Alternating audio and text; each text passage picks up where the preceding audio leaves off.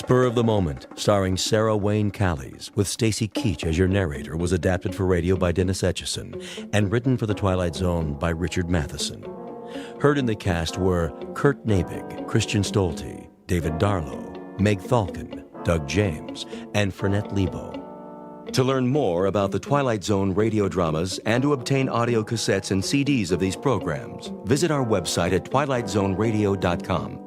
The producers of The Twilight Zone wish to thank CBS Enterprises, Carol Serling, Dennis Etchison, Dick Brescia Associates, Claire Simon Casting, Terry Jennings, XM Satellite Radio, Sirius Satellite Radio, our sponsors, and our radio affiliates for helping make this series possible. This copyrighted radio series is produced and directed by Carl Amari for Falcon Picture Group.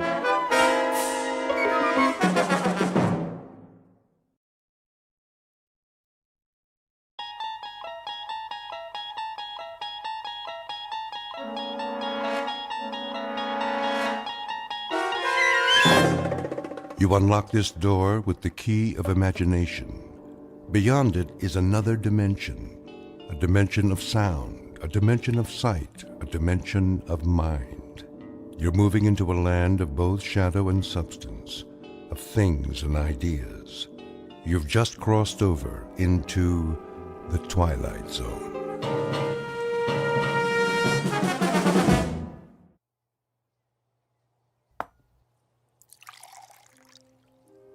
Your coffee, Mrs. Henderson.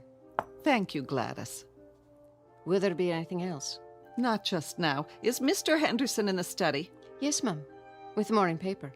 Ask him to come in, would you please, when he has a moment? Yes, ma'am.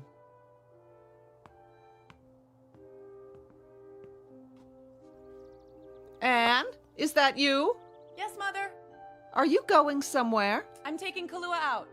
Not now, surely. She needs exercise. Oh, I know, but... Just for a while. I won't go far, I promise. Well, be careful, dear. How long have I been riding? Why, since you were old enough to walk, practically. Then I think I can take care of myself, don't you? I only meant with the engagement party and all. That's not till this evening. I'll see you in an hour. Don't worry. I'm not a child anymore. No, you're certainly not.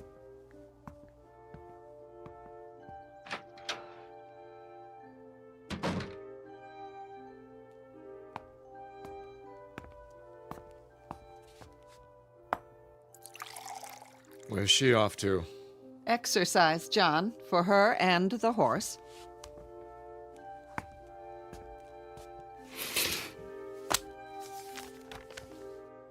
Now?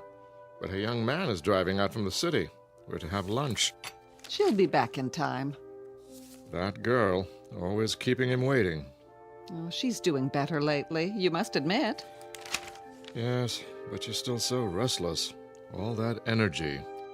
And then the horse may be exactly what she needs, at least until she and Robert set the date.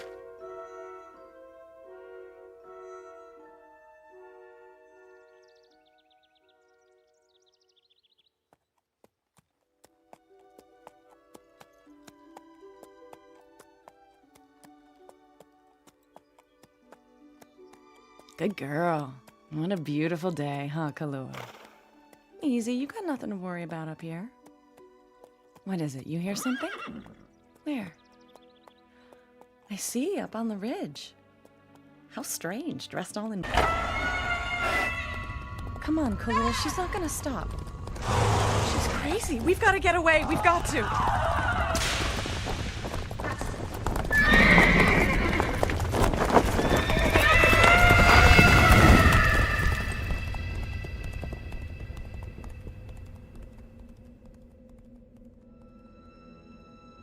This is the sound of terror. Anne-Marie Henderson, 18 years of age, her young existence suddenly marred by a savage, unholy, unanticipated pursuit. Miss Henderson has no idea whatever as to the motive for this pursuit, and worse, not the vaguest notion regarding the identity of her black-clad pursuer. Eventually, she will be given the solution to this twofold mystery, but in a manner far beyond her present capacity to understand.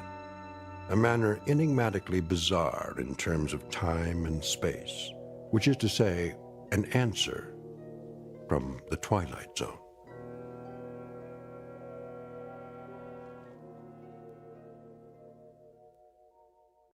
And now, The Twilight Zone, and our story, Spur of the Moment, starring Sarah Wayne Callies, with Stacy Keach as your narrator.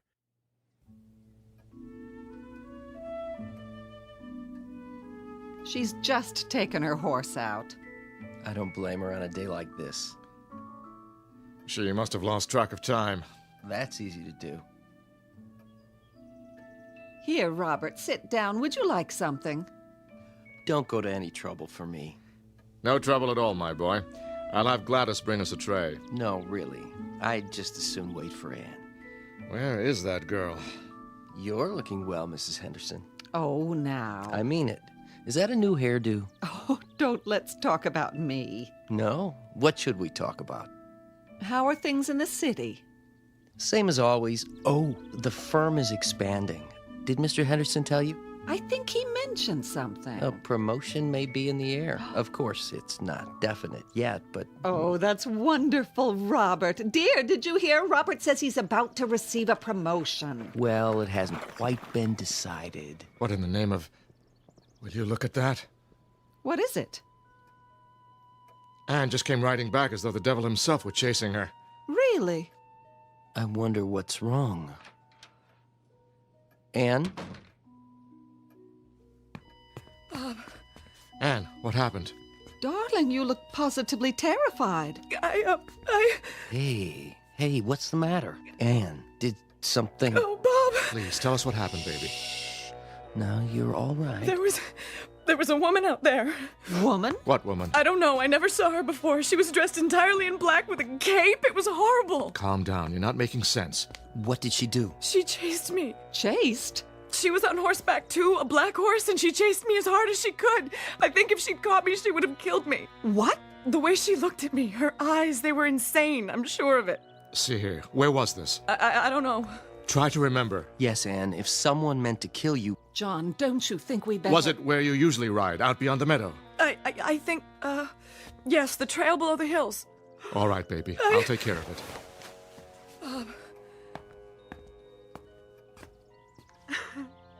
Shh. It's all over now, honey. Everything's going to be all right. Poor darling, what a fright you must have had. Use my handkerchief. There we go. All over now. Come sit with me. Yes, on the sofa.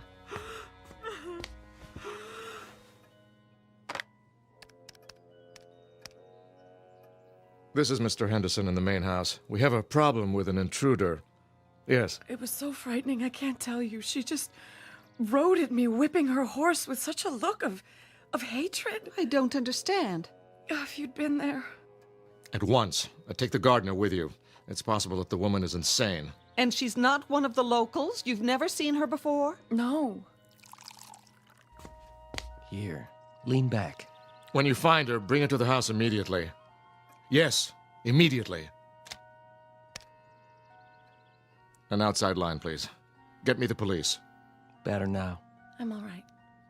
Will someone see to Kahlua for me? The groom's already taken her to the stables. It was just so unexpected. 1 second, I'm alone, and the next, there she was at the top of the hill, glaring at me with her long hair blowing and those eyes. And then she started down the hill. There was no trail, but that didn't stop her, whipping her horse all the way. It was so terrifying. Quiet now, darling. You don't have to tell us any more. Just try to forget it. I can't forget it. I don't understand. Who is she? Why did she chase me like that? I've never done anything to her. We'll find out. Your father's talking to the police right now. If she doesn't live around here, I can't imagine where she came from. It was like she was waiting for me, but why? Why me? Hey, I know. Maybe she had a message to deliver. Message? A warning. Mm-hmm. Sure you're telling us everything? What? You're sure she wasn't carrying a sign in her hand that read, "Cancel that engagement party. Don't marry that investment banker from New York. Signed, yours truly, Fate." Please don't joke about it, Bob. It wasn't funny. Sorry, I was only trying to cheer you up. This is John Henderson up at the Spires. My daughter Anne was just attacked by a woman on horseback. Yes, on our property. She was out riding when she came across this woman. No, on the meadow. It runs roughly parallel to the old granite road. There's a gate just past the crossroad that you can... Yes, that's right. No, my daughter was able to outride her, which is, of course, beside the point. I've sent 2 of my staff out to find the intruder, but I will naturally want her arrested when and if she's... Thank you. As soon as possible, if you will. Feeling better? Yes, Daddy. Good. Wouldn't do to have a red-eyed fiancé at the party, would it? Certainly wouldn't. Where's my pipe? Why, in your jacket pocket, I imagine, dear. Tell us about this woman now. I've told you everything. And you have no idea at all who she might be? No, Daddy. She must have ridden onto our property by mistake. Mistake? That's a point, Mr. Henderson. If she were on the property by mistake, why should she attack Anne? Yes. Did she shout at you? Yes, but she was too far away. I didn't hear what she was saying. I think she wanted to kill me, though. You're just assuming that, honey. No, you didn't see her eyes. I'm sure of it. Who's here? Oh, I doubt if she followed you all the way home, baby. What if she did? Let's hope she did. Save us the trouble of looking for her. Now, where exactly did this happen? Anne? Aren't you gonna look? Whoever it is, Gladys will let them in. Now, I know, but... come on, baby. Where along the trail? In the hills, you say? Well, it was... Yes? beyond the meadow, out near that fallen oak, you know, where the stream... Go on. Yes? I want to see Miss Henderson. No mysterious woman, I'm afraid, unless she's a baritone. That sounds like... I'm sorry, Mr. Mitchell, but Mr. Henderson has given strict orders that I'm not... I said I want to see Miss Henderson. David. I'm afraid that's not possible. Oh, dear, I thought everything was ended. It is, Mother. I didn't know he was... Didn't you? I'll take care of it. Would you like a hand? No, stay here.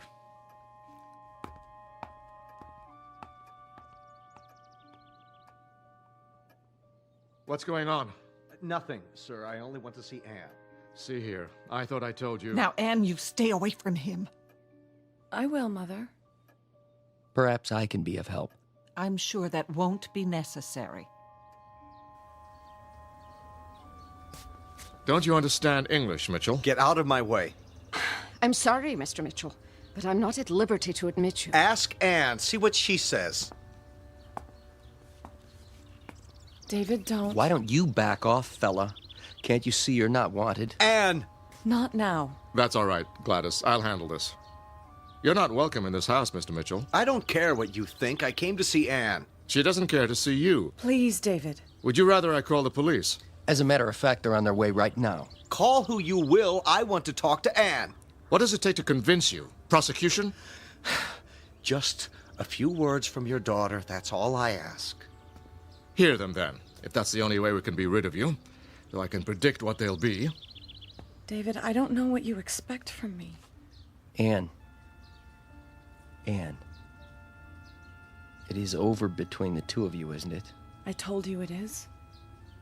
David, what is it you want? Just to tell you... Keep your distance. Don't put your hands on me. Robert, please. What? To tell you, it's not too late. Oh, David, you're making it so difficult. It's not too late, Anne. Only a blind man could convince himself of that. I wasn't talking to you. No, but I was talking to you. Stop it, both of you. We belong together. You know that. Not anymore. Don't let your father force you into this. Break the engagement. I can't. You broke ours. Mitchell? Give him 10 more seconds, then that's it. Please, Anne. You belong with me. Don't, David. Time, Mr. Mitchell. You've said your piece. Get out. I'm not through yet. I think you are. Anne. Let go of me. Did you hear the lady? She said, let go. And I said, take your hands off me. Is that your best punch? More where that came from. Stop it, both of you. I wish she had caught me back on that trail. Anything would be better than this.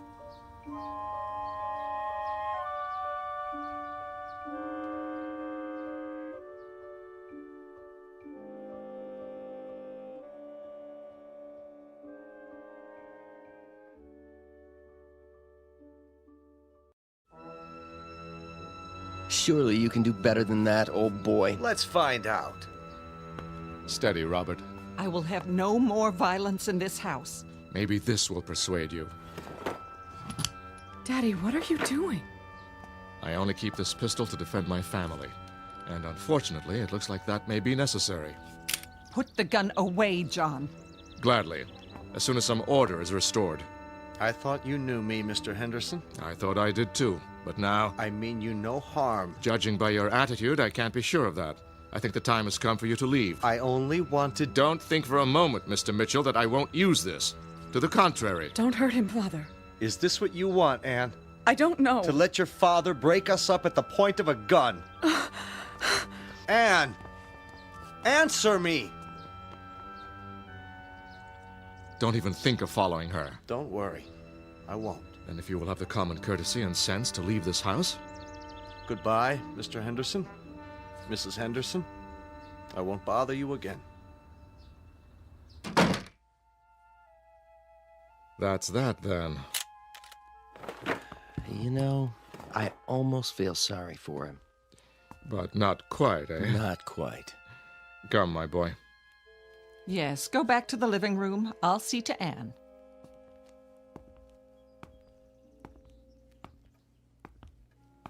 Didn't hurt you with that punch, did he?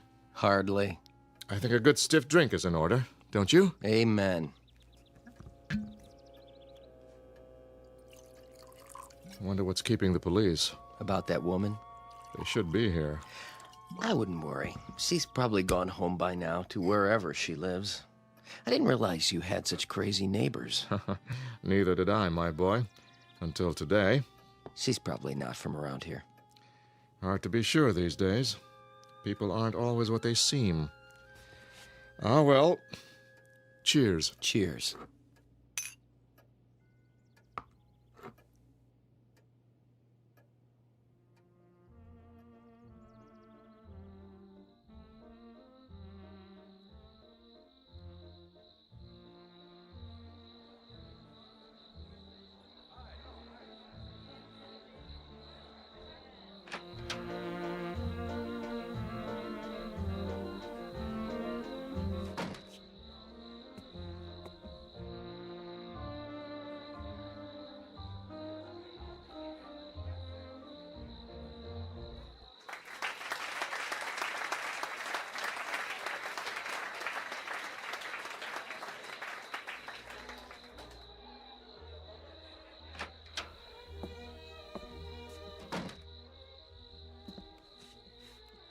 Anne, honey, Yes, Robert.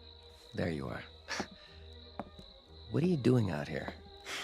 I just needed a breath of fresh air. Aren't you feeling well? I'm fine. Your folks were wondering what happened to you. Tell them I'll be right in. Can I get you anything? Some punch? No, thanks. Sure. I'm sure. Just a little tired, that's all. Well, don't be long. You're the belle of the ball. Am I? It isn't every night a girl announces her engagement. I know. Are you sure you're all right? Yes, Robert. Just give me a moment. Anne, I wanted to tell you something.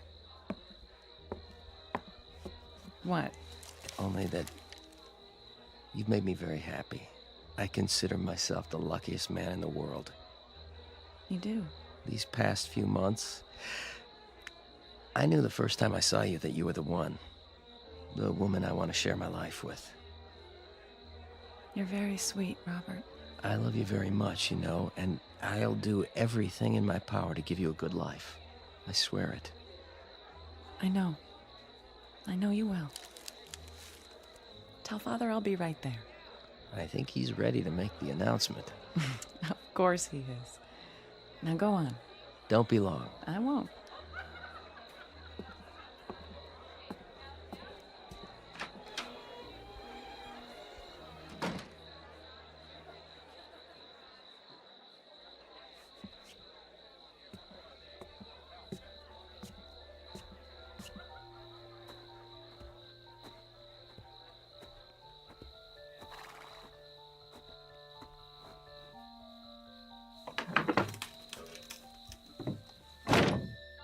Hello? Anne? David? Over here, in the stall. They'll be looking for me. Oh, Anne. Sit with me. Will you do that much? I'm here, aren't I? Thank you for coming. I don't know where to begin. You don't have to. But, Anne... It's already been decided. I can't let you make a mistake like this. I'm not making a mistake. Forget about me. It's you I'm worried about. I'm not worried. And I can't forget about you. How could I? Ever since we were children. Even then we knew. That's what I thought. But that man in there, that pretentious, self-righteous snob, anyone but him. I'd tell you the same if you were my sister instead of the one I've always... Shh. You're not listening to me. I've made up my mind. When I was a child, I wanted to be with you. Only you. I felt the same, you know that, but... I haven't changed. I thought I had, but I was wrong.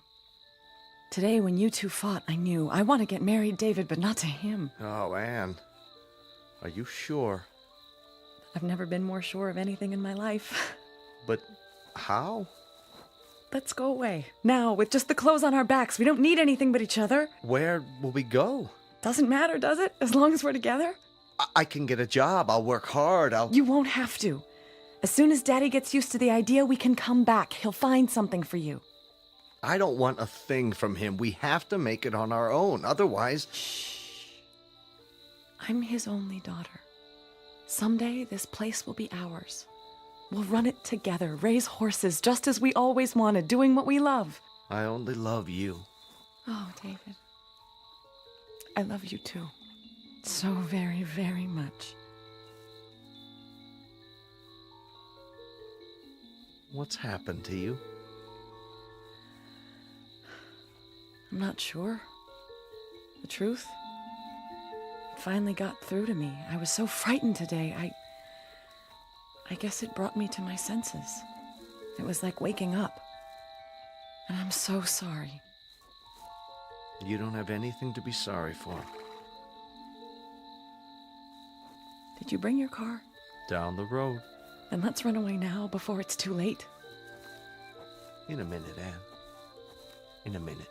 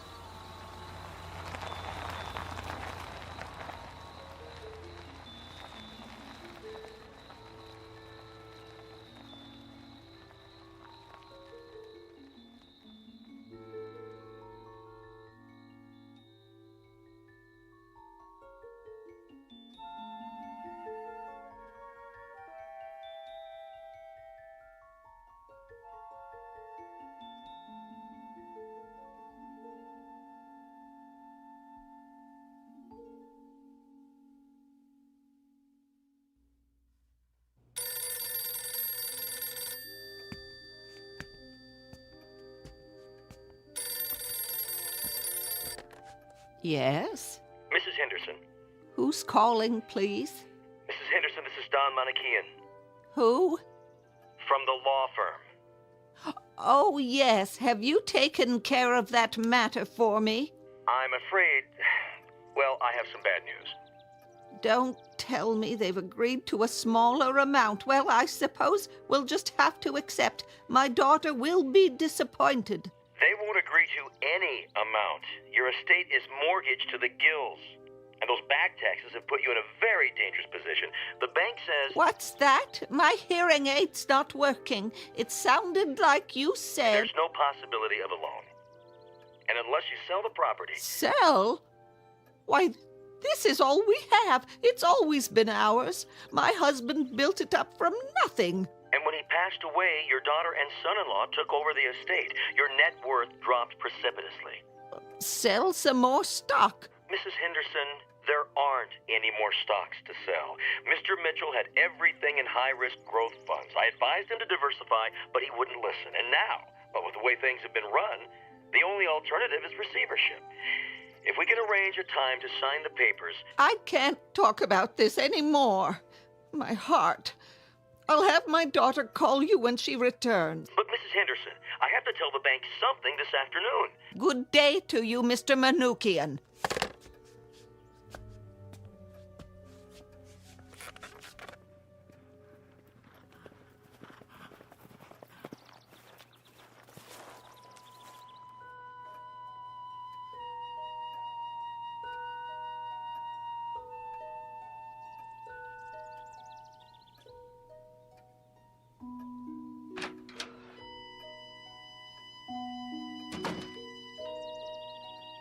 Anne? Anne, is that you? Of course it is, Mother. Who else would come to this dump? That lawyer phoned again. Which one? From the investment firm. So? He wants you or David to call him. Oh, who gives a... Did you hear what I said? I heard! Do you think that will help? Yes, it'll help if I drink enough of it. They're going to take the house away from us, Anne. Are they really? Yes. They can have it. Anne! Come off it, Mother. I've got more important things on my mind. Oh, like what? Something happened today. Did it? What could possibly? Do you know what I saw? Do you? Anne, really? I saw a ghost, Mother. My own.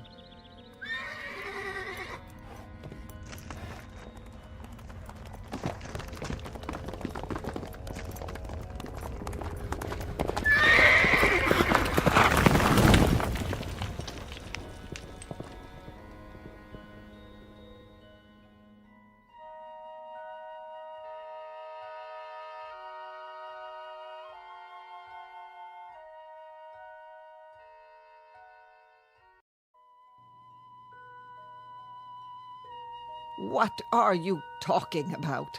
A ghost? That's right, Mother. A phantom. A visitation from the past.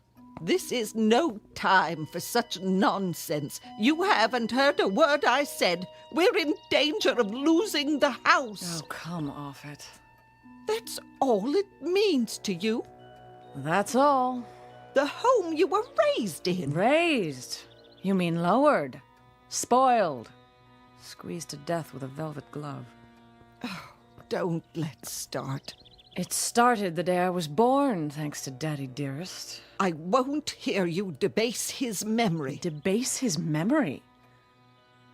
How cornball can you get? How can you talk like that about your own father, who gave you everything? Everything! That's right. Gave me.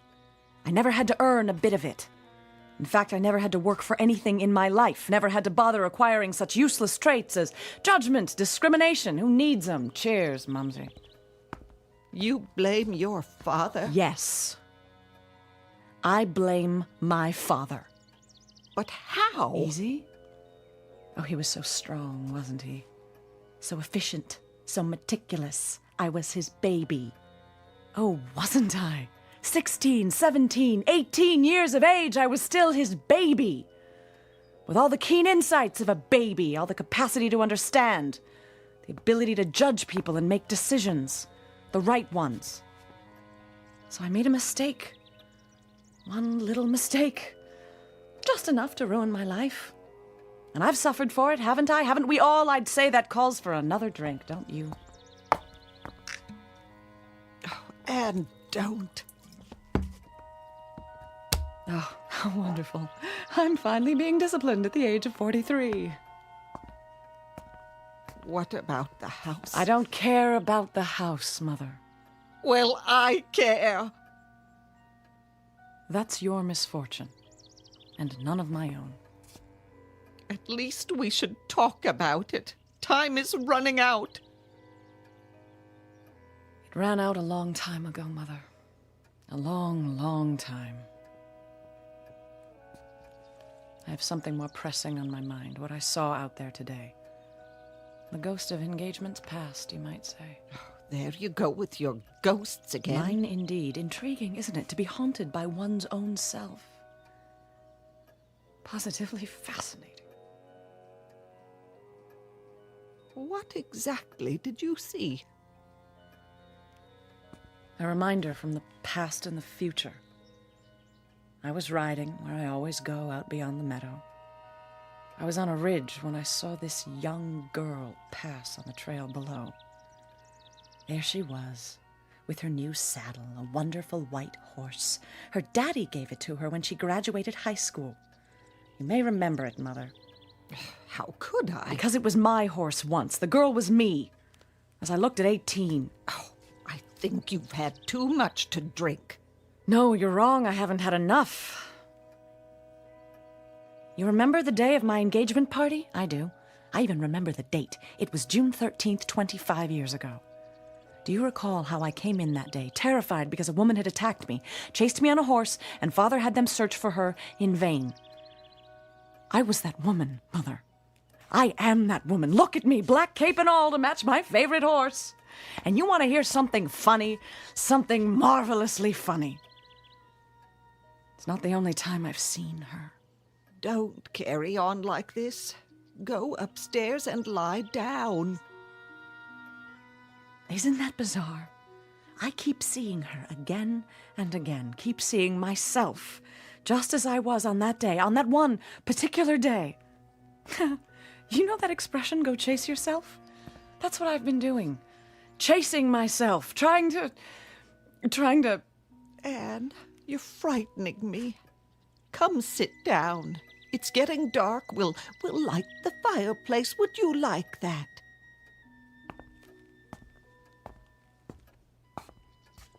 You remember what Bob said to me on that day when I told him? Maybe it's a warning, he said. He thought he was joking. It was a warning. I was warning myself not to marry the wrong man. But I married him anyway, didn't I? Of course, I didn't think so at the time. I thought I was being so brave and independent, following my heart. And now I've paid the price. I've become the grotesque wraith dressed in black who frightened that poor, naive child after death 25 years ago. A phantom who lives in a bottle married to a man who's run our estate into ruin. If only I'd known I was being warned. But who could have told me? Who could have made me listen? Warned of what? Speak of the devil. I asked a question. At least I think I did. Not now, Not David. now what? I can talk to my wife anytime I want to. Anne's not herself. Oh? Then who am I, Mother? I'd say I'm more myself than ever. Perhaps for the first time. What are you talking about? Get out of here.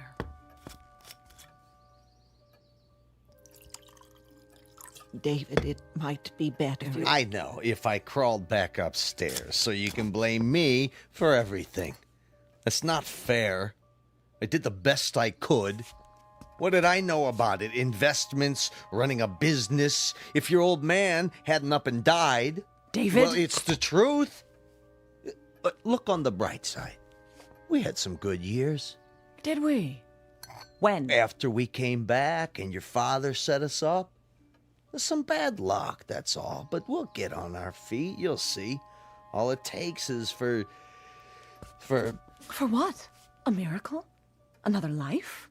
We only have one chance, and we blew it. Don't you see? I blew it. But maybe, just maybe, if I can find her again and get through one last time. What's the matter with her?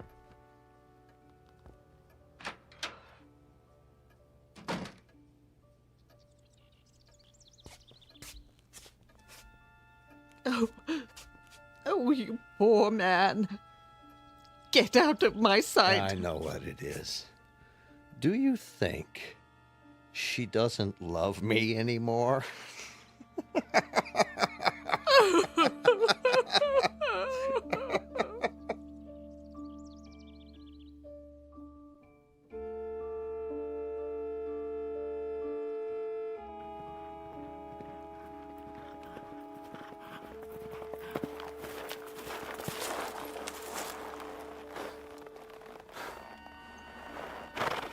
Oh, there, easy. This is far enough. I recognize the spot.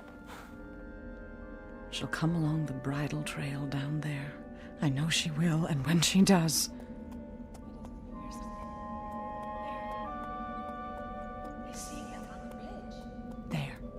There she is. Look at her. What does she have to smile about? Anne! Come on, faster! Hello, can I help you? Anne? Anne! Anne! Slow down, please. You're smoking my horse.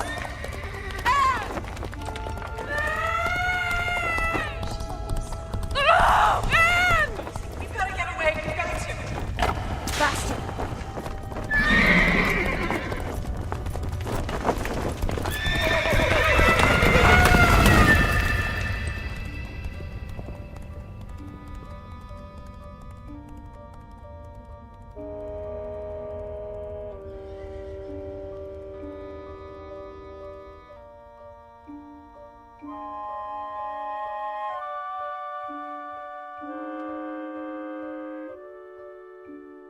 This is the sound of terror. Anne Marie Mitchell, 43 years of age, her desolate existence once more afflicted by the hope of altering a past mistake. A hope which is, unfortunately, doomed to disappointment. For warnings from the future to the past must be taken in the past. Today may change tomorrow, but once today is gone, tomorrow can only look back in satisfaction. Or, as in the case of Mrs. Mitchell, in regret and eternal sorrow if the warning was ignored. Said warning, as of now, stamped, not accepted, and stored away in the dead file at the records office of the Twilight Zone.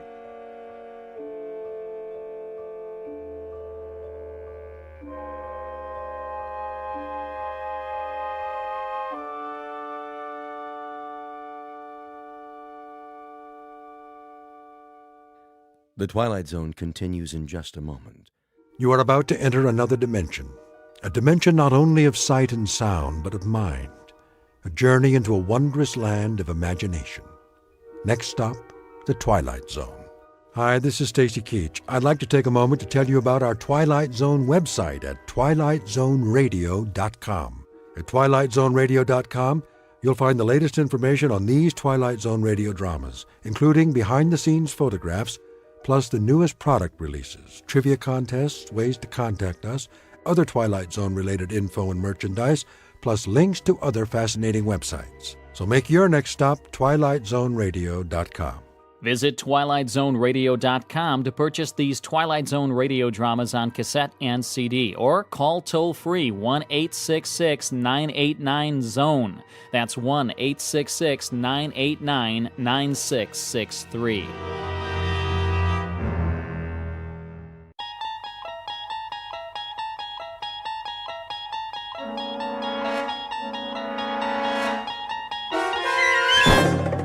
There is a fifth dimension beyond that which is known to man. It is a dimension as vast as space and as timeless as infinity.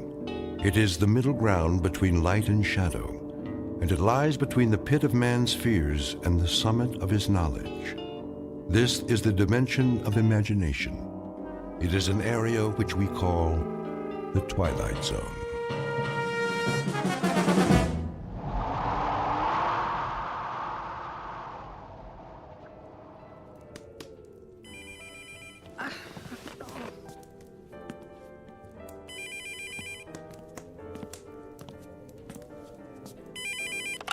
Merry Christmas!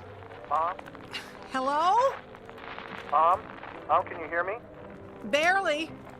Are you all right? Our flight is grounded in Chicago. Why? The snow is really coming down. No more flights will be going out tonight. We can't control the weather. Where will you stay? We got a room at the airport hotel. Well, that is no way to spend Christmas Eve. Well, we're better off than the people sleeping on the floor of the terminal. I guess so. Merry Christmas, Mom. I love you. Wait, tell Katie that Santa will leave her presents here, and I'll keep them safe. Mom? Luke? Luke? Merry Christmas to me.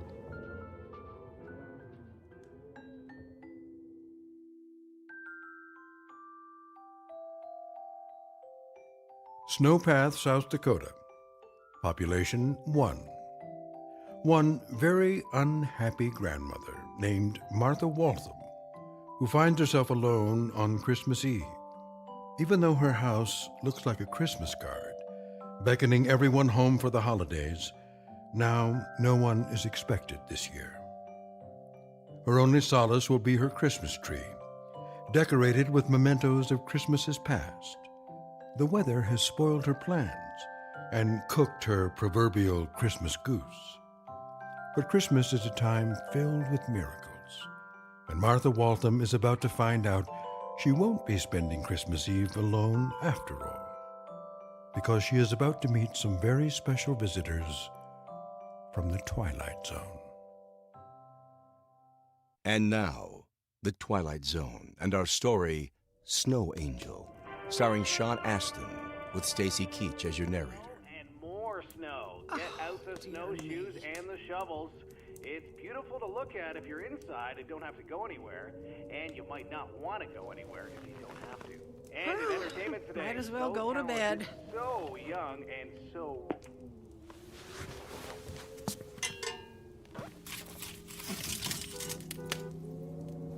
What is that? A car? Who'd be coming out here in this kind of weather?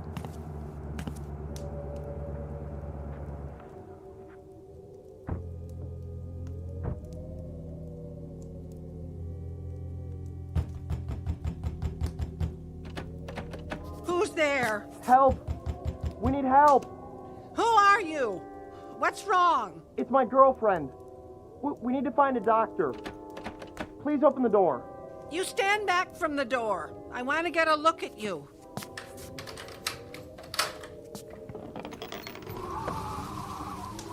We need help. Please. You're just kids. We got lost in the snowstorm. We were going to the hospital and missed the turn for Sioux Falls. We're almost out of gas. Can we please come in? Sure, come in. Thank you. This is Lisa. I need to sit down, please. I'm a little shaky. Well, go sit by the fire. Pretty cold out there tonight, isn't it? It was coming down so hard, I couldn't see the turnoff.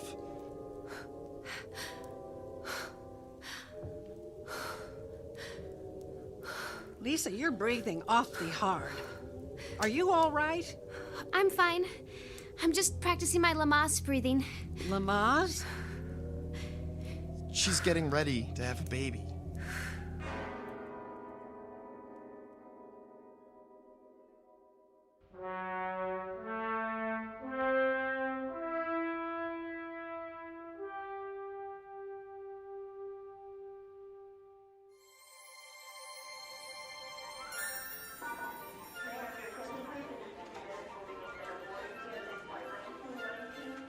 Merry Christmas! Merry Christmas! Well, what do you want for Christmas, little girl? I would settle for a pizza right now. Katie, didn't I say not to wander off? I was just listening to the man play carols. Merry Christmas! Thank you. Here's some money. No, that's not necessary. No, it's Christmas. I'm sure whatever group you're with could use it. Come on, Katie. Merry Christmas. Katie, I doubt that man celebrates Christmas. What do you mean? He's probably a Hare Krishna or something. Didn't I tell you to keep an eye on Katie? I am. I mean, I did. She was just, listening to the hippie guy in the white robe play carols on the guitar. What's a hippie? There are no hippies anymore. Are there Hare Krishnas? No. Yes. Is he one of Santa's helpers? No. Well, why? Mom gave him money. Why did you give him money? To make him go away. He's still there. Look, he's waving at me. Can I wave back? No. Yes. Which is it? Katie, you don't know him. Didn't I tell you never to speak to strangers? Does that mean I can't talk to anybody? That would be safest. That stinks. Katie, don't say that. We're together, and that's what Christmas is all about. Family. So, I can only talk to family on Christmas? Well, just this Christmas. But you said, be nice to everyone at Christmas. Well, yeah. That's the spirit of Christmas. It's a special time to celebrate peace and love. You know, joy to the world and everyone in it. Even the hippie? Well, yeah. Okay, I got a great idea. Why don't we invite him to our hotel room and have a pizza with him? I don't think so. Katie, you can't. He's a complete stranger. I thought Christmas was for everyone. Well, it is. Mom, where's your Christmas spirit?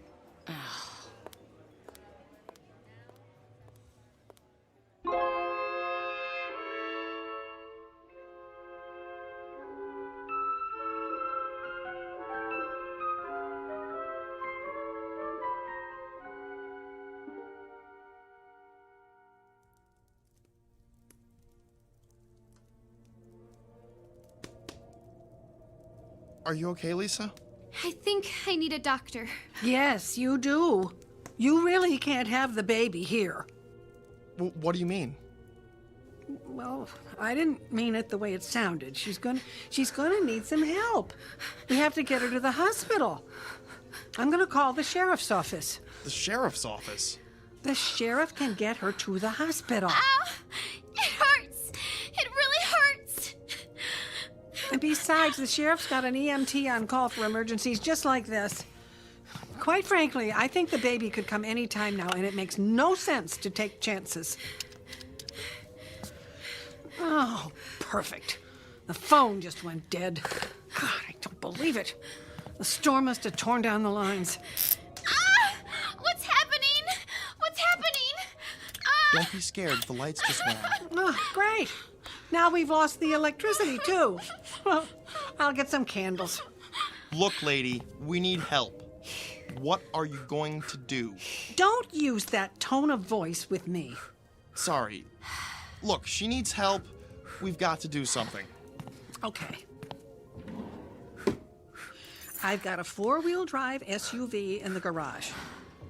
Here are my keys. You go warm it up, and I'll stay with her and get her ready to travel. Now you bring it around, and I'll drive you to the hospital. Thank you. Thank you so much.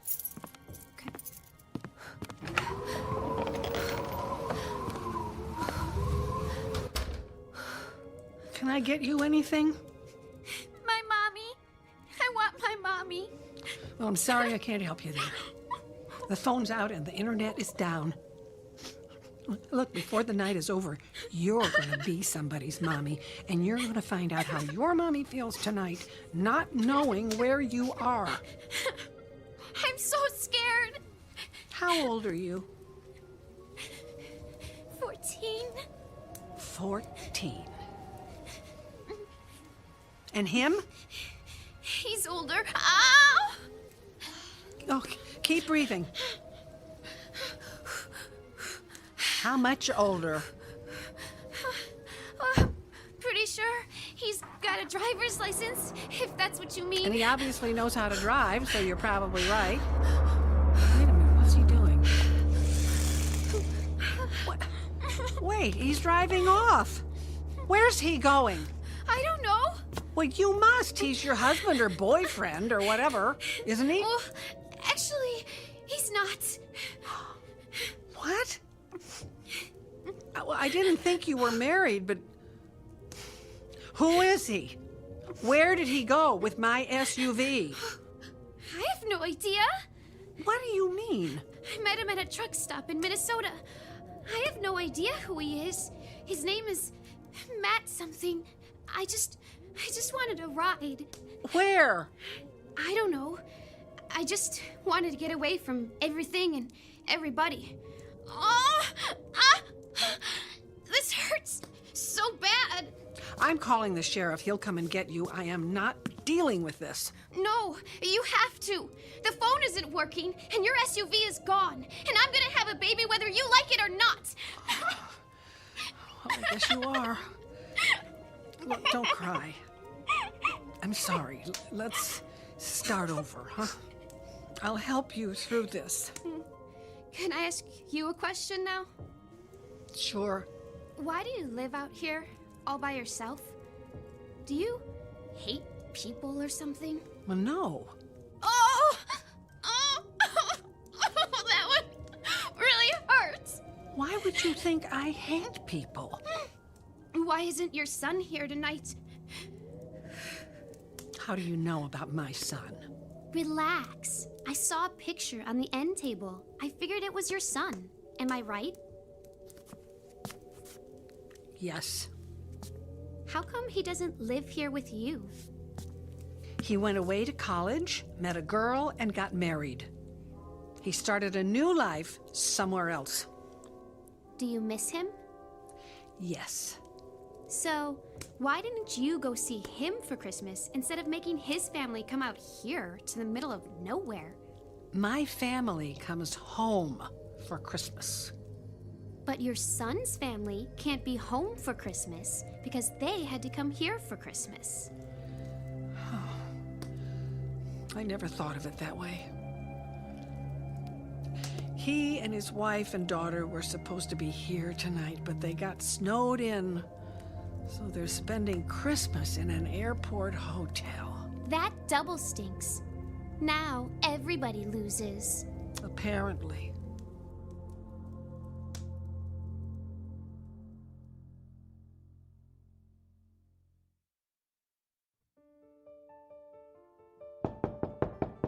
I'll get it.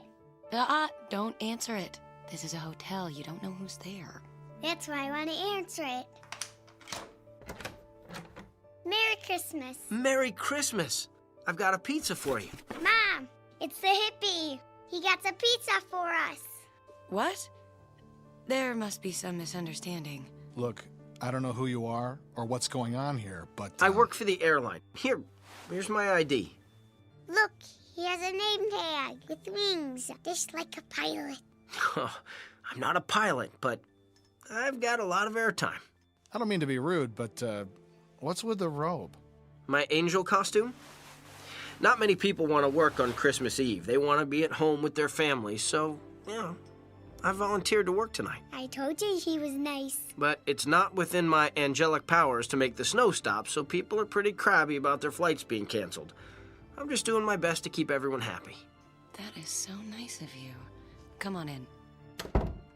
Is there an angel that can stop snow? The Archangel Michael, but he's pretty busy tonight. The Archangel That is Michael. so cute.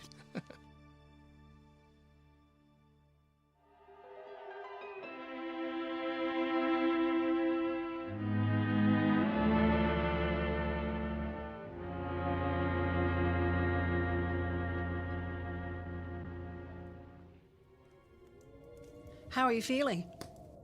The contractions stopped. Maybe it isn't time.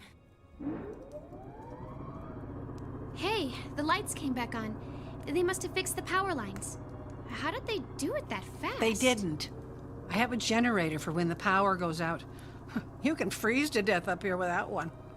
We might not get to the hospital, but at least we won't freeze to death. Maybe we can get you to the hospital. How? Matt stole your car, and his was on empty. Do you think he left his keys in the car? Probably. I mean, he stole the car, so I don't think he cared much about it. Good. The generator runs on gasoline. I can siphon the gas out of that tank and put it in the car and drive you to the Sioux Falls Hospital. Now, will you be all right by yourself till I get back? Yeah, sure.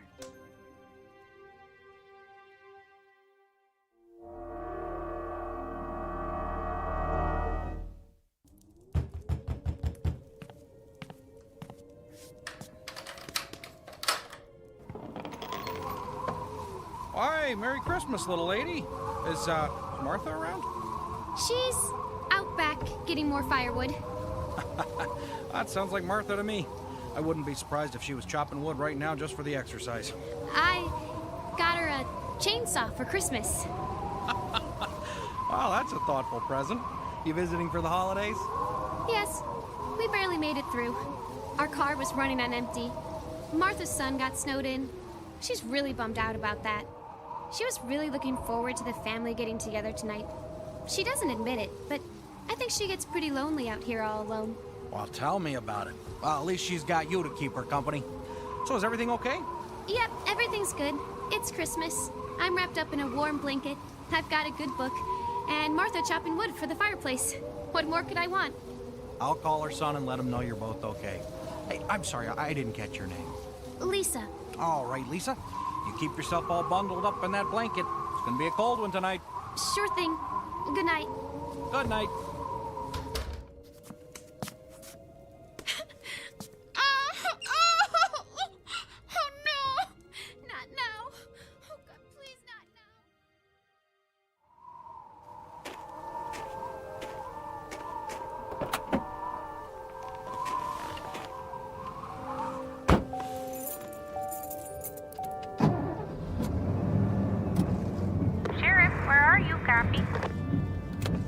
Hey, I'm just leaving the Walton place, over. Everything okay out there? Oh, yeah. Martha's phone lines were down and her son's flight got grounded in Chicago. He asked me to check on her. I can't imagine Martha ever needing help, though. What's up? Keep your eyes open. State police are looking for a kid who stole a car. On Christmas Eve? What is this world coming to? Oh, no. I'm grateful. What do you mean? If it weren't for guys like that, we'd be unemployed.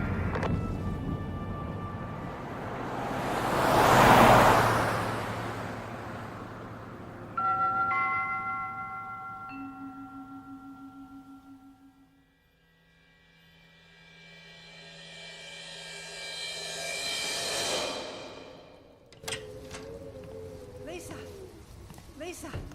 Okay. I filled the car with gas, and we're in luck. Matt left the keys in it. Lisa? Lisa? Lisa, where are you? Oh, God, oh, no. Her coat and her things are gone. Lisa! Oh, God. There's snow by the front door. God, tell me she didn't go out into the storm. Lisa! Lisa! Lisa!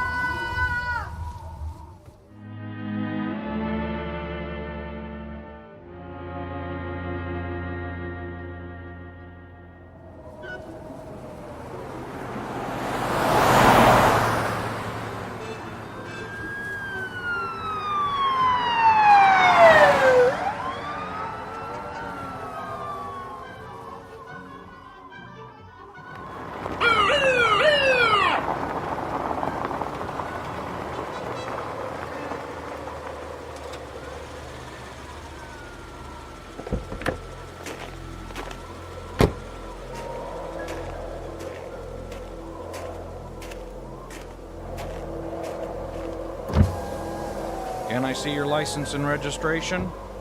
Of course, officer. This isn't my car, by the way. I know. Get out of the car, please. Sure, it's my Aunt Martha's. You got some ID? Of course. Here. My sister and I are visiting her for the holidays. What's your sister's name? Lisa. Can you describe her? Cute little blonde.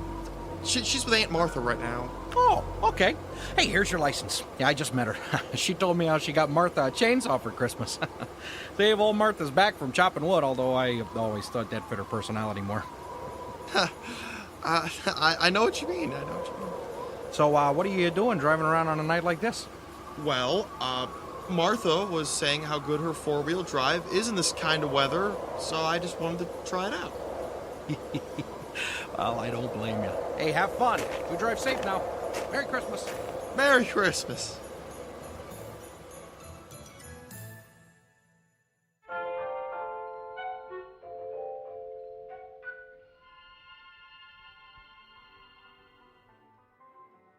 Well, my dinner break is over. Time for me to get back to work. What do you do when the flights are all grounded? Well, not all the flights are grounded. They're not? No. Some flights have to go out no matter what. Passenger flights? Cargo.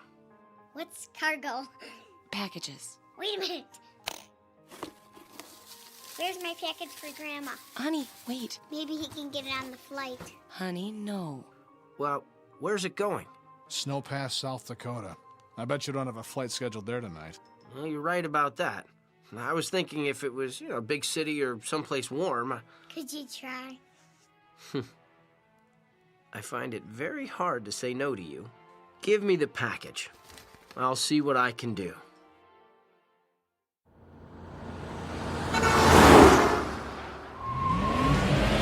Those reindeer and the nose is shiny red.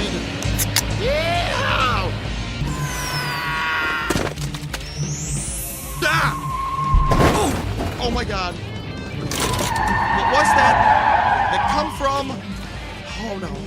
Did a meteor fall from the sky? I hit somebody. Oh no.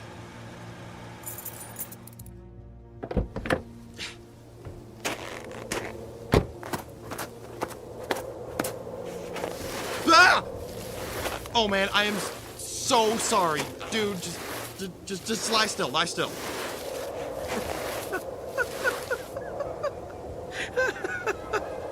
Why? I'm making a snow angel under your SUV. You're not hurt?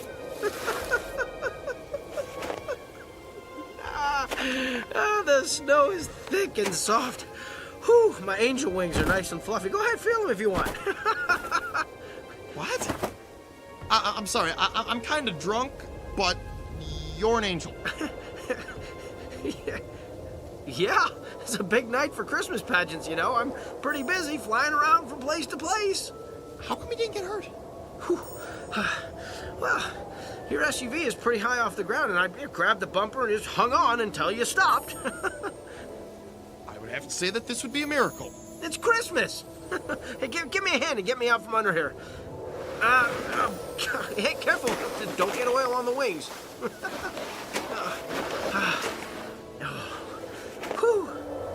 Wow. That's some snow angel you made. It's perfect. Yeah, well, I loved making them when I was a kid. When the truck stopped, it was the first thing I thought of. So I made one. People love snow angels. Whew. Just to double check. You're not hurt, right? Absolutely. Nothing can hurt a snow angel. I mean, think about it. When I fell from out of the sky, blam! Did I get hurt? No. You think a little thing like getting run over by an SUV is going to bother me? You did fall from the sky. Well, of course. But yeah, my glasses flew off when you hit me. I can't see very well without them. I think they flew off back there. Can you find them for me while I, catch my breath? Sure. Anything you want. Around here, you think?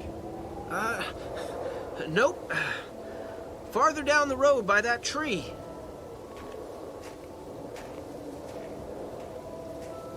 Like here?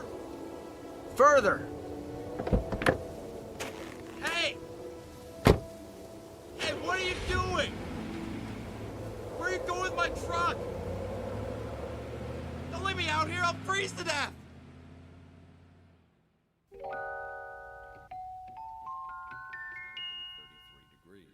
Clear tonight with the temperature dropping to a Mom, do you think he's gonna get that package to Grandma's house tonight? No, not a chance.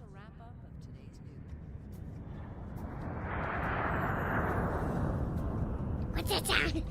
A jet just took off. Look out the window. You can see it. Mom, maybe there is a chance. Sorry to disappoint you, but no. Hundreds of flights were grounded. We're going to have a long wait. Maybe Grandma's line is fixed. The phone company barely gets lines fixed on weekdays, and they're going to fix a line on Christmas Eve? Hello? I don't think so. Yes, this is Luke Waltham. You're Mommy Negativity. No, I'm not. See what I mean? Okay, you got Really? me. Okay. Thanks. Was that Grandma? No, Told you so. it was the airline. They said to pack our bags and come to the terminal immediately. We're the first plane out of here.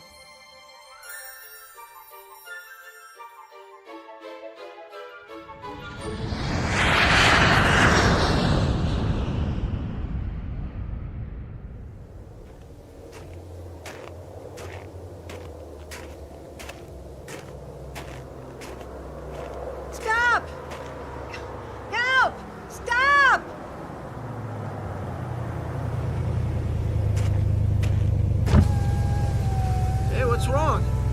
Who are you? Does it matter? You're gonna freeze to death out here. Get in.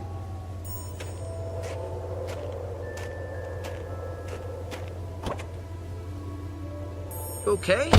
Yes, I'm fine. You don't look fine. Well, that's because you're driving my SUV. Are you sure? Yes. A young man stole it. How did you get it? Well, I guess I stole it from him. Why? Well, I guess you could say I'm a man on a mission, and I needed it to pick you up. Where to? Well, if it's not out of your way, could you take me home? Sure. I was headed that way anyway.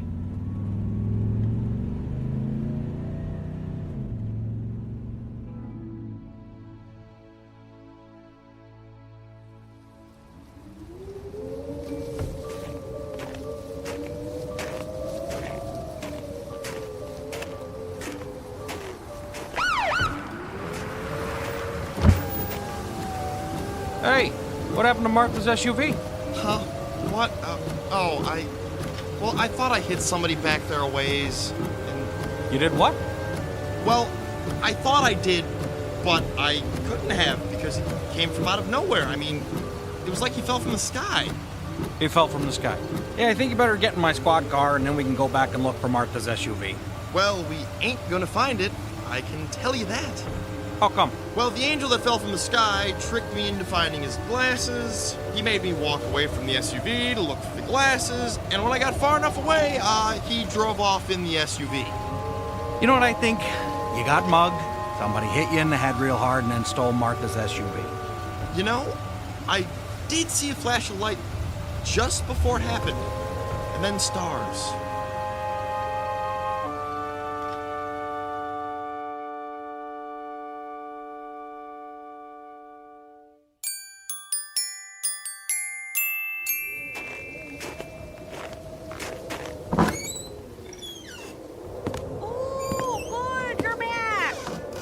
Yeah, we got another car theft. Somebody stole Martha's car. What? Yeah, Martha's nephew's in the car. I found him on the side of the road. Somebody must have mugged him and stole Martha's SUV. Criminy! This car thief must really be busy tonight. The car reported stolen wasn't an SUV. It was an Eagle Talon with Minnesota plates. Oh, you got any ID on the guy? Minnesota State Police sent a picture of the guy who stole the Talon off a security camera at a truck stop. Oh, let's see that. Huh. This is a picture of the guy who's sitting out in my cruiser. Don't look now, Chief, but I think he just stole his third vehicle of the night.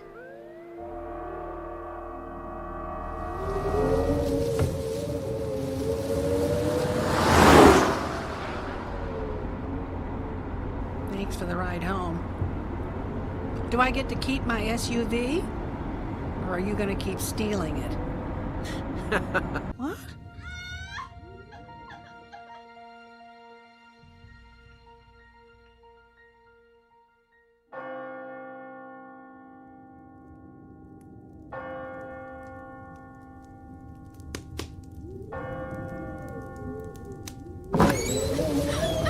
Martha! I'm so glad you're back. I need help. Oh, Lisa. Let's get her in the car into the hospital. Just keep breathing. Who are you? Your parents were worried about you. They're not mad at me? No. Your parents will always love you no matter what.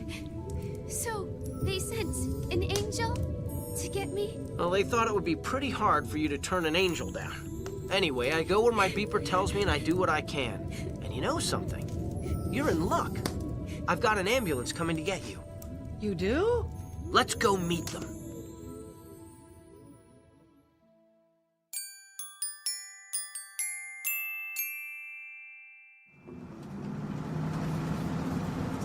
Is this ambulance the only non-stolen vehicle left in the whole county?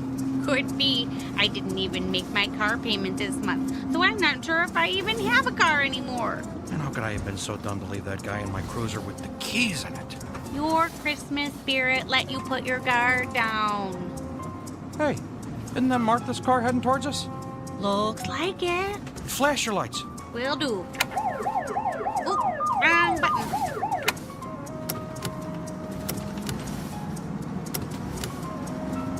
Oh, I think you got their attention. They're stopping.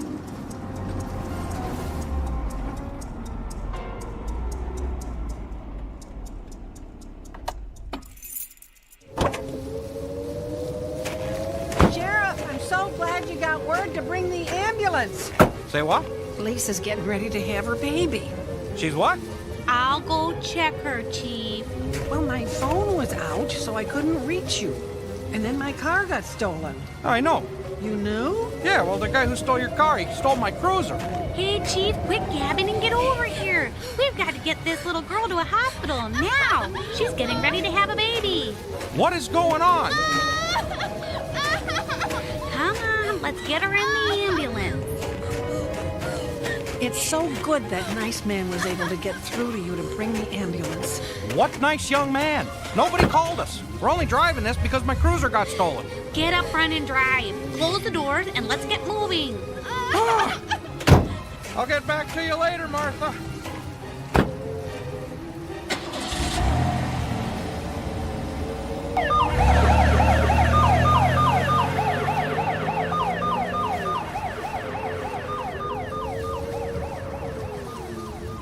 That problem is solved. Hey, want a lift back to the house? Yes. Quite an evening, huh? Oh, yeah. Unbelievable, actually. Do you mind if I ask you a question? Sure. Who are you? Well, I thought you'd never ask. You're gonna be really, really surprised. At this point, nothing would shock me. Okay, you ready? I'm a friend of your son. I don't believe you. See? I told you. Okay, then what's his name? Luke. Are you some scam artist? You could have looked that up. What's his wife's name? Jesse. What's their son's name?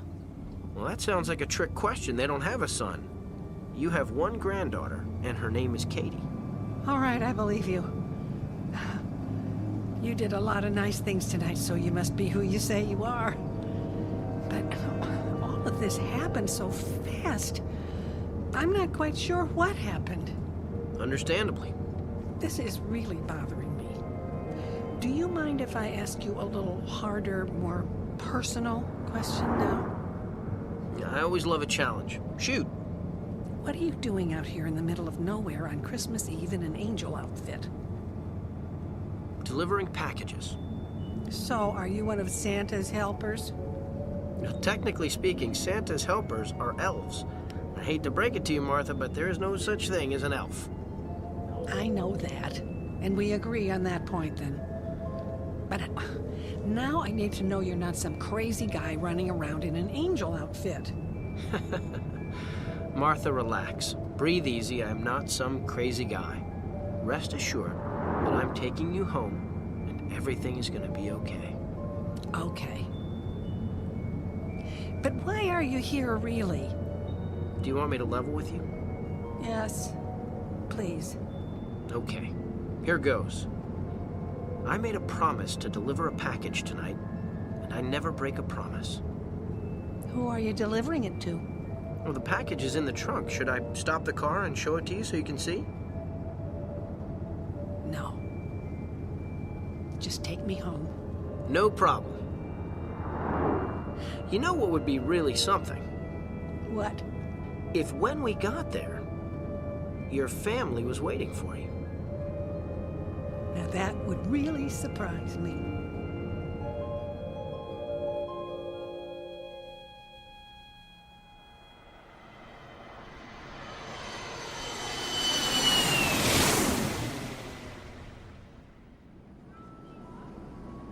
Does Grandma live down there? Yep. You think my gift got to her? Yep. Somehow, I got a feeling it did. No more mommy negativity? No more mommy negativity. How come? It's Christmas.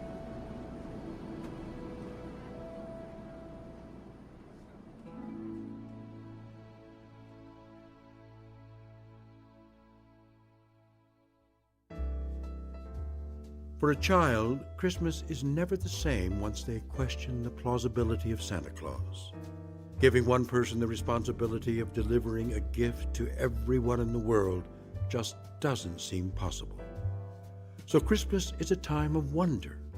It is a special time set aside for wishing, hoping, giving, and receiving, when everyone believes the impossible is possible. That's why it never makes sense to question a miracle or where an unexpected gift comes from. It might have come to you on the wings of a snow angel, special delivery from somewhere deep within the Twilight Zone.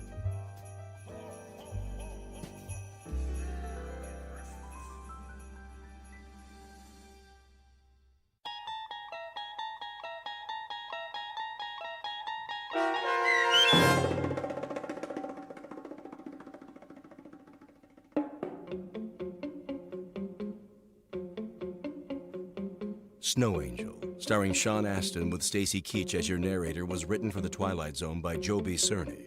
Heard in the cast were Ann Whitney, Natalie Berg, Courtney Boxwell, Ann Sonneville, Kif Vandenheuvel, Brandon Eels, Patrick Francis, and Natalie Urkel. The producers of The Twilight Zone wish to thank CBS Enterprises and the Rod Serling Estate for making this series possible.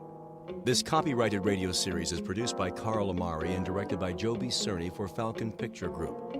Sound design, custom Foley effects, recording, and editing are produced in the Cerny American Sound to Picture Theater by sound designers Bob Benson and Tim Cerny. Music for The Twilight Zone is provided by CBS and American Music Company Incorporated, New York. To learn more about the Twilight Zone radio dramas and to download episodes, including 3 free episodes on our homepage, visit our official website at twilightzoneradio.com. Doug James speaking.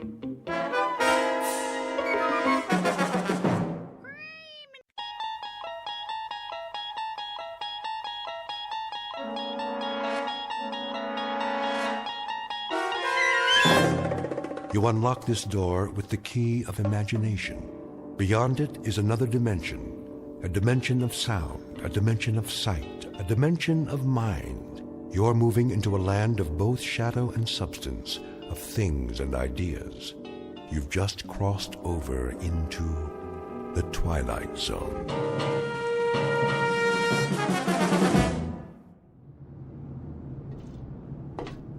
All right, men, we've got clear skies and a calm sea. Now let's get this ship back on course. Yes, sir. Mr. Smith, what is your present course and speed? Steaming on course 26 degrees true. Speed 10 knots, sir. Very well. Come right to new course 270 and indicate turns for 15 knots. Aye, aye, sir. Helmsman, come right to new course 270. Aye, sir. Coming right to new course 270. All engines ahead standard. Indicate 126 turns for 15 knots. Aye, sir. Engine room. All engines ahead standard 126 turns for 15 knots. Engine room answers. All engines ahead standard 126 turns for 15 knots, sir. All secure, Captain. Glad to hear it, Ensign. Any damage? No, sir. We took in a lot of water in the storm, though. That was one heck of a swell back there. I'm aware of the storm, Mr. Marmer. I'm also aware of the swell. And what I'm also aware of is that that boat was not properly hoisted. A 13-year-old Sea Scout would have rigged it in a stored position. Right, sir. You can tell the chief boatswain's mate that I want to see him in my quarters, on the double. Aye, aye, sir. Chief Bosun's mate Bell reporting as ordered, sir. At ease, Chief. That shouldn't be too difficult for you, should it? Sir? That state of being at ease. You're the champion of the fleet when it comes to being at ease, Bell. I don't understand, sir. The devil you don't. This couldn't be clearer to you if it came in diagrams. You are the chief bosun's mate on board this ship. You run the deck division, you handle the rigging in and out, you supervise the heavy equipment, and there are 8 or 10 other cardinal duties you are responsible for. Not the least of which, chief bosun's mate Bell, is the proper securing of the whale boat. Now, last night we had a bad swell, and that boat should have been rigged in. Instead, it was left swung out, and as a result, she's 80% damaged and filled up like a swimming pool. Question, Chief. Where were you begging the captain's pardon.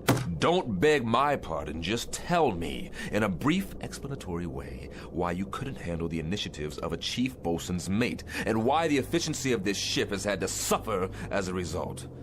We had 9 hours notice of that storm, Bell. This ship should have been 100% prepared. It wasn't, and I want to know why. I did all I could, sir. I haven't been feeling up to par. Did you report to sickbay? No, sir. Speak up, Chief. No, sir, I didn't report to sickbay. Look, Chief, I'm not in the business to pistol whip my crew. I want a tight ship, that's true, but I happen to care very much if any one of my sailors has a problem and can't function because of it. You've rated 4-0 all the way down the line for as long as you've served on this ship. And then suddenly, in the past 3 days, you stowed all your seamanship in a trunk someplace and came up with a bunch of dumbhead boners that I would expect from a 17-year-old boot. Bell, what is the problem? There is a problem, huh? No problems, sir. I'll watch it in the future. All right, Chief. We'll leave it that way, then. If you want to bend my ear at any time, you know where my cabin is. I'm available. Keep that in mind. Yes, sir. I will, sir. All right, then. That'll do it. Aye, aye, sir.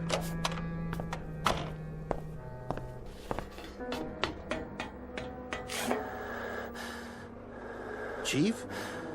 Hey, Chief, are you all right? What? You okay, Chief? You looked a little woozy there. Yeah, I'm okay. What am I listening to? Sir, contact bearing 280, 1100 yards, echo quality sharp. Evaluate as possible submarine. Submarine? But not moving, sir. Dead in the water. Shift the control to listen.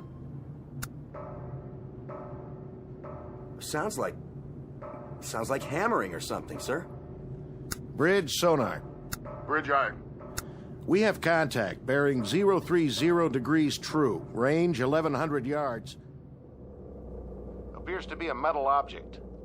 What kind of object, sonar? We can't tell, sir. From the sound of it, it's some kind of small ship, perhaps a sub-hull. Bridge eye. Sonar reports a contact, Captain. Evaluation is a possible submarine. A possible what? Stay on course. I'm going down to the sonar shack.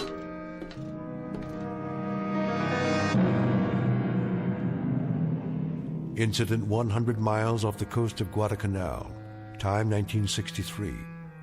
A United States naval destroyer on what has been a most uneventful cruise, except for a few tense moments with a storm front.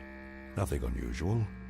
But in a moment, they're going to send a man down 30 fathoms and check on a noisemaker. Starring Blair Underwood, with Stacy Keach as your narrator.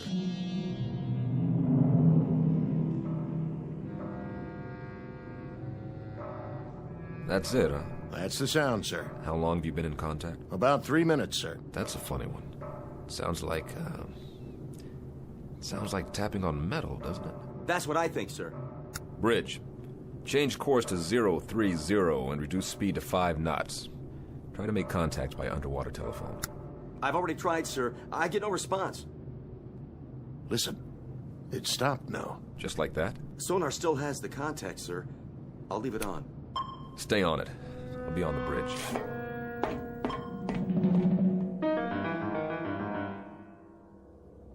Steady on course 030. All engines ahead, 1/3. 50 RPMs for 5 knots, sir. Maintain course and speed. Anything in sight? Nothing, sir. We're directly over the object. All right, all engines stop. All engines stop. Aye, sir. All engines stop. Engine room answers, sir. All engines stopped.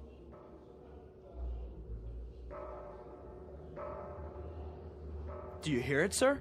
Wait, hold it. Hold it. I want dead quiet all over the ship. Tell those sailors on deck to can it.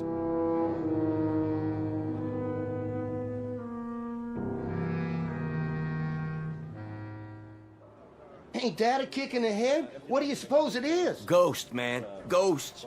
What do you think it is, Chief? I'm not sure. I've never heard nothing like that before. Stow it! Let's keep it quiet down there. They want us to be quiet so they can listen to it. What I want to know is, listen to what? Where you going, Bell? I don't feel so good. He don't look so good either. Make it stop. My head. Easy, Bell. You fall overboard. Oh. I said quiet out here. What's the problem? We got a man down, sir. What happened? Nothing. Looks like you fainted. Well, get him down to sickbay. Yes, sir.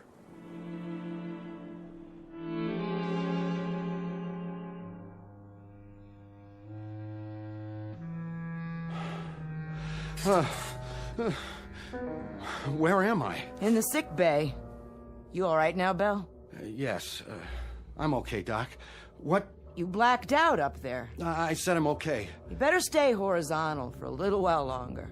I'm serious. Captain's orders. I'll be all right. I wouldn't doubt it, but right now you look like a Class A shipwreck. We still stopped? Still stopped. They're all curious as to what's making the noise. That noise? What's the trouble? It's just such an odd feeling. What kind of feeling? I can't describe it. Lie back down now. What's the needle for? Just relax, Chief. Get some sleep. This'll help. Sure. Sure. That's all I need. A little sleep. Doc?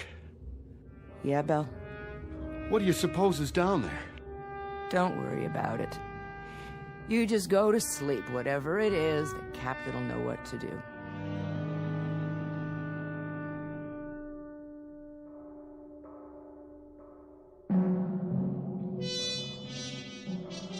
I want you to stay grafted to me, Lieutenant. Sir? Take notes on everything that happens from now on. I may turn in a report that'll stick me on a garbage tanker or even a naval hospital. I want 15 witnesses at my hearing who are on my side. Could be a sub, and we could be hearing it. It's only about 30 fathoms. Yeah, sure, it could be a sub, mister. That's probably what it is, but what about this sub? Has it got 2 arms and a fist? Because somebody's making noise down there. We have a diver on board? Yes, sir. What's his name? McClure in the 1st Division. He's a qualified diver. Tell him to report on the double. We'll send him down. Have him knock on the door. I see. And then what, sir? We'll see who invites him in.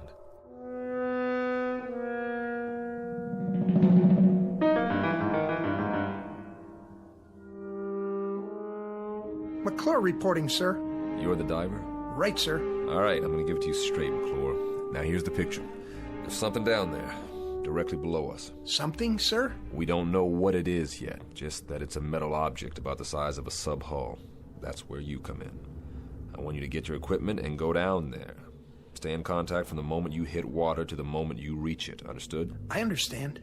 Whatever that object is, there may be somebody inside, or at least something that's making the noise. When you get down there, I want you to listen closely and tell me what you hear. We may be getting it distorted. Yes, sir. All right, then, hop to it. Aye, sir. What we're hearing doesn't make any sense. It's crazy. It is that, Lieutenant. But if it isn't a sub, sir, what is it?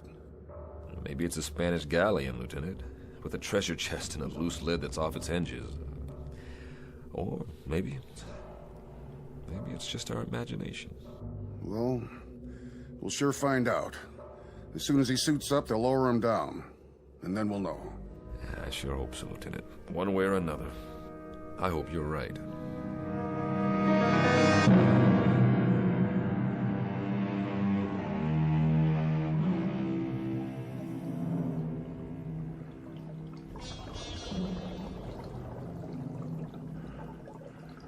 Bridge, can you hear me? Loud and clear. This is the captain. Keep talking. Yes, sir. What do you see, McClure? It's a sub, sir. No question about that. Have you reached her? I'm standing right alongside, sir. I don't hear anything, though. McClure? Her bow is buried about 15 feet into the bottom. I can't read any identification. It's covered. Or rusted over. On the side of the conning tower, McClure. Can you read a number there? No, sir. There's damage. Number's been obliterated. McClure, you hear that? Yes, sir, I do. It's coming from midship. I'm moving toward there now. Tap on the hull, McClure. See if you can get a response. Was that you, McClure? Yes, sir. No response, sir. I don't hear anything anymore. McClure, there should be 3 hatches. On the bow, on the conning tower, and on the stern. Is the ship upright? She's upright, sir. At about a 30-degree angle. I understand, McClure. Climb up on her deck and check the hatches. See if you can open them. The bow hatch is buried, sir. I can't get through to that. But, wait a minute. I'll check on the one over the conning tower. McClure, what's the condition? The conning tower hatch is all bent, sir. I can't move the wheel. The whole deck appears to have been strafed. Wait a minute. Hatch on the stern the same way, sir. I can't turn her. Whoever she is, sir, she must have caught it. Say again, McClure. She must have what? Caught it, sir. The whole deck is pockmarked with shell damage. Machine gun damage, too. Is that you, McClure? No, sir. It's coming from inside the hull. Answer it, McClure. Answer it right away. This is crazy. McClure, can you pinpoint the sound? Can you tell precisely where it's coming from? I think it's... Wait a minute. Yes, sir. Directly midship, just below the tower. Keep trying. We have to know whether anyone's inside that sub.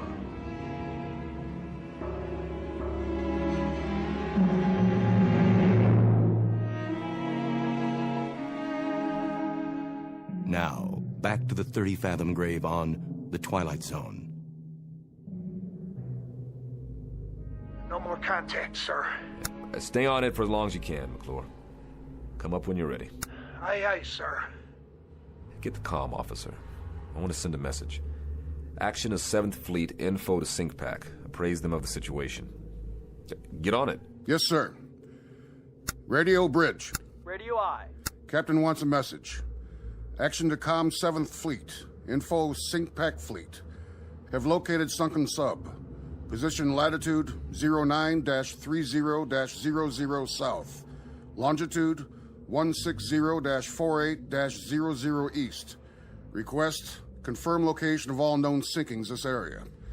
Will remain this area until further advised. Precedence, operational, immediate. Aye, sir. Any ideas, Captain?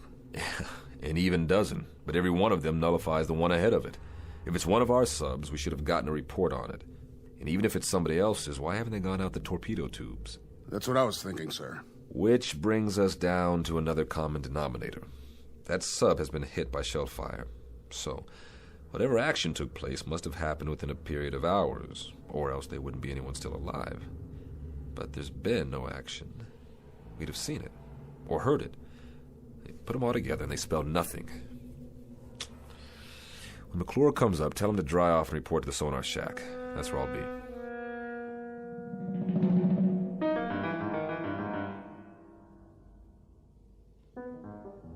How you doing, McClure?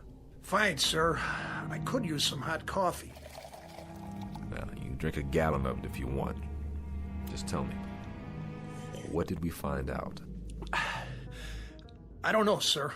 I don't know either, Bosun. Just tell me what you do know. There's somebody inside her. I'd lay odds on that. 3 or 4 times when I pounded on the hull, that's when somebody answered me. Well, what about the sub itself? Could you judge her length? Well, I guess her to be about 300 feet, sir. Maybe 25 feet midship. Sounds like one of ours. She looks like one of ours. There were ballast tanks and flooding ports on the underside. She's moving, sir. Now, that was the other thing, Captain. She wasn't stuck in tight. Deep, yes, but not tight. She seemed to be swaying. You still cold, McClure? I've been warmer, sir. And you will be again, but right now you're going to get colder. I want you to check her bow. Maybe she's pulled herself loose and you can finally read that number. Sonar, Bridge. Go ahead, Bridge. Com 7th Fleet reports no sinkings of any kind. Authorizes us to remain on scene and operate at own discretion for salvage and rescue. Roger. Can do, McClure? I'll do my best, sir. Look at it this way. What a dandy story you can tell your grandchildren on some dark, rainy night. They gonna believe me, sir? I'm not sure I will, but if you can get me a number or a name off that hull, we may be able to sleep tonight after all. Yes, sir. I've got a question for you, Mr. Smith. What's that, sir? If they're in there and alive and can't use the torpedo tubes, how do we get them out?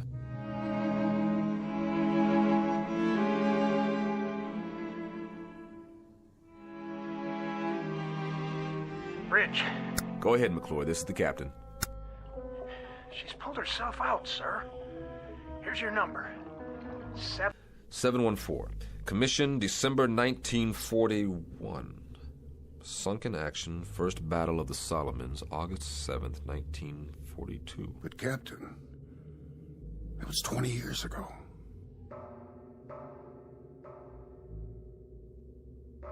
Then, Lieutenant, tell me something. Who is inside that sub?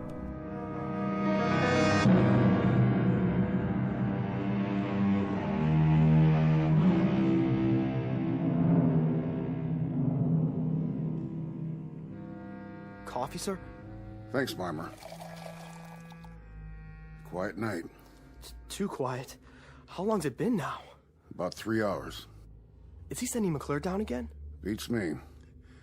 All I know is there's a boiler tender second who's making book in the crew's quarters that the thing below us is a sea monster with 3 heads and we're all living on borrowed time. I don't know what scares me more, when they pound or when they shut up. I don't know what scares me more, a 20-year-old sub with somebody alive inside, or what the commander of the Pacific Fleet will say to me when I tell him that. And to compound the problem, I've got a chief bosun's mate with something eating at him. Bell? Bell. What made him black out? That's part of the problem. Could be he's dredging up a couple of memories. What do you mean, memories? This is World War II revisited for him. He got picked up here after a sinking. That's the way I hear it. He was on a ship that got hit, only survivor or something like that. Got picked up from the water. Maybe it is dredging up some memories, then. Here we go again. What's the matter? They can't make up their minds down there? There's one more question, an important one. What's that, Captain? Who's they?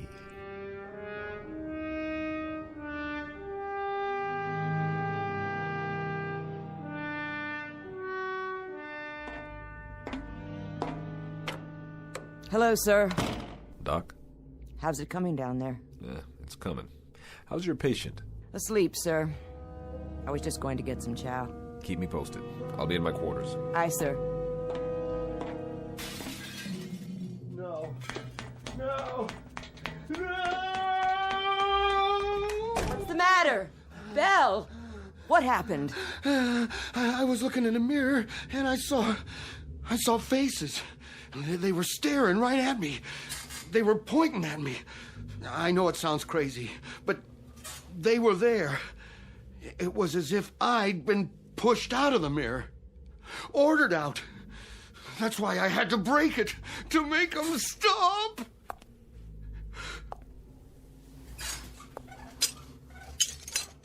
Doc? Yeah, Chief. Do you see me in the pieces of mirror down there on the floor? Listen to me. I see you right here in front of me. I see you just fine. Remember that. Nobody is ordering you anywhere. You're not going anyplace. We're gonna lick this, Belle.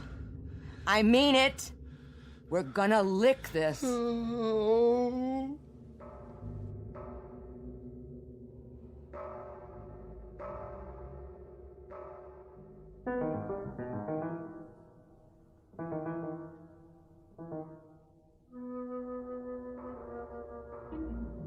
Same routine, huh? Same thing, sir. But it's getting a little fainter, I think. And they don't acknowledge our signals at all. But it's definitely fainter. It's some piece of equipment. That's what it is. Something loose that's probably swinging back and forth and hitting a bulkhead. Possible. That's the only explanation. I mean, well, think about it, Captain. A 20-year-old sub in the deep six since the war? Who could be down there? Somebody who dies awfully hard.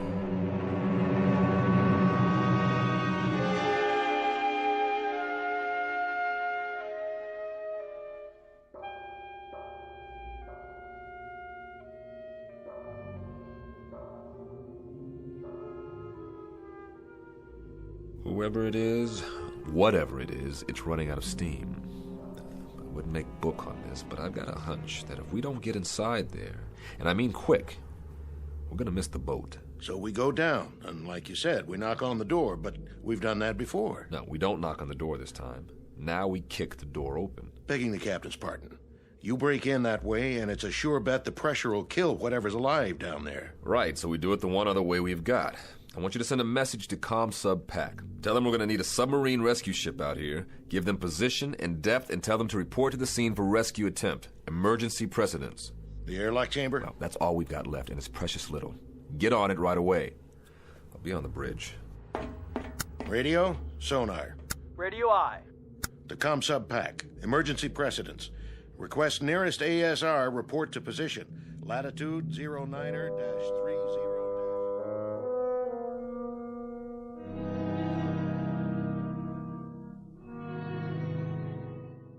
Doc? Yeah. You got a cigarette? Sure, Belle. I'll do it. Your hands are shaking. Thanks.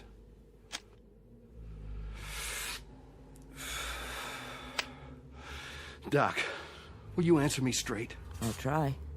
Who's outside? What? Who's out in the passageway? Nobody's out there. Why?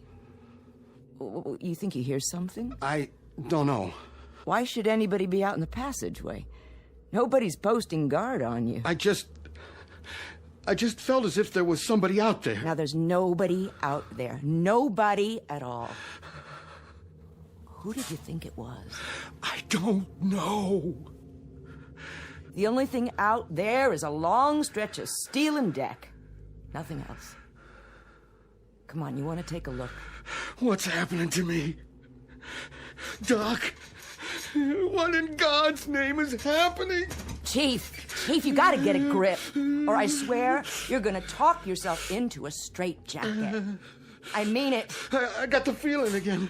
Just as if somebody was watching me, pushing at me.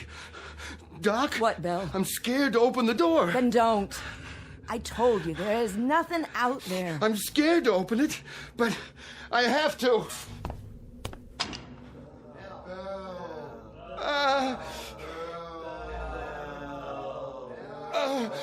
No! What did you see? Men! What men? All wet. Dripping wet and not alive. They were looking at me. Listen. I didn't see a thing, Chief, and neither did you. Oh. Did you hear me? All you saw was what your scared brain told you to see. That's what it was, what you've talked yourself into. Now pull yourself together, sailor. But I tell you, I saw it. Then I'll prove it to you. No! See? Nothing, I told you. What the... Water on the floor. And where did that come from? Piece of seaweed.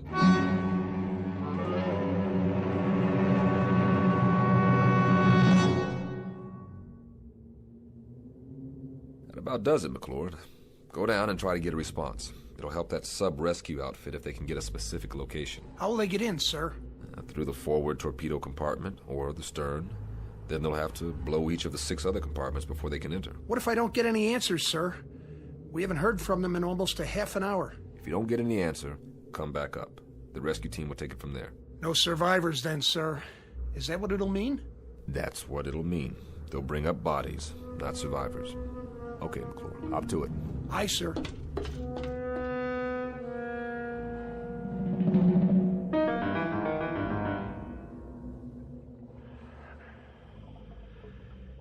I've reached the sub, sir. The next noise you hear, that'll be me. Go ahead, McClure. Pound away.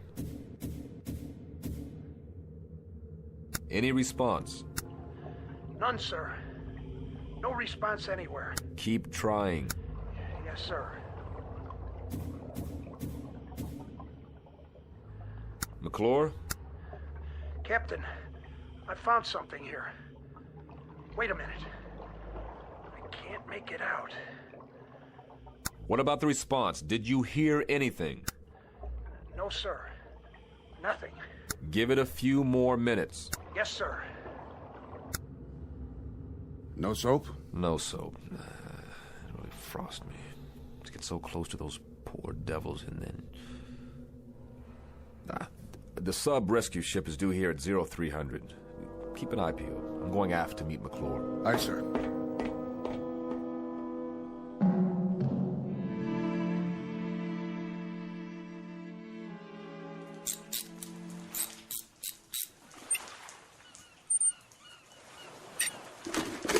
Bet it feels good to get that helmet off. Oh.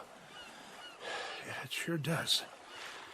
It's so dark down there now. Without the light, I couldn't see a blasted thing. Real spooky. But I found this. Yeah, thanks, McClure. Good job. Go get some chow. I'll need you one more time when the ASR team gets here. You're gonna have to go down as a pathfinder. Give them any help they need. But that won't be for a while. Excuse me, sir. But you better look at those tags. You gotta be kidding me. What's the matter, sir? Ensign, ask Doc if Chief Bell is well enough to report to my quarters, because I need an explanation for this one. Fast.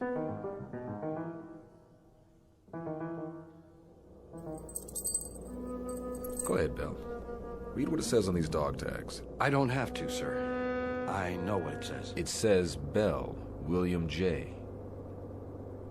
That's yours. Yes, sir. McClure found it on the deck of that sub down there. When did you lose him, Bell? I lost him a long time ago, sir. 20 years ago. How? I don't remember, sir. Try, Bell. Try to remember. I was on a ship. What ship, Bell? A submarine. The one below us, sir. That was my boat. Who's making the noise down there, Bell? What's it all about? Do you know? We were on the surface.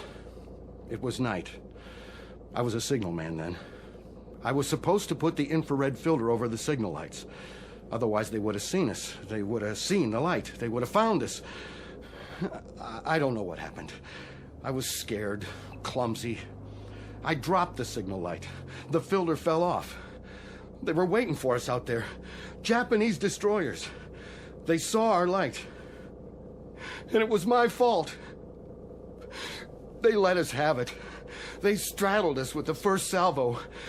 The captain took the sub down, but it was too late. They unloaded depth charges.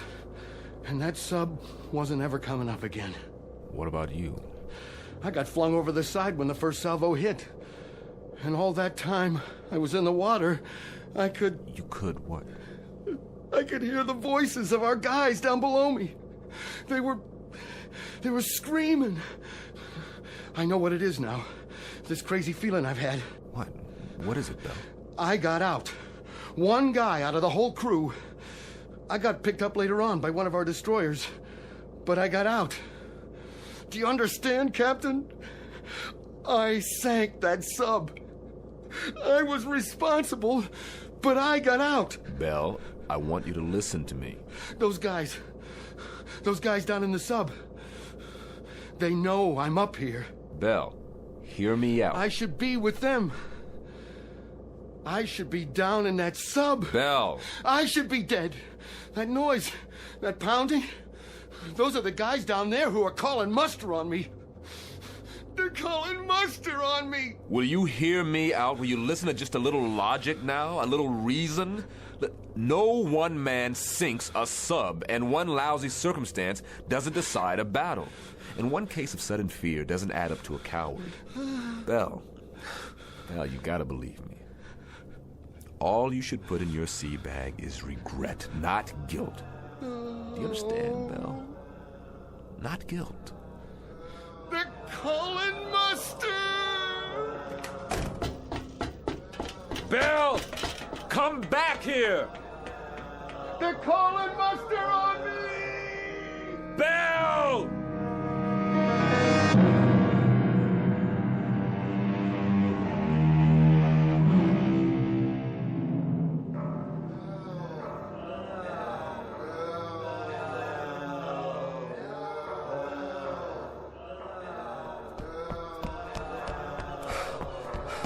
Belle, get away from the rail. Now, that's an order.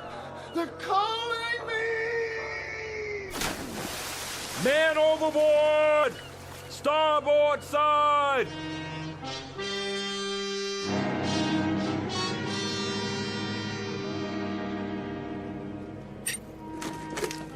Rescue ship says you got inside. Yes, sir. It was a wreck. Nobody had a chance. Nobody? Nobody, sir. The periscope shears had been cut in half. One section was just hanging there, swinging back and forth. Then that was the noise. That was the noise, wasn't it? I guess so, sir, but... But? There were 8 men down in that control room. 8 men. Or what was left of them. And one of them had a hammer in his hand. Let's just say, McClure... Let's just say that this is the part of the story you tell your grandchildren that you make up yourself. Say anything you like, any explanation that comes to mind. Aye, sir. It's funny how long it takes some men to die, or to find any peace at all. Sometimes I think that's the worst thing about a war. Not just what it does to the bodies, but it does to the minds. So, rest in peace, Mr. Bell. I think it's your due now. At long last, rest in peace.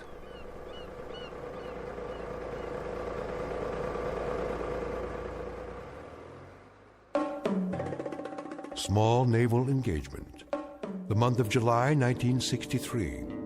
Not to be found in any historical annals.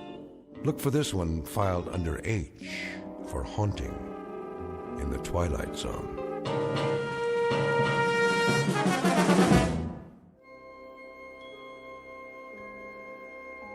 Hi, this is Carl Amari, producer of the Twilight Zone radio dramas. I'd like to take a moment to tell you about our official website at twilightzoneradio.com, where you'll get the latest news and information on these Twilight Zone radio dramas. Plus, at twilightzoneradio.com, you can digitally download 3 free episodes or any of our episodes for only $1.95 each. In this age of ever-changing technology, we've decided to make these episodes instantly available to you by making the Twilight Zone radio dramas a digital download-only series. This means that this series will no longer be offered on CD. The CD collections at our website are now being offered while supplies last at buy one, get one free. So be sure to get your favorites before they're sold out. Be sure to visit us often, and I'll see you in the zone.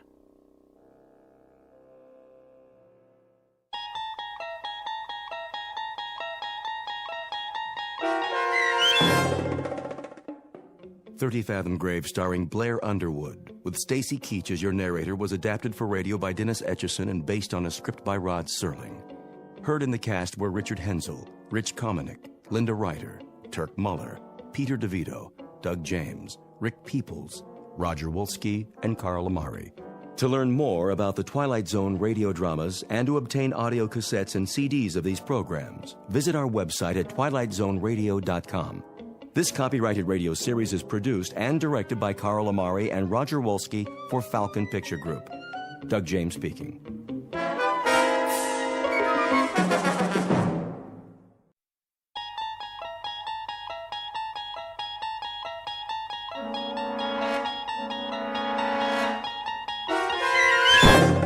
You're traveling through another dimension. A dimension not only of sight and sound, but of mind. A journey into a wondrous land whose boundaries are those of imagination.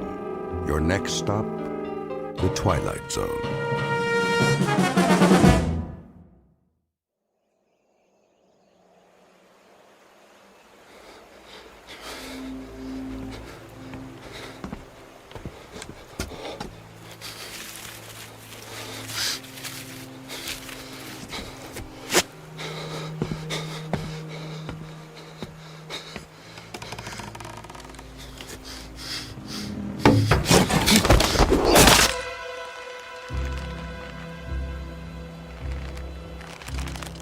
he's dead. Get him down. Yes, Captain. Clemens, what the devil do you think you're doing?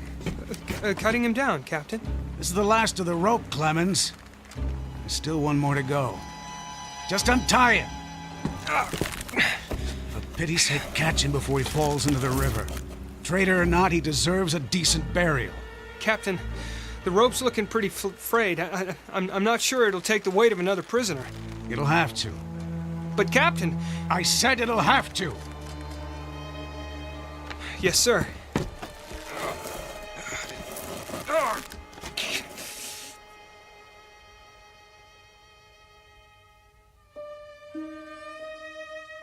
You have just witnessed a military execution. Death is a dignitary who, when he comes announced, is to be received with formal manifestations of respect, even by those most familiar with him. This particular execution occurred on Owl Creek Bridge in northern Alabama during the war between the states. You might find it in the works of that past master of the incredible Ambrose Bierce, but its proper home is in the Twilight Zone.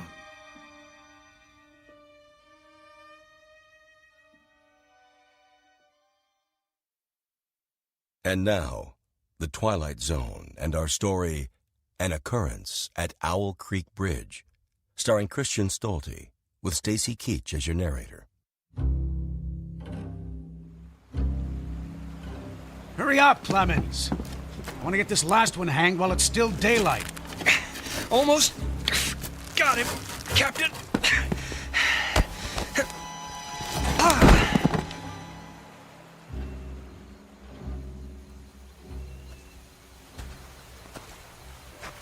Your friends are dead, Peyton. That's your name, isn't it? Mr. Peyton Farquhar? Your act of treachery came to nothing, Peyton. And now you'll be called to account. I wouldn't recommend you think of doing anything as stupid as trying to get off this bridge. Apart from the fact that your wrists are tied behind your back, you'll find yourself more than adequately surrounded, whichever way you choose to run. See those sentinels at either end? Please don't get the impression they're just taking a rest. The way they're holding their rifles, they call that the support position. Means they're always at the ready. As a good soldier of the Federal Army should be. Don't say too much, do you? Huh? Peyton? Peyton Farquhar. Hello? Anybody at home? And here I thought you were a true Southern gentleman. I know what you're thinking, Peyton. That maybe you could make that 20-foot drop into the water.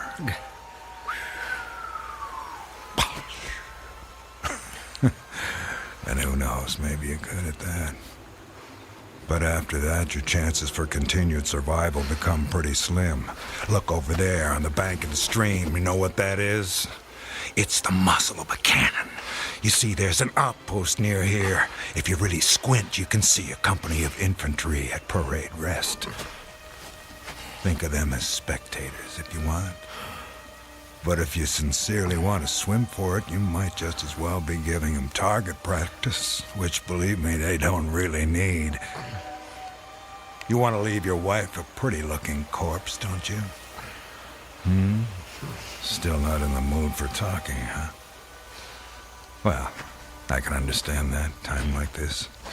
A man needs to get his thoughts in order, ready himself for, you know. Perhaps I can help you with that. From a purely practical standpoint, I mean. I'm not a priest or anything like that. Truth to tell, my knowledge of matters theological doesn't amount to very much at all. But I can tell you a little bit about how it'll happen. Me and Clemens will escort you out to the center of the bridge, then introduce you to Captain Newman. He's a nice man. You'll like him. Me and Clemens salute the captain, then we stand behind him, leaving you face to face with the sergeant. Now, he's not such a nice man, sorry to say, but... Oh, I forgot. You two have already met. Well, when the moment comes, you'll both be standing on opposite ends of the same plank. He stands on the safe end, but you probably already guessed that. And you probably guessed that it's his job to hold the plank in place. Then, when the captain feels the time is right for him, not for you, he gives a signal to the sergeant. The sergeant steps aside, the plank tilts, and down you go. Nah, never having been hanged myself, I can't give you any information on what your final moments on this earth might feel like. But I can tell you, I've seen more than a few of these. And I'm sorry to have to tell you, it doesn't look any too pleasant. Anything to say about that? Well...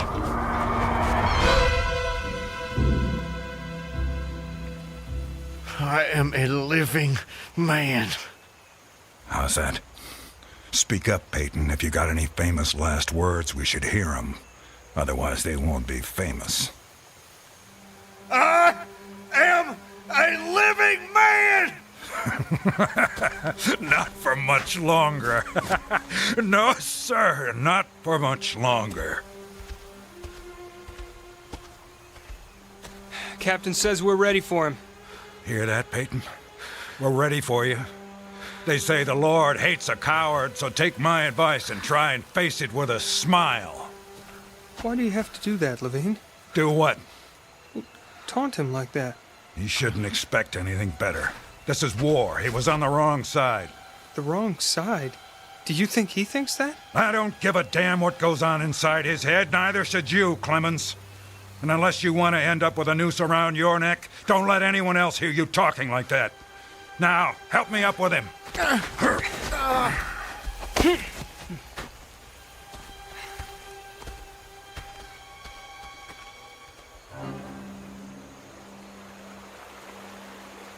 Oh, Elizabeth. Elizabeth, my darling, what have I done? What have I done to you and the children? I promised you. Promised I'd come back. What is a man if he's not as good as his word? What am I? Secure the noose. The noose. If only I could free my hands. Perhaps I could throw off the noose. Perhaps I really could dive into the stream.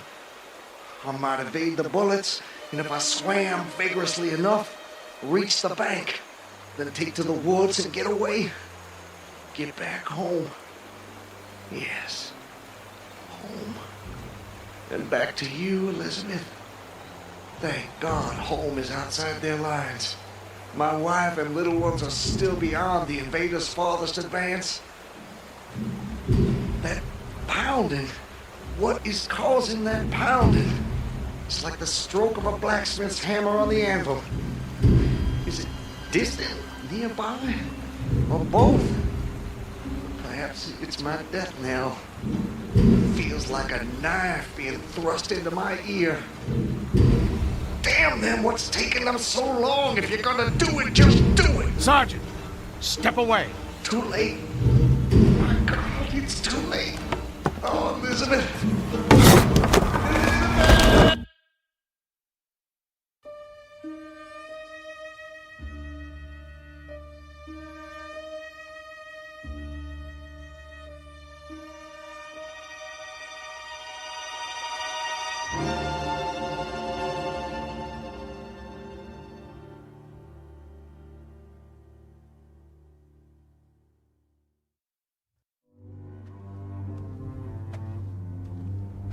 So, how much further is it? What? Much further to where? Where am I? You're home, Mr. Farquhar. How much further? A little further. Yes, a little further. Just keep along this road. I'm sorry, I'm somewhat confused. Hardly surprising. You've just woken up. It usually takes me a good half hour and a stiff drink before I know my own name. Say, you wouldn't happen to have a stiff drink on you, would you? Oh, I'm afraid not. Too bad. No, wait. I can't have been sleeping. Why not? Look at me, I'm walking. How could I fall asleep walking? Horses fall asleep standing up. But not walking. Well, I don't know about you, but I've got to the end of plenty of days without the faintest idea what I've done. Of course, as I explained to you, Mr. Farquhar, I drink a bit. You know my name? Mm-hmm. You're Mr. Peyton Farquhar. How do you know my name? You told me. I did. Sure you did. Right after I found you on the bank of the river. The bank? The southern bank. When I discovered you, you were digging your fingers into the sand, throwing it over yourself in handfuls, and almost blessing it. That doesn't sound like the sort of thing I'd do. You don't remember? No. Well, it's what you did. You said it reminded you of diamonds, rubies, emeralds. I said that? I got the impression there was nothing beautiful you didn't think it resembled. Naturally, I was quite convinced at that moment that you were insane. No offense, sir. Sounds like a very natural reaction. I would have come to the same conclusion. And then you said something that captured my attention. And what was that? Still don't remember? Please, refresh my memory. You said, now let me think. This was all good stuff. I don't want to get it wrong. Oh, yes. You noted a definite order in the arrangement of the trees. That a strange roseate light shone through the spaces among their trunks, and the wind made in their branches the music of aeolian harps. Well, sir, I've been from one end of this great land to the other, and I've met many madmen. Some of them confined for their own good, some of them elected to high office, but never a madman with such a poetic grasp of the language. That was when I knew you were just too interesting to leave where I found you. I do remember. Now it all comes back to you. Not all of it, not yet. But I remember lying on the bank. I was so content there. More than I've ever been in my... Right then and there, I had no wish to perfect my escape. I was happy to remain in that enchanting spot until they recaptured me. Recaptured, eh? You haven't mentioned that before. Of course, you haven't said much of anything since I found you. You're a man on the run, then. Forgive me, Mr. I'm sorry I don't seem to be able to recall your name. It'll come to you. Well, no offense, sir, but I'm not sure it would be wise to tell you the details. You're not a trusting man. Of late, I've become somewhat disappointed in human nature. I'm not sure why. This is a new world, Mr. Farquhar. It's understandable that you'd be cautious. But rest assured, I'm not what you might call political. But I do love a good story, if you have one to tell. My story? I have no story. I have a life.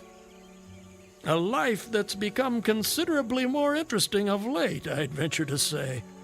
But beyond your name, I know nothing about you.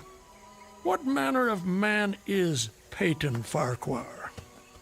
Why do you want to know? The road I travel is long and lonely. I'm starved of intelligent conversation, and the only voice I ever hear is my own. Talking to oneself leads inevitably to madness. With you here as my temporary companion, I can stave off that unfortunate condition for at least another day. I see. And tell me, sir, where are you headed? Anywhere I'm welcome and nowhere I'm not. In short, nowhere in particular. So, you were telling me about yourself. Very well. My name is Peyton Farquhar. Peyton Farquhar. I'm a planter in these parts. A planter, eh? Good to have land. It is. So, I guess you have slaves. Naturally. No need to adopt that tone, Mr. Farquhar. I told you I'm not a political, just asking. Well, as it happens, I am what you would call a political. The Farquhars are an old and highly respected Alabama family. I'm naturally an original secessionist and ardently devoted to the Southern cause. Oh, your memory is reliable when it comes to the matter of who you are, if not where. I suppose so. And yet, if you'll forgive my temerity, for all your patriotic fervor, you clearly didn't take service with the gallant Army of the South. May I ask why that was? Circumstances of an imperious nature prevented me from doing so, but I assure you I chafed under the inglorious restraint, longing for the release of my energies, the larger life of the soldier, the opportunity for distinction. And in good faith and without too much qualification, you assent to at least part of the dictum that all's fair in love and war. Are you mocking me by any chance? I would never, ever risk a fellow traveler's friendship for such a trivial gain. Please, continue, I beg of you.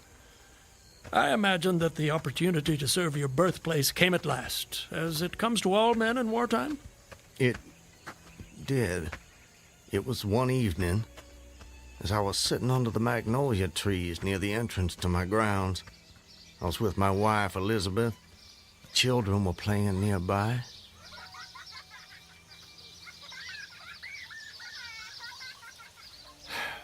This is the life. It surely is, my dear. It surely is. Look at it. It's all so perfect. I'll tell you frankly, Elizabeth, if I should die this very moment, I'd die a happy man. Peyton, darling, I wish you wouldn't say such ghoulish things. I can't bear the thought. I have no fear, Elizabeth. I have no intention of passing away from sheer bliss. I just wanted to make the point that, well, that on such a beautiful evening as this, it's almost impossible to believe there is a war. I wish there weren't. But there must be. Why, Peyton? For them. For the sake of the children. They deserve the best future we can give them. Isn't that worth dying for? I understand that, Peyton. I do. It's just that... I sometimes wonder if we couldn't... Peyton, look! That soldier. He's one of ours. Water. Please. You're exhausted. Peyton, should I fetch one of the slaves? By no means. We'll take care of him ourselves. Get him some water, Elizabeth. Let me help you down, sir. Oh, thank you. You must be starved. Come inside, my man.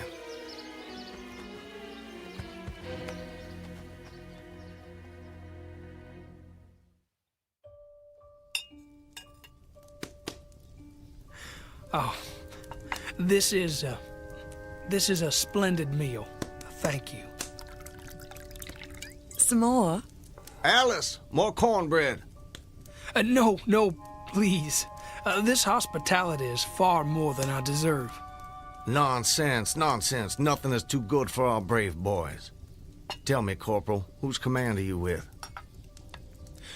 Colonel Tolliver, 13th North Carolina. How are things at the front? We hear so little down here. I'm sorry to say things are not going so well. Not so well at all. The Yankees are repairing the railroads in preparation for another advance. They've reached the Owl Creek Bridge. Owl Creek Bridge? Yes, sir. They've put it in order and built a stockade on the north bank. I'm sure you know what that'll mean. Yes. If they can run trains over the bridge, there'll be nothing to stop them. Damn those sons of... Forgive me, Elizabeth. You shouldn't be subjected to this manner of talk. Peyton, I understand. Go and see what's keeping Alice with the cornbread. As you wish, my dear. Something on your mind, sir? Corporal, refresh my memory. It's about 30 miles to Owl Creek Bridge? About that. Maybe even a little less. And there's no force on this side of the creek? Only a picket post a half-mile out, on the railroad, and a single sentinel at our end of the bridge. Suppose a man, or perhaps several men, civilians and persons of intelligence, should elude the picket post and perhaps get the better of the sentinel. What could they accomplish? Accomplish? Well, sir, I was there a month ago. I saw that the flood of last winter lodged a great quantity of driftwood against the wooden pier at this end of the bridge. Driftwood, eh? It's dry now, exceedingly dry. If someone were to put a light to that driftwood, it'd burn like tow. That it would, sir. And that would mean the end of the Owl Creek Bridge. I don't think the Yankees would care for that. Not one damn bit would they care for it. And it goes without saying that such a conflagration would seriously hinder the northern effort. Oh, it would. But you should know, sir, the commandant's issued an order declaring that any civilian caught interfering with the railroad, its bridges, tunnels, or trains will be summarily hanged. I've seen the order. It's posted everywhere. Risk is a part of life, soldier. You face it every day. I do. That I do. And in my own small way, I've done what I can. No service is too humble to perform in the aid of the South. And should the opportunity present itself, no adventure would be too perilous to undertake if consistent with the character of a civilian who is at heart a soldier, of course. Mr. Farquhar, you are a true son of the South, and a very brave gentleman.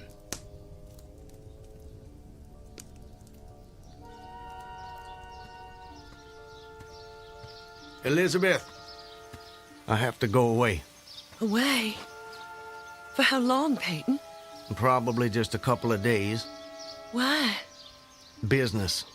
Larson will be going with me, maybe Zeller too. I don't know. I'll have to ask him. Peyton, don't go. I don't want you to. The children need you. It's for the sake of the children that I'm doing this, Elizabeth. Why can't you understand that? I do understand. I really do, but I'm afraid... terrified of losing you. If a man doesn't stand up for what he believes in, then we lose everything. Just promise me one thing. Promise you'll come back to me. I promise. And I'm a man who keeps his promises, my love.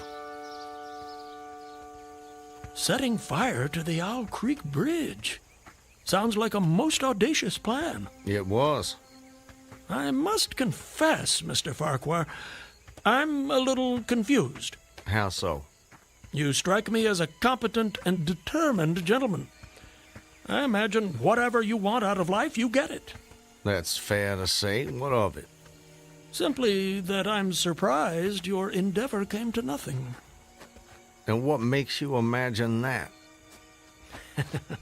Your present predicament. The absence of your co-conspirators, those marks upon your neck. And if someone had set the Owl Creek Bridge alight, I'm sure I would have noticed it in some way. Let me check. Where there's smoke, there's fire, and... Nope, no smoke. You're a very thorough fellow.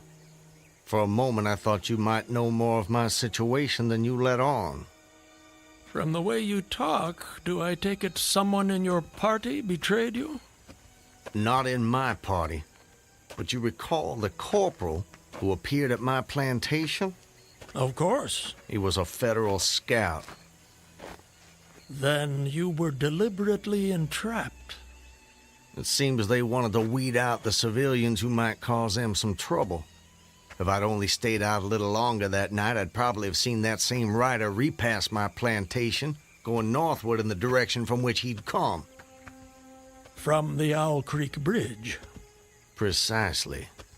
And when you and your co-conspirators... Patriots. ...made your assault on the bridge, the military were waiting for you. They made me watch as they hanged my friends for an act of treachery. The sergeant who put them to death was the same man who lured us there. Is there no honor in conflict? I've never been accused of having much imagination, but I might have guessed it would be something like that. I would say, sir, that you have too kindly an expression for one whose neck is in the hemp. It isn't. Isn't what? In the hemp. Of course, of course. What I mean, Mr. Farquhar, is that you are clearly no vulgar assassin. Fortunately, the liberal military code makes provision for hanging many kinds of persons, and gentlemen are not excluded. As they fastened the noose around my neck, I tried to fix my thoughts on my family, but there were so many trivial distractions. The water, touched to gold by the early sun, a piece of dancing driftwood caught in the sluggish current, the brooding mists under the banks some distance down the stream. Then there was a sharp pressure around my throat, followed by a sense of suffocation. Agony shot from my neck downward through every fiber of my body and limbs like streams of pulsating fire, heating me to an intolerable temperature. There was no more thought, only sensations. The intellectual part of my nature was effaced. I had power only to feel, and feeling was torment. I was conscious of motion, encompassed in a luminous cloud, of which I was now merely the fiery heart, without material substance. I swung through unthinkable arcs of oscillation, like a vast pendulum. But you're here. What? What? I said, you're here. Why is that? The rope, it snapped, and I fell into the stream. With a terrible suddenness, the light about me shot upward. There was a loud splash, then all was cold and dark. My power of thought was restored, and I knew instantly what had happened. And your hands? Were they still bound? They were. Then forgive me, but why didn't you drown? The noose was tight around my neck. It kept the water from my lungs. And kept you from breathing. When you get into a predicament, sir, you don't do it by half measures. I suppose not. To die of hanging at the bottom of a river, even at that moment it seemed ludicrous to me. I opened my eyes in the darkness. I saw above me a gleam of light, distant, inaccessible. I was still sinking, and the light became fainter and fainter until it was a mere glimmer. Then it began to grow and brighten, and I knew I was rising toward the surface. Knew it with reluctance, for I was very comfortable. Comfortable? Oh, yes. It was a question of preference at that point, you see. To be hanged and drowned, that didn't seem so bad, but to be shot... No, I refused to be shot. It didn't seem fair. I'd say you have a quite singular set of values. Do they offend you? Not at all, not at all.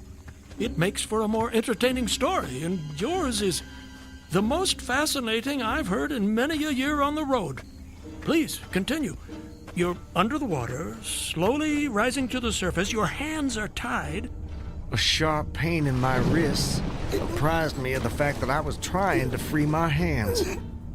I gave the struggle my attention as an idler might observe the feat of a juggler without interest in the outcome. Eventually, The cord fell away. My arms parted and floated upward, but I could only dimly make out my hands in the growing light. I watched with a new interest as first one and then the other pounced upon the noose at my neck. They tore it away and thrust it fiercely aside. Its undulations resembled those of a water snake, and my first thought was to put it back. To put it back? The undoing of the noose had been succeeded by the direst pang that I'd yet experienced. My neck ached horribly, my brain was on fire, my heart gave a great leap, and I felt as though it was trying to force itself out of my mouth. My whole body was racked and wrenched with an insupportable anguish.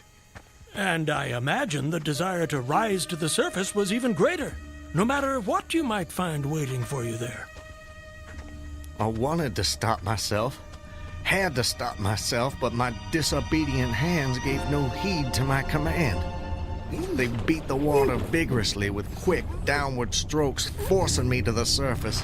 I felt my head emerge. My eyes were blinded by the sunlight.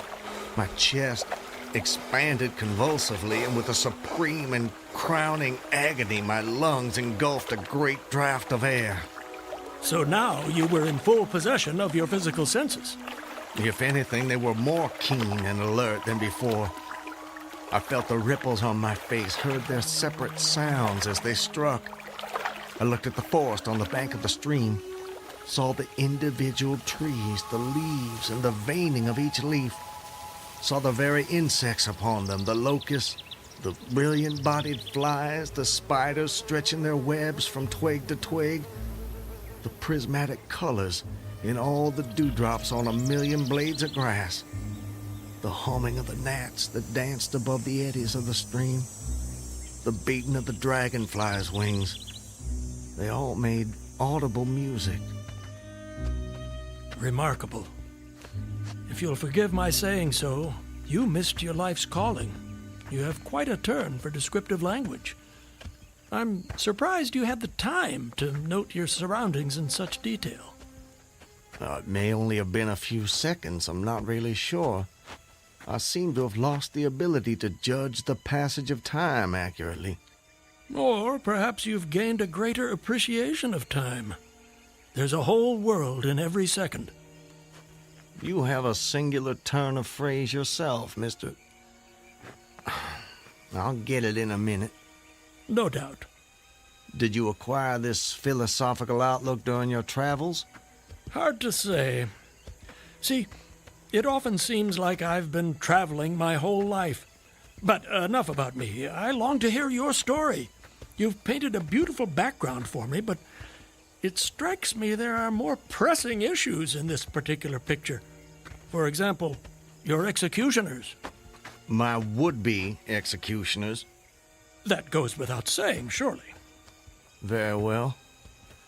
I saw them, silhouetted against the blue sky. They shouted, they gesticulated. Their movements were grotesque and horrible, their forms gigantic. Suddenly, I heard a sharp report as something struck the water smartly within a few inches of my head, spattering my face with spray. One of the officers had his rifle. At his shoulder, there was a light cloud of blue smoke rising from the muzzle. I was surprised he missed. I read somewhere that marksmen with gray eyes are the keenest shots. This fellow was the exception to the rule, it seems. The marksman had gray eyes? Mm-hmm. How could you see that? I'm sorry? He was on the Owl Creek Bridge. You were in the water. And you must have drifted some distance. So, how did you know the marksman had gray eyes? I don't know how I know. I must have noticed it on the bridge. Just before your execution? My intended execution. As you say. Doubtless the detail was burned into my mind. Doubtless. I told you how much more alive my senses had become at that moment. Alive. Yes, indeed. That you did. At that moment, a counter-swirl turned me half around. I was looking into the forest on the bank opposite the fort. A clear, high voice rang out and came across the water with a distinctness that pierced and subdued all other sounds, even the beating of the ripples. The voice, what did it say? It said, "Attention, company! Ready! Aim!" How did you do that? Run! Fire!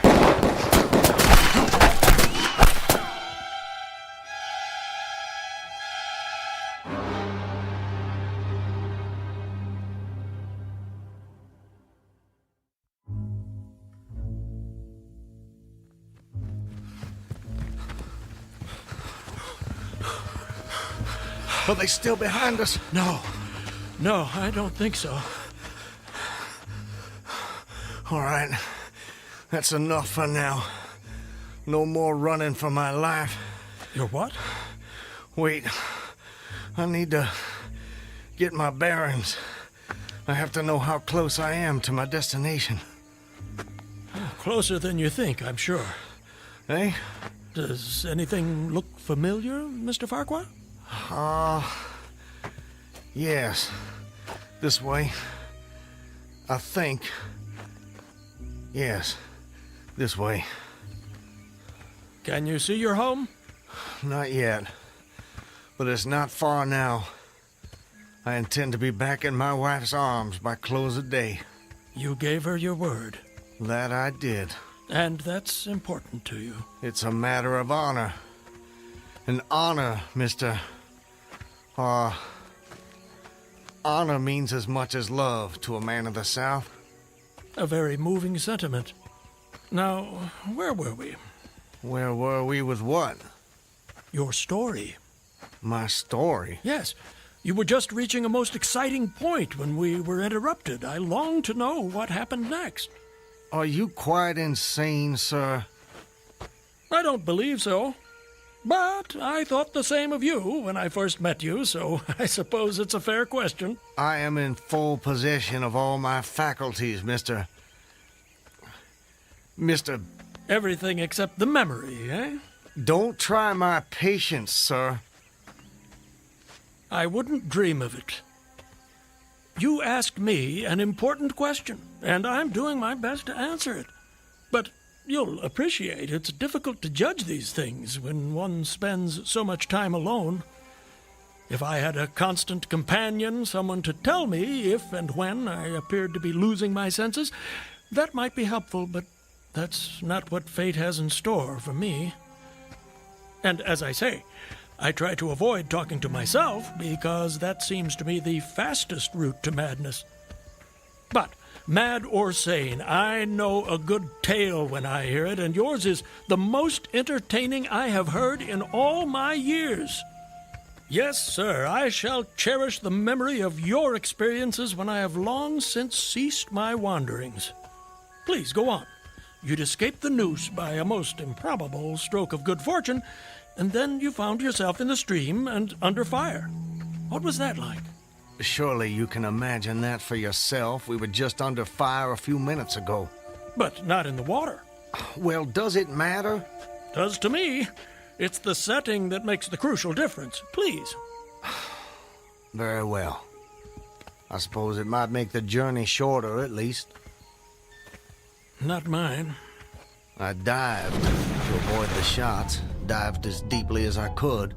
Water roared in my ears like the voice of Niagara, yet still I heard the dull thunder of the volley.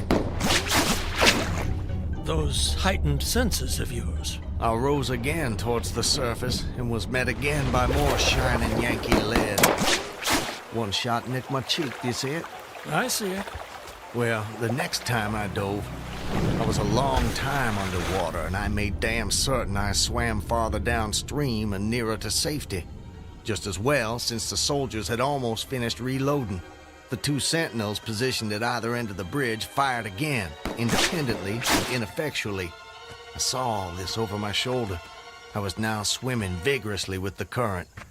My brain was as energetic as my arms and legs. I thought with the rapidity of lightning.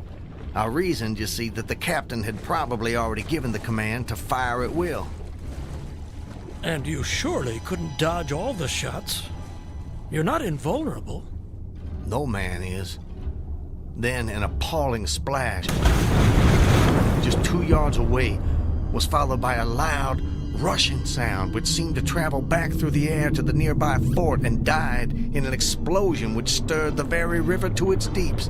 A rising sheet of water curved over me, fell down upon me, blinded me, strangled me. The cannon had taken a hand in the game. Did I tell you about the cannon? You must have done. Well, anyways, as I shook my head free from the commotion of the smitten water, I heard the deflected shot humming through the air ahead. And in an instant, it was cracking and smashing the branches in the forest beyond. I was certain they wouldn't be so far from their target next time, and it was a good gun. The report lagged behind the missile. But surely the smoke would have apprised you of another shot. So long as you kept your eye on the gun, you had a certain advantage. Am I correct? You are? The problem was how to reach the shore without turning my back on the cannon. You have my complete attention, sir. How did you manage it? Well, I don't know. I'm not sure. I felt myself whirled round and round, spinning like a top. The water, the banks, the forest, the distant bridge, fort, and soldiers, they were all somehow commingled, blurred. I could no longer make out objects, only colors. Circular, horizontal streaks of color. It was all I saw. I was caught in a vortex. I felt giddy and sick. Fascinating. Incredible. What is that damned hammering? I don't hear anything. Unless it's the ticking of your watch you can hear. My watch? You're lucky it still works after such an immersion.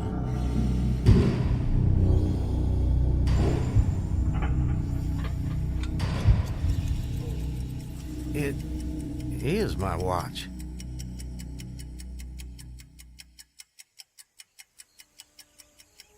But why should I think...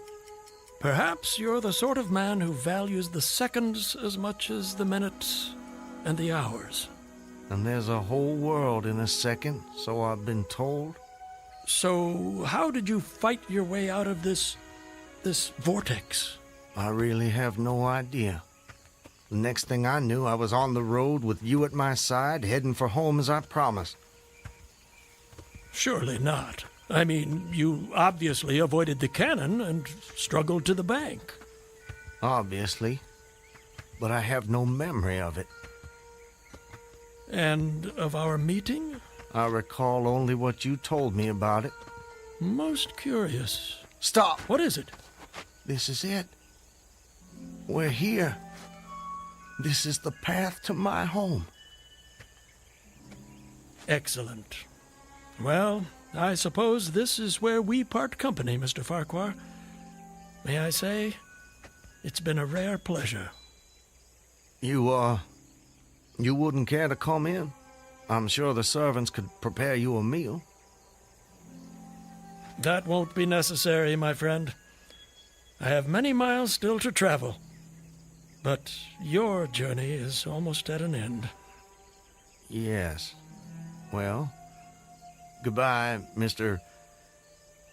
I'm sorry, I thought I could recall your name, but it just escapes me. Call me Ambrose. I wish you well, Ambrose.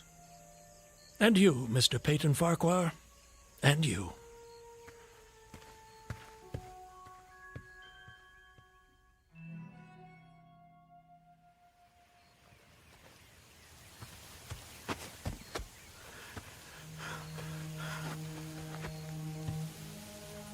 Home.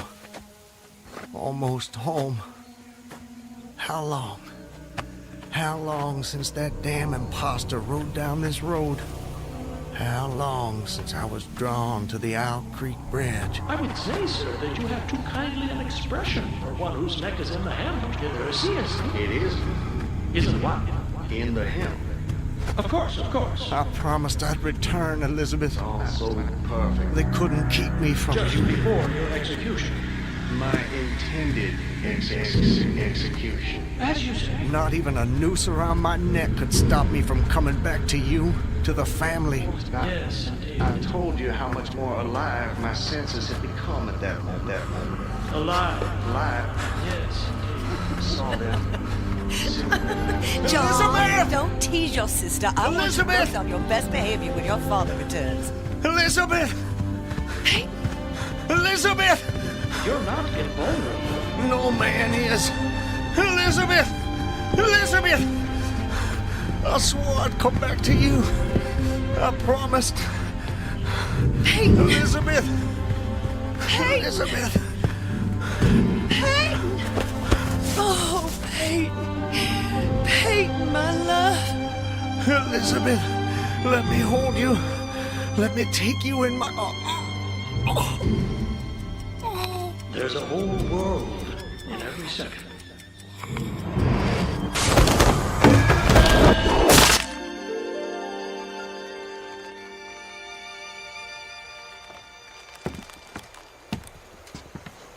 He's dead, Captain. Good work. That's the last execution for today. Get him down! You know, Levine, for a moment there, I thought that rope wasn't gonna hold. It's strong enough. It did its job. Do you ever wonder what goes on inside a man's head in those last seconds before death? Like I said before, Clemens, I don't give a damn. And neither should you.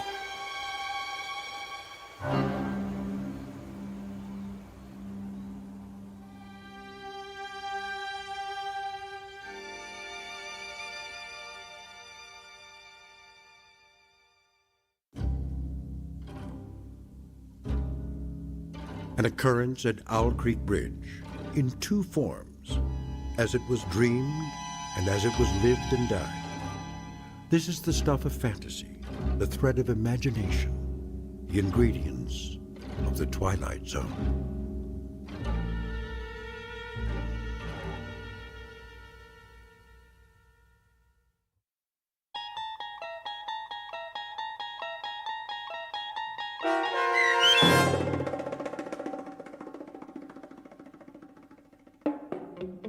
An Occurrence at Owl Creek Bridge, starring Christian Stolte with Stacy Keach as your narrator, was adapted for radio by M.J. Elliott and based on the short story by Ambrose Bierce. Heard in the cast were Rob Riley, Danny Goldring, William Dick, Susan Hart, Gonzo Schexnader, and John Hogenacker. The producers of The Twilight Zone wish to thank CBS Enterprises and the Rod Serling Estate for making this series possible. This copyrighted radio series is produced by Carl Amari and directed by Joe B. Cerny for Falcon Picture Group. Sound design, custom Foley effects, recording, and editing are done in the Cerny American Sound to Picture Theater by sound designers Craig Lee, Todd Beyer, and Tim Cerny. To learn more about the Twilight Zone radio dramas and to contact us, visit our official website at twilightzoneradio.com. Doug James speaking.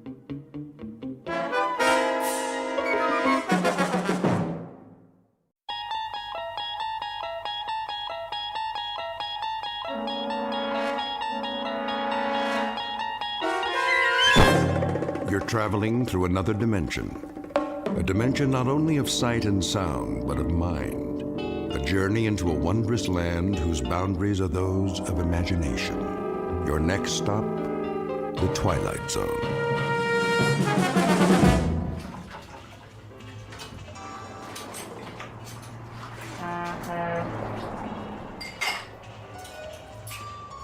All right. Everybody ready?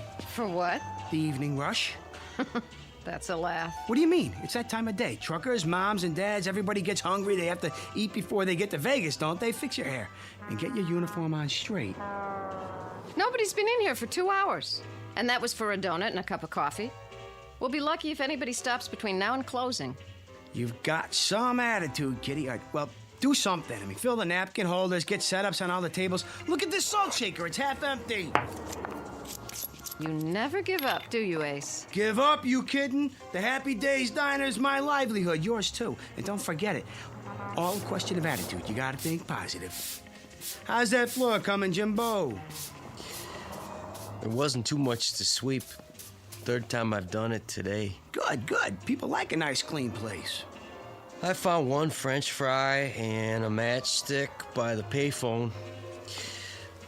You know, Ace, maybe you ought to ease up, sit down, take a load off. Ease up. We got to be ready for them when they start coming in. Well, I don't know if anybody is coming in. What are you talking about? He's right, Ace. The truckers like to stop at big gyms now. And the families, they all go to that chain restaurant by the state line. We'll get them back. You'll see. All we need's a new sign. Some specials on the window. You know how to write with a paintbrush, Jimbo? Big letters they can read from the highway? I guess so. Then you can start on it in the morning. Till then, keep your attitude up. That's what makes the difference. Positive thinking. Get a nice, clear picture in your mind. A big rig's on his way here now. He knows he can't make it without stopping. He sees us, pulls off. He's got a wad of cash big as a hole in his stomach.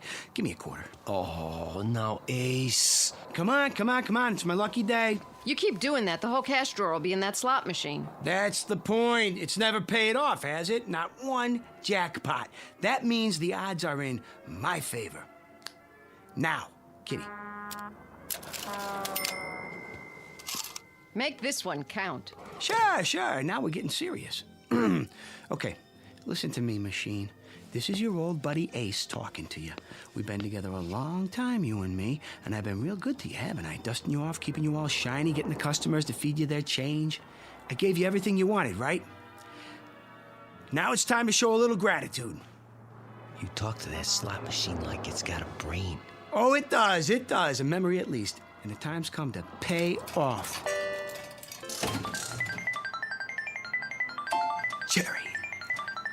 Cherry. And a prune. Well, at least I doubled my money. Take my advice, hold on to them. That's 100% profit. Nah, I'm just getting her warmed up. Okay, sweetheart, you had your fun. I'm warning you for the last time. Pay up or get out. Ace? Don't bother me. Ace, I think we've got a customer. Yeah? Yeah! Hey, a big rig, just like I said, see? You were thinking of it, weren't you, Jimbo, like I told you to? Oh, I don't know, Ace. I might have been... Sure you were. Mind over matter. That's the ticket. It's all in the concentration. Well, what are you waiting for? Go in the kitchen, put the soup on, heat up the grill. We got ourselves a live one.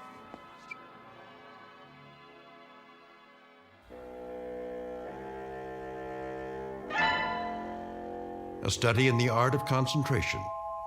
They say a picture is worth a great many words, especially a mental picture. Perhaps that's what just happened. Or perhaps it was a coincidence. One way or the other, our cast of characters will soon find out. Meet Mr. Ace Larson, owner of the Happy Days Diner on Route 15 on the way to Las Vegas, Nevada. He's a sawed-off runt of a man with equal measures of pugnacity and charm. His waitress, Kitty Cavanaugh, almost beautiful, but not quite, who's patient and loyal to a fault. And Jimbo Cobb, fry cook and right-hand man in the quest for the American dream. Whether that quest will become a reality depends on a bit more than luck, because this particular highway leads directly through the Twilight Zone. And now, The Twilight Zone and our story, The Prime Mover, starring David Eigenberg, with Stacy Keach as your narrator. That's better. Enjoy your meal? Yeah, it's great. Here's the check. Feel pretty good, huh? I do now. So do I. Kitty, give me a quarter. Oh, Ace. Come on, come on. Are you gonna play that one-armed bandit? Oh, yeah. She's ready to pay off. I can feel it. That'll be the day.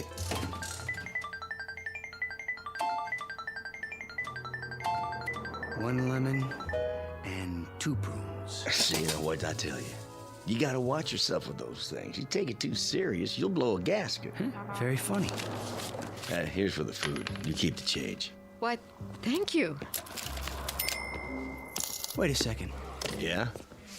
Flip you double or nothing for the meal. You sure like getting kicked around, don't you?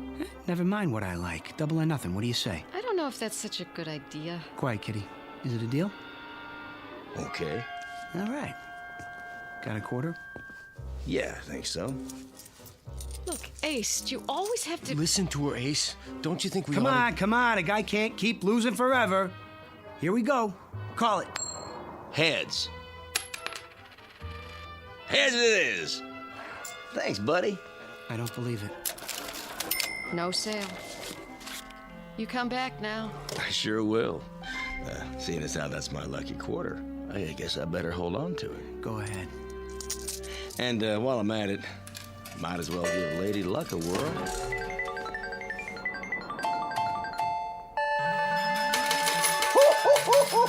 Jackpot! Just like that. Oh, hand me a paper bag, will you, sweetie? I'll take him to go. Sure.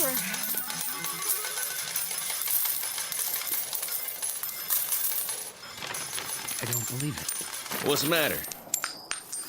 Would you mind hurrying up? Sure.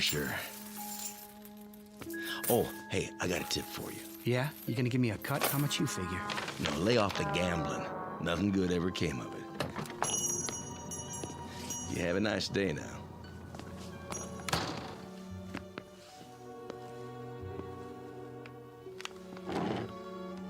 Easy, Ace. It ain't fair, Jimbo. It just ain't fair. Oh, don't take it so hard.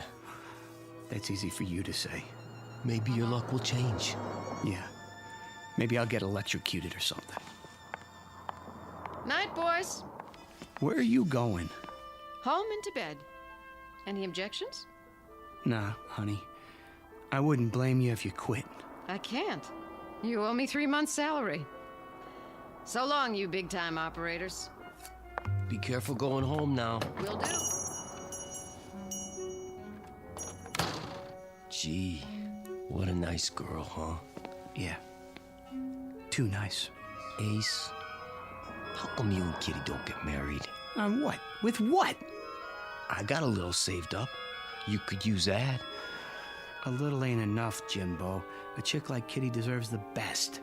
And the best comes high. Well, we could fix up the back room, make it real nice, just for now.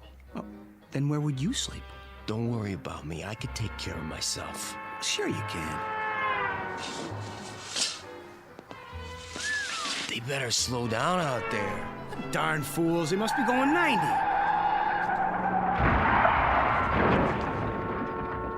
What in the... Jimbo, we gotta do something, quick!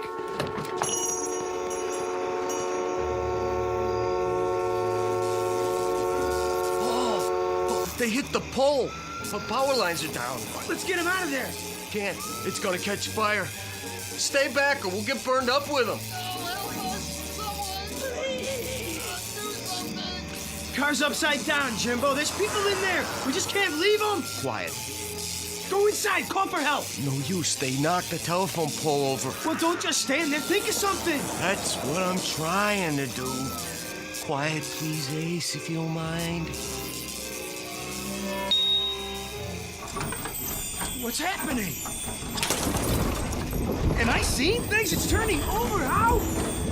Just a little farther. You're right side up now. Come on out. The door open. Just stay clear of those wires. Can you walk, honey? I think so. Come on, take my hand. Hurry up! Get clear! They're gonna make it.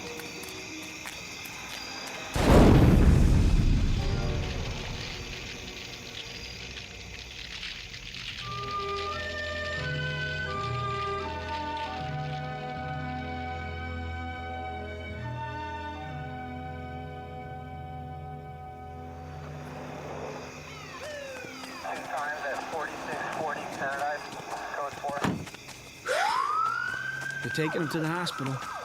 That's good.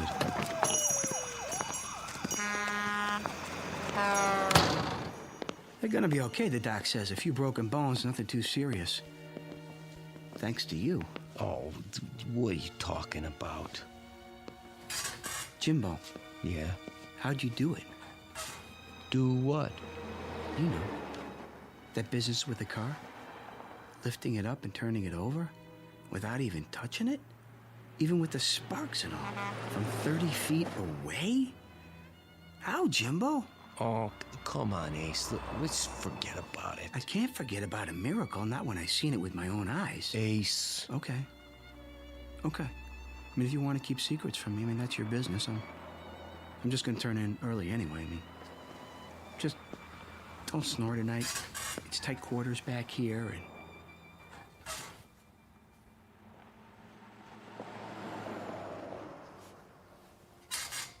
Ace. What? All right, I'll tell you. Yeah, it's up to you. I can't exactly explain it, Ace, but you see, I guess you might say it's a power I got. What kind of power? Well, it seems like I can move things around just by thinking. What? Oh, I know it sounds stupid, but it's true. I don't know how come. I can, that's all. Since when? Since always. You never told me about it. I never thought it was anything special. What?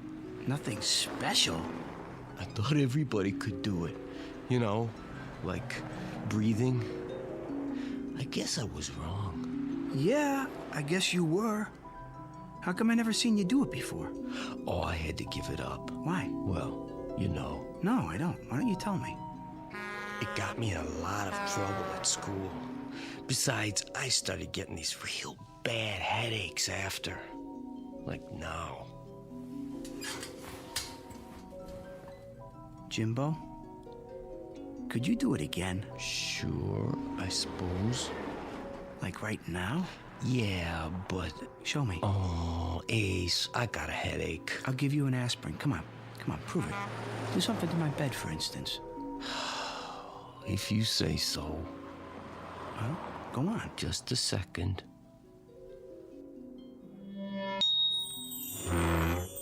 It's lifting up off the floor. I can see under it. Oh, sorry, Ace. I'm pretty tired. Jimbo, listen. Could you move something small, like a quarter, maybe? Oh, that's easy. Give me one, then. Here you go. Make it come up heads. Okay. Heads! That's not hard. How about, say, a pair of dice? Smaller the easier. Here, let's give it a try. What did you get? A 4 and a 2. Now, make it a 7. You did it! He did it! What's the joke? There's no joke. I just feel happy. What for? Oh, you big stupid jerk! See, 4 years working in this crummy joint, beating our brains out, and we could have been living like kings. We could? How? You'll see. Did they get the phone lines back up? Don't ask me. Who do you want to call? When I think of all the dough that we could have... Hello, kitty? Listen, baby. Hold on and listen, will you? Can you get packed and ready to go in 10 minutes? Never mind, I'll explain the whole thing later. Just pack your suitcase, you hear me? I'm bringing the car over. We're taking a little trip. You going somewhere, Ace? Come on, move. We ain't got all night. We? You bet we're going to Vegas!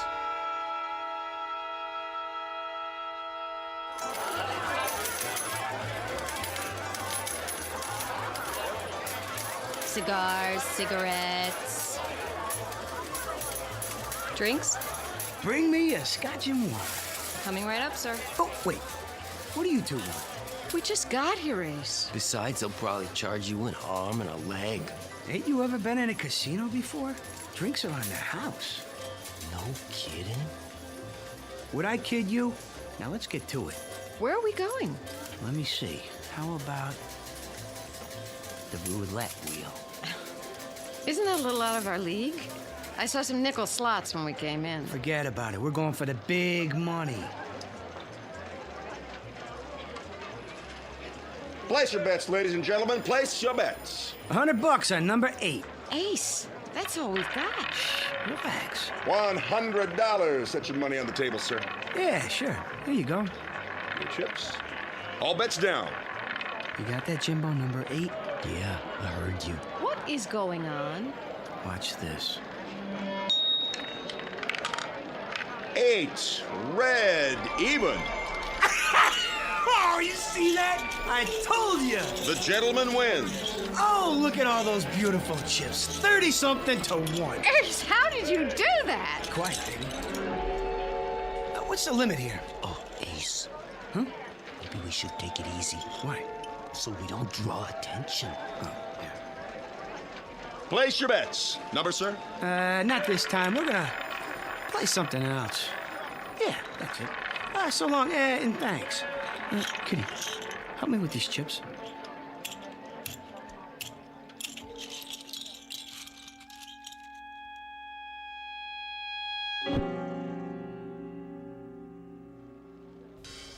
Seven craps, line away. Excuse me. Mind if we get in here? Be my guest. This table's cold as ice. It is, huh? Well, let's see if we can change that. New shooter. Dice, sir? Sure. I'll give it a shot. But you don't even know how to play craps. Quiet, kitty. Well, do you? I know plenty. You ain't seen nothing yet. New shooter coming out. Here we go. Hey, Jimbo, where are you? Right here, Ace. Hey, good. That's good. Just a minute, sir. What's the matter? You need to have a bet down.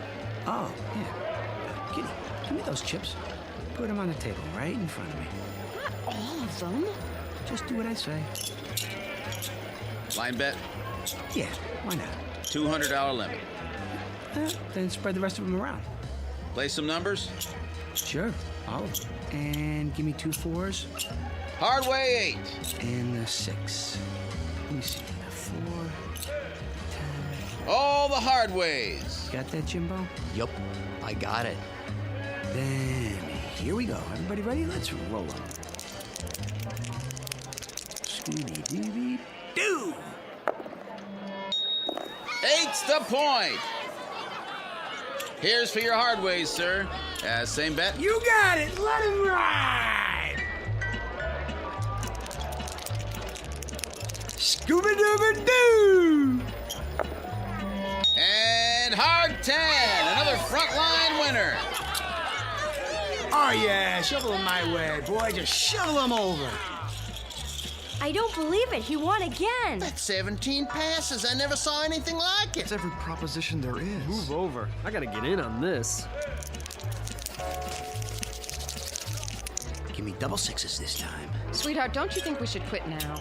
Quit? What are you talking about? But your luck's bound to change. No chance. Jimbo and I got a system worked out, don't we, Jimbo, huh? Ace. Hey, what's the horn bet? I ain't played that yet. Ace, I gotta take a break. Are you out of your mind? We're just getting started. I gotta. My head's killing me. It is? I'm not kidding. Okay, Jimbo. Okay. I wouldn't want you to burn out. Going to roll the dice, sir?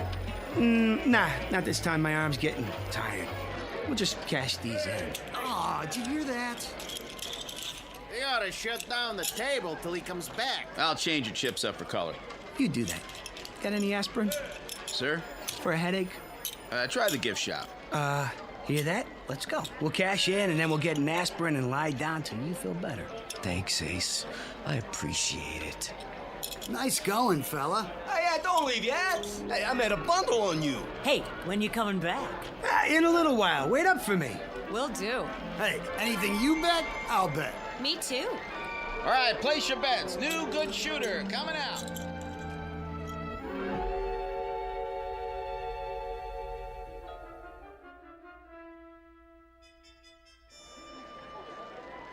$17,600, $7,000, $8,000, $9,000, $220,000.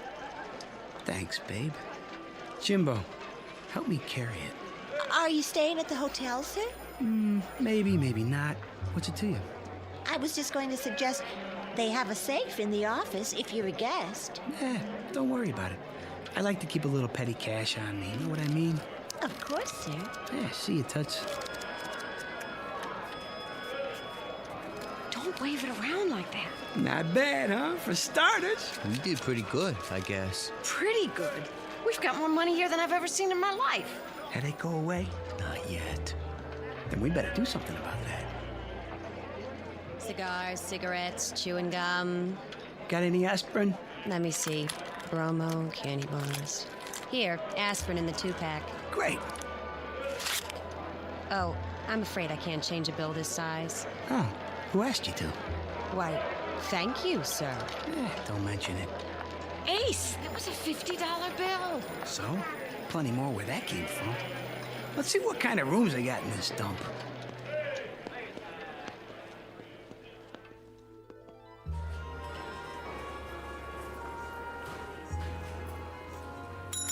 Hey, Jack, shake it up over here. We ain't got all night. May I help you? I don't know, can you? We were thinking about cooling our heels for a while. You got something nice like a suite? You know, real class. Our suites run $1,400 a night. There are some very nice motels off the strip. They might be more to your liking. We'll take the suite. I beg your pardon? The biggest one you got. That will be cash in advance? Sure. This enough? Yes, sir. Your name? Benjamin Franklin. All three of us. Yes, Mr. Franklin. Right away. Bellboy.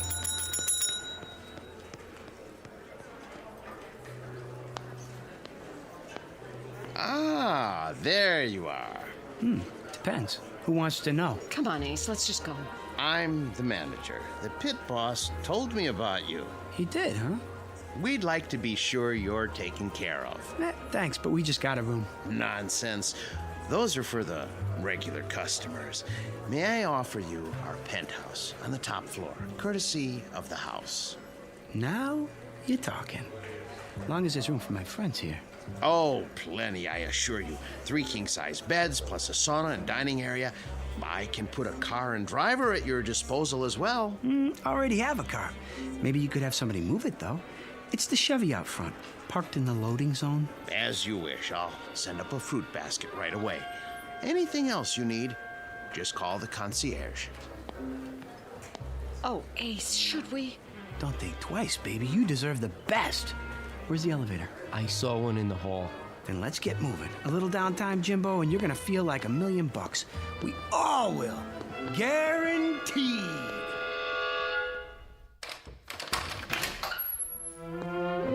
This is more like it, huh? It's beautiful. Is this all your luggage? Yeah. Here you go, Junior. Go buy yourself a pair of roller skates and pick me up some toothpaste, toothbrush, and all that jazz. This ought to cover it. Thanks.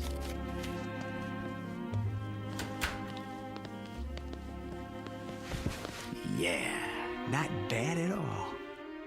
I'm tired, Ace. I gotta sleep. Nuts! We're gonna go do the town, have some real fun. We just got here. Ace, I can't go on doing it. Now look, don't you fold up on me. Your head'll be fine. It's cheating. Cheating's wrong, Ace. Jimbo, you're right. You mean it, Ace? We're gonna quit. Sure. We're gonna quit. What are you two talking about? You wouldn't understand it, baby. I mean it, Jimbo. After one more job, okay? Well, then it's all over. No more headaches. Huh? For me, just one more? Okay. One more time. Swell. You rest now. Tomorrow we'll fracture them. Come on, kitty. We're gonna tear this town apart. Ace, please. Let's go home. What, home? What are you thinking? This is our big chance. I don't want to take it. Ace, you've been lucky. You've won enough money to last the rest of our lives. Can't you leave well enough alone? It ain't well enough for me. Don't you get it? By tomorrow, I'll have enough to buy this state. Understand? Aceville, USA. You're sick. Honey, I've never been healthier in my life. In 24 hours, I'll be able to get you anything. Hey, where you going? Home. On the bus. Look me up when you're through playing Little Caesar.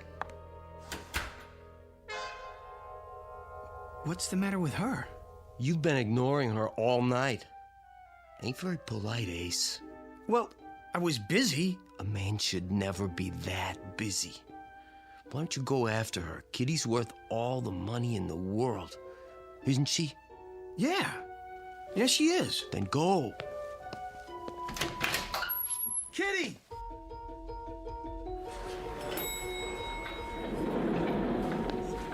Kitty? Kitty! Cigars, cigarettes. Oh, hi. Something wrong? No, nothing at all. It's. What's your name? Sheila. Sheila, how would you like to quit this crummy job and work for me? Doing what? Spending money. Well? Gosh, I don't know. Here's a little advance. Say, $1,000? When do I start? Right now. We'll have a ball. Everything all right here? I'd like to hire your cigarette girl for the evening. That be okay? Why, I suppose. This help you make up your mind?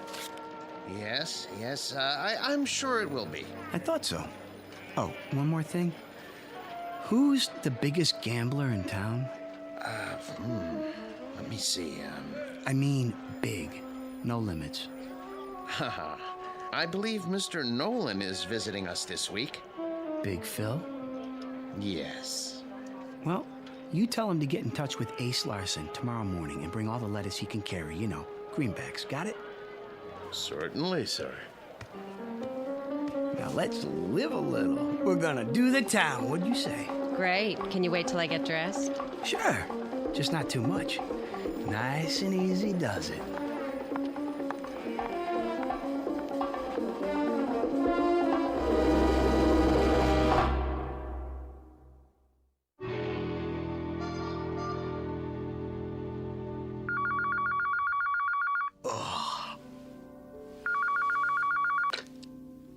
Hello? Yeah, he's here. Just a minute. Ace, you're wanted by the... Who's calling? Mr. Nolan? I'll tell him. Ace? Let me alone. Phone call, Ace. Mr. Nolan. Oh, yeah. No, I'll take it in here.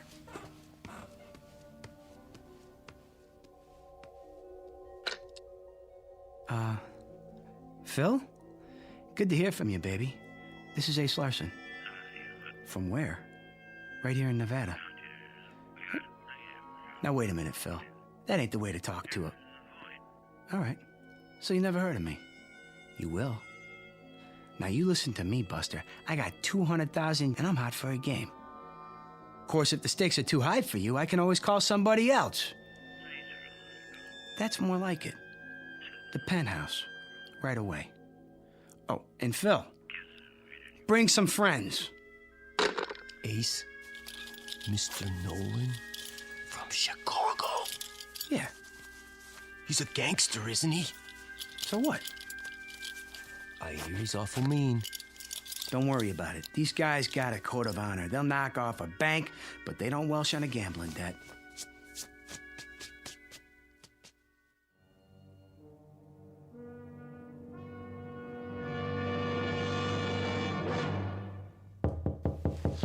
Get the door, Jimbo. Don't keep the gentleman waiting. You Larson? No, sir. My name's Cobb. Come on in, Phil. I'm Ace. Who are your friends? Let's see the stuff. Jimbo. Sure, Ace. I put it in the suitcase.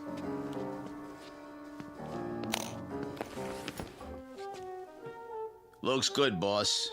You want I should count it? Go ahead. While you're doing that, I'm gonna order breakfast. Want some? Cup of coffee. You never gamble on a full stomach. Room service. This is Ace. Ace Larson. I want Larsen. Send up a big breakfast, the works, and some coffee. How about you boys? You want anything? They don't eat. That's it. And make it fast, or you're out of a job. All here, boss. Suppose we start off with, 10 big ones. 10 grand? What's the matter, too high for you? No, 10's fine. Yeah. First, let's take a look at your stuff. I don't play for peanut shrimp.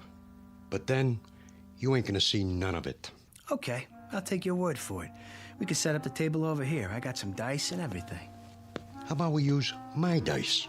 Be my guest. Jimbo, smooth out the tablecloth. Sure, Ace.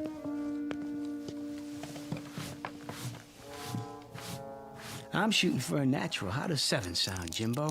Think I can make it? I'd say so. All right, then. Scooby-Dooby-Doo. And 7 it is. I guess that means I win. Huh, fellas? This time. One more. Shooting for an 11 this time. Yo. 11. 11. Let's see those dice. They okay, boss?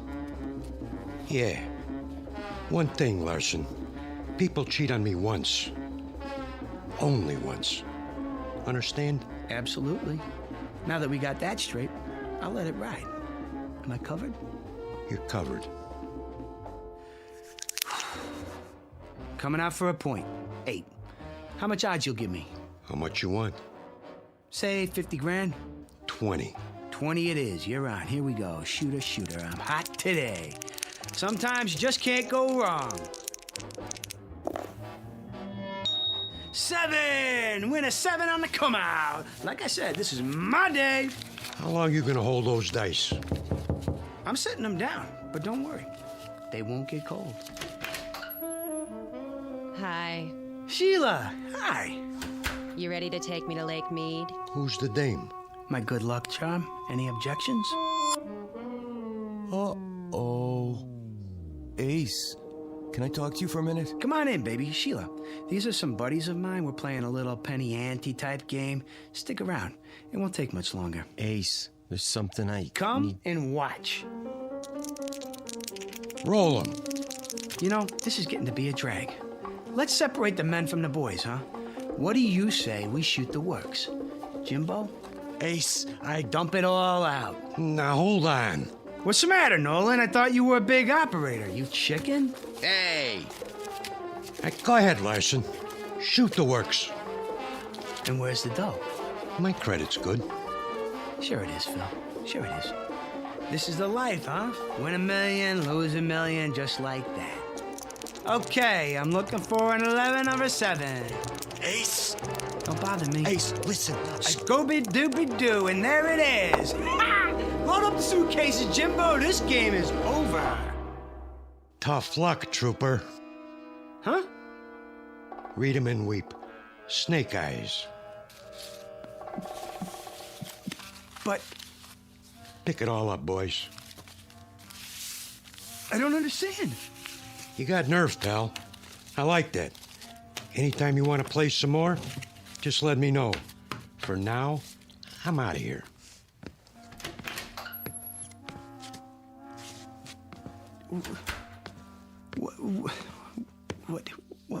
What happened? Sorry, Ace, but I was trying to tell you. I lost it. The power. I can't do it no more. Maybe I blew a fuse or something. You ain't mad at me, are you, Ace? I mean, I couldn't help it.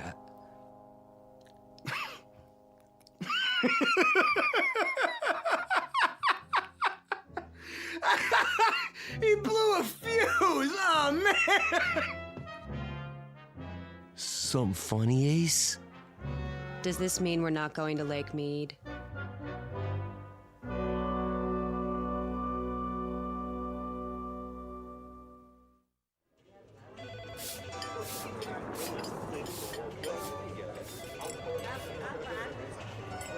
We did okay, Ace. Nice crowd for lunch. Hey, thanks for painting the sign, Jimbo. Don't mention it. These old slot machines sure are heavy. Yeah, you got your end? Yeah, I think so. Now push the dolly. I'll get the door. I guess that's it, Mr. Larson. Good riddance. It's not too late to stop them. What are you talking about? Who needs that hunk of junk anyway? You had it a long time. Too long. It's strictly for suckers. Let it rob somebody else for once. Go on, get it out of here!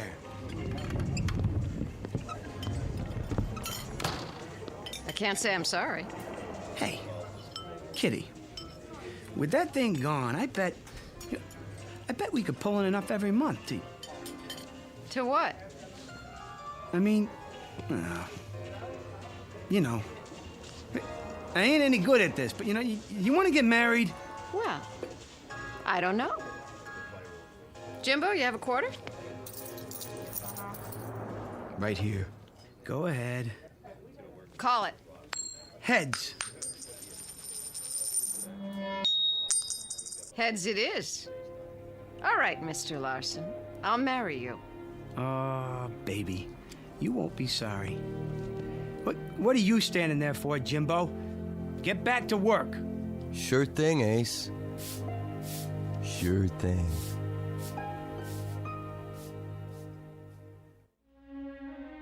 Some people possess talent, others are possessed by it. When that happens, the talent becomes a curse.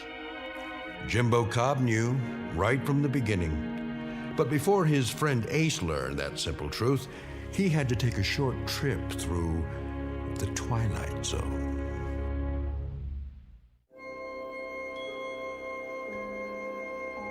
Hi, this is Carl Amari, producer of the Twilight Zone radio dramas. I'd like to take a moment to tell you about our official website at twilightzoneradio.com, where you'll get the latest news and information on these Twilight Zone radio dramas. Plus, at twilightzoneradio.com, you can digitally download 3 free episodes or any of our episodes for only $1.95 each. In this age of ever-changing technology, we've decided to make these episodes instantly available to you by making the Twilight Zone radio dramas a digital download-only series. This means that this series will no longer be offered on CD. The CD collections at our website are now being offered while supplies last at buy one, get one free. So be sure to get your favorites before they're sold out. Be sure to visit us often, and I'll see you in the zone.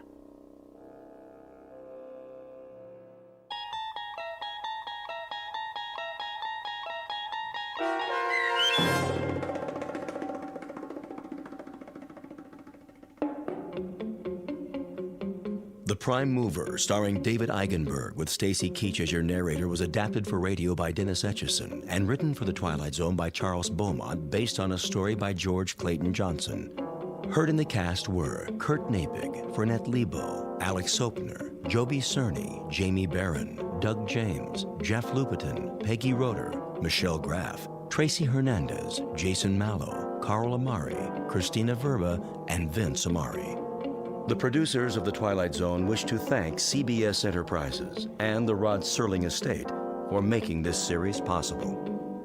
This copyrighted radio series is produced and directed by Carl Amari for Falcon Picture Group. Sound design and custom Foley effects for The Twilight Zone by Cerny American creatives Bob Benson, Craig Lee, Michael Slaybach, and Matt Sorrow. To learn more about the Twilight Zone radio dramas and to contact us, visit our official website at twilightzoneradio.com. Doug James speaking.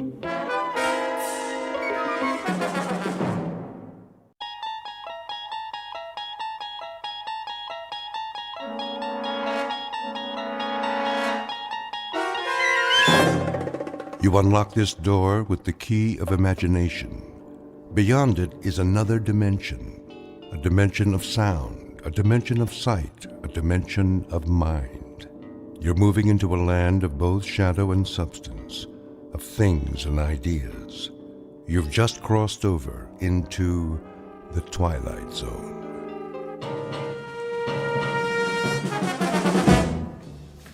Westbound monorail will be departing on track 10 in 3 minutes. Hurry. We can't miss the monorail. Make way! Coming through!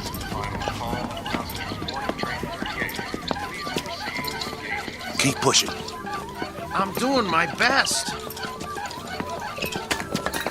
Ah, wait a minute. One of the wheels fell off again. Get it while I hold him up.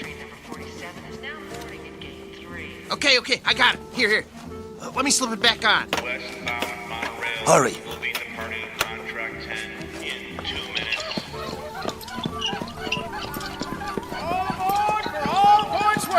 Excuse me, conductor. Yeah? Is this the monorail to Kansas? Sure is. Better get on board, though. But you know, you should have checked your cargo. This ain't cargo. It's a B-2. A what? A B-2. Whoa! What is that? Is that a man? Is he alive? That, sir, is a B-2 boxing robot. Wow. He sure looks real. Yeah, he looks even better in the ring when we activate him. Westbound monorail will be departing on track 10 in 1 minute. Conductor, we bought a ticket for him. Here you go. He's fighting tonight. We have to keep an eye on him so he doesn't get damaged. Well, he's got a ticket, so get him on board. We're pulling out. Sure thing. Okay, I got this end. Okay, ready? 1, 2, 3, lift. Come on. Oh, my goodness. How much does this guy weigh?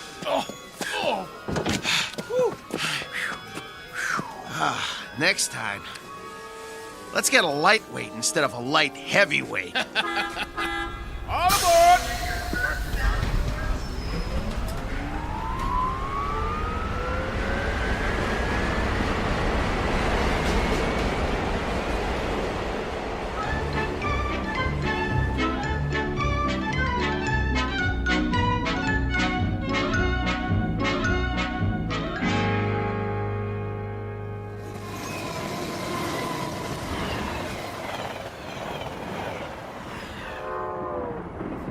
Ladies and gentlemen, kindly observe the no smoking sign and ensure that your seatbelts are securely fastened. Thank Well, you. here's our seats. C11 through 13. Let's sit him down in the window seat. He gets the window seat? Get him seated. Hey, you hear him squeaking? Not only is he saying he doesn't want the window seat, he's saying he doesn't want to sit down, period. He needs his silicone Teflonic joint lubricant changed. We'll pick up some as soon as we get paid. Well, first we gotta find some.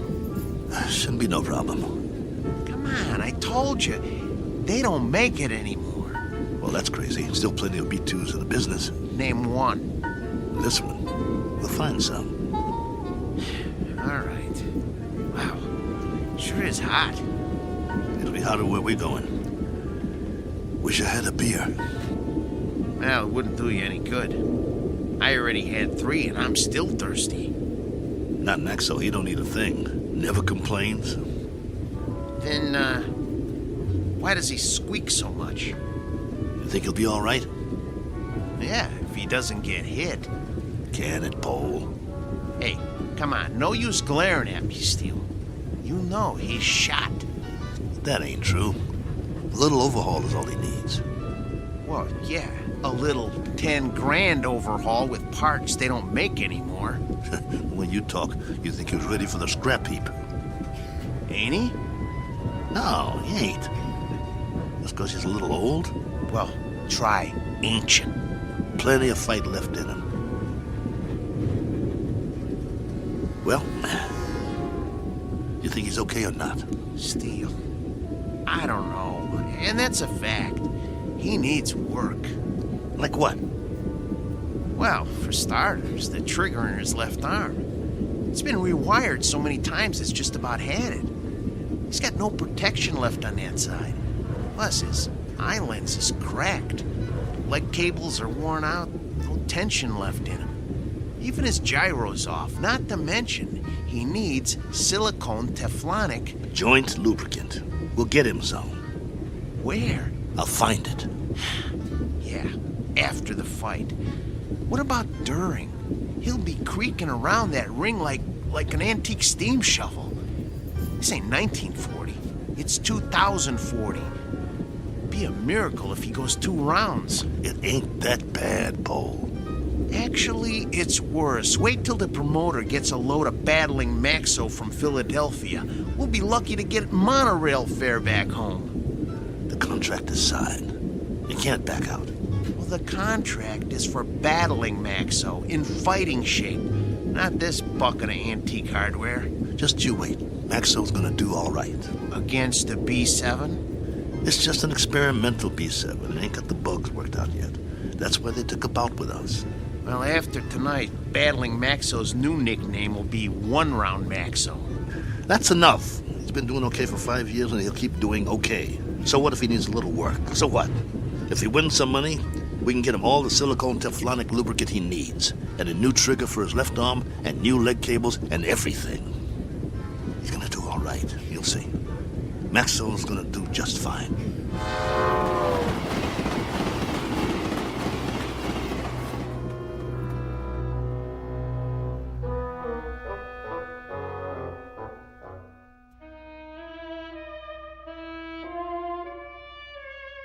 Sports item from the not-too-distant future.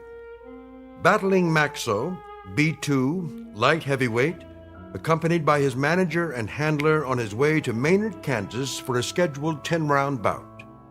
Battling Maxo is a robot, or to be exact, an android, resembling a human being. Only androids have been permitted in the ring since prize fighting was legally abolished. This is the story of that 10-round bout.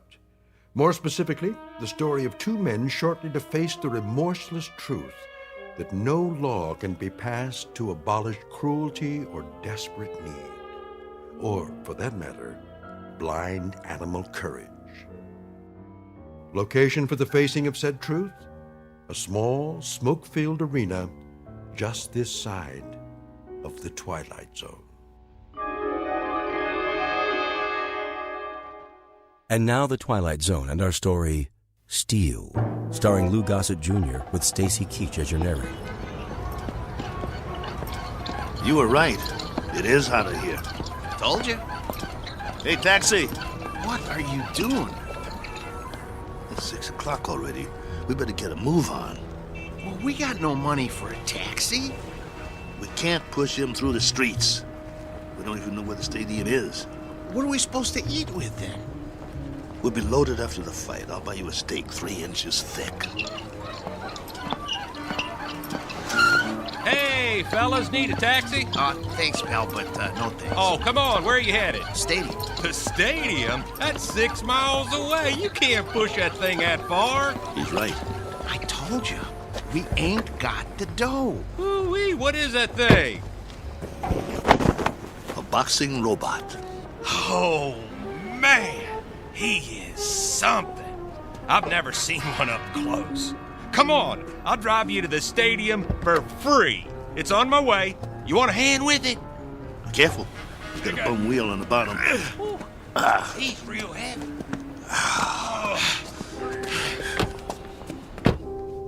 Oh boy, this is a real honor taking a fighter to the stadium. Well, thanks. Hey, which robot is that? This is Battling Maxo from Philly.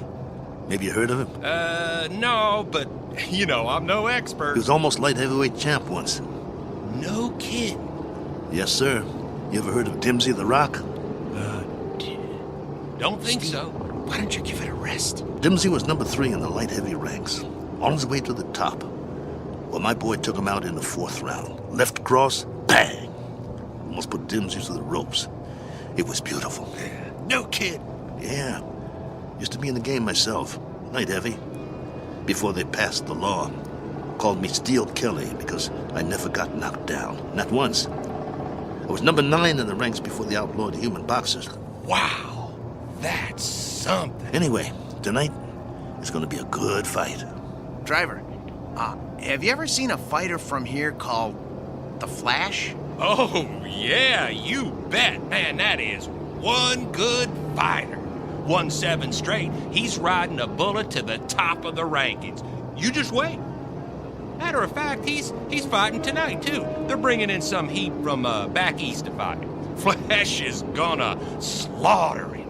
Oh, where'd you guys say you were from? Philly. Oh, man, you're not. We are. Oh, look, I didn't mean nothing. I didn't know. Skip it. Forget it, pal. Doesn't matter. You're right. Why don't you shut your trap for once? Look, fellas, I'm sorry. Well, you guys need anything else? Anything? Do you know where we can get some silicone Teflonic joint lubricant? Oh, do they still make that stuff? No, they don't. Just trying to be funny. They haven't made it in years. Hey, look! They got the fight card posted for tonight. You guys are the third fight out of 7. Woo! Your fighter must be pretty good. Oh, the Maynard Flash, B7 versus Battling Maxo, B2. You got a B2? Yeah. Well, at least you're not at the bottom of the card. We do have that going for us. Drop it, Paul. You'll see. You'll all see. It's nothing personal, Kelly. It's just the way it is. Well, it'd be a miracle if he wins. Hey, if he does, can I have his autograph? Sure thing. Thanks for the lift. Good luck, fellas. You're gonna need it. Steele, you know, Maxo's not programmed to sign autographs, right? I know. Let's roll him inside.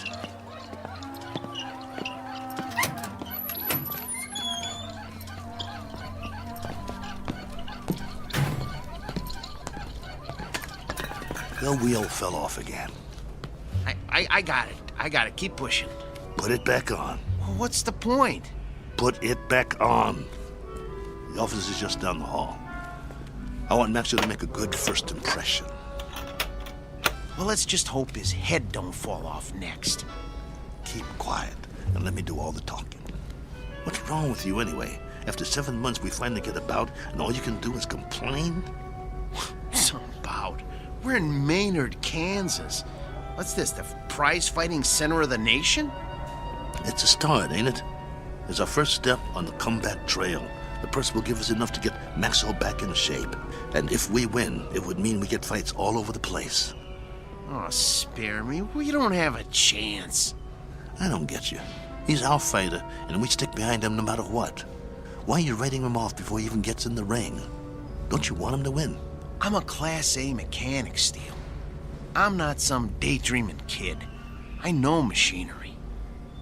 We got a piece of dead iron here. Technology always moves forward. We got a B2, not a B7. No way he's gonna win this fight. Shh, keep your voice down. It's simple engineering, that's all. Maxo will be lucky to get out of the ring with his head on. Bull! It's an experimental B7. It's probably full of bugs, full of them. They always are. That's why they take a first fight in the middle of nowhere.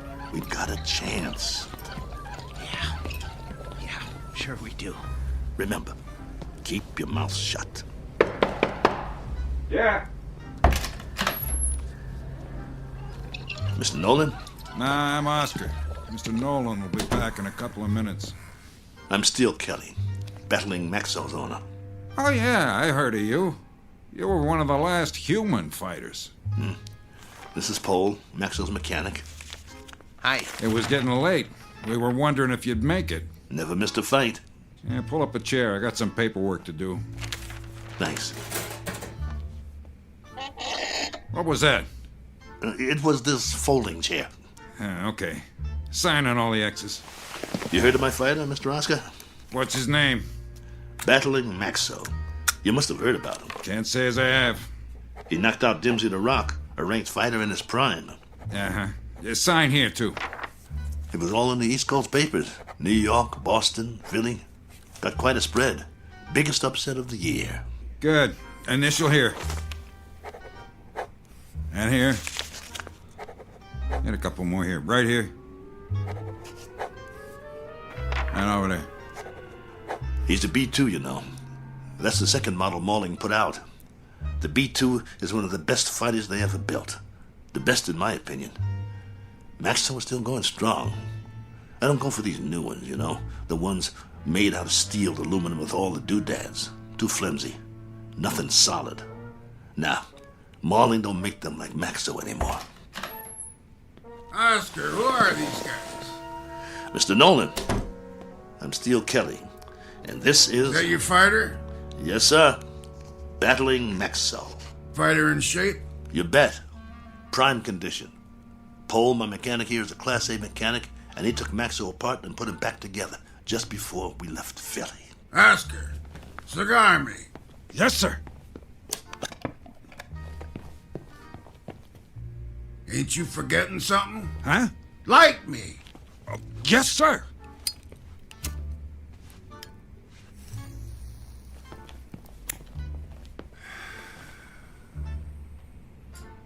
You know, Steele, you're lucky to get this bout. We ain't staged a bout with nothing less than a B4 in must be 2 years now. The fighter we had scheduled got run over by a truck in a loading dock at a stadium in Detroit.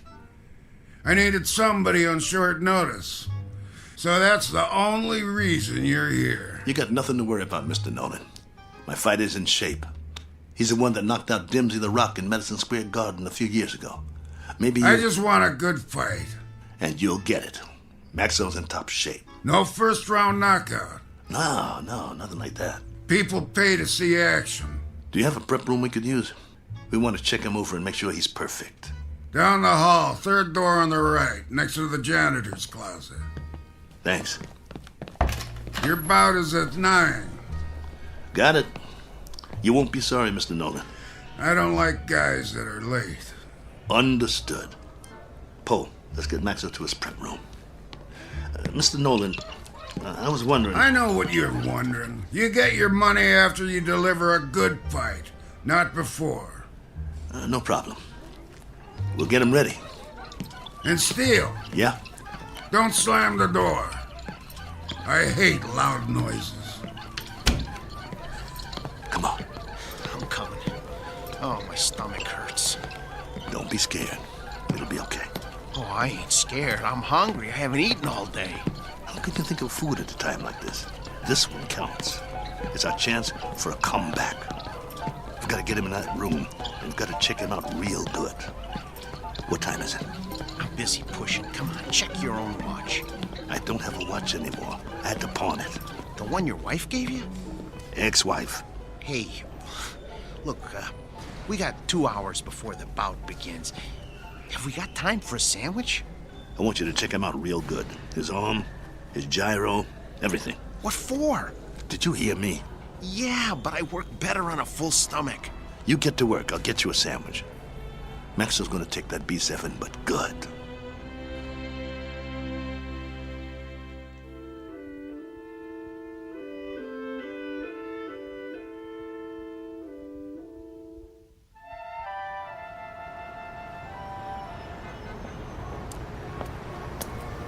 Excuse me, sir. Do you know where I can get a Philly cheesesteak? Try Philadelphia. Just kidding you. Oh, there's a nice little place around the corner, but I doubt they'll have something like that there. You new in town? Yeah. Where you from? Philly. Well, that figures. What brings you to town? I got a fighter in a third fight tonight. Really? Well, you must have one good fighter if you brought him halfway around the country for a fight. He's a great fighter. He's fighting an experimental B7. A B7 fighting a B6 could be interesting. He's not a B6. A 5 might stand a chance. He's better than a 5. He's a classic B2. A B2? Oh, well, I've never seen one of those, but I hear they're great bleeders. Good luck. Oh, by the way, at the diner, I recommend the roast beef on rye. Bloody rare.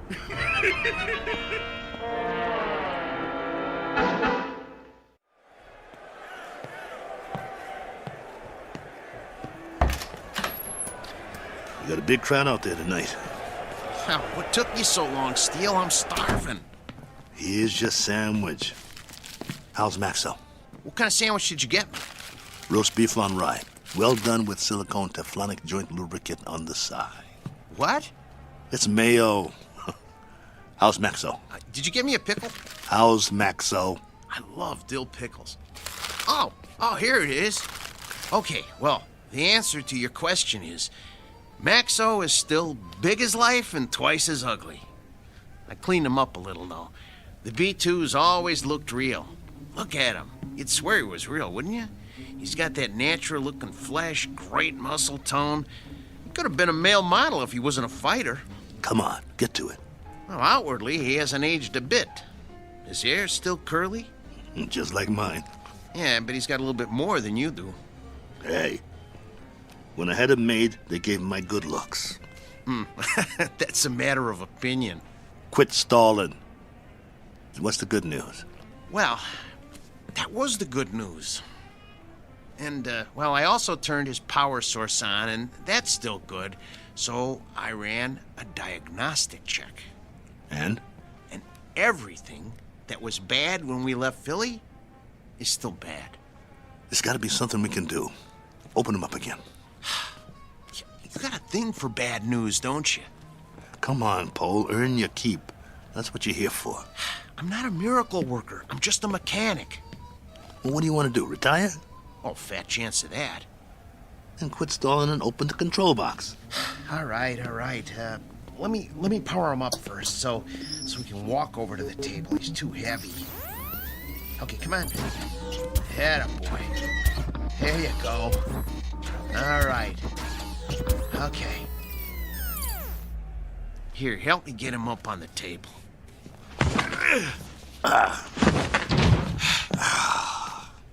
That's my boy. The doctor will see you now. Lift his arm.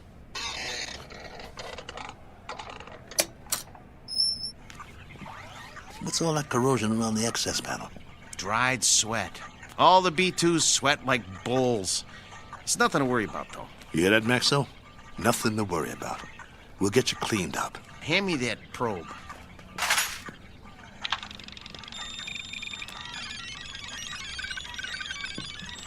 Well? Well, all electronic systems are functional. Huh. Well, I hope the circuit board doesn't blow. Why should it? Well, if you recall, he got knocked out of the ring in the last fight 8 months ago. It jarred all his electronic systems. The connections are all still operational, but, boy, I wish I had more time to manually double-check the connections. Well, you don't have time. Sometimes you just have to suck it up and have some faith in your fighter. All right, then. Okay.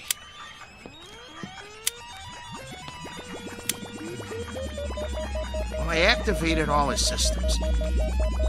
Keep your fingers crossed and just hope nothing blows.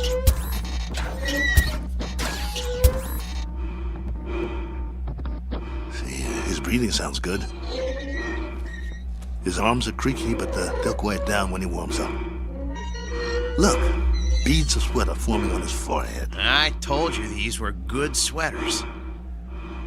Can you hear me, Max? Relax, boy. Let him warm up good, Paul. I'll tell you, the mechanical part is what worries me. I need to check his reflexes. Look, Steele, go put on the gloves, will you? Let's see if he can zero in on you, okay? Maxo, get your legs loosened up. Move around a little. Loosen up your jab, big boy. Don't rush him. If it don't work now, it won't work in the ring. All right. Just enough to check the jab. Set his controls so he doesn't counterpunch. Good idea. Okay, hold still, Maxo. This won't hurt a bit. Okay. That's as low as it'll go. I don't think his systems like it, though. You know, if that cracked eye quits, he'll be very vulnerable. Look, Steele, start circling him and see if he can follow you. Come on, Nexo. Look at me. I'm moving in.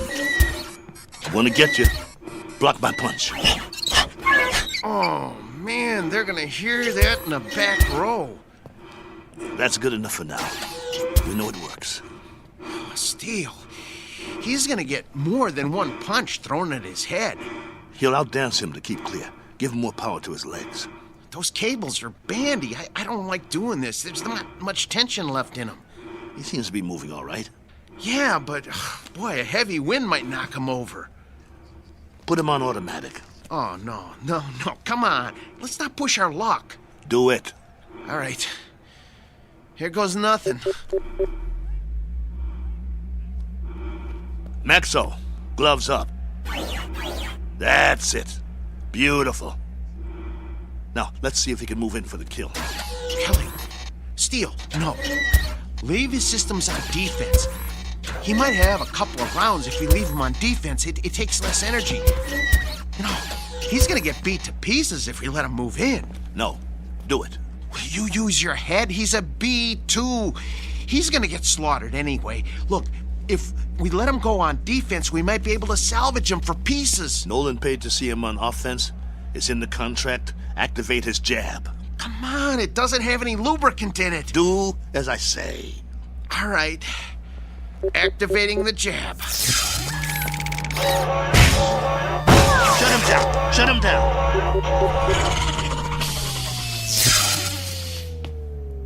What did you do? What did I do?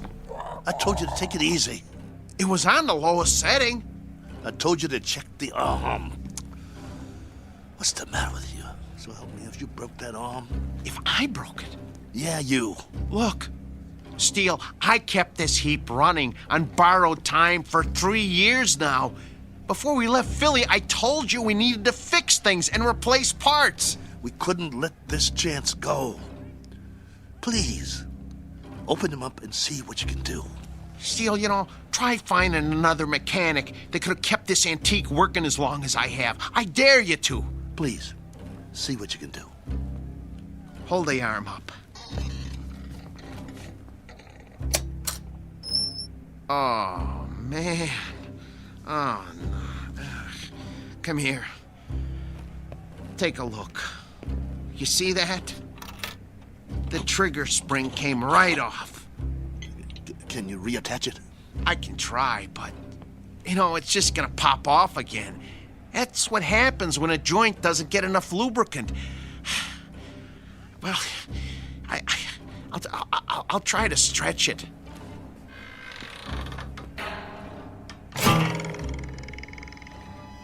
Oh, nuts.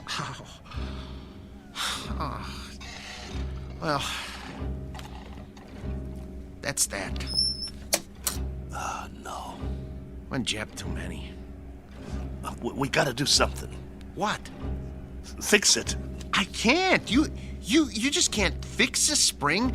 Once it can't spring, it ain't a spring no more. I told you it was getting ready to break, and to get a new one last year. He's got to be fixed if he's going out there, and he has to go out there. They fronted me the monorail fare. Steele, he needs a new spring. Nothing else will work. Well, can't you get another spring? Where? They don't make them anymore. It's a special spring. I can't just take one off a washing machine or something. Quiet. Yeah? 10 minutes. Something wrong? Oscar, can you make out about the one after the next one? Mr. Nolan does not make changes. We just need a little bit more time to make some last-minute adjustments. Sorry, pal, no can do. We want him tip-top, don't you? Nolan's got you on next. What's the difference? Third? Second? It's all the same, right? Second's the semi-main. That ain't for a B2. Maybe some B2s, but this one... They want to see a fight, not an execution. But I'm telling you... 10 minutes or you're out of here. Be a shame after coming all this way. Right, boys? Right. Well, then, I guess that means... We'll have to hurry. You heard the man? I heard him, but it's over. We're finished. No, we're not. There must be a way. What? Sell them for scrap and get a couple of monorail tickets? We hung in there as long as we could, but this is it. I have to hand it to you, Steele. You wouldn't give up. Quiet. I'm thinking. There is one way. It just might work. What might work? If they don't watch the fights. Who? Nolan and Oscar. Maybe they don't even come out of their office. What are you talking about? Oh, no. Oh, no. Oh, no, no, no, no, no, no, no. No, you can't do this. Get the trunks and robe of Maxwell. I'll change my clothes. Steele, you are out of your mind. You can't go into a ring against a B7. I used to be pretty good. I can get through a couple of rounds. Just bob and weave, throw a punch every once in a while. You'll get killed. You heard that, Tub. We deliver a fight or we don't get paid. Steele, come on. You're never gonna get away with this. They won't let you. Who's gonna stop me? You can't make them think you're... Steele, for God's sake. I can if you help me. Nobody here knows what Maxwell looks like. If Nolan and the other guys don't watch the bout, we'll be all right. Steele. The crowd won't have a clue. B2 sweat, bleed, and bruise just like the new ones. Give me the boots. Look, I got an idea. You know what I can do? I can wire my sister. She'll send us the dough to get us back east. Tape up my hands. Steele? Steele. I got another idea. Wait. Look, hold still. I know a guy in Philly who wants to sell a B5 cheap. We could hustle up the cash and, Concentrate on wrapping my hands. If you don't take them right, I could break them on the first punch. Steele, this is suicide. It's a B7 out there. Don't you get it? It's a B7. You're gonna get mangled. Quit talking. I gotta do this. Hurry up. There's no more time, Paul. Put the gloves on me. Oh, I don't want to do this. Please don't do this. Look, let me go into the office and let me talk to them. Maybe they'll understand. No, they won't understand. So you're not going anywhere. You're gonna stay right here and lace up my gloves. Ow! You'll help me or I'll beat your brains out on this wall. But you're gonna get killed, Steele. Then I'll get killed. Better me than you, right? I got us in this mess. I'll get us out of it. Get the heap out of there! You heard the boss. Lace my gloves up tight. We gotta fight.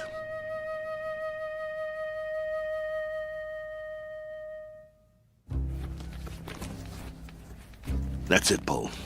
Tie him off tight. Oh, you really want to go through with this? Yes. Let's go. How do I look? Like a broken down old fighter. So I'll pass for a B2? That's what I said. You look like a broken down old fighter. Here. Let me put a towel around your neck. Pull up the hood on my robe, too. I'll keep my head down so they can't see my face. You better do that in the ring, too. Let's go.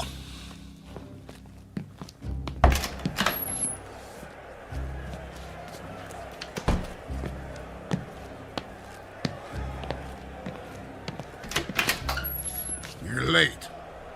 Just gamesmanship, Mr. Nolan. Making a late entrance, trying to get Maxo the edge. Just like the old days, huh? Maybe I underestimated you guys. Nice robe. It's old school, you know? Genuine satin. No more stalling. I got a full house out there. Right. Come on, Maxo. Let's show him what you can do. Hey! What? Where's that... What's his name?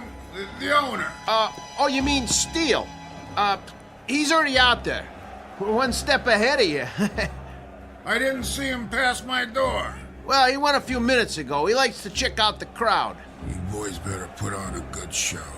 Yes, sir. Let me know when we get to the stairs. I got sweat in my eyes. I should have told him. If you had, I'd killed you. Okay, first step. Careful, Steele. Grab my waist. Wipe my eyes. Can't see my feet. Geez, Steele. You're already sweating like a pig. You'll have to towel me off between rounds, just like a real B2. Between what rounds? You won't last long. Whose side are you on? Steele, you're not up against some punch-drunk fighter. You're up against a machine. I said shut up. You're not gonna get away with it, though. They ain't seen a B2 in years. Nolan said so. Steele, you're never gonna pull this off. This is your last chance. Just get me to the ring.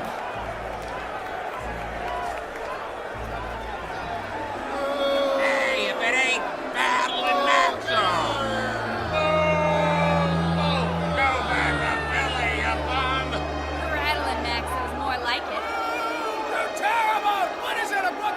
Okay, Steele, here's the ring. 2 steps to the apron. I can see them. Okay, I'm gonna pull the ropes apart. Hey, send him back to the junkyard! Ladies and gentlemen, the next contest of the evening, a 10-round light heavyweight bout featuring out of Philadelphia, the B2 Battling Maxo.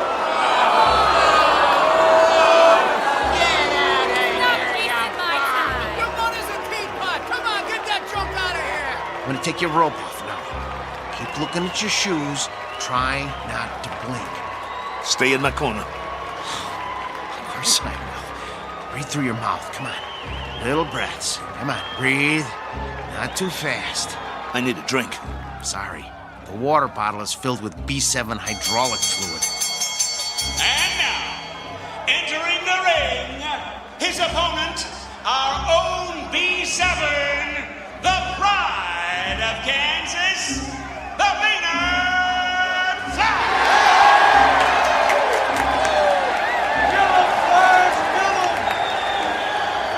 What's he doing?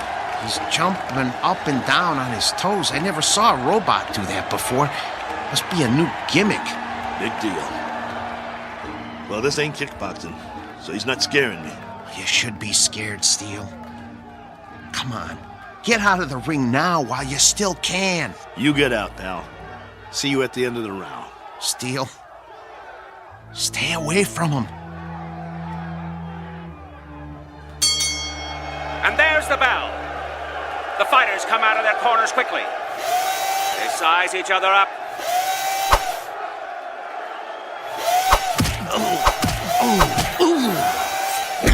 Oh, the Flash landed a vicious right. And another. And another. Come on, get away from him. Get away from him. Maxo backs away. Come on, I got money on this fight! Come on, I can take it. The Flash is the aggressor. He backs Maxo into the ropes. Hey, no holding. Get your B2 off the ropes. See how you like this? Bring it, you bum. I can take it. There's thunder in those punches. Your mother's scrap metal. Maxo backpedals. The Flash swings wildly. If he lands one of those, he'll take Maxo's head off. The Flash is coming in for the kill. That one was lethal. Stop the fight. Come on, somebody stop it. Stop it. Maxo is down. It's over. It's over. It's over. Come on, stay down. It's over. Just get me up. I've never been knocked down. I'm Steele Kelly. In the time of 1 minute and 22 seconds of the first round, your winner, the Maynard Flash! That's it. Haul him out of here.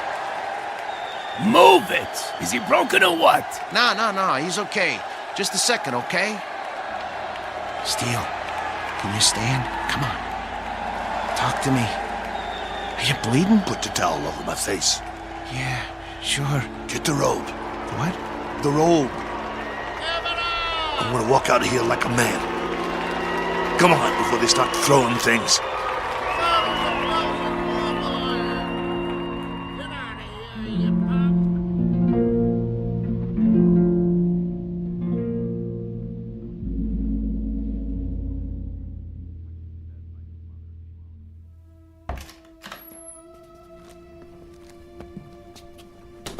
Come on.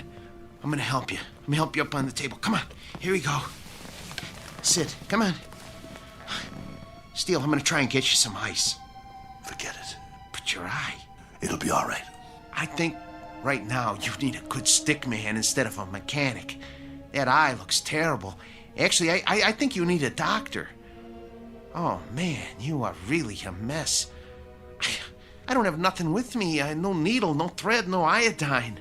That's not what I need. All I got is a couple of Maxo shop rags. Well, maybe we can stop the bleeding with them. Go. What? Where? Go get the money. But I can't leave you now. All right. Look, but just lie down. don't even try to move, okay? I'll be right back.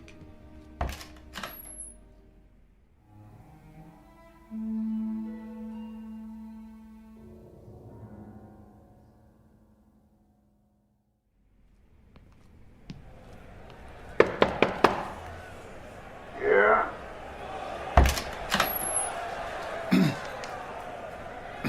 Mr. Nolan? Over that quick, huh? Yeah, I guess. Maxo did the best he could, though, Mr. Nolan. Your strategy didn't work. Did you really think arriving in the ring late would upset a robot? Well, you never know. But that B7, it must have been tweaked or something. I never saw anything like that. Me neither, and I hope I never do again. Get your boy and clear out. Yeah, we will. Only first. You heard the boss. Well, you see, my boss Hiding out, huh? Don't even want to show his face. Something like that. Come here. What? Mr. Nolan says you should come over to the desk. Okay. I want you to deliver something to your boss. Yeah? Piece of advice. Can you handle that? Yes. Now listen real close.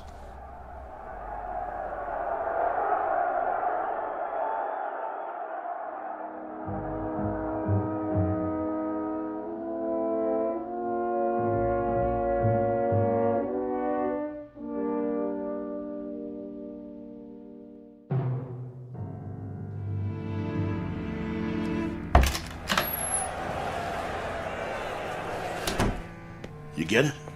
Steele. Well? Here. This all he gave you? Where's the rest? Well, that's what he gave me. This is just enough for monorail fare back to Philly. Well, he said he wouldn't pay for a one-rounder. What do you mean? Come on, take it easy. No. Here, let me see your hand. Oh, man. Did you break your wrist? He can't do that. Steele, that's it. He's got a bunch of thugs in that room now. I'll go in there. You can't. If he sees you, he'll know what you done. But the contract says... I'm supposed to deliver a message to you, too. He said to tell you. You're lucky he doesn't run us out of town on a monorail. And if you ever show your face in town again, he said you won't be so lucky the next time. Help me up. Just stay seated. I'll get you a drink of water. I don't need water. That's all there is. Look, we gotta get that wrist set. I can make you a sling. For now, just try not to move it. We'll go back by bus. By bus? Come on, you're not listening to me. Look, just hold still. If we go by bus, we'll save money.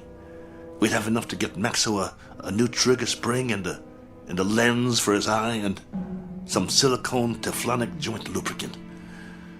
He'll be good as new again. All right, Steele. Anything you say. Then we'll be all set. Maxo will be in shape again, and we can get us some decent bouts. That's all he needs. A little work, huh? That'll shape him up. We'll show him what a top B2 can do. Old Maxo will show him. He'll show everybody. Right? Right? Sure, Steele. Sure. Now let's get out of here. Take it slow. I can walk. I know you can. You're a tough guy. But put your hand on my shoulder. That's it. Don't worry about Max. I can pull.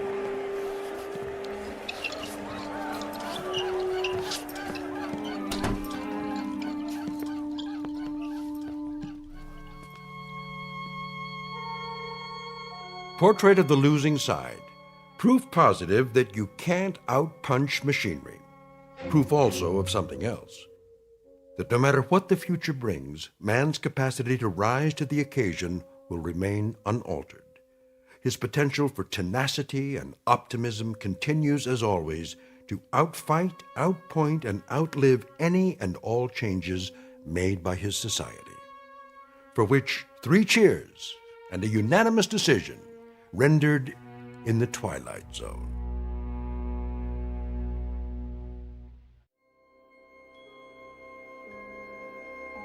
Hi, this is Carl Amari, producer of the Twilight Zone radio dramas. I'd like to take a moment to tell you about our official website at twilightzoneradio.com, where you'll get the latest news and information on these Twilight Zone radio dramas. Plus, at twilightzoneradio.com, you can digitally download 3 free episodes or any of our episodes for only $1.95 each. In this age of ever-changing technology, we've decided to make these episodes instantly available to you by making the Twilight Zone radio dramas a digital download-only series. This means that this series will no longer be offered on CD. The CD collections at our website are now being offered while supplies last at buy one, get one free. So be sure to get your favorites before they're sold out. Be sure to visit us often, and I'll see you in the zone.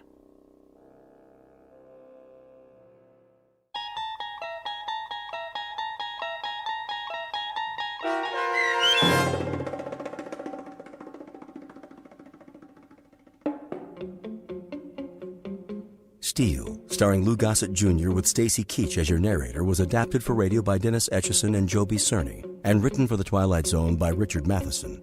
Heard in the cast were Joby Cerny, Danny Goldring, Rich Komenich, Sam Darrence, Pat Fraley, Tim DiDabo, and Jennifer Joy.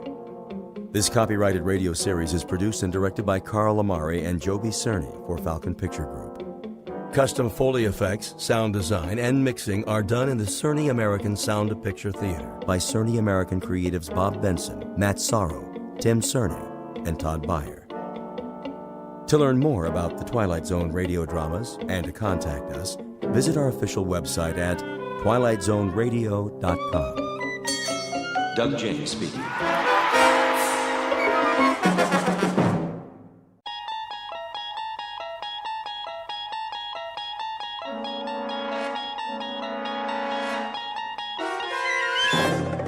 You unlock this door with the key of imagination. Beyond it is another dimension, a dimension of sound, a dimension of sight, a dimension of mind. You're moving into a land of both shadow and substance, of things and ideas. You've just crossed over into the Twilight Zone.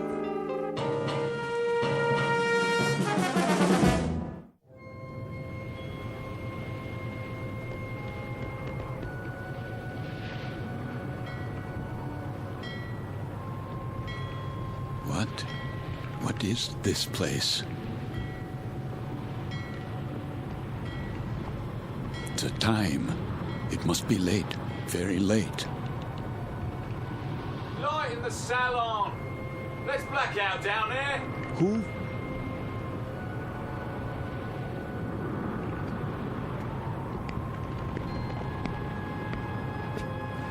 Forgive me, sir. Yes? Are you addressing me? Begging your pardon, but they'll be finished serving dinner soon. They? The galley crew, sir.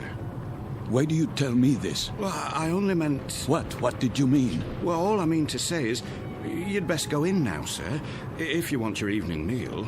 My meal? The salon will be closing in a few more minutes. Oh, yes, of course. In the salon. Is that what you call it? Yes, sir. It's very dark out here. Would you like to follow me? Follow? The lights, you see. From now on, I'll have to switch them off when we open the door to the deck, and then on again. You understand, sir? Because of the blackout. The blackout? Yes. This way, sir. Are you all right? Why wouldn't I be? Is something wrong with my appearance? Why, no, sir. It's only that... Is this your first time? My what? Your first passage. It can take a bit of getting used to. Sea legs and all that. I'm quite used to being at sea. Thank you. I was just... Yes, sir? Listening. To the engines? Don't worry, sir. The diesels were checked thoroughly before we left port. And Captain Willoughby's top drawer. He'll get us there safe and sound, you can be sure of that. No, not the engines. What then? I was listening to the water. The cold ocean water out there. And the night.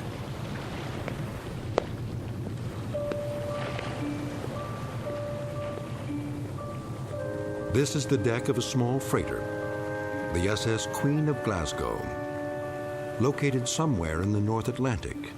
Her registry, British. Gross tonnage, 5,000. Age, indeterminate. At this moment, she is 1 day out of Liverpool, her destination, New York.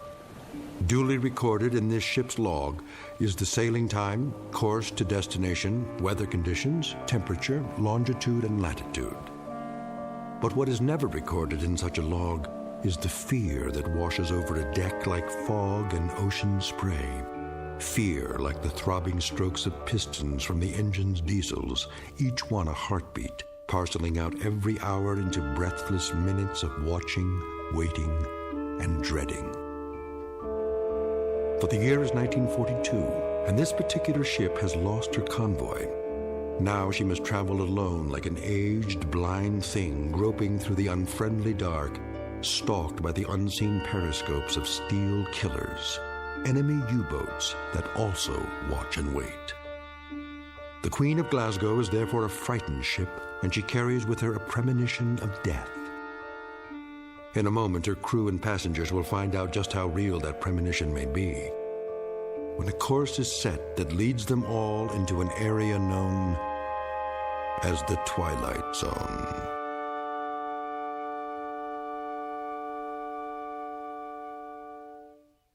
And now, The Twilight Zone and our story, Judgment Night, starring Chelsea Ross, with Stacy Keach as your narrator.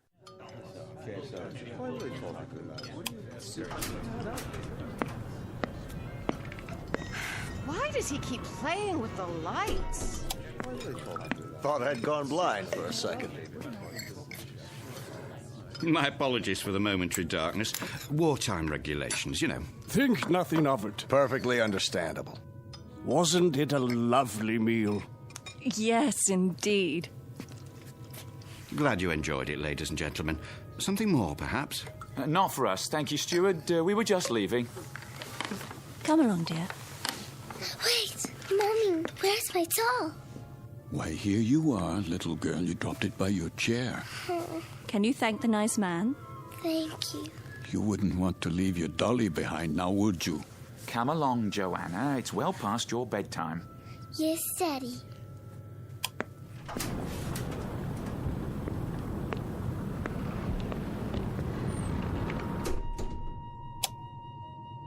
Who's this? Mr. I'm afraid I didn't get the gentleman's name. You are... Forgive me, I'm... Lancer. What's that? Aren't you Lancer? Oh, yes. I'm Jerry Potter. We looked for you at dinner. I was detained. I... Saw your name on the purser's list. We were wondering where you were. You were? Will you join us? Oh, no, that's not necessary. There are 3 other tables. 3 empty tables? I'm really not very hungry. Well, the captain wasn't able to join us tonight, so there's plenty of room. Come on over, I insist. Very well. Coffee, sir? Yes. Thank you. I believe I would like some coffee. Here's your seat, Mr. Lancer. The more the merrier, I always say. The coiner of phrases. We could do with a bit of merriment. Let me help you, sir. I'll get the coffee. Wait. Do I know you from somewhere? I don't think so, sir. But your face, I'm sure. It might well be. I've travelled this line for a number of years. Perhaps it was on another ship before the war. Before the war? Seems like a long time ago, doesn't it, sir? Are you quite certain about the food? What? The cook can still prepare something. No, I don't have much of an appetite.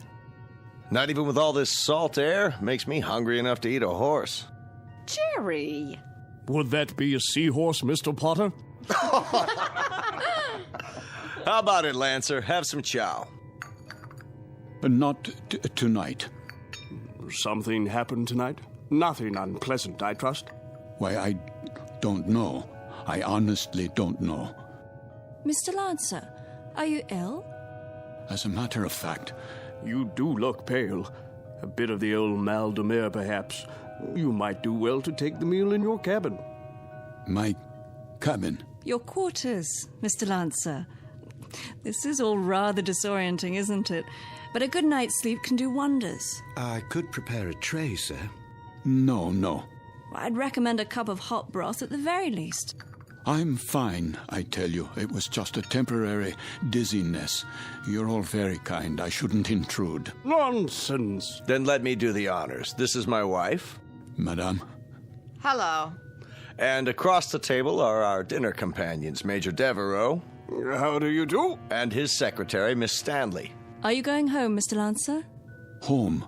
Or away from home? Why, I'm heading away from home. We are as well, I'm afraid.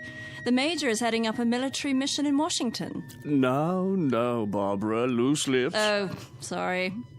I was just telling them that I took this trip once before, when my wife was alive. Spring of 38.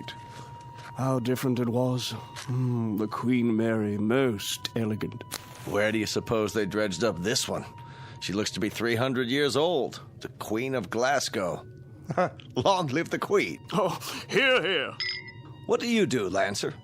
Me? When I saw your name on the list, I tried to figure out what you'd look like. It's a game I play. Try to connect a face with a name. I thought you were probably an old language professor from Oxford or something. A regular barrel of laughs. Well, I'm... There goes the light again. Well, good evening, Captain Willoughby. No, please. Remain seated. I don't have much time. I thought I'd just stop for a cup of tea and say hello to those who are still here. Don't worry on our account. I'll get you tea, sir. Thank you, steward. We did miss you, though, Captain. I must apologize. We have a miserable fog out there. No kidding. And I thought I'd best take my meal on the bridge. And the rest of the convoy, Captain, are they in sight? They'd have to be 3 feet off the bow to be in sight, Major. That fog is quite thick. Oh, dear. However, we do hope to have some sort of contact by tomorrow. But I wouldn't worry.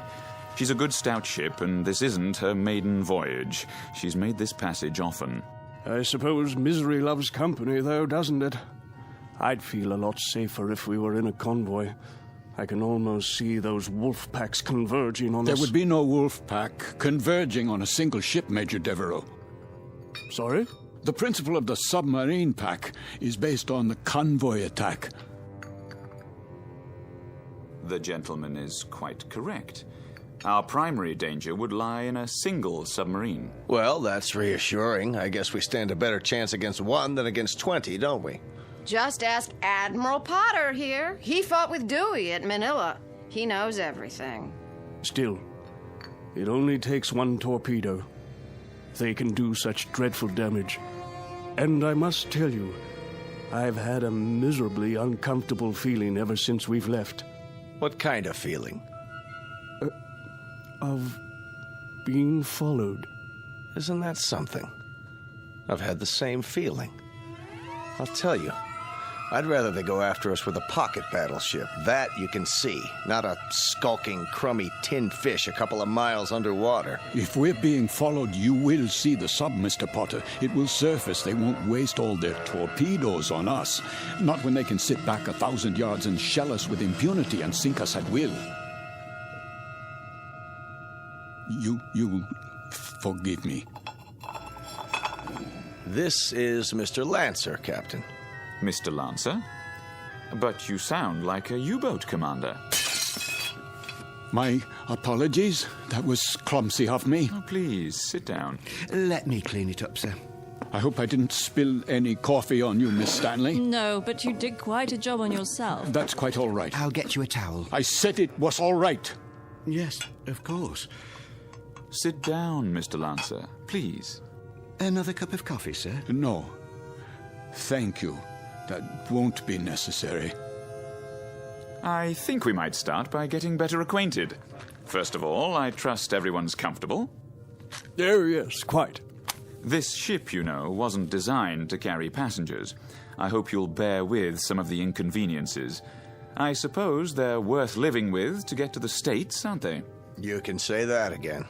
Mr. Potter, I understand you're with the American government. War Production Board. And where is your home, Mrs. Potter? Good old Chicago. Windy City. Oh, how interesting. I do hope to travel farther west one day. I tell you, I'll be mighty glad to see it again, wind or no wind. And you, Mr. Lancer? Yes?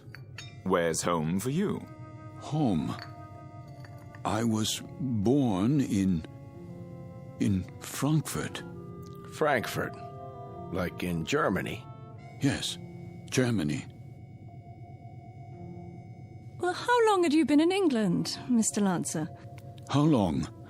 Not very long, not long at all. Please accept my apologies. I think I'll go to my quarters now. Too bad. I was hoping we'd get a poker game going. Whoop-de-doo. Perhaps another time.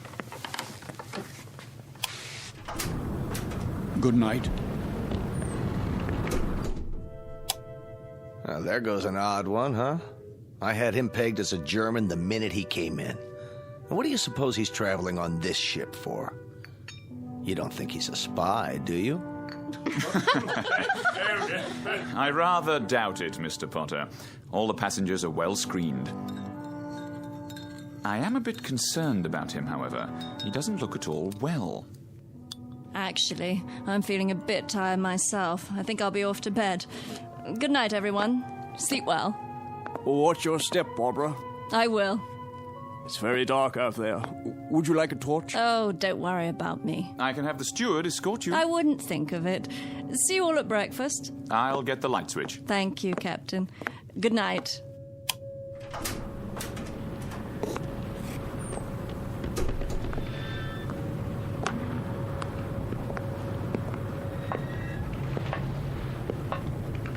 Hello? Is someone there?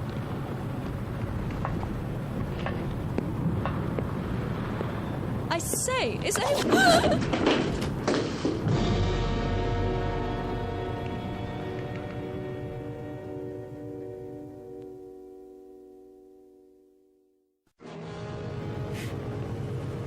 Who's there? Watch your step, Miss Stanley. Oh, Mr. Lancer. The stairs are quite slippery from the fog. So I see. I was afraid you'd lose your footing. Thank you for your help. The fog can be treacherous at sea. And it carries quite a chill, doesn't it? Yes. Yes, it does. It's best to stay off the deck at night. Why are you here, Mr. Lancer? What? I thought you'd be in your cabin. I'm still a bit unsettled. Not quite ready to sleep yet. Miss Stanley? Yes. May I ask a question? Please. Have we met before? I don't think so. Why? You'll forgive me, but you look so familiar. They all did, for that matter.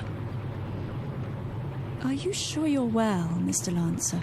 Yes, I seem to be. It's just this feeling.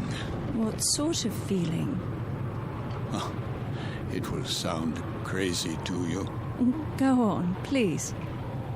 Just that I'm doing things, saying things. That you've done before. How do you know that? I know the feeling. I've had it occasionally. Have you? Walking into a room and being able to swear that you've been there before. Even the conversations. They seem identical to ones you've had at some other time. Yes, but what other time and where? That's always the question, isn't it? And the people? Yes, and the people, too. Yes. That's extraordinary. What is? I don't recall. I don't seem to recall boarding this ship. Don't you? Or anything else, for that matter. How I got here, or why I'm here. There was a film about that. Pardon? In the cinema, a few years ago. With Leslie Howard. Oh, was it that American? What's his name? Garfield. John Garfield. I believe the title was Outward Bound, something like that. I don't have time to see many films. I don't either. But in this one, the people all found themselves on an ocean liner. Of course, it was a cruise ship, not a freighter. But none of them could remember anything. There was a man and a woman, and they met and began talking, much as we are right now, I suppose.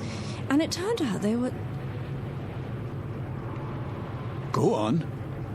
Well, they were all dead, you see, and on their way to the other side. Isn't that absolute rubbish? It is indeed. You don't suppose we're dead, do you? And about to cross the River Styx or some such? No, that's ridiculous. I, for one, remember everything. A cab to the docks, and carrying my bags, my passport, the security clearance. My passport? Of course. It must be in my cabin. If we were dead, I'm sure the meal would have been followed by a lovely dessert. Mr. Lancer, may I make a suggestion? Why don't you see the ship's doctor? I'm sure they must have one, even on a freighter. For what purpose? It has to be some form of temporary disorientation. I was standing on deck, and it was as if I suddenly woke from a deep sleep. I heard your voices from the salon. Amnesia? Not really. I know who I am. I'm Karl Lancer. I was born in Frankfurt, Germany. I'm in the... In the what? In the... You were going to tell me. You were in the something or other. Was I? I don't remember now. Mr. Lancer, perhaps if you got some sleep, that might be all it takes. It wouldn't help. I don't think I could get to sleep.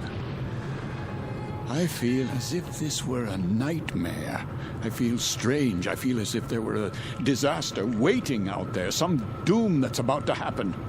As if we were being stalked. I know we are. It's stalking us. Yes, there's a sub out there, a U-boat. I know it. I know it's out there. I know.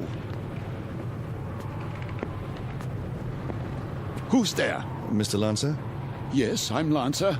Would you come with me, please? Where? The captain's compliments, sir. He wonders if you could join him in his quarters. For what purpose? He'd like a few words with you. Go on, Mr. Lancer. I'll see myself to my cabin. Sir, this way.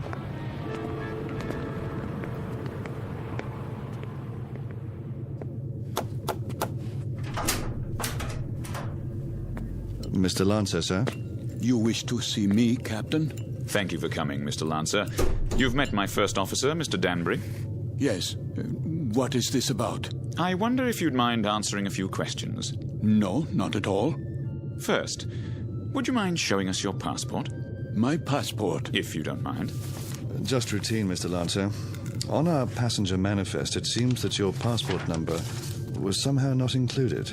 Yes, of course.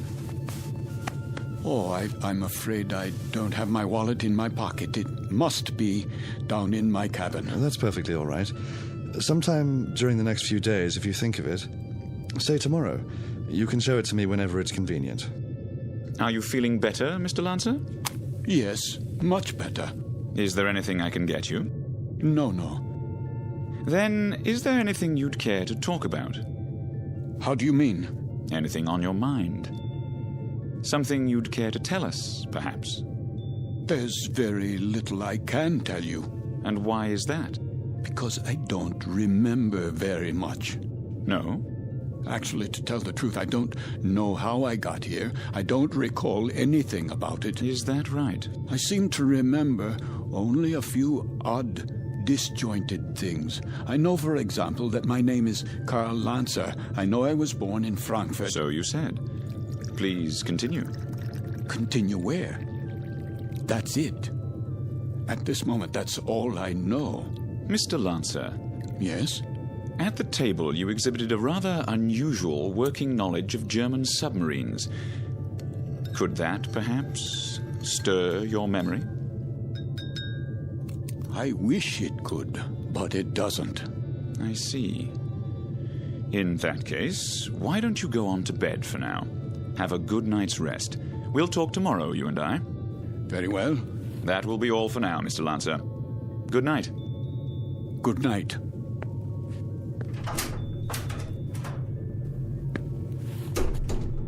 Most peculiar. I'd agree, sir. I'd say he bears watching. Then watching is what he'll get. I told you what he said at the table. What do you make of it? That's hard to say. But as I was going to get him on deck, he was talking to one of the passengers, Miss Stanley. And? He was speaking quite excitedly, in a very loud voice. I couldn't help but overhear. He was saying something about how he knew there was a U-boat out there. It's stalking us. That's what he said. You heard him say that? Those were his exact words. Thank you, Danbury. I thought you'd want to know, sir. Danbury. Sir? Let's keep this between ourselves for the time being, shall we? Yes, sir. And see that a steward is sent down to his room. I want to have a look at that passport as soon as possible.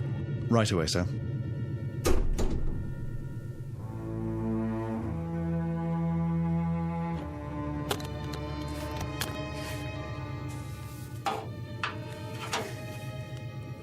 There you are, sir. All your clothing hung up, I believe that's it. Anything else I can help you with? No, that will be all. Ah, your shoes. I'll just put them in the closet. Hold on, what's this? Where? In your bag. Looks like an officer's cap, but not one of ours. War souvenir. What are you talking about? This, sir. I was wondering if it was a war souvenir. Let me see that. Yes, sir. It's a naval officer's cap. Foreign by the style of it. Don't touch things that don't concern you. I only thought I'd put it away for you. That won't be necessary. I'll put it away myself. Yes, sir. That will be all.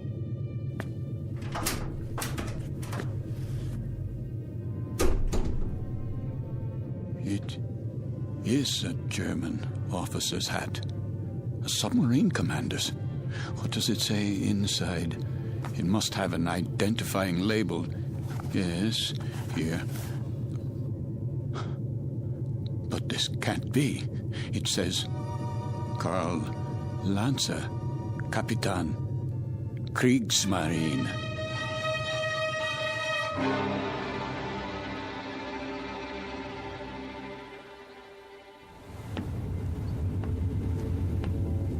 Mr. Danbury? Yes, sir? We've slowed down again.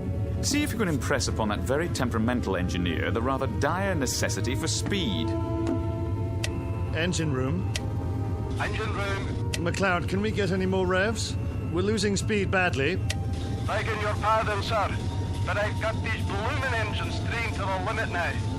Kindly tell the captain that if I keep them going at this rate, they'll be a breakdown before morning. In that case, we'll be going a precious lot slower in a drift than under power. McLeod, we simply have no more revs. If you can give me maximum speed for another 12 hours... Captain!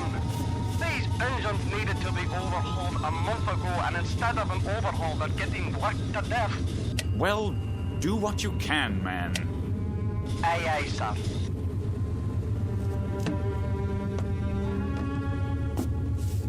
What do you think, number one? Sir? Cheery predicament we have here. If we reduce speed and give those engines a break, we don't stand a chance. And if we keep them going at maximum, they'll break down inside of 2 hours. I don't know what to say, Captain. It's a dangerous call either way. If we could only see through this bloody fog. If they're out there, it won't make any difference. And they're out there, let me tell you. God knows they're out there, waiting like vultures.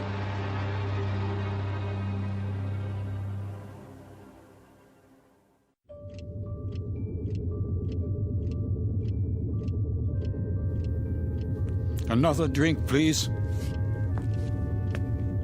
Begging your pardon, sir, but it's very late. Don't beg my pardon. Just put the bottle on the bar. Go to bed if you're tired, but leave the bottle.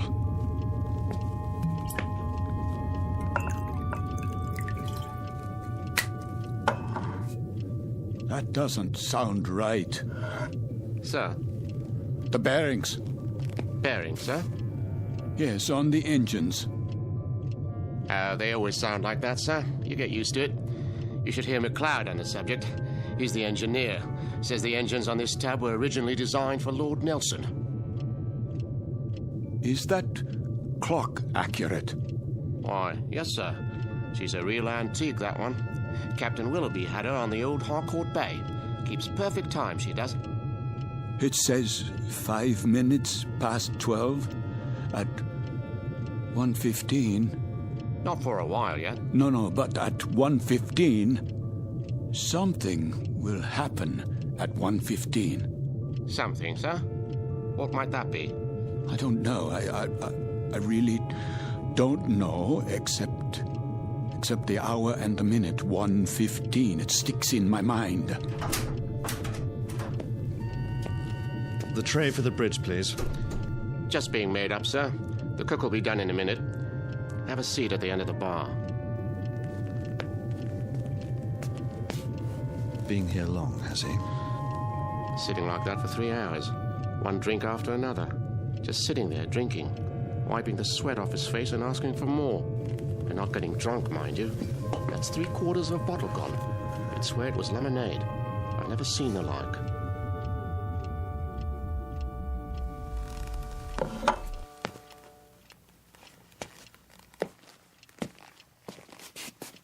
Why have the engines stopped? Probably just routine maintenance, sir. Don't give me that. They've broken down. I don't think it's serious, sir. You don't think it's serious? Adrift in waters like these without any power, you don't think that's serious? We're defenseless here. Now we are absolutely defenseless. They'll be repaired, Mr. Lancer. We'll be underway again soon. No, we won't be underway soon. We'll drift until 1:15. That's what he's been saying all night long. You know, of course, how easy it would be for a submarine to... You're a nervous man, Mr. Lancer. I'd suggest you call it a night. I'm a nervous man. I can assure you that I am suffering from something a little more serious than nerves. I'm suffering from knowledge. I'm suffering from knowing what's going to happen. Really? Now? My affliction comes from waiting and knowing that inside of an hour, a U-boat will surface off our bow with searchlights and a deck gun. We'll be attacked and we won't be able to run away. Here, sir. Sit down, man. How does it feel to you people just standing still and waiting for a shell or a torpedo to smash into you, waiting for the ship to blow apart so that you can find yourself in the water, closing in on you, filling your lungs so you can't scream? I said sit down, man. Mr. Lancer, this kind of talk won't do you or anyone else any good. Here's the captain's tray, sir. Leave it. Is something wrong? The gentleman is ill. He doesn't know what he's talking about. Carry on. Yes, sir. Go on, cook. Back to the kitchen with you.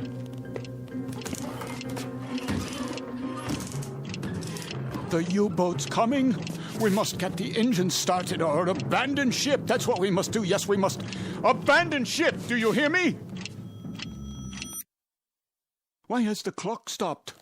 Where did you go? Where have you all gone? Why have you left me alone like this? Where is everyone?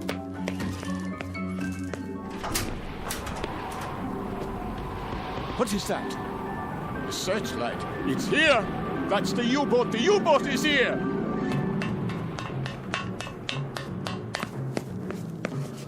We've got to get out. Off the ship, everybody! There you are. All you passengers, out of your rooms. Listen to me. There's a U-boat. I just saw it. She's going to sink us. Can't you hear me? Why don't you move? Are you all out of your minds? What do I have to do? Do I have to grab you and carry you up on deck? Do I have to throw you bodily into the lifeboats? Do I have to knock you unconscious? They're gone. But where? Is the entire ship empty?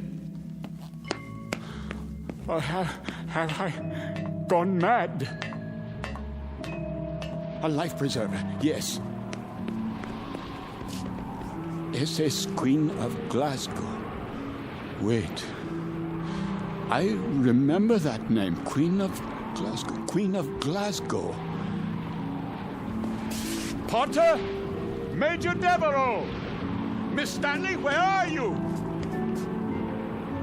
Captain, steward, we must abandon ship.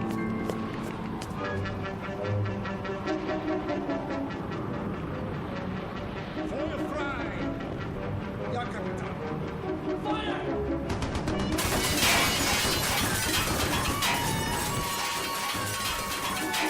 They are shelling us. We're hit, I tell you. Miss Stanley, we must get out. The lifeboat. I can't, Mr. Lancer. The roof's collapsed. The door won't open. Climb through the porthole quickly. I'll try. Where are the lifeboats? Over here, Mr. Devereaux. We'll have to climb down. Help us, please, my wife. I'm coming, Mr. Potter.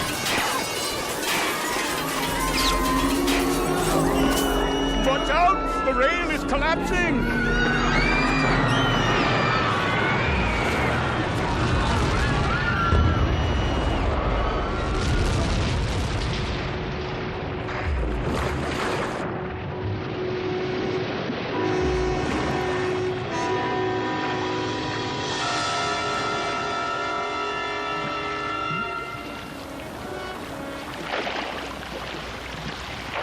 Family, the little girl. Where? The doll. Here, I have it. Who could do such a thing? Who? Who?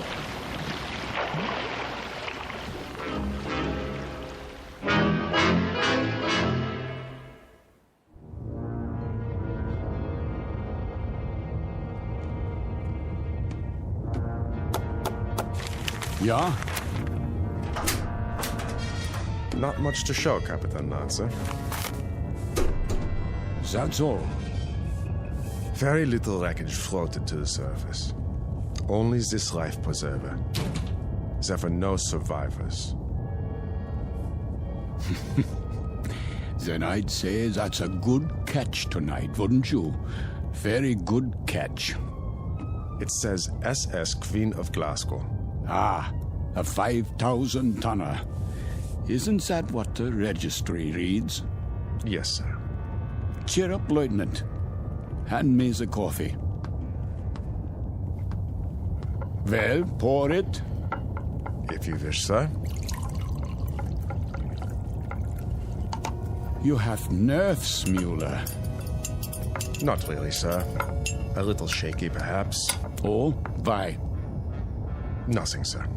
I asked you a question. Why?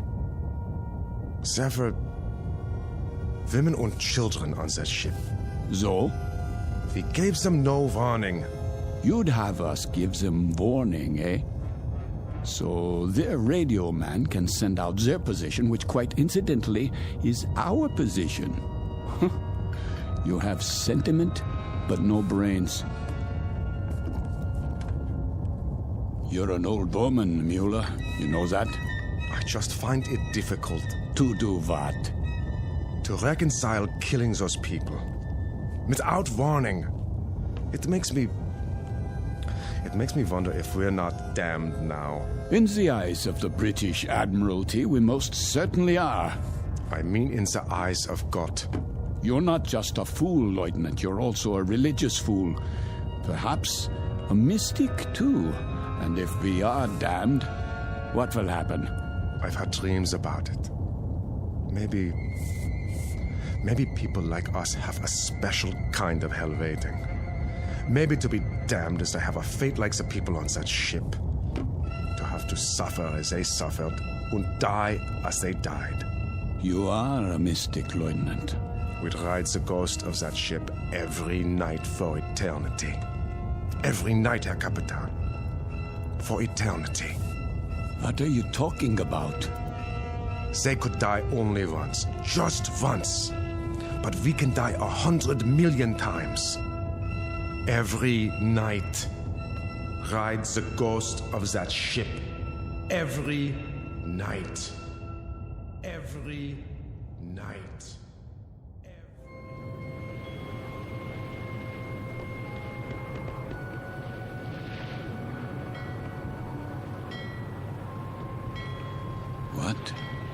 What is this place?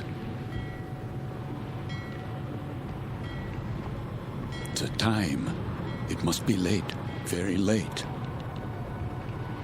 Light in the salon. Let's black out down there. Who?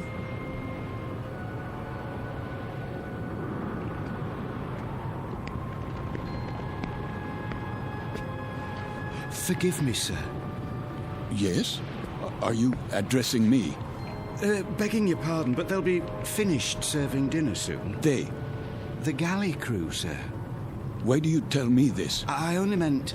What? What did you mean? All I mean to say is, you'd best go in now, sir, if you want your evening meal.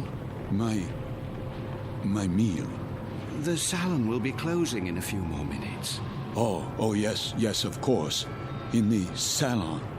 Is that what you call it? Yes, sir. It's very dark out here. Would you like to follow me? Follow? The lights, you see. From now on, I'll have to switch them off when we open the door to the deck and then on again. You understand, sir? Because of the blackout. The blackout, yes. This way, sir. Are you all right? Why wouldn't I be? Is something wrong with my appearance? Why, no, sir. It's only that... Is this your first time? My what? Your first passage.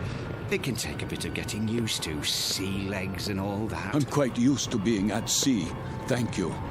I was just... A special kind of hell waiting. Maybe to be damned is to have a fate like the people on that ship. To have to suffer as they suffered and die as they died. We'd ride the ghost of that ship every night for eternity. For eternity. For eternity. For eternity. Yes, sir? Just listening. To the engines? No, not the engines. I was listening to the water. The cold ocean water out there. And the night.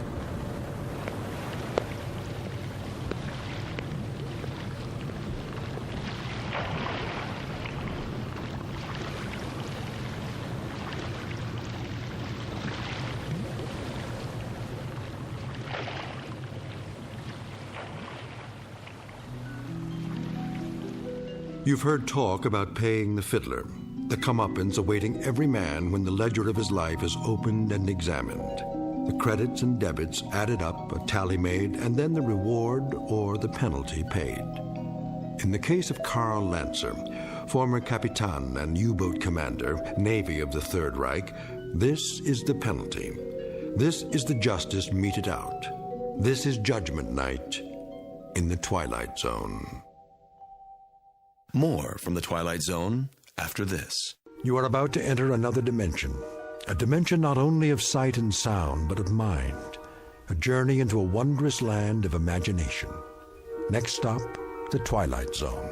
Hi, this is Stacy Keach. I'd like to take a moment to tell you about our Twilight Zone website at twilightzoneradio.com. At twilightzoneradio.com, you'll find the latest information on these Twilight Zone radio dramas, including behind-the-scenes photographs, plus the newest product releases, trivia contests, ways to contact us, other Twilight Zone-related info and merchandise, plus links to other fascinating websites. So make your next stop twilightzoneradio.com.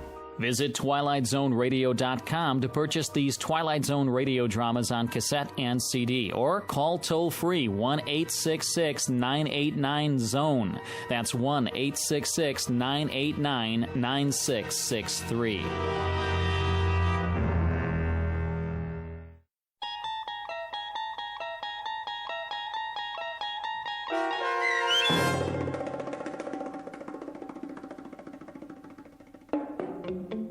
Judgment Night, starring Chelsea Ross with Stacy Keach as your narrator, was adapted for radio by Dennis Etchison and written for the Twilight Zone by Rod Serling.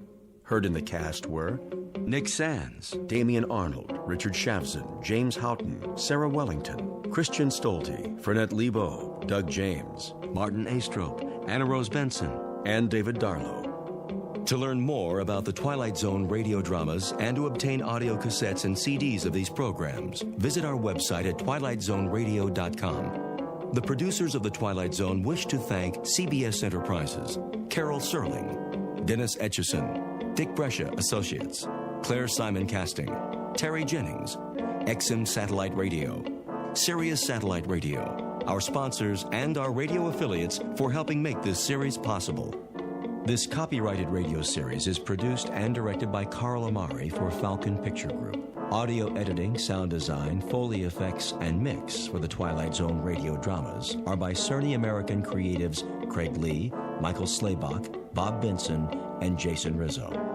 To learn more about the Twilight Zone radio dramas and to contact us, visit our official website at twilightzoneradio.com. Doug James speaking.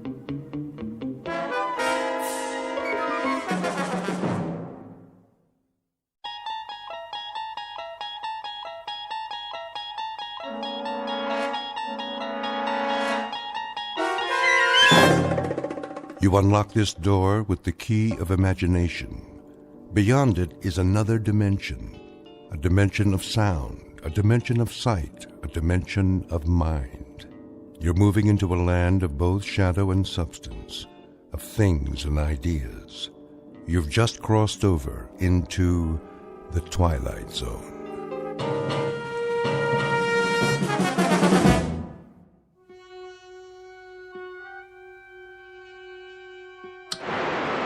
See me, Harvey? And hear you, loud and clear. How's the monitor picture? Still distorted. And we've got a few minutes left. Check your controls. Make sure the red switches are all on. Check. Now the blue ones. Check again.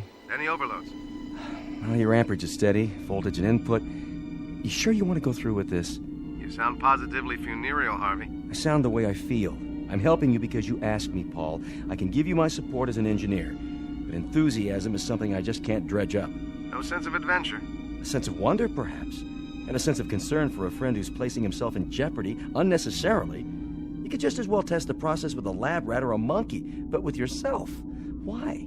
A monkey can't take field notes. But if you're so sure it works... I know it works. The challenge now is to use it. To better the world, if possible. Otherwise, it's just a machine that moves atoms from one temporal location to another. Sort of like a shuttle bus between centuries. Take it to the physics department, then. Publish your work officially. Do you know how much funding you'll have? You'll also have a Nobel Prize, if that means anything to you. It doesn't. In fact, it's what I don't want. If it's possible to change the past for the better, then it's equally possible to do the reverse. I can't take that chance. The world can't. Put this invention in the wrong hands, we're all through. If it is possible, I'll eliminate some of the suffering. If not, I'll know I tried. But, either way, I'll destroy this machine as soon as I get back. You're in focus now, Paul. Good. That gives us 3 minutes to countdown. You've entered 3 sets of coordinates. Check. Paul. And I've got what I need. 1 tube of Dramamine, 1 Japanese pocket dictionary, 1 hunting rifle, disassembled with a telescopic sight, 1 long-range hollow point round. I'll only have the chance for a single shot. Anyway. Wait a minute. Harvey, where is it? Paul. Where's the cartridge? I have it. Well, give it to me. All right.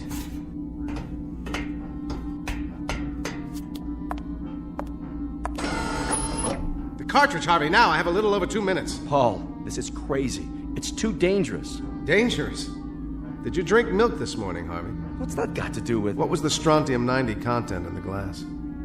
Did it occur to you that the things you've been eating and drinking might turn your bones to sawdust? Or guarantee that a child of yours might come into this world without arms or legs? But what you propose to do about it, to change history, is incredible. There is a logic and a paradox about time travel, you know. Haven't you read any science fiction? Granted, there's no guarantee, but if I fail, you simply cross off one insignificant human. One frail, protesting member of the race. Look at it this way. If I fail, if I wind up in hell or limbo, a cemetery, the responsibility is exclusively mine. Now do me one last favor, Harvey. Get back to the console and start the countdown. I should know better than to argue with you, Paul. I hope you make it. You know that. See you soon. Time will tell, Harvey. Time will tell.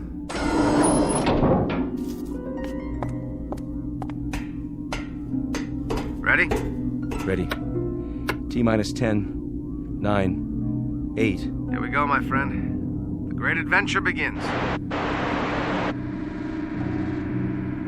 Your image is wavering. My God, Paul, I can see the bones through your skin. Hit the first coordinates. 2, 1, 0.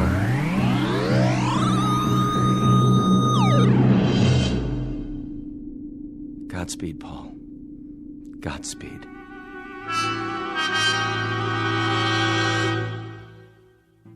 Exit one Paul Driscoll, a theoretical physicist and a creature of the 21st century. Unknown to his fellow researchers, he has worked up a complicated theorem involving the space-time continuum, built a prototype, a kind of time machine, if you will, and dared to put it to the test with himself as the subject. But he's attempting to use it for a purpose that doesn't include cheap thrills or personal gain. In a moment, he will seek out 3 history-changing events from the past in a desperate attempt to alter our less-than-perfect present. One of the oddest and most rarefied perks available to faculty members in the Twilight Zone. And now, The Twilight Zone and our story, No Time Like the Past, starring Jason Alexander with Stacy Keach as your narrator.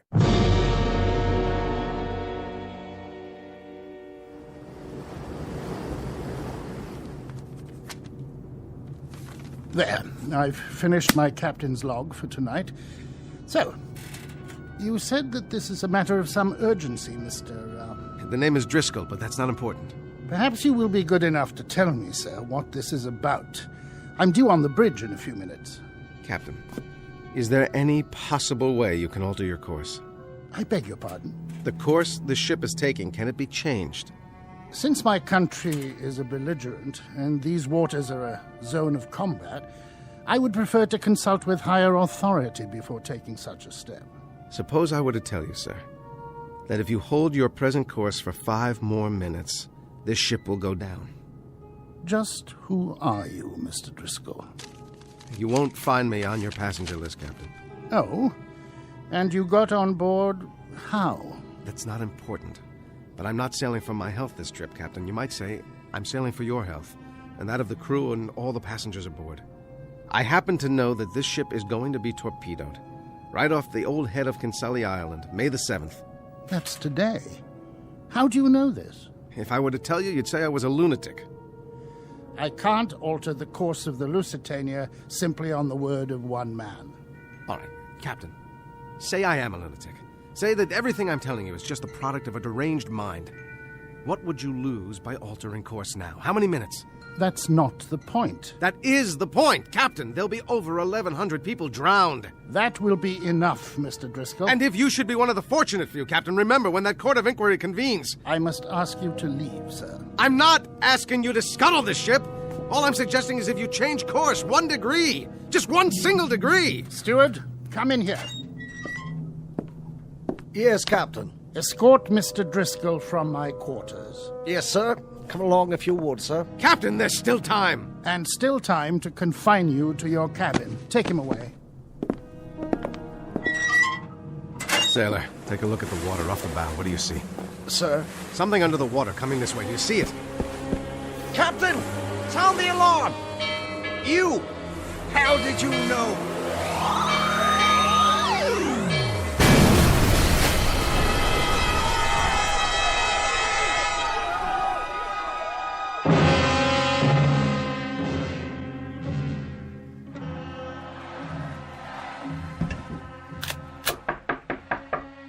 Yes?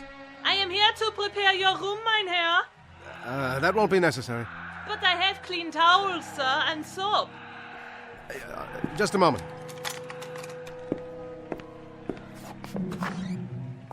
Ach, you have the loveliest room in the hotel, mein Herr. Yes. It's a lovely view. More than a view, sir. In a minute from that window, you will see history unfolding. Why do you know that this whole side of the building has been rented? Every floor. All because of the Führer, so they can see him. Down in the street is a madhouse. That's what I was told. You are not German? I'm an American. An American. And what do they think of our Führer and the new Germany in America? We're quite neutral. You say neutral, but you mean something else. No, I don't mean anything. You hear? That is the new Germany. Something you will never understand.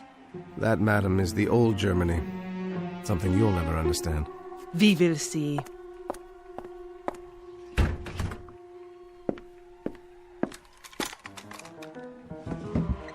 All right, just one shot.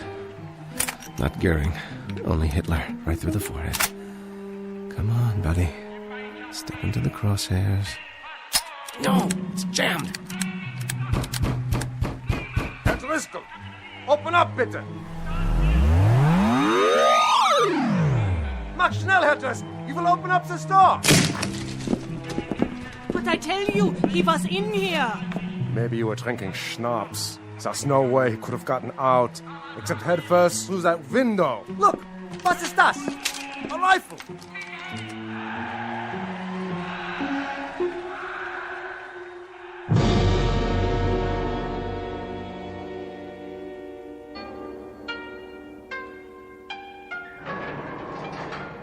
America, come.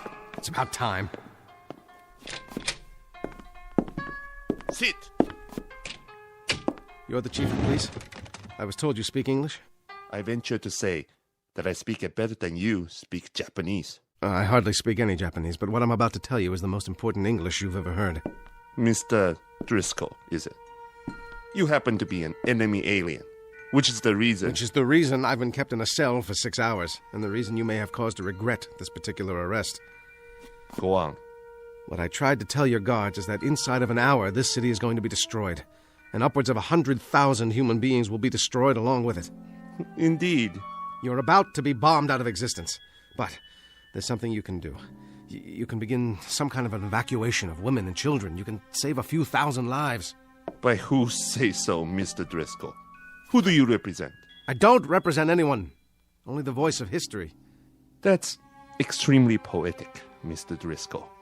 But, most unfortunately, while I am sufficiently educated to appreciate lyricism, my official capacity makes me less prone to enjoy the subtleties and nuances of language for their own sake. All right, look. I'll give this to you very unsubtly, with no nuances at all. There is going to be a bomb dropped here, and you're going to know a nightmare beyond any imagining. Excuse me. Moshi. Hey. Ah, wakarimashita.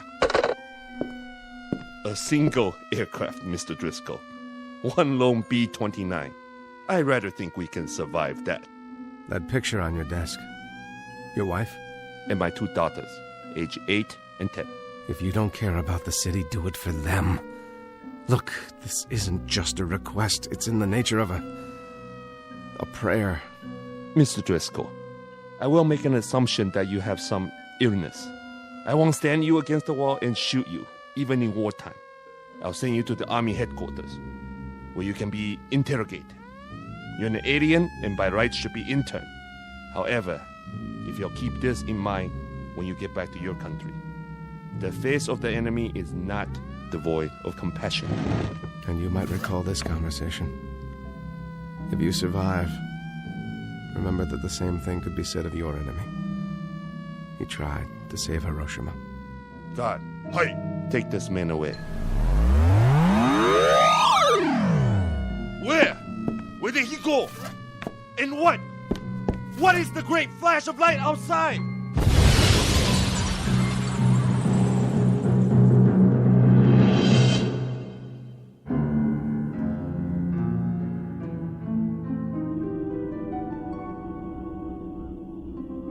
Go on, Paul. Then what? Then nothing. The SS Lusitania, 1915, one of the causes of the First World War. Attempt number 1. Failure number 1. Then August 1939, the Hotel Berlin. Another blow for law and order. Hitting nothing and accomplishing the same. Finally, Hiroshima, August 1945. 3 tries. 3 misses. Then you have to admit it now, Paul. The past is inviolate. What's happened must remain as it was. You can't change anything. Yes, I believe you. And so it follows that there isn't anything we can do about the present. See that small brown book on the shelf? Bring it over to me, Harv, would you? The Study of 19th Century Midwest America. This one of yours? Particular favorite. Open it up to page 14. Talks about a certain place. I'll have a place called Homeville, Indiana. There are pictures showing what it looked like in 1881. Charming. Parasols, bicycles, all very serene. Apropos of what? Apropos of the fact that I'm going back there.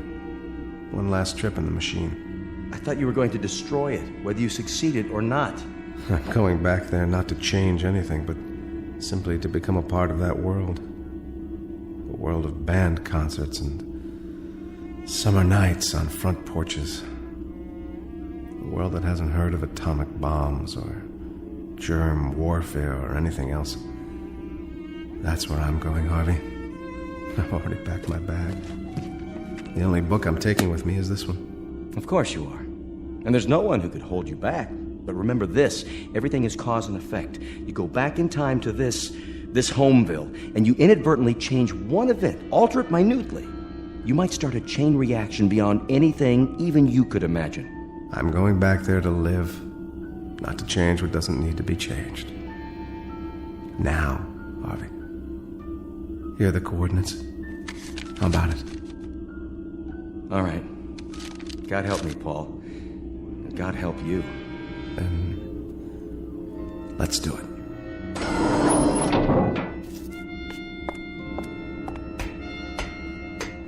How is it with you, Harvey? All set. The mechanism's still charged. Enter the coordinates. Here we go, then. 5, 4, 3, 2, 1.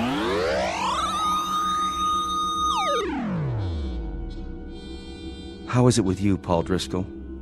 Wherever you are. No television sets, no nuclear arms, but just the same. How is it with you?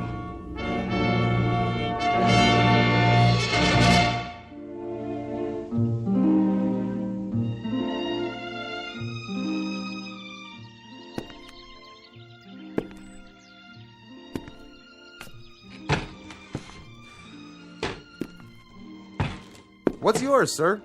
I think, a beer, please. That'll be a nickel. A nickel? That's the price tag. You got 5 cents? I think I might.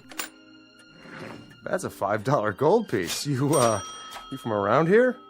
No, from out of state. Just passing through? Well, as a matter of fact, I was thinking of settling down here. It's exactly as I thought it would be. Know anything about the boarding house across the square? Ma Chamberlain's. Real nice accommodations. Runs a clean place. Well, then I guess I'd better drink up and check it out.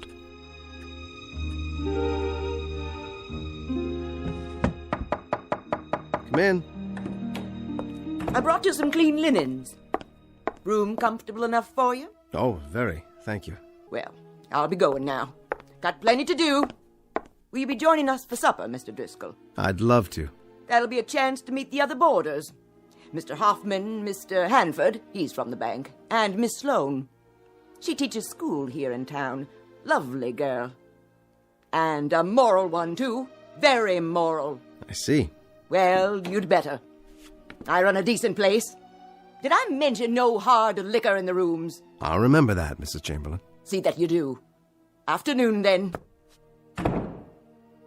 Nuclear fallout, strategic wars in the Middle East. What happened to all that? It's summer. It's the 1st of July. There's going to be an evening band concert in a couple of days with lemonade and fireworks. It's 1881 in Homeville, Indiana. And by God, I'm home.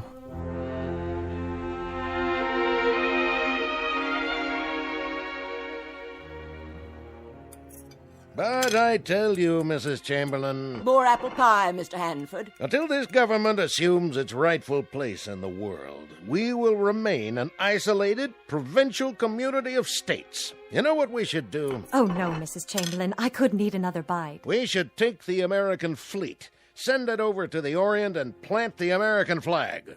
And then down to Australia and back across the Pacific to South America, planting the flag as we go, planting her deep and planting her high, flying her proud.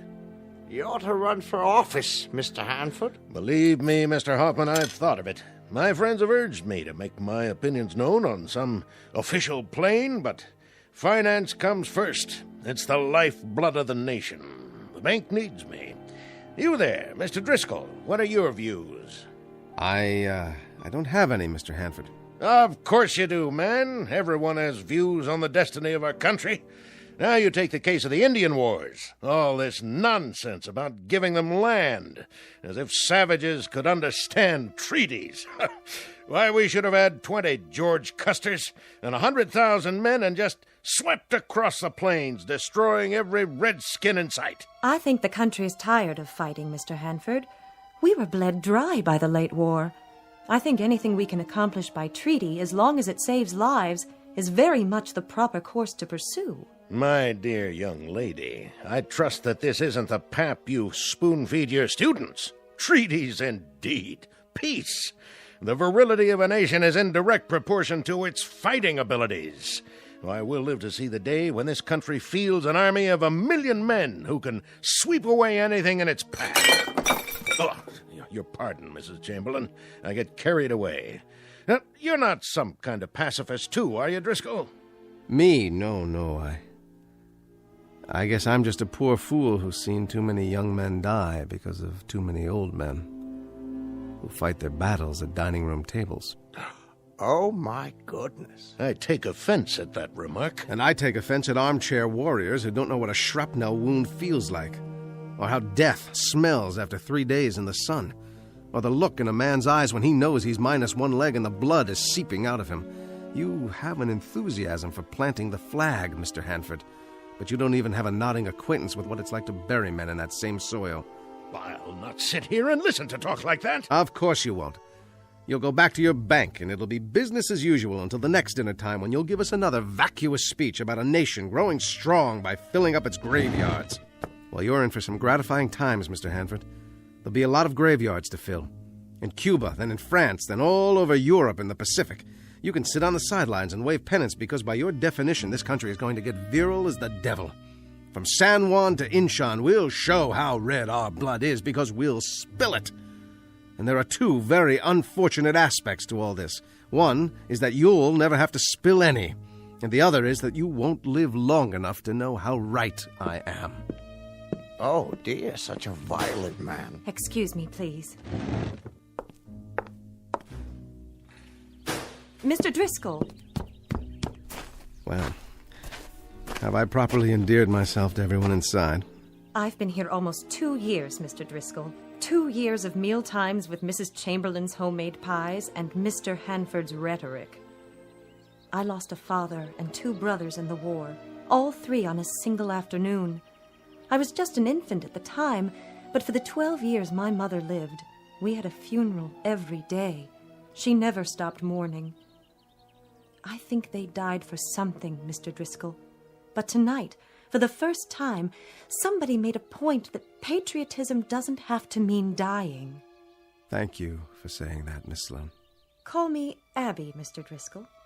Paul. Do you know something, Paul? You look like a man in love. Not with a woman, with a moment, a place. What did you mean when you said other graveyards, other wars? Those names, what are those places? It doesn't matter. Why do I get the feeling that you're standing outside looking in, that you're just passing by? I don't want to pass by, Abby. I want to come in. I wish I could. Why can't you? Everything is possible. Everything. Is it? I wish I could be sure. I believe I already am.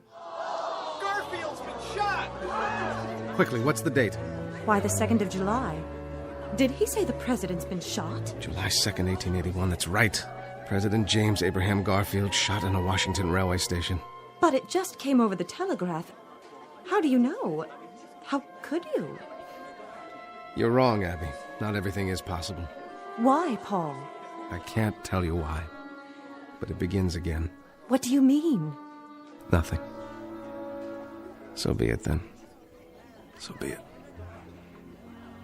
It's late, Abby. Very, very late. It's time to go home.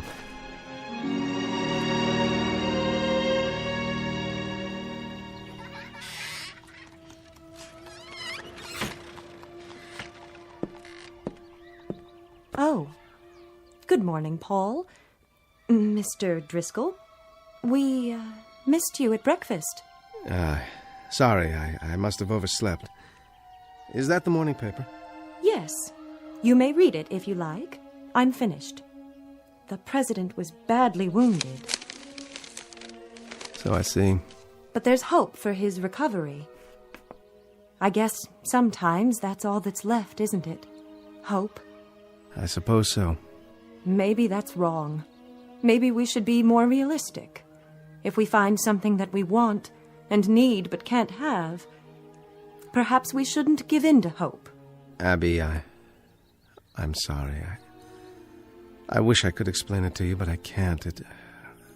I couldn't make you understand. It's perfectly all right. Really, it is. You've got to forgive school teachers. They're inclined to read too many things into a glance, a word, a touch. Well, I've got a busy day today. So much to do preparing for tomorrow. Parade at 9, square dancing at 11, games from noon to 5, picnic supper, and then fireworks. And my children, of course. Your children? 27 flat little voices. 14 boys, 13 girls, who will entertain you with their rendition of Columbia, the Gem of the Ocean, sung in 27 different keys. I wouldn't miss it for the world.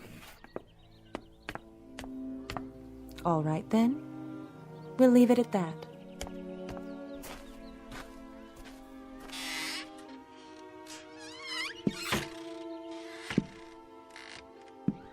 How do, Mr. Driscoll? Morning, Mr. Hoffman. She does an awful good job with those kids, Miss Sloane. So I've heard. Pretty, too, for a school mom. The ones I had when I was a kid, they looked like they came out of a pickle jar. Mine, too.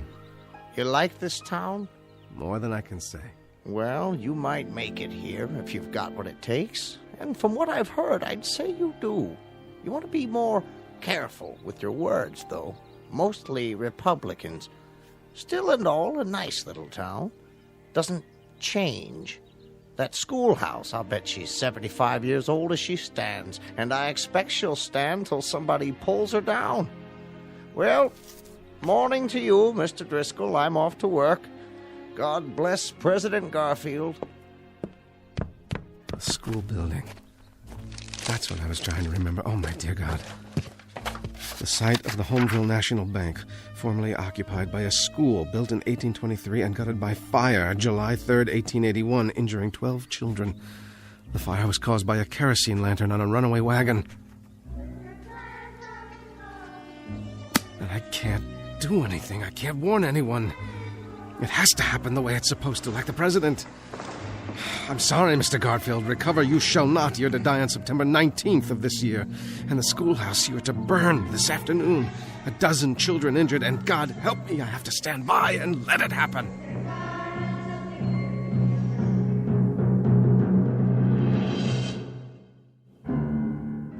The site of the Homeville National Bank, formerly occupied by a school built in 1823 and gutted by fire July 3rd, 1881, injuring 12 children. The fire was caused by a kerosene lantern on a runaway wagon. No! Everything is cause and effect. Go back in time to this Homeville. Change one event. Alter it minutely. You might start a chain reaction beyond anything even you can imagine.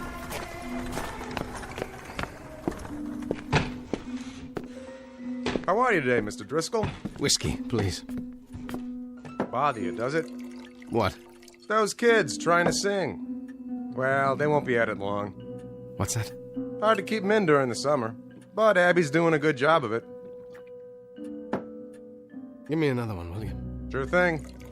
Something wrong? I ain't trying to butt in on your personal affairs, but you drink like a troubled man. What time is it? 10 minutes or 2? I give him another 10 minutes or so. I've got to try. How's that? Why the devil doesn't she let them out of there? How's that? Nothing, just a runaway wagon with a kerosene lantern. That's all it takes.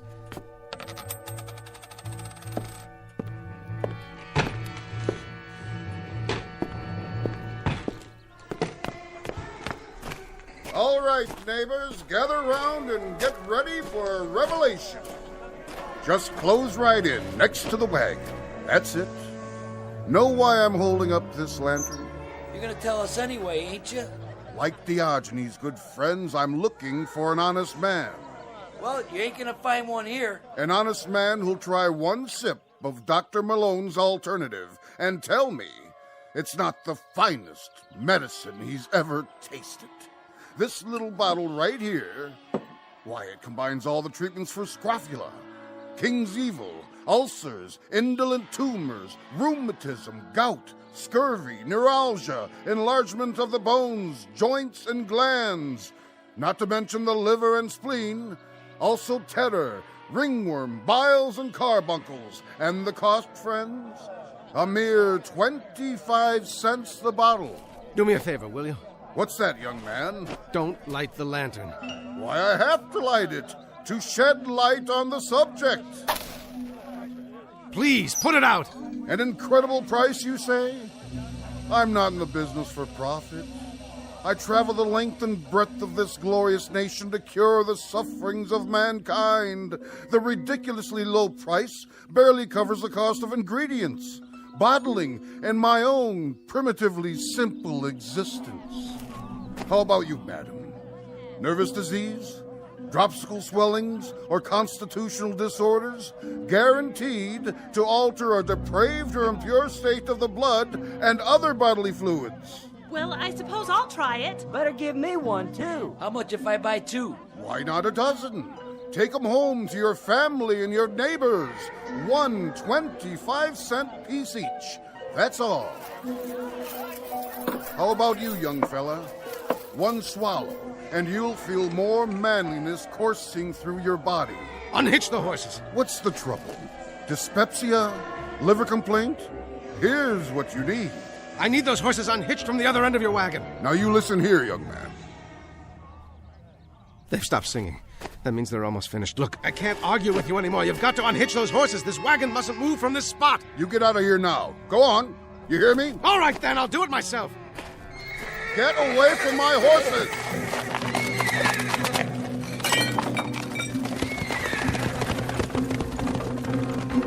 Abby! Abby, get the children out of the schoolhouse! There's going to be a fire, do you hear me? There's going to be a... Ah! Oh, there! Stop!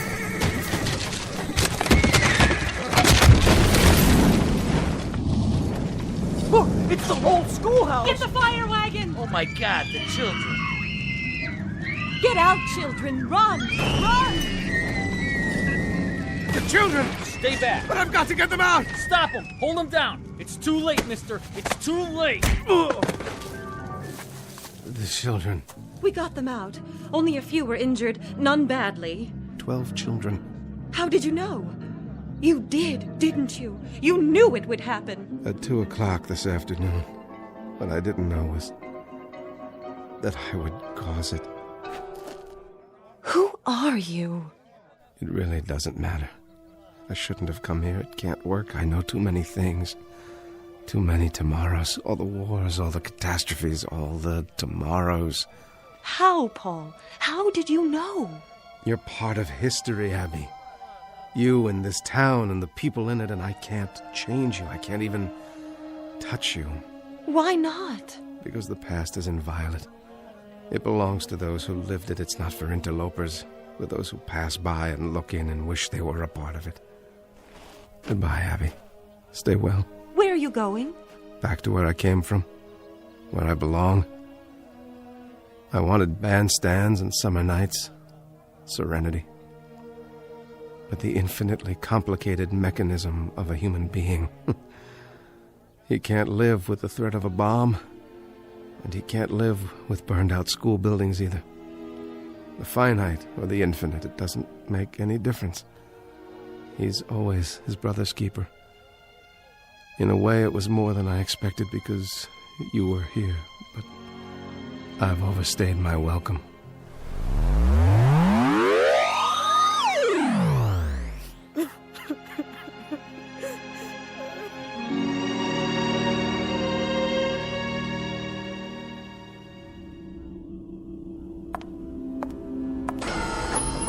Hello, Harvey. Back so soon?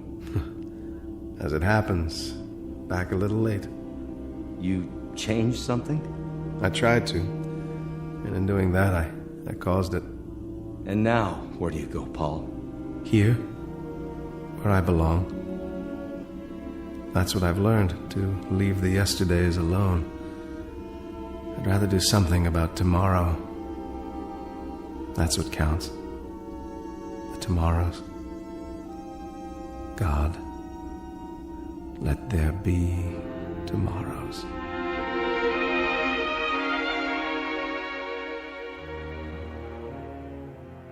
Incident on a July afternoon, 1881. A man named Driscoll who came and went, and in the process learned a simple lesson, perhaps best said by a poet named Lathbury, who wrote, "Children of yesterday, heirs of tomorrow, what are you weaving, labor and sorrow? Look to your looms again, faster and faster fly the great shuttles, prepared by the master. Life's in the loom, room for it. Room." Our tale of clocks and calendars in the Twilight Zone.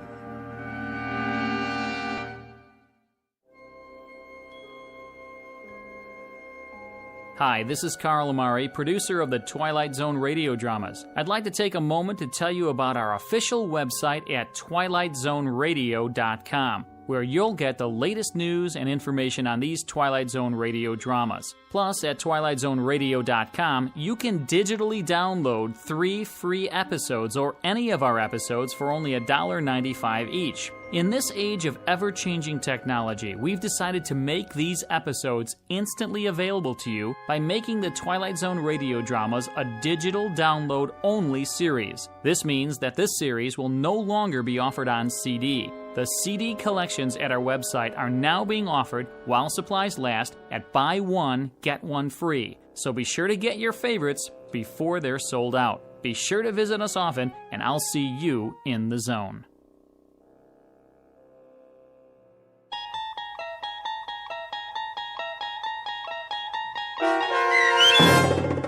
No Time Like the Past, starring Jason Alexander with Stacy Keach as your narrator, was adapted for radio by Dennis Etchison and based on a script by Rod Serling. Heard in the cast were Doug James, Michelle Graff, Nicholas Ruddle, Christian Stolte, Micah Jacoby, Owen Yen, Linda Ryder, Roderick Peoples, Rich Kominick, Carl Amari, Roger Wolski, Vince Amari, Paul Patch, and Richard Shavson. To learn more about the Twilight Zone radio dramas and to obtain audio cassettes and CDs of these programs, visit our website at twilightzoneradio.com. This copyrighted radio series is produced and directed by Carl Amari and Roger Wolski for Falcon Picture Group. Doug James speaking.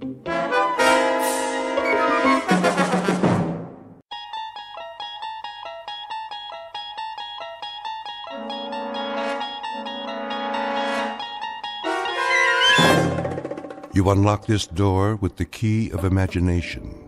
Beyond it is another dimension, a dimension of sound, a dimension of sight, a dimension of mind. You're moving into a land of both shadow and substance, of things and ideas. You've just crossed over into the Twilight Zone.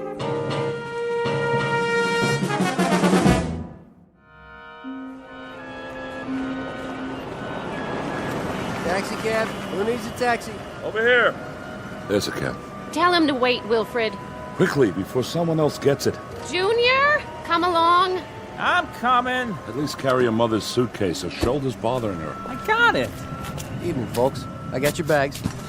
Can you take 4? What's that? There are 4 of us. Sure. 3 in the back seat, 1 in the front.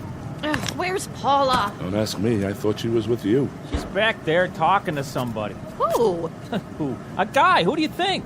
Paula, come over here right now. Yes, Daddy. Hey, can I get your number? Now, I said. I heard you. And who was that? Who's who? That young man you were talking to. A college boy. In a fraternity. Come along, Paula.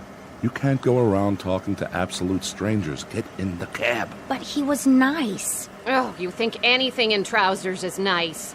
Ready, folks? Seems to be very busy tonight. Yes, sir. What's the occasion? Are you serious? Well, if I weren't, I wouldn't waste my breath. I asked you a simple question. Mardi Gras, sir. Oh, no, of all the wretched timing. Mardi Gras. Can we go, Daddy? Oh, please. We most certainly cannot. This is hardly a pleasure trip. What about me? You'll stay with us. But I'm old enough. Not another word, Junior. Come down on business, did you? That's right. Family business. My father-in-law is extremely ill. Oh, I'm sorry to hear that. What's the address? 1427 Wistria Lane. Do you know where that is? Sure do. That's in the Garden District. Some nice places around there. There are indeed. And this is one of the nicest. A very valuable piece of property. I'll bet. Can I ask a question? Ask away, son. What's the drinking age in New Orleans? Junior! I just asked. Driver, how do you turn the light on back here? Now, what in the world do you need a light for? So I can see myself in the mirror? I have to fix my hair. Will you all please try to control yourselves? No one wants to be here. That's understood. But now that we are, we'll just have to make the best of it. Step on it, driver. We don't have all night. Yes, sir. Put on your seatbelts, please. I know a shortcut. Otherwise, we'll never get there. They don't call it Fat Tuesday for nothing. Meet the Harpers. Not your typical American family, perhaps, but people who belong together, like birds of a feather. First, there's Wilfred Harper, father and husband, a money-hungry, conniving sort with shifty, piggish eyes that reflect the contents of his soul. His wife, Emily, on the fading side of 45, with a petulant, mousy face and a voice to match, a thin-lipped hypochondriac. Then there's Wilfred Jr., with a face devoid of any suggestion of character. He has inherited much of his father's avarice and all of his mother's weakness. The combination gives him a half-hungry, half-cruel look that one usually finds on cornered animals. And his teenage sister, Paula, a vast desert with only one structure on it, a mirror. She is committed to her own appearance and nothing else on earth. These 4 received a phone call concerning the health of Emily's father, one Jason Foster, who lies dying in his mansion. Soon we'll meet Mr. Foster, a tired ancient who on this particular evening will leave the earth. But before departing, he has a few things to do, some services to perform, some debts to pay, and some justice to mete out. Because this is not only New Orleans at Mardi Gras time, it's also the Twilight Zone.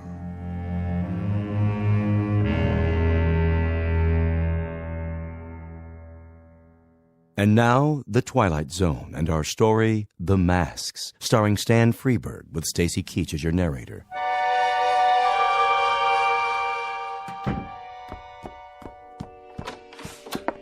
How do, Nola? Jeffrey? Give you a hand with that? Oh, thank you kindly.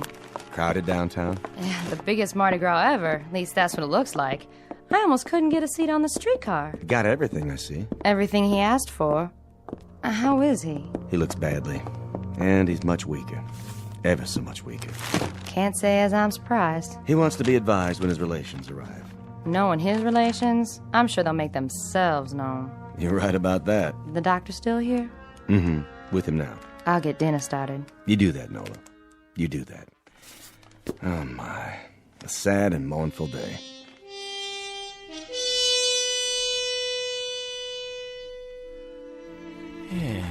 Well, Sawbones, how's the pulse? How do you think? Too fast, too weak, too uneven? For what? What do you have in mind? Where were you when they taught bedside manners in medical school? Trying out for the soccer team? Huh? I've been your physician, Jason, for, how long is it now? 42 years. First time I attended to you, it was for a head cold. I allowed myself one compassionate cluck. Just one. And you threw a lamp at me. That established the pattern right then and there. That's why I've suffered your inept ministrations all these years. Your candor has been a refreshing departure from the modern medical norm. I ask you a straight and simple question, and you give me a straight and simple response. What is it, Jason? The oft-asked question of the condemned man. How long? Well, there's really no telling. How long have I, Sam? A week? A day and a half? Huh? Or is there no need to wind my watch to cover the exigencies of the next 4 hours? My guess is that you may now measure your life in moments. I think it could come at any time. That you've lasted this long, Jason, is a tribute to an inner strength most of us are not privileged to possess. Nonsense! It's a tribute to a streak of recalcitrant, cross-grained, unaccommodating orneriness. And the fact that there are one or two things left for me to do on this earth. That's why I must stay alive, at least until midnight. I hope I see you tomorrow, Doctor. I'm sure you shall, God willing.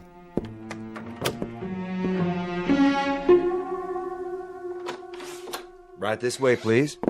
Thank you, Jeffrey. And the hat box, Jeffrey, that blue thing. Yes, ma'am. Be particularly careful. It has all my medicines in it. Stand up straight, Junior. You'll get round-shouldered. Why do you still call me Junior, Pop? I'm not a kid anymore. I could break you in half if I wanted to. Oh, such talk. Well, couldn't I? Now, let's watch our words. And you, Paula, behave like a young lady. All right. Paula. Hello, Emily. Oh, how nice to see you again, Dr. Thorne. You've met my husband. Yes, some years ago, the last time he was here. How are you, Mr. Harper? As well as can be expected under the circumstances. And you, Mrs. Harper? How are you? Bearing up, Doctor. As best I can. This is our son, Wilford Jr., and our daughter, Paula. Hi. Hello. This is your grandfather's doctor, children. Your father's been expecting you. I'm very glad you could make it. Crowded at the airport, was it? Oh, that silly Mardi Gras. Well, really, the traffic is unspeakable. Shouting, screaming, incredibly rude people. It's a wonder we were able to get here at all. As for your father's condition, he's... Oh, yes. How is he? We're all really quite concerned on tenterhooks, you might say. Well, he's extremely ill. How long? Well, a good educated guess would be that it's just a matter of days. Days, you say? Hours, perhaps. Is that right? How simply awful. We've been expecting it, of course. Jeffrey? Yes, ma'am. Our rooms, are they ready? Yes, ma'am. They're all prepared. I want to take a shower. Wait for the butler to show the way. A question for you, Doctor? Yes? You may recall, I suffer severe muscle spasms in my shoulder. They're really quite agonizing. Are they? Oh, perhaps you could prescribe something? That quack I've been going to in Boston is supposed to be a specialist, but... He'd better be a specialist. He charges like one. Well, it's a very complicated condition. As a matter of fact, he told me that you don't see cases like mine more than once or twice in 100 years. Oh, please, Emily. It's true. Let me describe the symptoms. I'll be sitting down, perhaps reading a book, and I'll suddenly get this bolt of pain through my upper arm. It's all I can do to bear it. You can't imagine. Excuse me, Mrs. Harper. I have another call to make this evening. If you'll forgive me. Take the luggage upstairs, Jeffrey, all of it. Yes, sir, Mr. Harper. And this briefcase, too, if you will. I'll do my best. I'll see you to the door, Doctor. Paula, you and your brother see your mother to her room. Come on, Mom. Oh, give me your arm, Junior. You already got it. I hope you don't mind, darlings, but the pain is, well, frankly, it's more than I can bear. This way, folks. Old man's in bad shape, huh? As I said, the old man is dying. And there's no chance of a recovery? Not realistically, if that's any comfort to you. Good evening, Mr. Harper.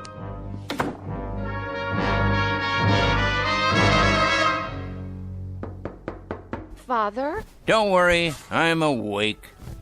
Well, don't just stand there. You may as well come in, all of you. How are you, Emily? Bearing up, Father. Bearing up? Heh, you sound like Job, itemizing his calamities. What is your illness this month? Oh, never mind. I'll bully through. What are you doing there, Wilfred? Oh, just examining this piece of porcelain. Wedgwood, isn't it? Yes, and quite old. Say hello to your grandfather. Hello. Hello. I see Paula has found the mirror. It's my hair. I can't do anything with it. You are four of the most changeless people on Earth. Do you realize that? Huh? Oh, I don't like being ill, if that's what you mean, Father. Don't you? Don't you indeed, Emily? That's hard to believe. It really is. Why, what do you mean? Considering that in the past 25 years, you've been at death's door so many times, it's a wonder you haven't worn a hole in the mat. And you, Wilfred, how's business? Oh, you know how it is. Make a little, lose a little. It's a struggle, but I managed to keep my head above water somehow. Your head above water? That's a good one. I think the only book you've ever read, Wilfred, is a ledger. If someone were to cut you open, they'd find a cash register in place of a heart, a profit and loss column instead of a spine, and liquid assets running through your veins instead of blood. Really, that's not fair. Really, it is. And you there, Paula, putting on a fresh coat of lipstick before speaking further, I see? Nice to see you, Grandpa. How friendly of you to say so, considering that you haven't looked at me yet. All you've seen is yourself in the mirror, which, in the final analysis, is all you ever see. That's not true. You're being mean, Grandpa. You shouldn't, you know. We've had such a miserable long trip, and Mother hasn't stopped complaining one instant. Oh, you hear that, Father? The younger generation. He jests at scars that never felt a wound. Emily, my dear, I understand that my troubles include hardening of the arteries and a weakening heart. But if you continue playing Sarah Bernhardt, I may well succumb to an intestinal affliction. What does that mean? It means you're in danger of making me sick to my stomach. And young Wilfred Jr. over there, looking as alert as usual. Willie, darling, tell Grandfather how nice it is to see him. It's very nice to see you, Grandfather. Looks like an English bull, talks like a parrot. How gracious and unselfish it was for you all to come and see me. Father dear, wild horses couldn't have kept us from you. Not even my own agony. Well, I hope you survive, Emily. You're to have an excellent dinner this evening. And then I've planned a surprise. But, Grandpa, it's Mardi Gras. I was hoping you'd know of some parties. We're having a party here, Paula. We are? Have you invited any boys? Better than that. We'll have a marvelous time. I've arranged for us all to wear masks. Masks? How droll, Jason, masks. I swear you people don't just celebrate tradition down here, you succumb to it. I think you'll find that there's absolutely nothing traditional about them. Masks, huh? Well, it might be kind of fun. It shall be, my boy, it shall be. Perhaps not the same degree of satisfaction you receive from torturing small animals as I've seen you do in the past. Oh, come on, Grandpa. I haven't done that in a long time. Willie is doing very well in school now, Father. He made the football team. A chip off the old block, I'm sure.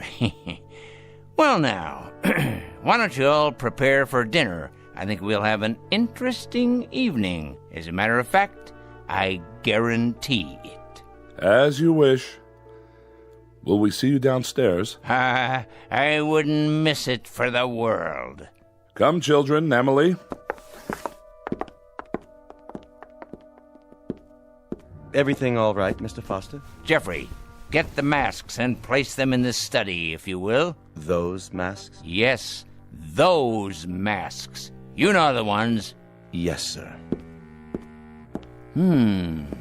A tremendously interesting evening for all, I promise. Come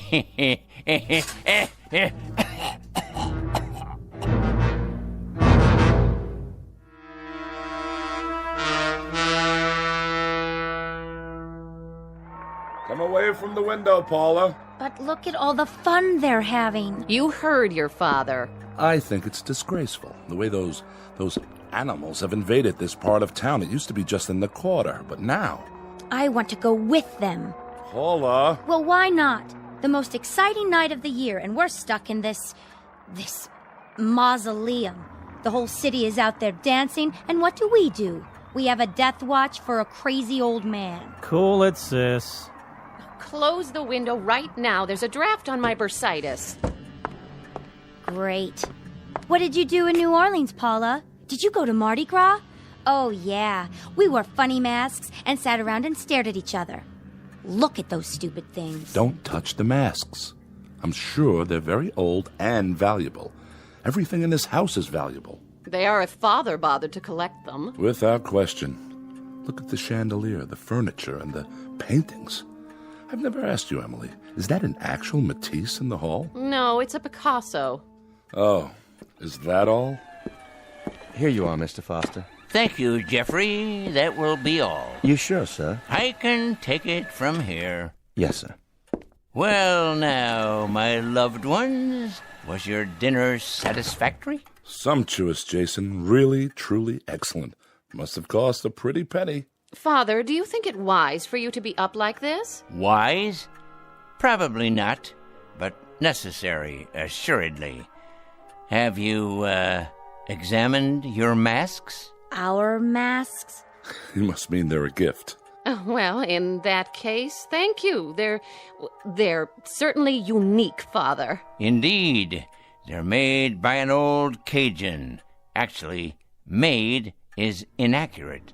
They're created, each one separately and individually. Is that so? I'd be interested in any provenance you can provide. Their history, ritual meaning. You mean so you can resell them? No, of course not. I wouldn't worry about that just yet. We're simply curious. No doubt, no doubt. I'm told that not only are these works of artistic perfection, but they possess certain properties. Very unusual properties. Can I look at the magazine? No way, I'm reading it. Children, your grandfather is speaking. They're only worn during the Mardi Gras, and there's a ritual to the wearing.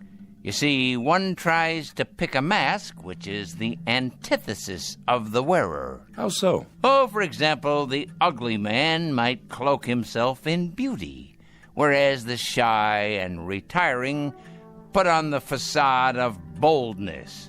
Youth wears age, and age, youth. You get the idea. In other words, it's a masquerade of opposites. Very interesting.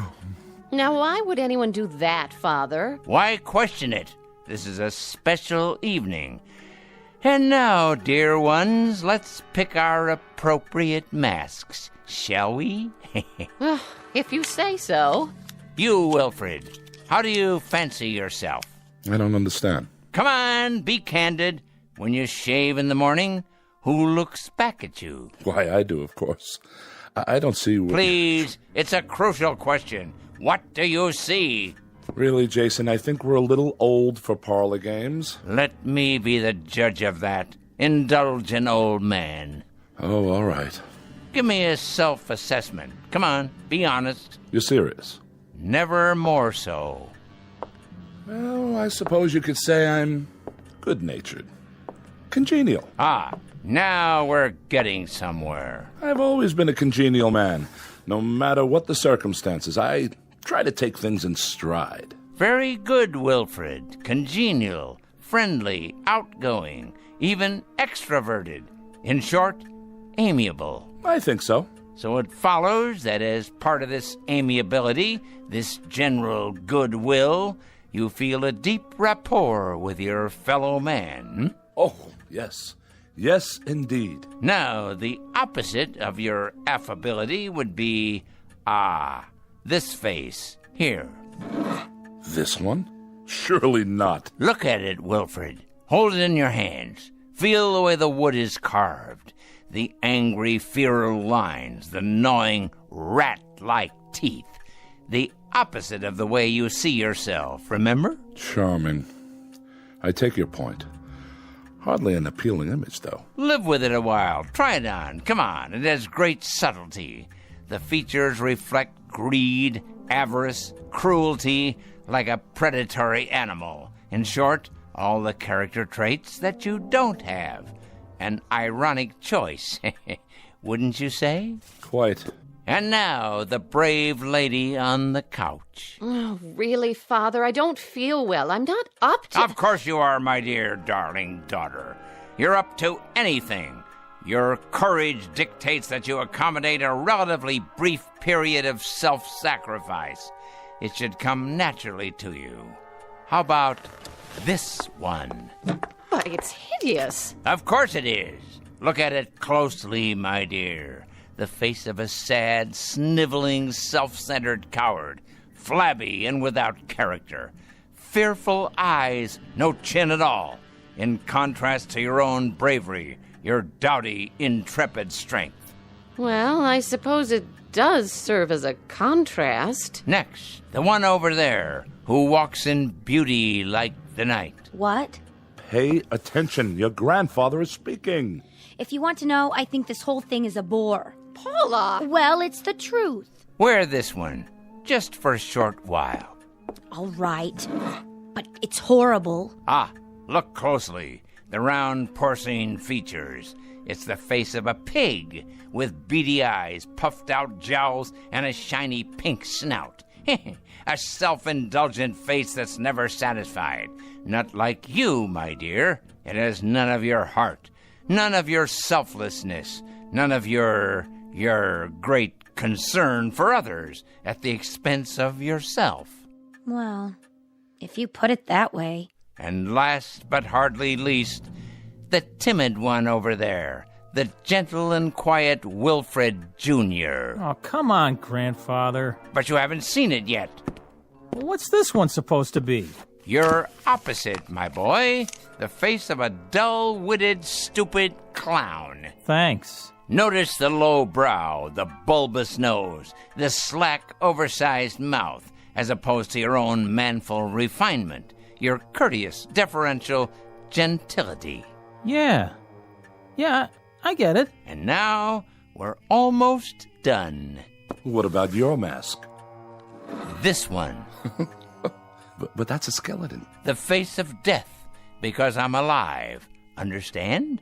I'll wear the very thing that stalks me at this moment. Oh, you don't mean that we actually have to wear these hideous things? I believe I explained that. Only for a few hours, I should add, until the unmasking. And that's at midnight. Paula, you'll break it. I don't care. Everybody else can do what they want. I'm not wearing mine. Then I'm not either. I'm afraid, Jason, that we're somewhat at odds here. Not really, Wilfred. The four of you came here for one purpose. To see me off and yell bon voyage, to put coins on my closed eyelids, while with your free hands you start grabbing and looting. Father, that's cruel. On the contrary, that's truth. You came here to reap everything I've sown, to collect everything I've built, to covet everything I possess. And I'll not disappoint you. The will is prepared. Everything is left to the four of you. Everything. Money, house, property, holdings, stocks and bonds, all of it. All of it. Jason, you break our hearts when you talk that way. The most touching thing you've ever dredged up, Wilfred, by way of conversation. But I must emphasize this little addendum. One small proviso. You're to wear those masks until exactly midnight. Not a moment more, not a moment less. What? I don't believe this. Really, Father? Mark my words, if you take them off. If you do, you'll each receive from my estate the equivalent of a ticket back to Boston. And that's it. That's it. That's absolutely, positively all. Never fear, we won't be spoil sports. If this is your pleasure, we'll indulge you. Quite happily, I might add. It's the least we can do. Oh, you're joking. It smells old and musty. Who knows where it's been? Here, Emily, let me help you fasten it to your head. But the germs. Don't be an idiot. Put on the miserable mask. Don't throw away a fortune because of your wretched hypochondria.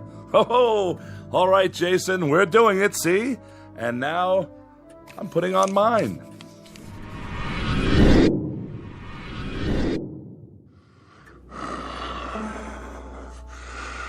How do I look, everyone? Oh, Paula! Willie! Do as your father says! What do we do now? Dance, sing, or vote for the ugly prize? You win, sis! Man, look at the stout on her! Very good. And now, dear ones, it's my turn. Now let's all wait for the stroke of midnight, when all things will be revealed.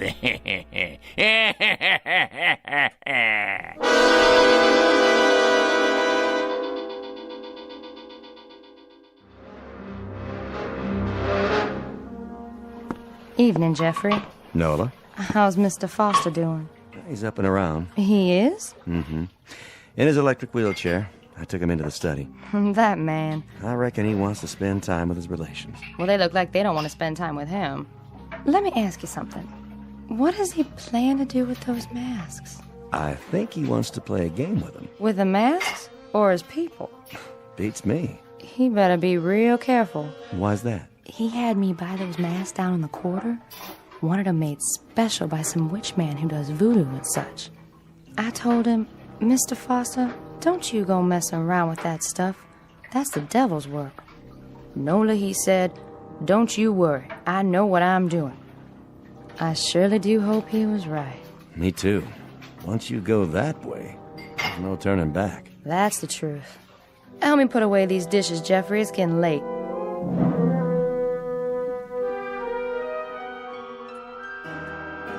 Oh, that's enough, Junior! Please! My head is splitting! All right, if you say so, Ma. At least it's music. Don't you even have a stereo, Grandpa? Sorry to disappoint you, fair one. Well, this is a blast and a half. I've already looked at every magazine, every creepy old antique. Not everything, Paula. There's no end of treasures in this room. Like what? These books, for example. How old they are, how rare. They're first editions, aren't they, Jason? All of them. All of them. Imagine that. They must have taken you years to collect. A lifetime. Freud, Audubon, William James. Who is this? Lovecraft. I see his autograph in one. The Shadow over Innsmouth. Very rare. You should read it sometime. About people who aren't what they appear to be. Pretty valuable, I suppose. Extremely. Of course, not as valuable as the oils. You might be surprised. Although the paintings have been appraised at several $1 million. That much? Oh, Father, is it close to 12 yet? Patience, Emily. Good things come to those who wait. I can hardly hardly breathe behind this mask. I'm suffocating. It won't be long now, I promise. Where's the TV? You gotta have a TV. Sorry, no cartoons for you tonight. Oh, we don't need entertainment. Why would we? We're rocking out right here in this room. We're getting down, aren't we? Having a ball. We're raising the roof. Party on, everybody. Let's play charades. Spin the bottle. Post office. Let's go. Let's do it. Let's... Oh, look what you've done. I couldn't help it. Just lost my head, I guess. It was an accident, okay? Oh, I'll clean it up. The maid will take care of it. But the value, it must be irreplaceable. Not really. Just an early Ming Dynasty vase. Still plenty of them available. I'm taking this thing off my face. I can't stand it one more minute. Paula, don't be a fool. Oh, I don't blame her. I don't blame the child one bit. Nor do I. How could I? We each behave according to our natures. I told you it was an accident. This is cruel, Father. A cruel, heartless torture. I have to agree, Jason. Really, this has gone far enough. We've been in this room for 3 hours, regarding each other through these grotesque masks. There's a limit, and we've all reached it. I must tell you, as far as I'm concerned, this is nothing more nor less than madness. Junior, what are you doing? I've had it too. I am not a bozo. Oh, please, Father, please, let us take them off. Jason, we're waiting. Speak to us. Have you all had your say now? Anything more from you, Paula? Junior? Emily, the flower of my loins? Or you, Wilfred, the benevolent captain of industry? Is there anything else you have to tell me? Speak now or forever hold your peace. Only that I'm feeling buried alive. I agree with Dad. I think anybody who would do this is out of his mind. Please, Pop. Let us take them off. I appeal to you, Jason, from the bottom of my heart, for the sake of my family, for all of our sakes. Open the window to the street for me, would you? One last time. If you like. But my Mercedes! Shut up, Emily. Ah, the sounds of the night. They come from far and wide to partake of pleasure. A joyous celebration of life, unlike you who are without joy. I don't think that's fair. Of course you don't, because you are the object of this particular jape. Listen to them out there. Do you hear whining, complaining, anger? I don't. I hear happiness, simple pleasures, food, drink, the joy of being together, of being alive, as if they know it's fleeting, precious. But those of us in this room, we have a different agenda, don't we? And what of you? What do you get out of it? Satisfaction. A kind of grand culmination. Close the window. What is it? It's what you've been waiting for, I believe. The anointed time when you can all dig deep into the treasury. You're feeling weaker, Father? Ah, at last. A note of hope in your voice, Emily. Why must you say such miserable, cruel things to me? To all of us. What have we ever done to you? Because you're a pitiful excuse for a family. That's why. This is the only language you understand. If only we could respond in kind. If only we could open up to you without restraint in the same way you speak to us. If only we could tell you what we think of you. Fine, Wilfred. Excellent. The truth at last. You've masked not only your faces, but your minds. Speak what's in you now. You're a twisted old man. Yes! Yes! Tell him, Daddy! You dangle us like puppets. You always have, taunting to get a response. You play with us as a cat does with mice. There is no humiliation you wouldn't subject us to. And for what reason? We've done everything you wanted, always.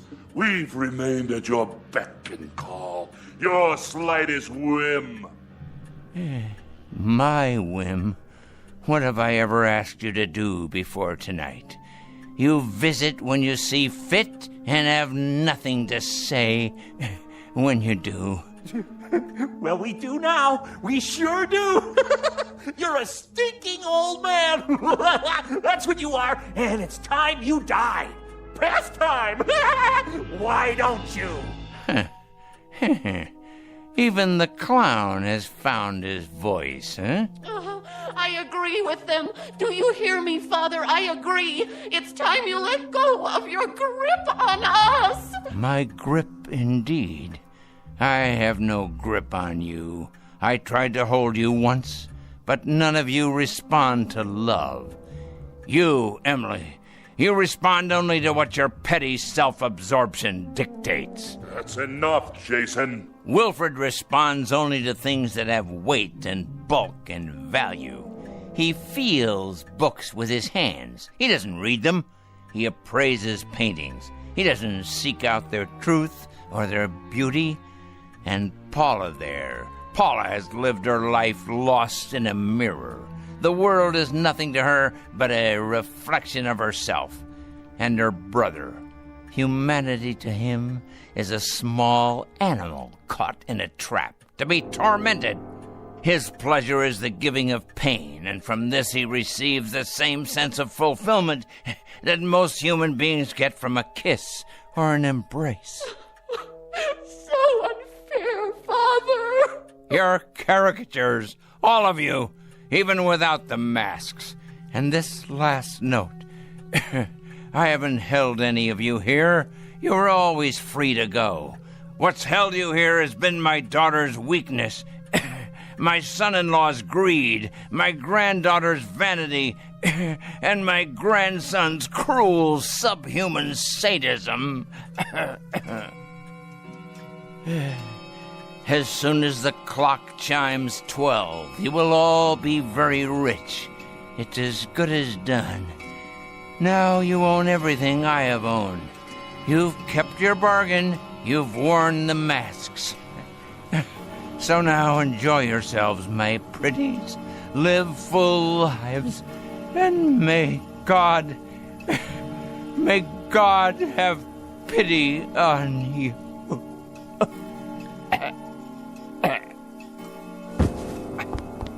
Father! Check his pulse. There is no pulse. At long last, he's dead. So, what do we do now? What do you think we do? We take off the masks and celebrate. This nasty thing, it's stuck to my skin. Mine too! Pull, Junior. Put your fingers under the chin and pull. Watch me.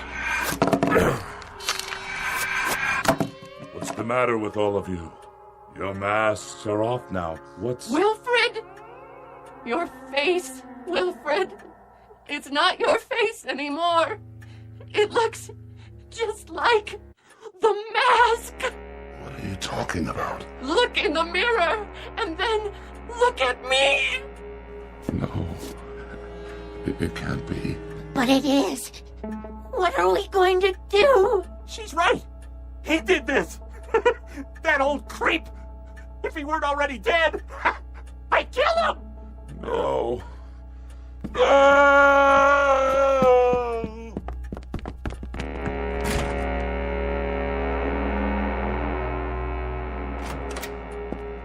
Mr. Foster, are you all... Mr. Foster? Mr. Foster? Sir! Call the doctor! Nola! Call him now! Where is he? In here. I called you right away, even though I knew. Strange mask. Like a death's head. Where are the others? In the room, sir. They practically ran upstairs. Jason. I'll take this mask off for you. You won't need it now, old friend.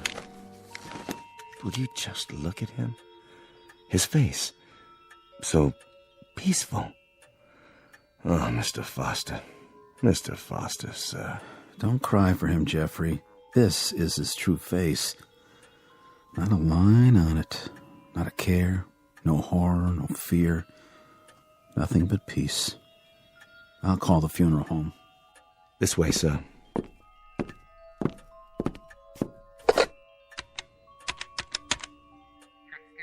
Yes, this is Dr. Sam Miller. I'm at the Foster home. Yes, that's right. Mr. Foster has passed away. Time of death, 12 midnight. Right, I'll fill out the death certificate. Someone will be here. His family.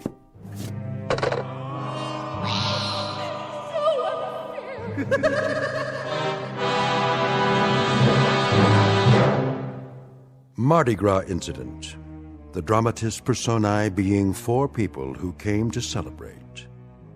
It might be said that they partied with a vengeance. They now wear the faces of all that was pent up inside them. But unfortunately, they'll wear it on the outside for the rest of their lives. Said lives to be lived from this point on in the shadows. Tonight's tale of men, the macabre, and masks in a section of the Big Easy called the Twilight Zone.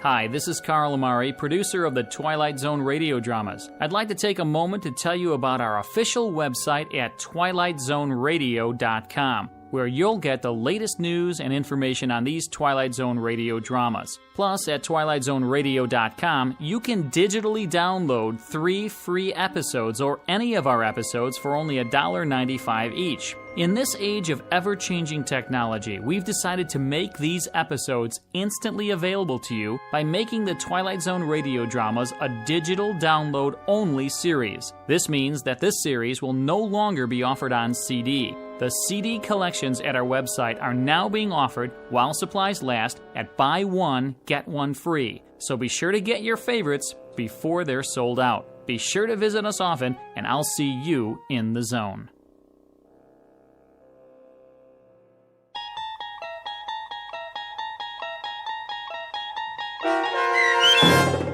The Masks, starring Stan Freberg with Stacy Keach as your narrator, was adapted for radio by Dennis Etchison and written for The Twilight Zone by Rod Serling. Heard in the cast were Mike Starr, Maggie Carney, Craig Brawley, Elizabeth Lado, Jeff Lupetin, Doug James, Kurt Nabig, Sarah Marks, and Carl Amari. To learn more about the Twilight Zone radio dramas and to obtain audio cassettes and CDs of these programs, visit our website at twilightzoneradio.com.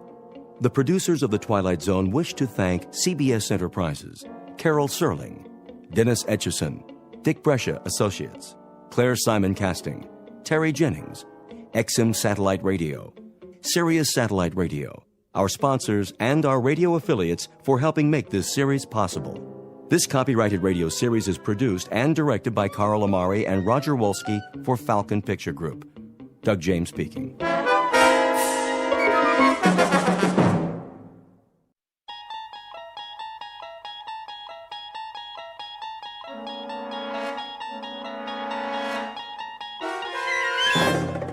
You unlock this door with the key of imagination. Beyond it is another dimension, a dimension of sound, a dimension of sight, a dimension of mind. You're moving into a land of both shadow and substance, of things and ideas. You've just crossed over into the Twilight Zone.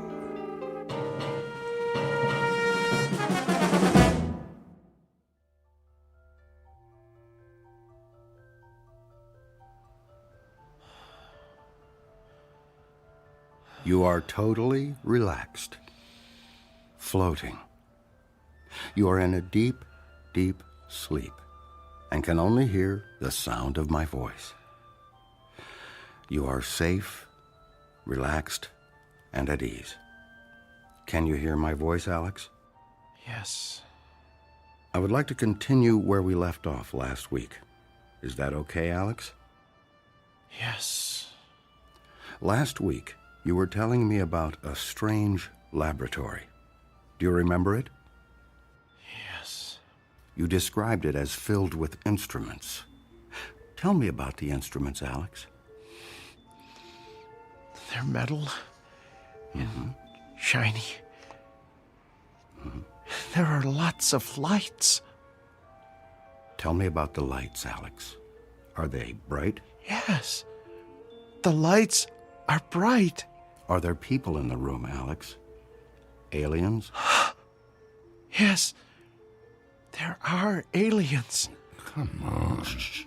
Sir, please. I'm allowing you to sit in, but please do not interrupt. Fine. Sorry. Can you describe the aliens for me, Alex? Do they have big eyes? Yes. They have big eyes. And what did they do to you in the laboratory? Experiments. Uh-huh. What kind of experiments?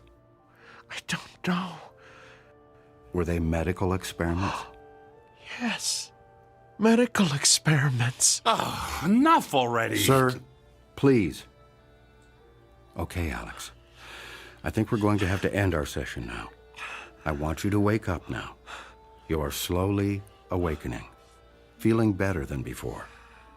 I will count to 3, and you will wake up. 1, 2, 3.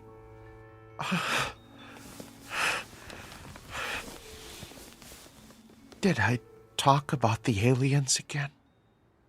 Yes, Alex, but I must say I think we are making progress. Yeah, right.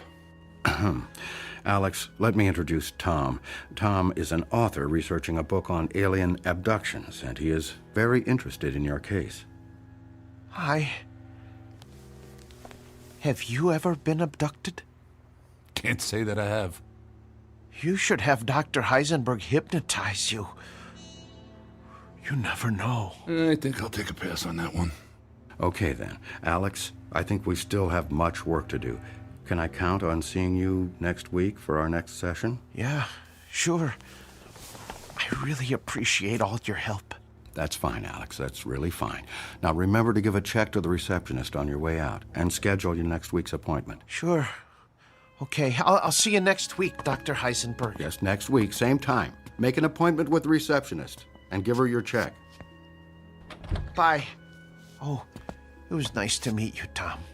Yeah, good luck out there and in here.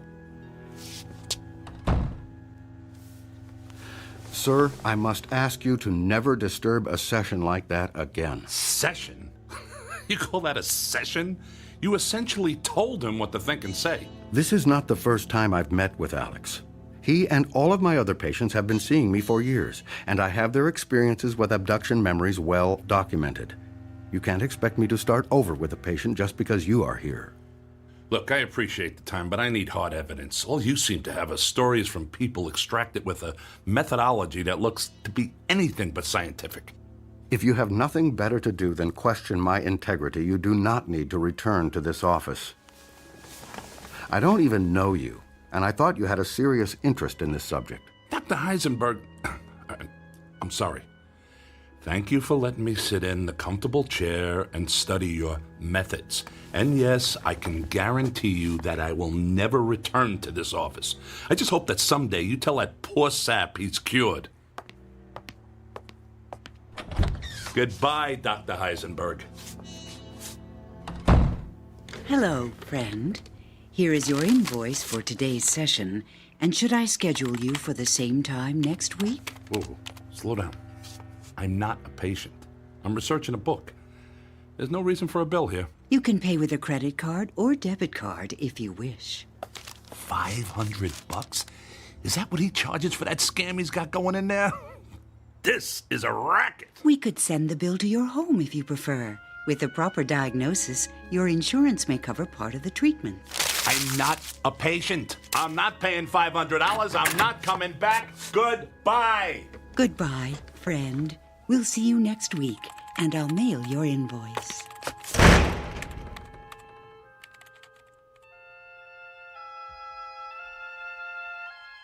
Meet Mr. Tom Calkin, a bad writer with a bad attitude and good intentions who pins conspiracy books that no one seems to read.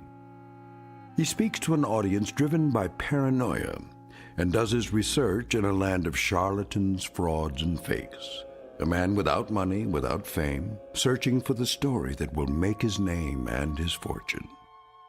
His biography is as boring as his work, and his next contract may be his last. Desperation drives him, and lies define his truth. At least, until he finds his story in that place where all lies fail, a place where even the bright light of truth isn't always what it seems. A place called the Twilight Zone.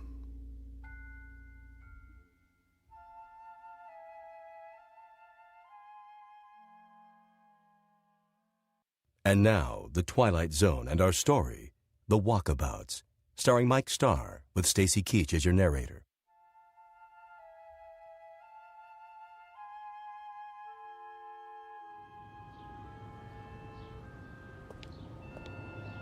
Unbelievable.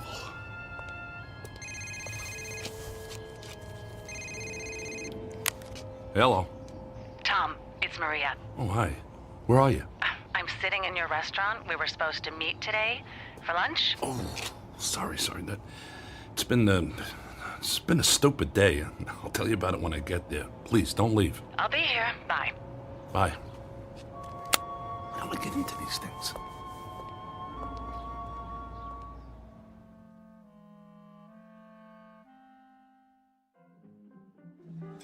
Sorry I'm late.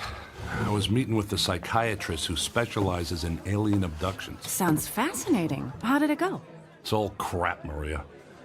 The guy is an absolute charlatan. He's probably had more to do with creating the idea of alien abductions than helping the people who think they've been abducted. Okay, look. We've got a problem. I've edited many books in my time, but I have never worked with an author who made such big promises and delivered so little. Wait a minute. Are you talking about me? Yes. Look, you pitched us an idea for a book about UFOs, and you said you had some evidence that was going to blow the lid off of Roswell, UFOs, and everything people have wondered about and feared on this whole subject of flying saucers. And all I ever hear from you are stories about charlatans, frauds, and fakes. I mean, what is this hard evidence you supposedly have? I mean, you have researched a book before, I assume. Maria, I really do have something. But it has to stay secret. If anyone but you and I even know I have something in my possession, I'll have the government, the military, the CIA, and God knows who else after me. That's a great story, Tom, but my publisher is starting to give me a hard time. We've given you a significant advance. We've covered lots of expenses and heard nothing but promises. I don't care if you're an established author. It is time to deliver a manuscript. Speaking of expenses, I think I owe that psychiatrist $500. What? His receptionist said they were going to mail me a bill for $500. Okay, this is what I mean. All I ever get from you are excuses, apologies, and bills. Where's the manuscript and where's the evidence? Look, you're the one pushing me for this whole alien abduction angle. What do we need it for? That's the hot topic right now. I have to have that component. You're the one making this difficult, not me. I knew you'd say that. It's always about someone else with you, so I'm going to help you out. I found a guy you need to meet. I mean, if you can't find good sources, I'll find them for you. Who? He's a UFO researcher. Great. Just what the world needs, another UFO researcher. I'm only going to say this once. You are going to meet with this guy, and you will present your manuscript and evidence to me in 1 month. Fine. I'll meet with him. What's he do? He's a hypnotist. Oh, you gotta be kidding me. Have you listened to anything I've said? This guy is different. He goes out with small groups of UFO abductees, and they revisit the site of the abduction. He engages in hypnosis on site, in the field, and he has supposedly uncovered some hard evidence. He calls them walkabouts. Huh. Is he Australian? No. Oh, and let me guess. You're gonna publish his book instead of mine. He's not writing a book, but if you don't come up with something soon, I might ask him. That's good.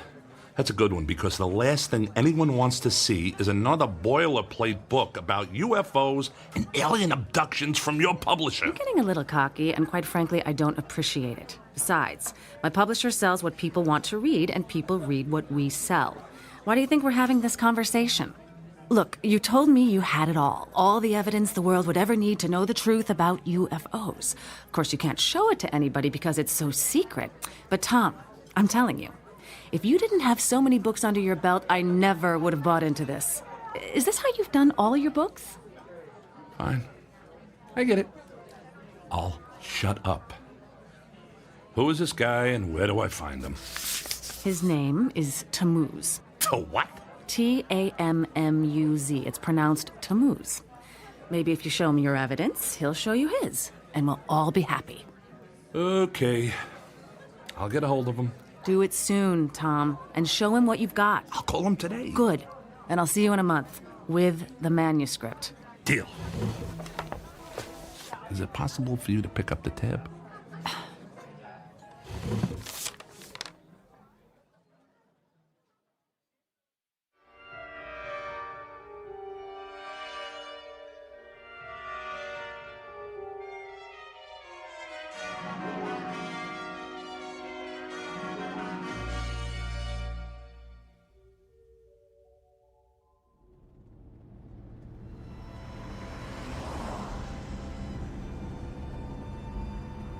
So, how do you know Maria? I'm a writer. She's my editor. I'm writing a book, and she suggested I meet with you. Let me guess, a book about alien abductions? Actually, it's about UFOs in general, but this alien abduction thing is a hot button with her, so here we are. How did you get interested in UFOs? Actually, I never gave them a thought, until I had a little encounter. A close encounter? That's an understatement. Any abduction flashbacks? Nope. It wasn't that kind of thing. I was fishing, hiking actually, in the Rocky Mountains. That's when a meteorite flashed across the tops of the trees and hit the side of a mountain. Let me guess, it wasn't a meteorite. It sure wasn't. I climbed up there to get a look at it and could see it was metal and aerodynamic. I thought it was a jet. Figured I'd climb down and tell the police about a plane crash until I started to look closer at the thing. And that's when you saw a flying saucer. Didn't look anything like a saucer, flying or otherwise. Just a tangle of mangled metal. But it sure wasn't a plane. That's when I heard a sound inside. I thought it was a survivor of the crash. It turned out, it was. A little gray man with a big head and large eyes? Didn't look anything like what you hear about. It was kind of mangled, actually. It stopped moving as I looked inside, and I could see pools of blood. Clear, blue blood. Sounds like alien royalty. Look, this may sound funny to you, but I know what I saw. Sorry, it's just that I've heard so many stories it starts to get old. Although yours has some new characteristics. It's actually a good story. Doesn't sound like much of a book, though. That's because it's more than just a story. Like what? I got pictures. That helps. And video. And parts of the wreckage, and I even wiped up a sample of the blood and put it in a plastic bag. In my freezer at home is a sample of alien DNA. In a box under the bed are parts and instruments from the craft. And on my computer are pictures and videos of the inside and outside of the craft. You're not making this up, are you? Nope. It's all real, and I got it all. Now, what do you got? What do you mean? That was a deal I made with Maria. I would tell you all about my evidence, and you would tell me all about yours. My friend, I don't think anyone on the planet has evidence like yours. Well, maybe at Area 51, but not in a box under a bed or next to the frozen pizzas in the freezer. Damn it, Maria! What? She told me you would help. That you would share your evidence. Let me guess. You got nothing. Hey, slow down, my friend.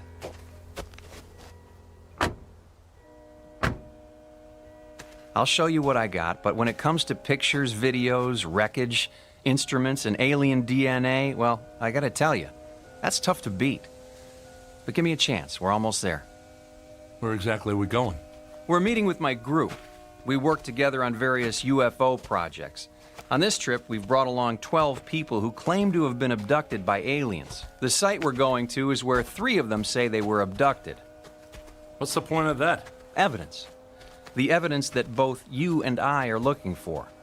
We've found that if we return to the site of the reported abduction, some people can actually recall where UFOs supposedly landed, hovered, or demonstrated some phenomena or activity. We then go to that particular spot and look for evidence. Now we're talking. What kind of evidence? Pretty boring stuff compared to what you got. Usually we do soil samples, take readings for radioactivity, magnetic fields, pass metal detectors over the ground. We've managed to find some interesting stuff, assuming you're a soil chemist. That's it? You got dirt? I didn't say that. It's just a question of how you look at it. A UFO site can tell you a lot if you know what to look for. Speaking of that, is your crashed vehicle still sitting up there on that mountain? Nah, it's gone. I went back a week later and there was no sign of it. I hate when that happens. Are you sure you saw something up there? I saw it, I have pictures, and there is still some evidence up there. The kind of evidence you look for. The rocks on the side of the mountain. You can still see where they're scratched and gouged by the crash. But that's all you can see. I looked everywhere and there's no sign of anything else. I'd like to go there with you someday. The craft, or whatever it was, may have left some metallic particles on the rocks as a result of the collision. Do you remember where it is? I have it marked on a map. Back at home. In the box under the bed, no doubt. Where else would I keep it? You're a funny guy, and obviously a man with a lot on his mind. I think you'll like this group of people we're about to meet. They've got a lot on their minds, too.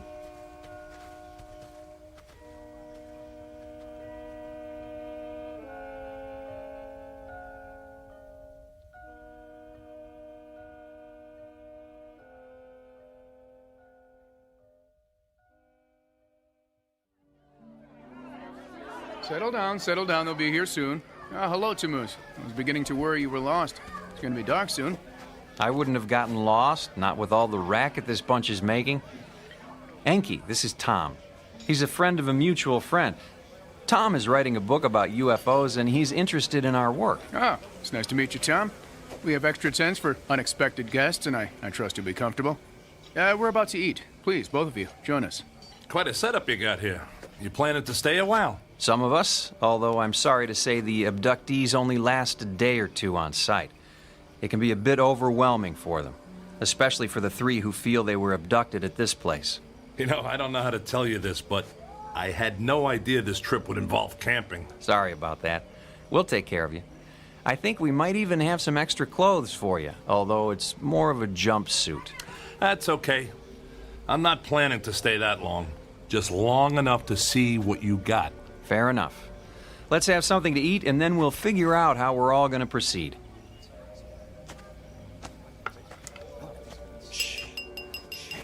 If I could have your attention, please. Thank you all for joining us. I know this is difficult for some of you, but I can assure you you're in good hands, and my hope is that our walkabout will be brief and uneventful. I'd like to introduce a special guest. Our friend Tom here is an author preparing a book on the subject of UFOs. If you'd like, I'm sure he would be fascinated by some of the stories you have to tell. Welcome, Tom. Tom, hello again.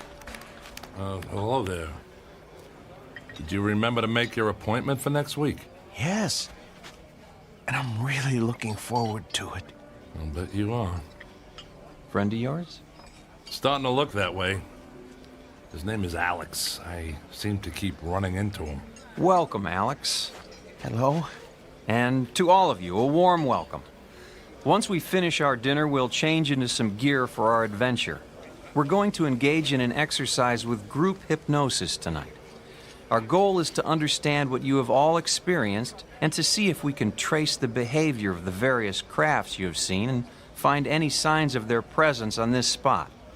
My good friend Enki and some of my other associates will be using instruments to determine if our visitors have left anything behind for us to collect.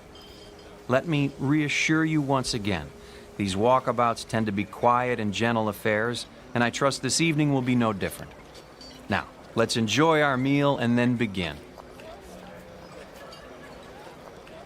That's it? Group hypnosis and you guys run around with instruments in the dark? Is this gonna be another waste of time? My friend, it is not a waste of time. I'm sorry you're in such a hurry and I can't help you with your deadline or your editor. Let's just hope we find some good evidence for you tonight, and then you can get to work.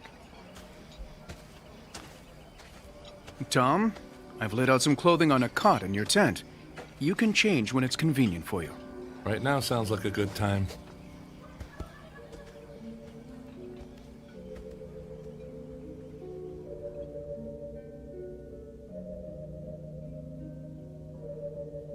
Tom? Hey, Tom! Wait up. Oh, it's you. Is this how you spend most of your time? Oh, Dr. Heisenberg recommended I try this form of therapy. Heisenberg. He doesn't seem like a guy who would want to lose a paying customer to a competitor. What? What are you talking about? That's not important. So, are you one of the people abducted from this place? No, I don't remember where my abduction happened. Dr. Heisenberg is trying to help me remember. I'll bet he is. Wonder how much that's gonna cost you. Oh, it's not about the money. It's about finding the answer. Well, that's one thing we both agree on. Well, this looks like my tent. You doing the camping thing too? Oh, we all are. I don't think we have a choice. We walked here and I have no idea how to walk out. Yeah, I know what you mean. Some reason I don't like the way this is set up. Do you know anything about these people? No, Dr. Heisenberg set it all up. He's a really good person, you know. He's always looking out for me. Whatever you say, Alex. Oh, man. He said jumpsuit. He meant it. Looks like something you'd wear in jail. I think it's to protect us from dangerous chemical residue in the soil. You're starting to sound like Tammuz. Oh, actually, Enki told us that, and I'm not taking any chances. I'm gonna put mine on now. I'll see you again, okay? Yes, I'm sure you will see me again.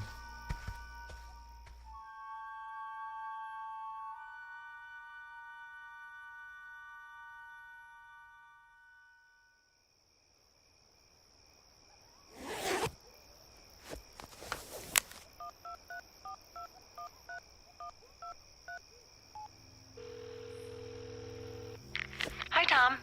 Were you expecting me to call? No, I saw your name on the caller ID. Did you show Tammuz your evidence? No, but I told him about it. That's why I'm calling. Maria, this guy's got nothing. He's as big a fraud as that quack psychiatrist I saw yesterday. And hey, you know what? These two are connected somehow. Heisenberg has lots of connections. He's actually somewhat famous, but obviously he didn't impress you. Yeah, obviously not. Look, Maria, I'm going to give this my best, and then I'll get right to work on that manuscript, okay? Are you all right, Tom? I mean, is everything okay? Yeah, everything's fine. I'll see you in a month, okay? Tom? Okay, that's our deal. Tom! Oh, sorry, Tom. I didn't know you were on the phone. Yeah, I'll talk to you later, Maria. Goodbye, Tom. I'm very sorry. Was that your wife? No, I'm not married. Someone I'm working with, maybe you've seen her. Her name is Maria. Maria. Oh, sorry. I don't know anyone named Maria. Yeah, but somehow she knows Heisenberg. Lots of people see psychiatrists. Yeah, the only thing is, I never told her the name of the psychiatrist I was meeting with, yet she knows his name. You sure you never saw a woman named Maria around the office? I don't know. You sure you don't know some way out of here? Oh, gosh, no, especially now. I mean, it's pitch dark out here. Yeah, it sure is. like an idiot in this jumpsuit. Alex, I'll tell you what. What?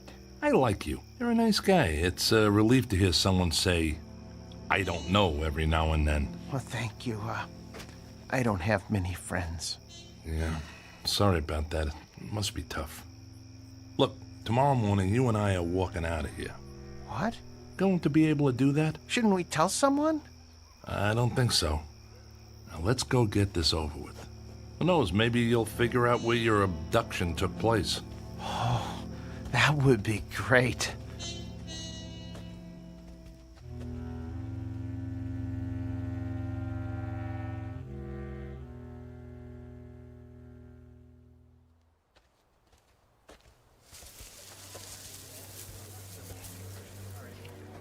Hello, my friends. I see you're wearing our group attire. So how come we're all dressed in white and Tammuz and his buddies get the blue jumpsuits? I don't know. I like the blue ones better, too. Please, my friends, I would like to ask all of you to recline on the cots that we've arranged here in the circle. Tom, I wonder if you'd like to join this session. I'm curious if there are any memories from your fishing trip that have eluded you. I don't think so, and if you don't mind, I'll pass on the mass hypnosis. I'm here to find evidence, not become a part of it. Suit yourself. Is there anywhere special you'd like to sit or stand? Back here is fine. I'll watch from a distance. Good luck there, Alex. Have a nice nap. Thanks. I'll see you later, Tom. Right. My friends, please, if you'll take your positions and simply lie down. Get comfortable, please, and be at ease. I want to begin by asking you to close your eyes and relax. Relax the muscles in your face and feel the tension go out of you. Relax. Feel your shoulders and arms slowly relax and allow your body to relax down your back, to your legs, to your feet. Relax.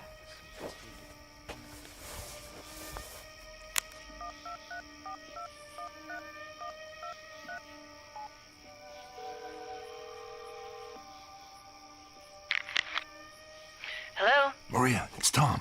I know. Maria, I don't like this. What did you get me into? And by the way, how do you know Heisenberg? What exactly am I doing here, Maria? What are you talking about? This outfit is like a cult.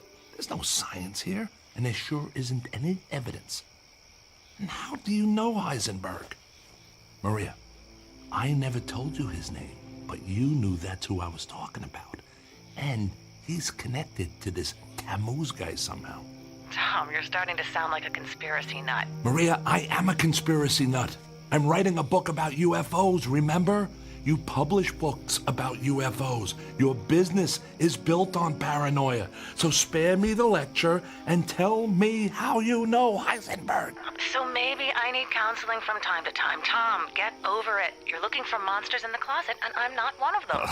I'm starting to wonder if any money is worth all this. Hey, if you want to bail on the contract, be my guest. We'll total all the money from your advance and all of your expenses and subtract it from the royalties of your other books. But get this in your head right now. This is the last book you will never write. Hey, I'm sorry. I don't know why I called. I guess I just don't know what to believe anymore or who to believe. Look, when I get out of here, I'll finish the book. If I learn anything tonight, I'll add that as well. Tom, do me a favor. Don't call me again until you have the evidence and the manuscript in hand. I don't need the aggravation. I need the story you threatened to tell and the evidence you found to support it. Got it? Got it. Bye. Threatened? Come on, babe. It was just a book proposal.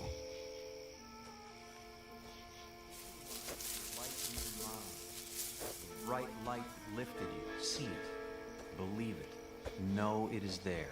The light approaches and will take you up to where all is well. Tom! Tom! Alex? Is that you? Where are you? I'm here, in the bushes. He said to be comfortable, and I'm comfortable when you're around, so I had to find you. Alex, you're missing out on your session. I don't want to do this. This is bad. Good. Alex, you're starting to get it. This is a scam, and that's bad. No, I mean, Really bad. Look. Oh my God! What is that?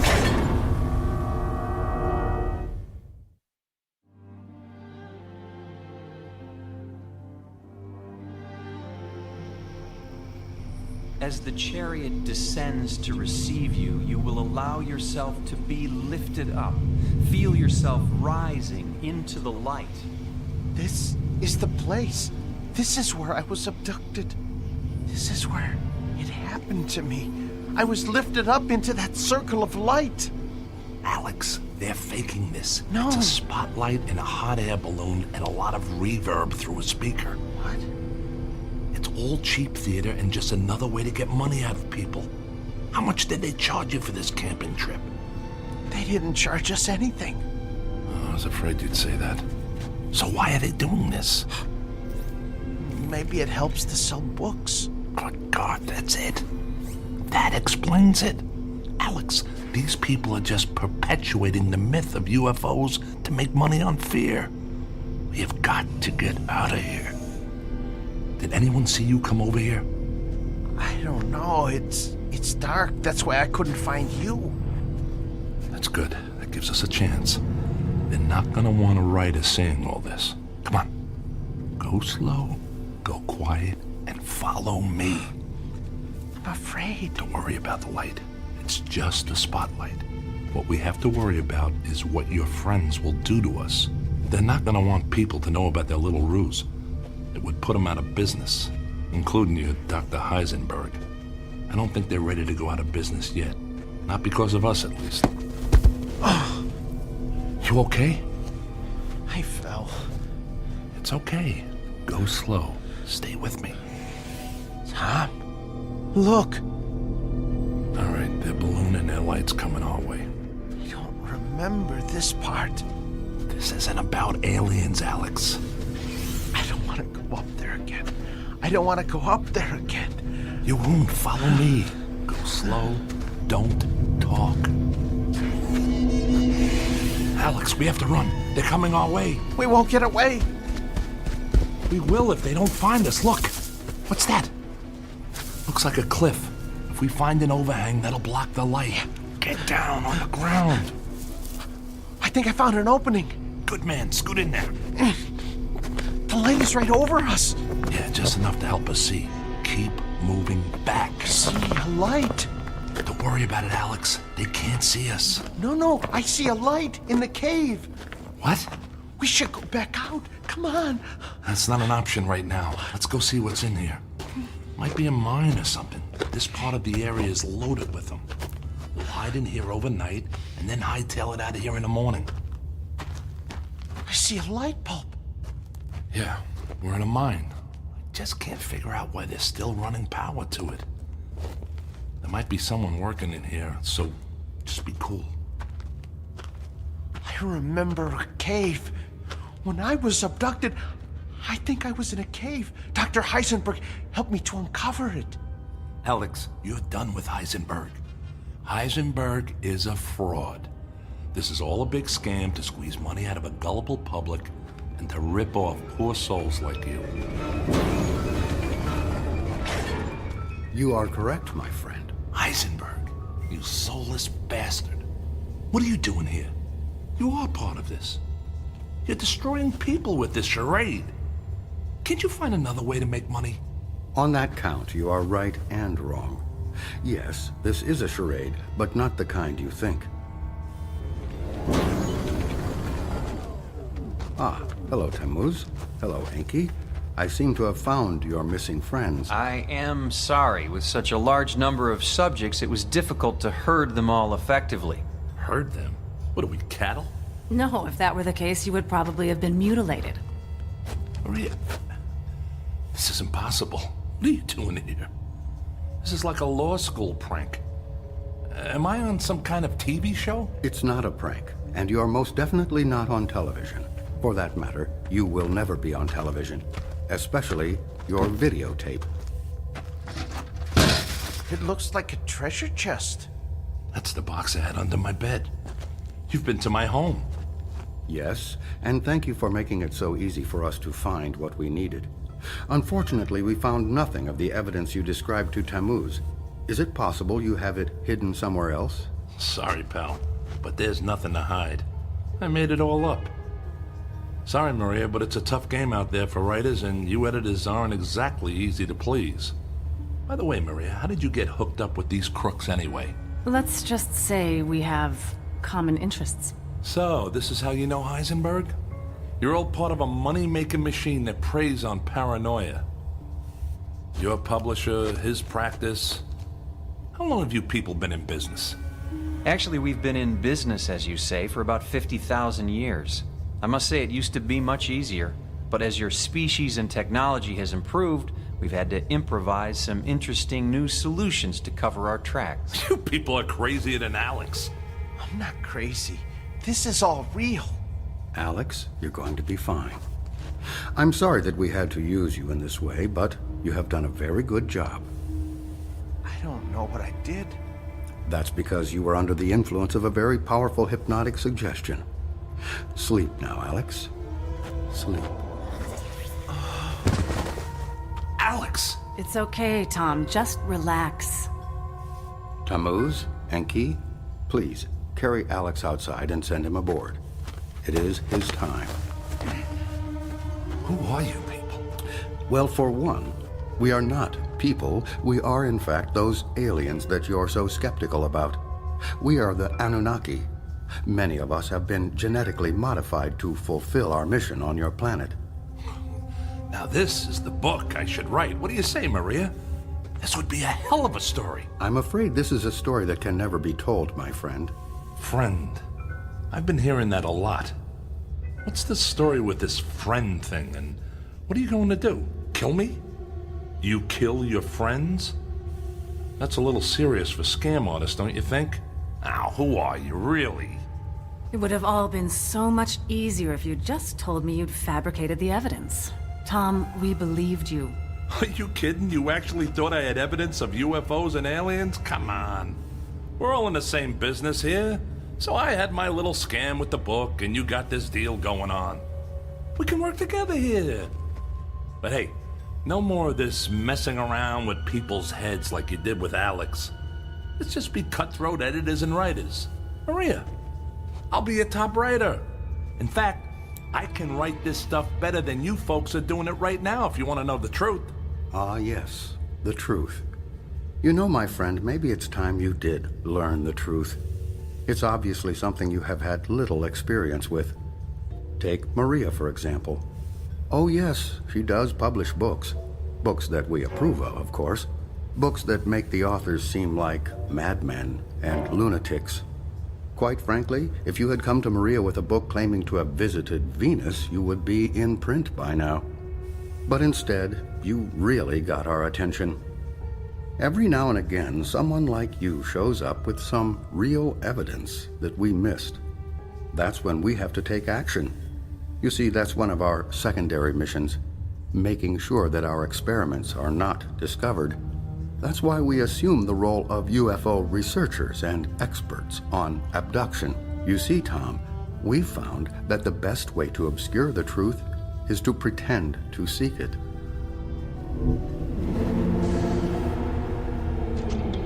Well, it sounds like our friend Alex has made his final journey. That is actually our primary mission. We are harvesters, in a way. You're going to kill him, aren't you? That's what you do with friends. He may be gone soon, but his DNA will live forever. It's necessary for our survival. You too will live forever, Tom. You are one of the chosen now. You are now our friend. What are you, serial killers? You have nothing to fear, really. The whole process takes about 10 to 15 of your years. Alex was first harvested at a very early age, so his time is now. For you, you will still have some time left. It will be a time of some confusion, but all for the best, really. All for the best. You're going to kill me too? Like I said, you will have some quality of life for 10 to 15 years. And then, yes, you too will be harvested. Right. Harvested. But before I go, I have one question. Can I get an answer to one question? Sure, why not? After today, you will only remember what we allow you to recall as a new member of the abductee class. What's your question? It's just this. How many people will it take to pull out the fingers I'm about to bury in your throat?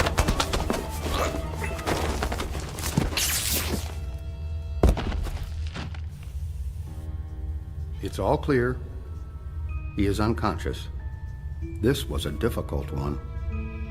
They are proving to be a greater and greater challenge. The growing sophistication of their technology, their increased awareness of our presence. We may need to initiate another world war or create a new pandemic. We can't allow them to have too much time to think. Does that mean we should terminate the terrorism initiative? It's quite possible. In the meantime, let's increase the number of stories about supervolcanoes, asteroids striking the Earth, and global warming. Keep the fear alive. And Maria, you seem to have developed some affection for this one. That can't be allowed. I know, I will do better. Sometimes they're like pets to me, and I just seem to become attached. Ha. Spoken like a true editor. But you may have to have additional contact with this one, so keep your perspective. Okay. Now, back to work. We are staging a UFO convention in Mexico City, and I am recommending additional investment in the Alien Museum in Roswell.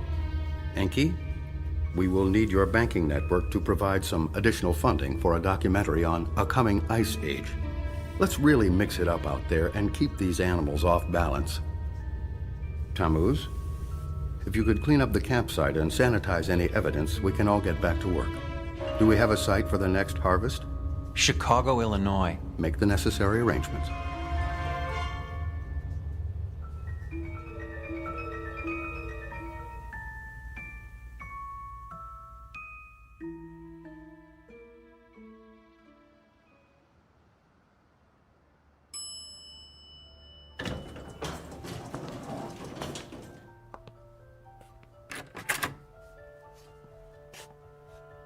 Hello, friend.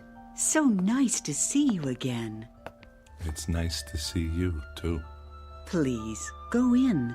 The doctor is expecting you. Hello, Dr. Heisenberg. Hello, Tom. How are you feeling today? I think I'm getting worse. I think I need more sessions with you. Let me ask you something, Tom. Do you still believe you have been to Jupiter? I don't know. It doesn't make any sense to me. It's a gas giant. You can't breathe there. Well, if the alien technology you have described in our sessions is as advanced as you believe, anything would be possible, wouldn't it? I think you're right, Dr. Heisenberg. Tom, I must tell you, you have a way with words. Have you ever thought about writing a book about your adventures? No one would believe me. People want to believe, Tom. That's all that matters. I know an editor who I think would be very interested in your story. Your story about Jupiter. Why don't you meet with her? I could set it up for you. Okay. Then it's settled. Now, let's begin our session. Close your eyes, and you will go into a deep sleep. Deep. Deep. Deeper. Deep. Deep.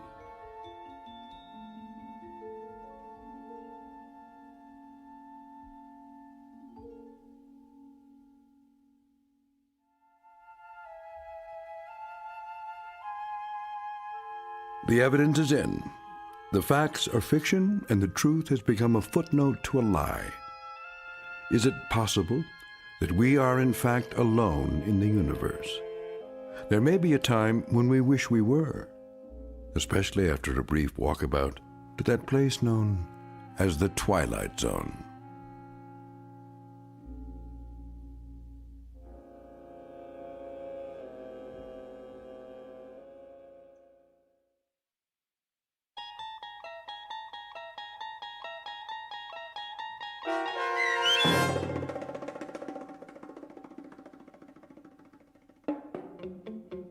The Walkabouts, starring Mike Starr with Stacy Keach as your narrator, was especially written for The Twilight Zone by Steve Newby.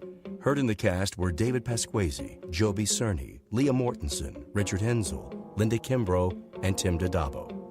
The producers of The Twilight Zone wish to thank CBS Enterprises and the Rod Serling Estate for making this series possible. This copyrighted radio series is produced and directed by Carl Amari and Joby Cerny for Falcon Picture Group. Sound design, custom Foley effects, recording, and editing are done in the Cerny American Sound to Picture Theater by sound designers Todd Beyer, Craig Lee, and Tim Cerny. To learn more about the Twilight Zone radio dramas and to contact us, visit our official website at twilightzoneradio.com. Doug James speaking.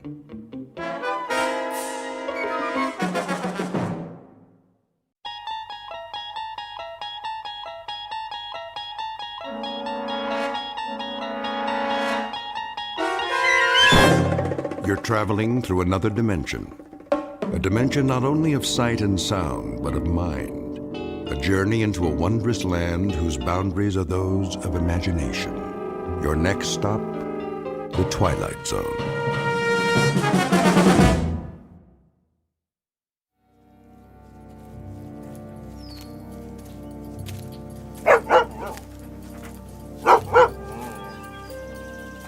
Hey, Rip, what you chasing?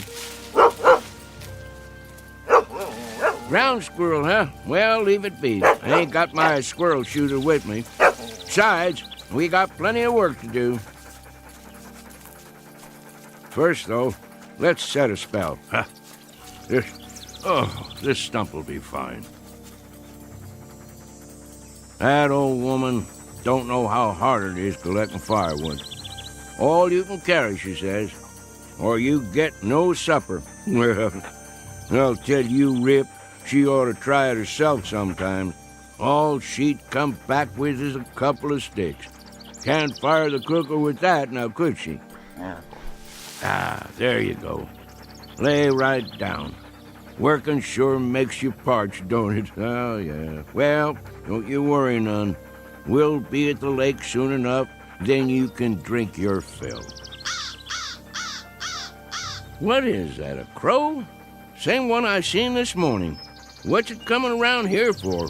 Fly on by, Mr. Crow. Nothing here for you. Just me and old Rip.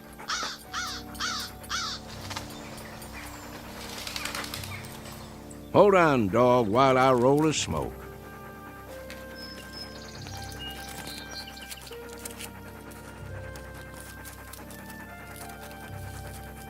There we go. Now, light it up for me, would you, Rip? Sure wish you could do that. Make life easier for this old boy.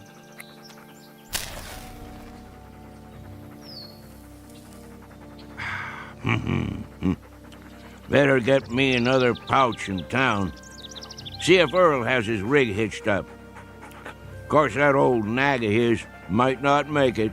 And then we'll just walk the trail, won't we, boy? You and me, same as always. Come on, we better get on home before it's dark. Maybe we'll do us some coon hunting tonight. Would you like that? Sure you would. Well, let's go back to work. Where's that firewood, Rip? Go find us some now. Gotta get me a good armload. Easy, boy. What is it? What you got there?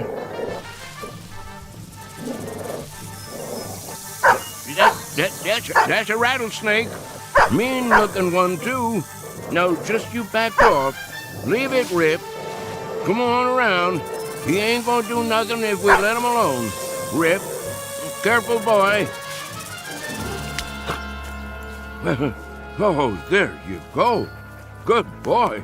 All done. By golly, you took care of him, didn't you? You broke his neck clean in two. Why, thank you kindly, Rip. If it weren't for you, I might have stepped right on it. You would have had to suck the venom before it reached my heart. Think you could have done that? Oh, that's a good old hound. Yeah, you sure are. Best friend a man ever did have.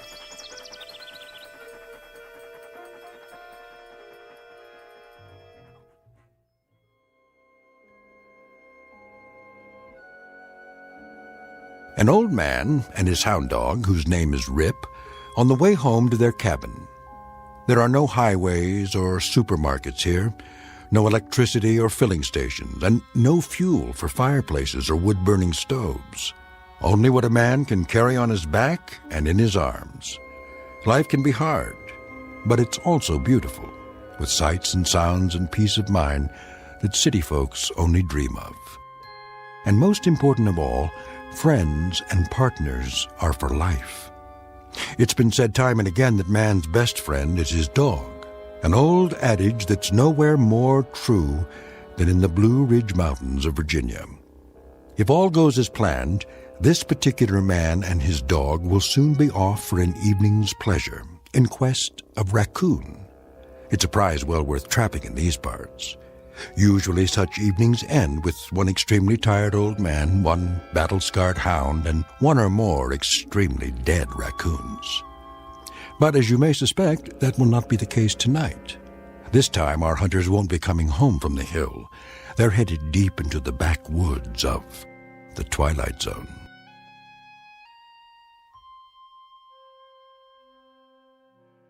And now, The Twilight Zone and our story, The Hunt, starring Shelley Berman and Karen Black, with Stacy Keach as your narrator.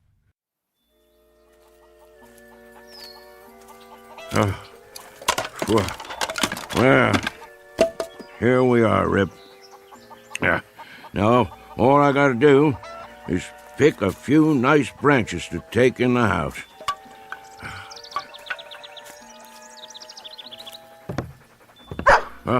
Rachel, open up. What is going on out there? I can't get the door with my arms full. Hold your horses, old man. Rachel, I'm warning you. What's all the hollering about? You want your firewood or don't you? Oh, come on in with you then. You're gonna suffocate for lack of air one of these days. Why don't you leave that door open? Got to keep the dog out of the house somehow. Come on, Rip. Oh, no you don't. Trotting in here with his fleas and ticks. Old woman, don't let's start that commotion up again. When I go in the house, Rip goes in too. Or I'm a-going somewhere else. Here, Rip. I've got a mind to move to the barn. Let you and the dog have the house to yourselves. Old woman, you're forgetting something. I never forgot a thing in my life. That's true, except when you want to. That dog saved my life more than once. Did it again today, too. I would have stepped right on a big old rattlesnake if Rip hadn't jumped the critter and broke his neck. I have to buy myself a divorce from you to get my way around here. Well, let the ornery animal come on in, then. And there's another thing. Don't talk about him like that when he can hear you. What? You heard me. Rip's got feelings, and I don't want him hurt. I'll let him in the house, and I'll feed him our table scraps, but I'll be switched if I'm going to start sweet-talking him. Old woman, you tickle me sometimes. And what does that mean? Since your memory is so good, when was the last time you got yourself kissed? If I figure right, it was sometime in the spring of 1900. And wait a minute, what was the year now? Then I figure you got one coming. Don't you come near me, old man. Yes, sir. I've been thinking about giving you a kiss for the last month or two. Ryder, sit down to your supper and stop talking silly. I mean it. There. I'll have my supper now, old woman. Old man? Yep.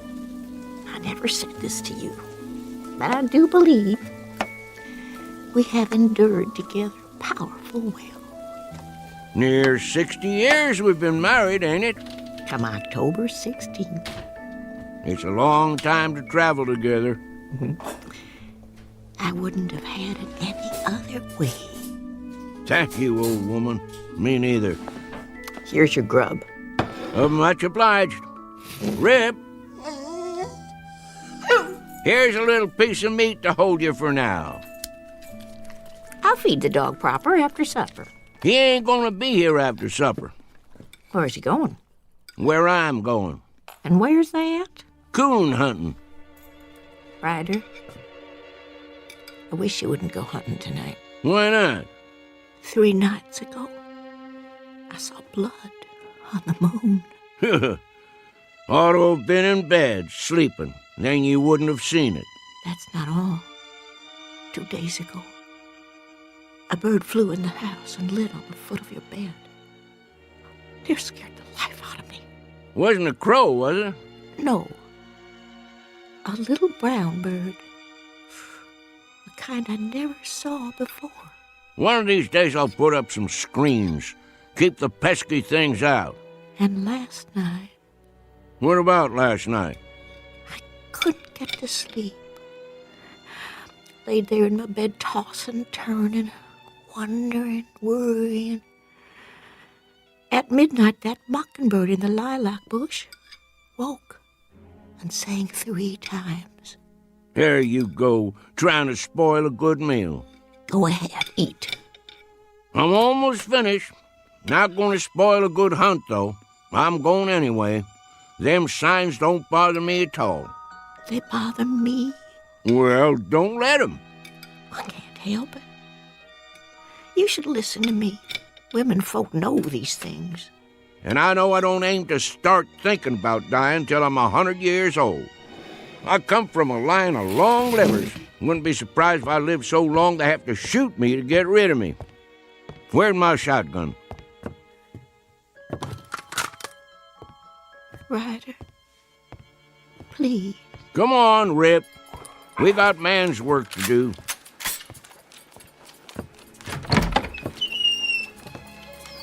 You be careful, old man. Don't worry your head, old woman. I'll be back before it's all the way dark, more'n likely.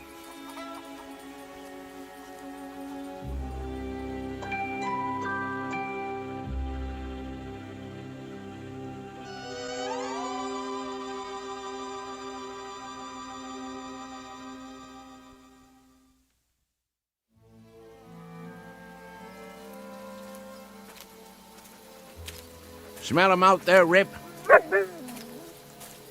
Well, I almost can. He's around here somewhere. Take your time, boy. We'll get him. Yeah, here's our stump. Let's set a spell. Oh, my favorite time. Chickens ready to roost. Owls just getting up. Used to dig out here for night crawlers when I was a tadpole. Of course, you wasn't around then, but we had some good times, let me tell you. Me and the boys. In the morning, we'd go fishing in the lake. Fish jumping like silver. Sometimes we couldn't wait to eat 'em, clean 'em, and cook 'em right where we was. Then go for a swim. Even had me a dog, too. Oh, not a hound like you. But it was a good old boy. Little bit of a thing. Called him Skipper. Just went missing one day. Must have fell in the lake. That, or a bear got him. Oh, don't you go getting spooked now. No bears anymore, just coons. Big old raccoons, good for meat and hides. Catch a right bushy one and I'll make a dog bed for you. Would you like that, Rip? Gonna be cold come winter. Shh. There he is. Hear him? Big fat one. Looking for a snack. Want to get him, boy? Well, go ahead, do your work. You tree him, I'll catch him. Soon as I light the lantern.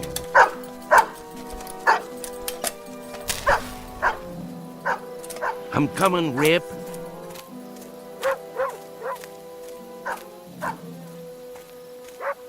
That's it. You got him, boy. I'm on my way. Up a tree, is he, boy? Yep, he must be. Let me shine the light and have a look. Rip, I don't want to doubt your word, but there ain't no coon up there. Nope. If there was, I'd see his eyes in the dark, big as $50. Tricked you, didn't he? I knew it. Now you can't get the scent, 'cause he run up the tree and crossed over to another one. Probably down by the lake already. Don't you go there, boy. He wants you to. Let him go, Rip. You let him go now. I see him. He's out on the end of the log, and now he's going to jump in. He's only tricking you. Don't try going after him. He's too good a swimmer. No, boy. He'll pull you under. Come on back here. Oh, now you've done it. Rip, come back here, boy. That coon got you right where he wants you. Get back here before he pull you under. I'll reach down and grab you. You darn fool, don't let him bite you. Swim on over here. That coon's gonna drown you in a minute. Uh-oh. Coon's got him down, and I'm a-losing my balance. Hold on, boy. I'm a-coming.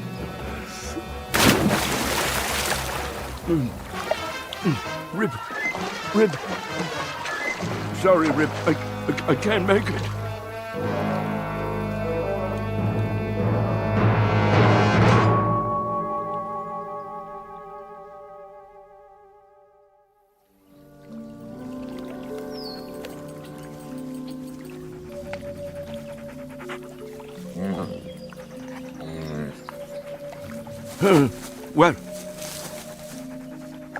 Well, what do you know, Rip? We made it after all. Guess I could swim better than I thought, and you could too, even with an old coon dragging you down. Did you pull me out, or did I pull you? By golly, take a look, morning already. Right beautiful day, too. Must have spent half the night chasing that old raccoon. And we didn't even get him. There's a gun and lantern right where I left him. Hungry, ain't you, boy? Yeah, me too. Let's mosey on home and see what Rachel's got for breakfast. That old woman is going to give us Hail Columbia for staying out all night. Can't help that, though. Well, Rip, our time has come. Let's go face the music.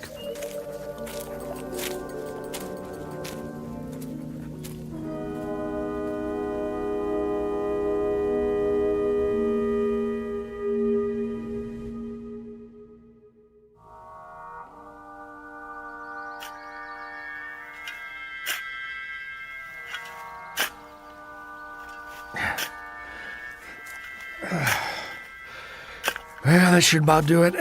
Do what? Deep enough, I figure. Let me see. Man, that hole ain't more than 4 feet. So what? So you can't bury nothing in there? Sure you can. Box will fit. Won't fit proper. Wesley, it's a coffin, you know? Yeah, a little one. Just the same. 4 feet deep's enough for a dog. Well, maybe for an ordinary dog. Old Man Simpson claimed there wasn't nothing ordinary about Rip.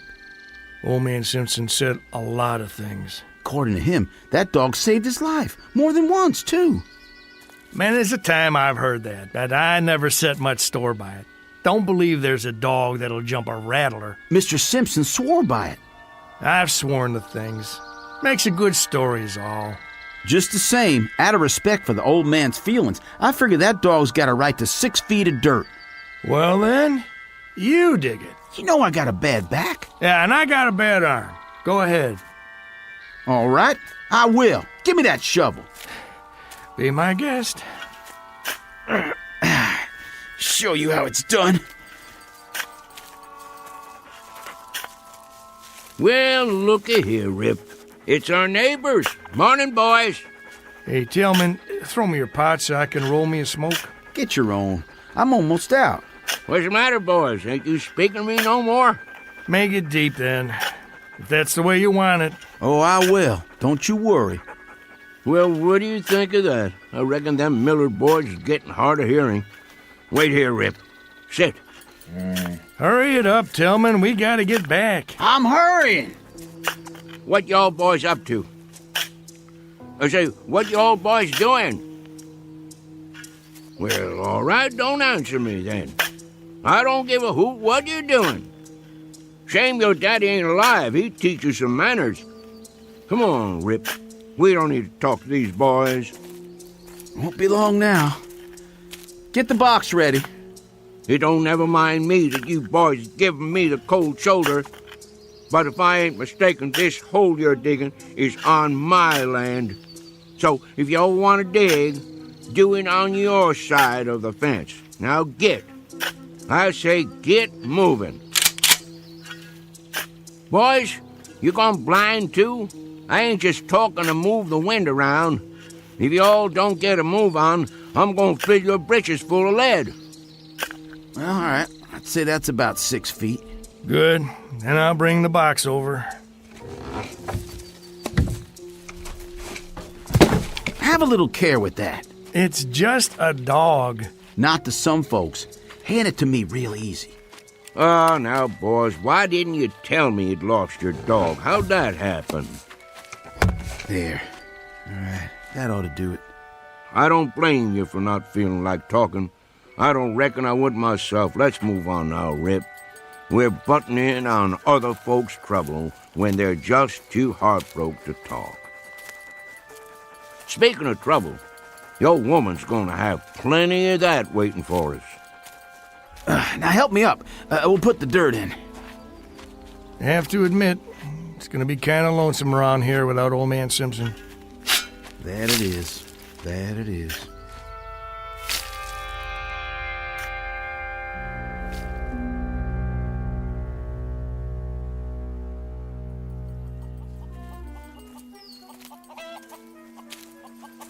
Where is she? Looks to me like maybe we've had a stroke of luck, Rip.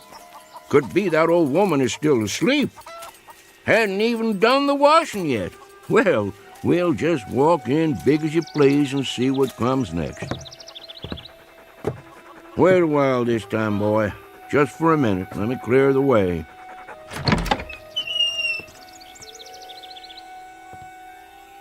Old woman? There you are. Morning.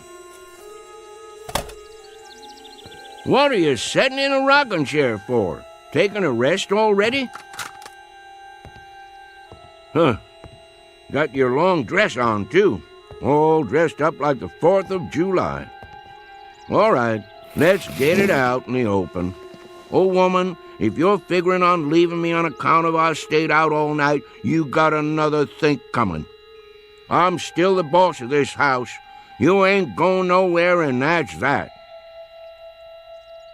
Got nothing to say? Then I reckon we ain't mad no more. Now, I'd appreciate a little breakfast, if it's all the same with you.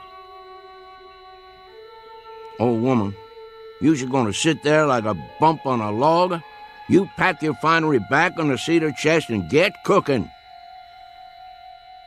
Now, what's the matter?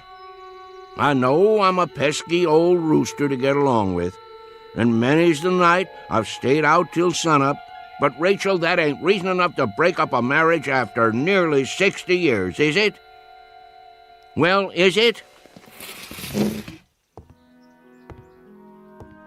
Well, that a tear on your cheek? Oh, now, old woman, I didn't mean to speak rough to you. I just don't want you running off and leaving me, that's all. All right, you win, Rachel. I guess I could be a better man to you. Won't go streaking off every night hunting. I'll stay home with you, and we'll sit by the fire, and we'll talk about things. And I'll tell you something else. Next time I go down the mountain, I'll stop in the store and buy you a pretty. Some cloth to make yourself a new Sunday dress, or a pair of silk stockings like them city women has. Well, What do you think of that? Oh, woman, I want an answer out of you. What is it? Cat got your tongue? Nobody spoke to me all morning long, is the truth. Something wrong with me? I passed the Miller boys on the way home a while ago, and they acted just about the same way you're doing. Rachel, you can see me, can't you? Woman, what in tarnation is the matter with you? Huh. Who'd be coming to see us now? Mrs. Simpson, may I come in? Yes. Reverend Wood? You sure have come at a time of need. Mighty glad to see you. Something's wrong with my old lady, and I can't figure it out. Seems to me in a daze or something, near as I can tell. The Lord be with you, sister. Amen, brother. I appreciate your coming. Even though he didn't belong to the church, just never could get him to go. I realize Brother Simpson wasn't a religious man, but I figure he's still entitled to a Christian burial. Now just hold everything. Let's not get too far down the road here. If anybody's giving Brother Simpson a Christian burial, they'd better ask Brother Simpson how he feels about it. I've been sitting here, trying to figure it all out. I'm sure you have, with a word close at hand. I've got the good book right here, but I can't work this out. It don't make sense somehow. And just last night he was sitting there at the supper table. I begged him not to go. You did all you could, sister. There's been omens. I've seen signs. But he went. Why'd he have to go and do that? Can you explain it to me? The Lord works in mysterious ways. Rachel, listen to me. There's been some kind of misunderstanding. Somebody's pulled the wrong switch. Me and Rip ain't going nowhere. I'm right here. Rip's out on the porch. Miss Rachel? That you, Tillman? Yes, ma'am. Thank you for coming. What is the matter with that dog? Rip don't take kindly to people coming right on in, but it didn't so much as make a sound.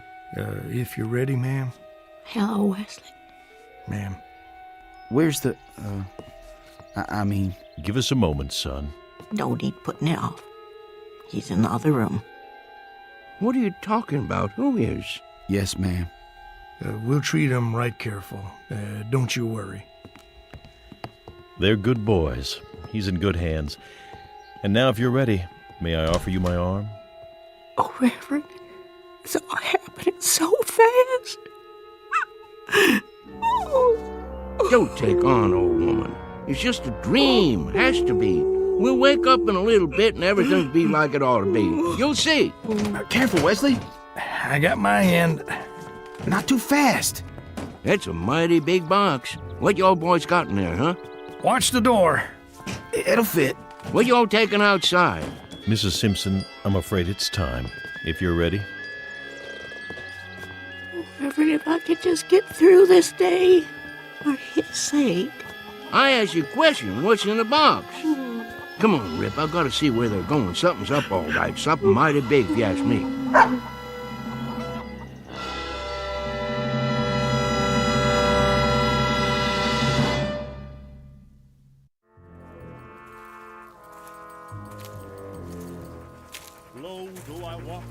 Where are they going? All the way to the top of the hill, looks like. Getting pretty steep. Must be heading for the graveyard. Just let me get my breath here once. We'll find out what this is all about, Rip, in a minute or two. Graveyard's just over the other side. Leastways, that's how I remember it. Can't say it's someplace I go more'n I can help it. All right, let's go. Ain't much further.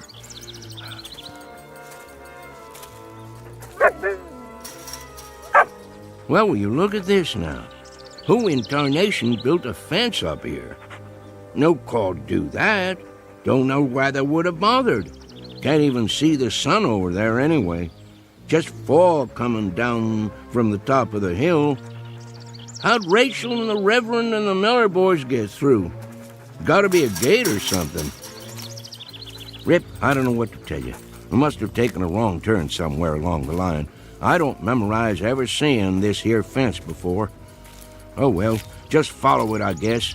We're bound to come out sooner or later. What you see, boy? Well now, looks like you found it. Here's the gate. All locked up, though. Chain and everything. Hello? Anybody home in there? Howdy, neighbor. Oh, howdy. Think you could open this for me? Sure enough. Wasn't expecting nobody this morning. Don't let me put you in no trouble, friend. Seems like I lost my way. Everybody says that at first. Easy to do. Who put this gate up, anyway? The owner. The owner? Well, who's that? He don't like to use his name. Make him sound high and mighty. What's your name, friend? Simpson. Hyder Simpson. Ah, yeah. Think I heard of you. Just let me check it in my book here. I belong to that bunch of Simpsons over on Wales Mountain. Lived there all my life. I got it. Yep, you're on the list. Guess you can't see it from here, though. Rip and me, we traveled a far piece. I don't never recollect coming so far we couldn't see the top of Wales Mountain. And how old are you, Mr. Simpson? Well, sir, can't say exactly, but I've been walking the earth for more than 70 years now. Arrived at the gate 10:45 a.m. Nice watch you got there.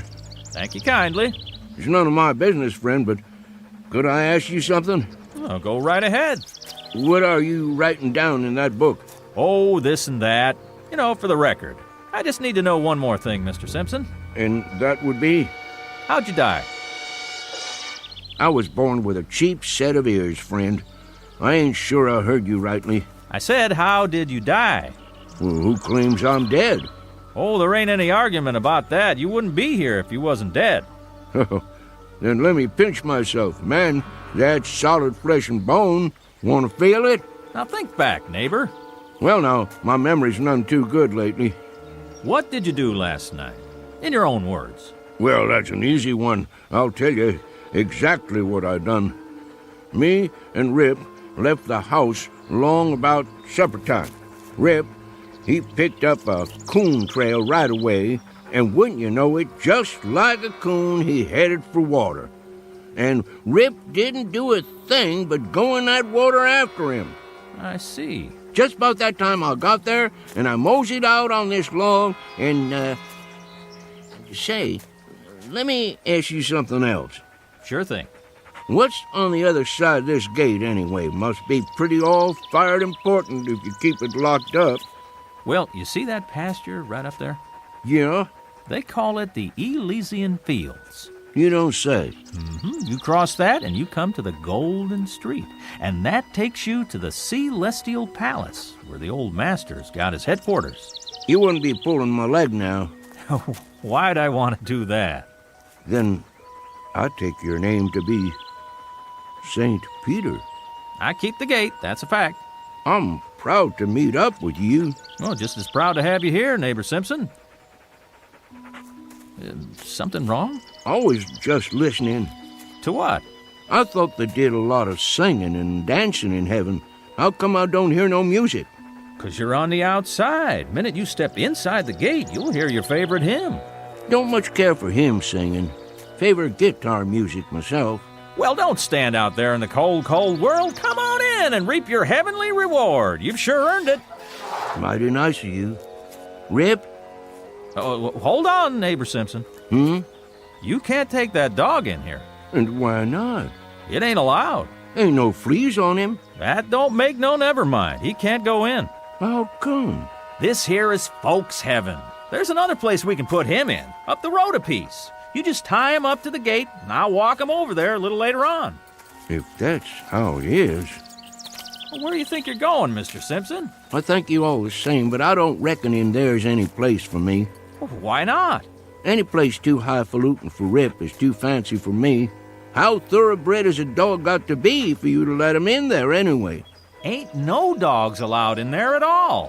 What kind of outfit you running don't allow no dogs? I tell you, they got a special place for dogs just up the road. Well, me and Rip will go on up there then. They won't let you in. The dog maybe, but not you. What kind of heaven would it be with nothing in it but dogs? A dog has got the right to have a man around, same as a man has got to have a dog around, if he's going to be happy anyways. Neighbor, let me make you a little proposition. What is it? See this place in the fence? That's a spot that needs repairing. Now, why don't you go on in the gate, and a little later on, I'll slip your dog through this hole. It's breaking the rules, but I'll do it. Friend Peter, if I go in the front gate, Rip goes in the front gate likewise. I don't want him getting the feeling he ain't welcome. Well, I got another idea. Here, boy. What's going on there, mister? Let go of his collar. Well, I thought maybe I'd hold on to your dog and let you go in and take a look around. See how you like the place. I ain't got to see it to make up my mind. Let me ask you a practical question. How do they expect me to do any coon hunting in there without Rip? Man, they don't allow coon hunting. You don't say. Rip, heel. Now, where do you think you're going, Mr. Simpson? Me and Rip is going somewhere else. There ain't no place else to go. I'll go wherever this road takes me. That don't lead nowhere. It's Eternity Road. Just keeps on, never stops. Me and Rip will be all right. Neighbor, this is a right serious step you're taking. I'd say the best thing for you to do is sit out there and think it over. You got all eternity to make up your mind. Good day to you, sir. Well, if you change your mind, just let me know. Much obliged. I'll do that.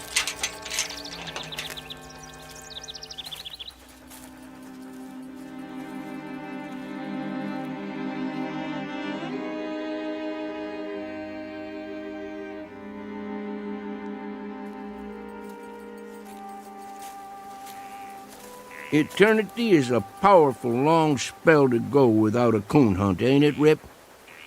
Now, don't you go off your feed nor nothing over this.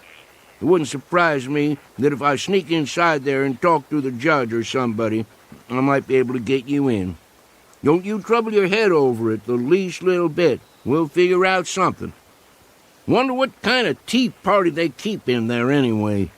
Must be lots of city folks. They'd be the ones to outlaw coon hunting. Rip, I don't want you to take this thing to heart now.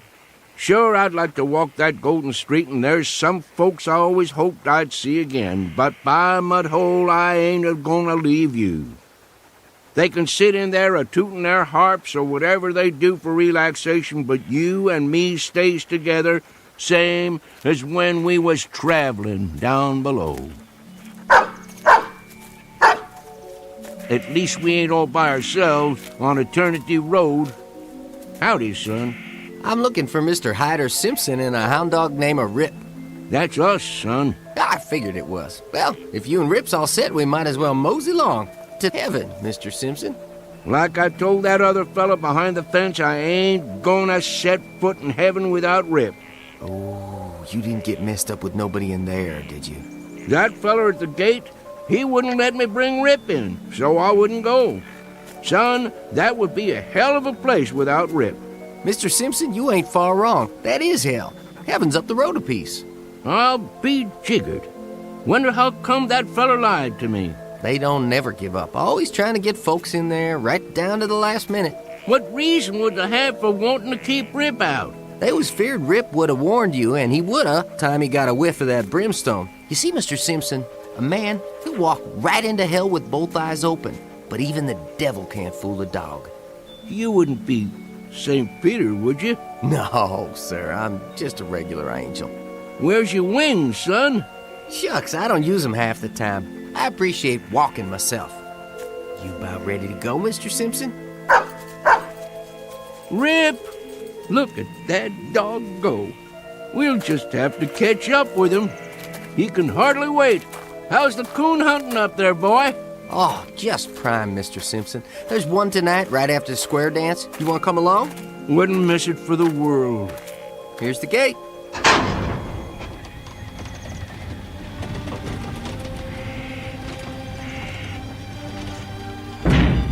Mighty nice one it is, too.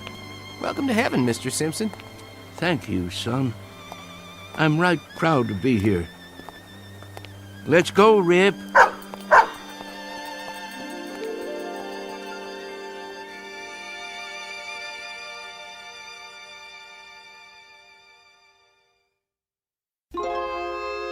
Travelers to unknown regions, off the beaten path, would be well advised to take the family dog, because in a pinch, he might just save you from entering the wrong gate. At least, it happened that way once in a particularly mountainous area of the Twilight Zone. More from the Twilight Zone after this. Hi, this is Carl Amari, producer of the Twilight Zone radio dramas. I'd like to take a moment to tell you about our official website at twilightzoneradio.com, where you'll get the latest news and information on these Twilight Zone radio dramas. Plus, at twilightzoneradio.com, you can digitally download 3 free episodes or any of our episodes for only $1.95 each. In this age of ever-changing technology, we've decided to make these episodes instantly available to you by making the Twilight Zone radio dramas a digital download-only series. This means that this series will no longer be offered on CD. The CD collections at our website are now being offered while supplies last at buy one, get one free. So be sure to get your favorites before they're sold out. Be sure to visit us often, and I'll see you in the zone.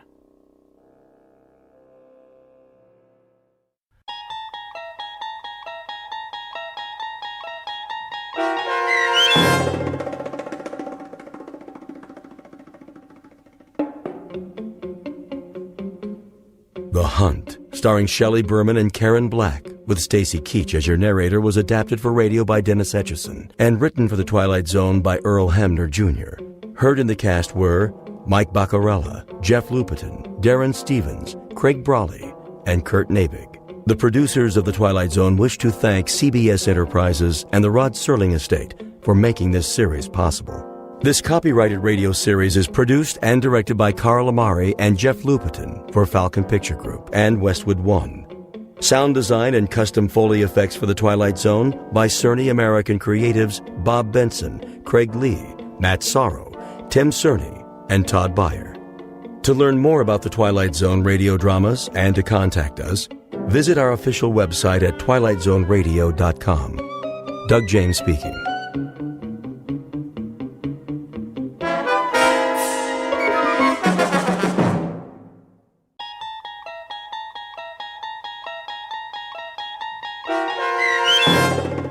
Printer's Devil, starring Bobby Slayton with Stacy Keach as your narrator, was adapted for radio by Dennis Etchison and written for The Twilight Zone by Charles Beaumont. Heard in the cast were Mike Starr, Fernette Lebo, Doug James, Derek Purcell, Elizabeth Lido, Carl Amari, Roger Wolski, and Vince Amari. To learn more about the Twilight Zone radio dramas and to obtain audio cassettes and CDs of these programs, visit our website at twilightzoneradio.com.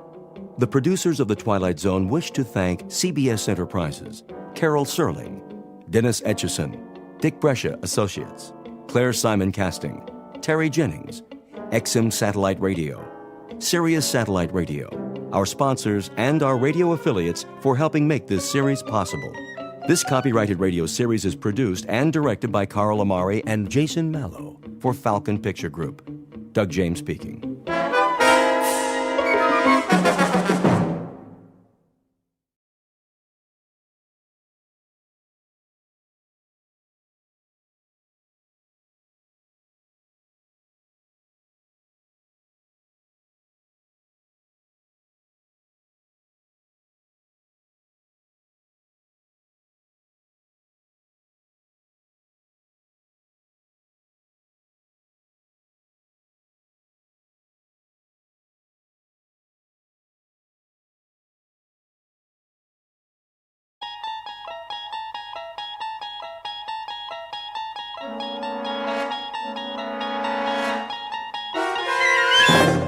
You unlock this door with the key of imagination. Beyond it is another dimension, a dimension of sound, a dimension of sight, a dimension of mind. You're moving into a land of both shadow and substance, of things and ideas. You've just crossed over into the Twilight Zone.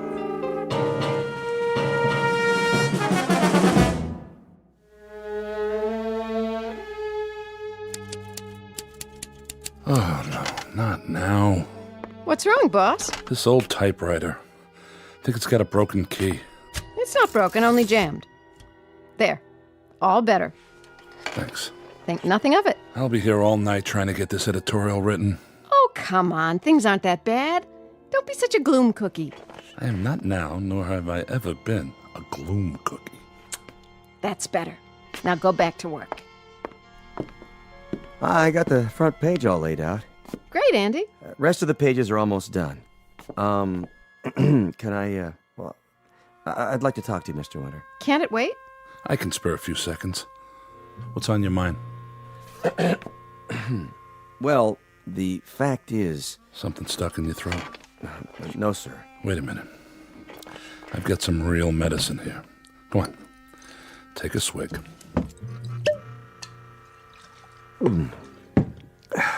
Thanks. Thanks, Mr. Winter. I hate to tell you this, but I'm resigning. You're the best editor a man could work for, but it's 8 weeks since I've been paid, and I know. I don't blame you. Well, I do. Andy Praskins, you ought to be ashamed of yourself. Jackie... The best editor a man could work for, and you repay him by quitting? I told you, I hate to do it. Then why? Because of a little setback? It ain't a little setback, and you know it, Miss Benson, and so does Mr. Winter. This paper was finished the second the Gazette came to town. How you gonna buck a syndicate like that? They can spend $1 million and still not feel it.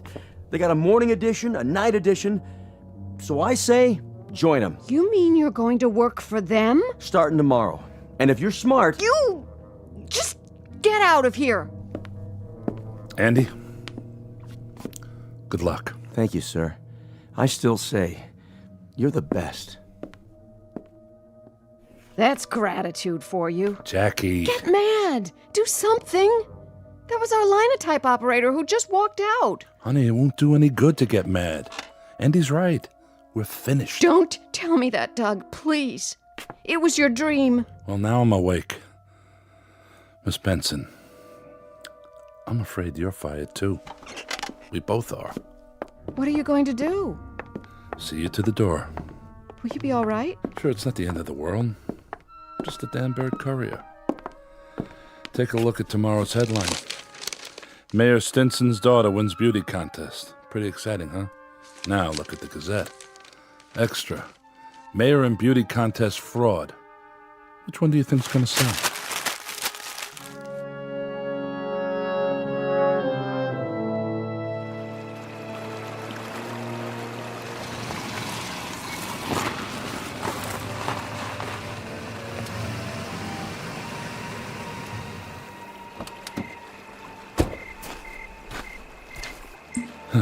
Bottle's empty. Oh, well. Young man, Yeah?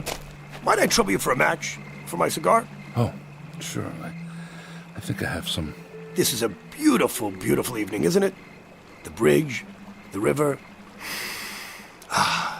Smell the pines in the air. A pity you have to leave it all. What do you mean? Well, you were about to commit suicide, weren't you? That's none of your business. I agree. But a man ought to do a good job of it. I mean, to jump into the river from here could work. On the other hand, you might end up with nothing more than a head cold. I certainly wouldn't risk it. Oh, by the way, did you find that match? No, I'm out. No matter. Are you going to jump? Why? You want to watch? Oh, no. I was just thinking if you're not going to jump, maybe you wouldn't mind giving me a lift into town. Quite a psychologist, aren't you? One of the best, my boy, one of the best. Okay, come on. How did you do that? Do what? I didn't see a match. You just snapped your fingers. Oh, that. Just a little magic trick. Shall we go? Why not? Get in. Thank you, young man. You will not regret this. I promise.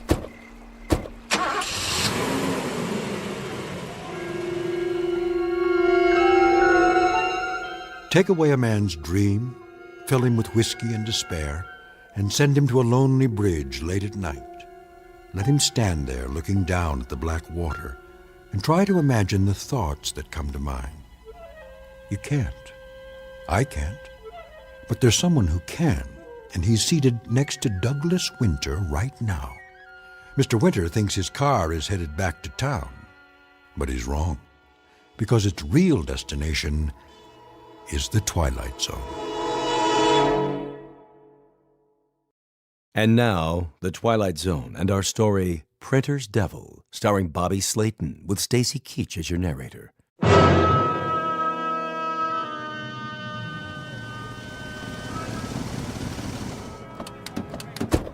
Here we are, beautiful downtown Danburg. Why, thank you. I appreciate the ride. Sure, and thank you. Half Moon Bar and Grill. Excuse me, young man. Yeah, I hope you're not going to drink alone. I was. Care to join me? I'd be delighted.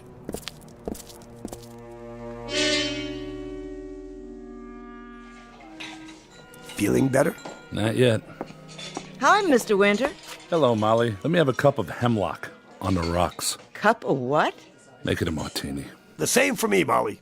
Could I see you for a second? What about? Well, The tab. I'm sorry. Mr. Foster says he'll wait, but from now on it's gotta be cash. Please, allow me.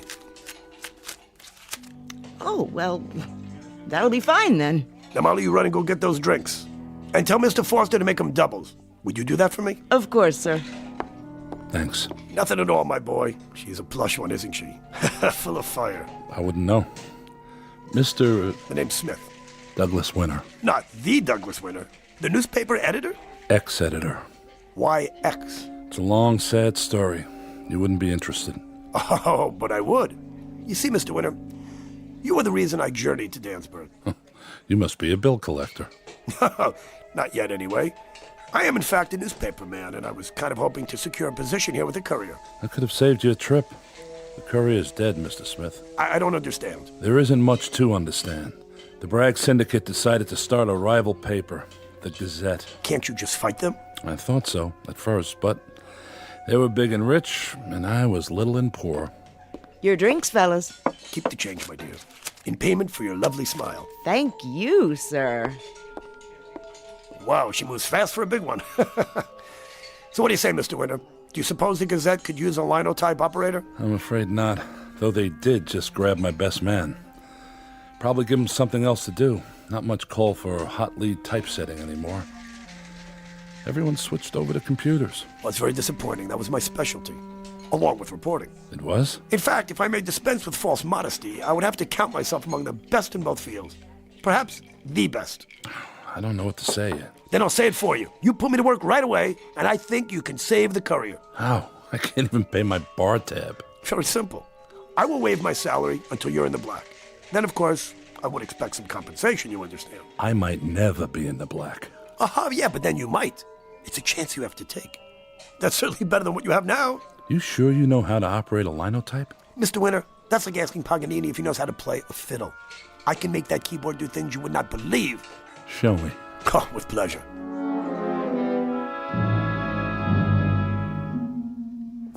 This little storefront is the Courier. And that office building over there with all the lights on, that's the Gazette. People buy a paper for its news, Mr. Winter, not its building. Except in Danburg. Why? Because there isn't any news here. There will be. Doug! Jackie, what are you doing here? I was worried. I've been calling your house since 8 o'clock and... I'd like you to meet Mr. Smith. Jackie Benson, my most valuable employee. Second most valuable, Mr. Winter. He says he's a linotype operator. You mean we're still in business? I don't know yet. Mr. Smith, let me see how long it takes you to set the lead story. Certainly. Here's the copy. The machine's in the next room. Who is he? I don't know. It's an old model. Listen to that baby hum. Would you be kind enough to hold my cigar for a moment? If you don't play Chopin's Polonaise, we're going to be disappointed. Oh, you won't be disappointed, I promise. This machine and I understand each other. Watch. Let's give it a spin, shall we? There. May I have my cigar back? What? Just put it right there in my mouth. Right. Let me see, I have to make a few modifications here, but on the whole, yeah, this machine's in fine condition. A little stiff, perhaps. Why'd you stop? I'm finished. That's impossible. See for yourself. Read the type. Mr. Smith, where did you say you worked? I didn't say. Is it important? Why would a man with your talent want to work for a hick paper like the Courier? Not talent, Mr. Winter. Genius. And geniuses can be unpredictable. Call it a challenge. What about you, Miss Benson? You don't look impressed. No. I'm amazed. I amaze myself sometimes, too, but this I must confess, this is not my true vocation. It isn't? Well, at heart, I'm a reporter. I've always been a reporter. You know how some people might have a green thumb? Well, you can say I have a green nose. Wherever there's news, this old nose smells it. I'm afraid it won't smell much in Danburg. Oh, who can say? So, well, am I hired? You would be, if I had a paper. But there's no use kidding myself. It belongs to half a dozen banks and finance companies, all ready to collect. How much would you need to pay him off? A lot. Plus 8 weeks of back wages to the staff, the delivery boys. And me? How much does it all come to? Roughly $22,861.23. Well, I think I can manage that amount. On a loan basis, you understand. Excuse us for a moment. Shirley? What do you think? I don't know, Doug. What does he get out of it? What's his motive? Beats me. Well, then... Look, I'm going to give it a try. It's a chance to stay in business a while longer. And after all, what have I got to lose? Absolutely right. What have you got to lose?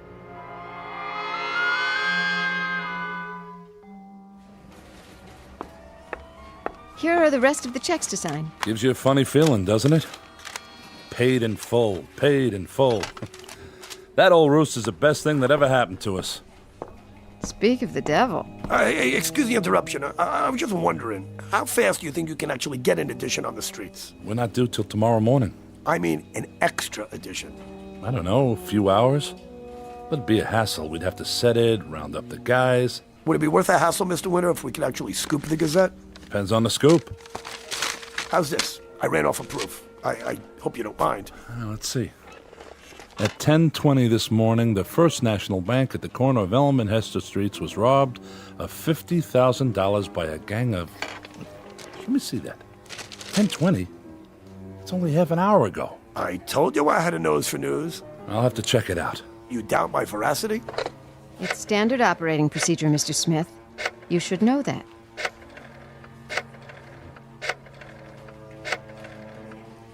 First National Bank? This is Winter at the Courier. We have a report of a robbery and Huh? I see. Okay. Thank you. Doug? Let's get to work. Special edition, bank robbery, get your paper here. Oh, my good man, come over here. Let me show you how you're supposed to do that. Give me that paper. Daring daylight bank heist. Big stick up. Read all about it. Thug steal 50 grand. Extra, extra. Get her right off the press. Thank you, sir. Thank you, ma'am. Thank you. Thank you very much. Have your money ready. Thank you. Get her first. Right here in the Courier. Read all about it in the Courier.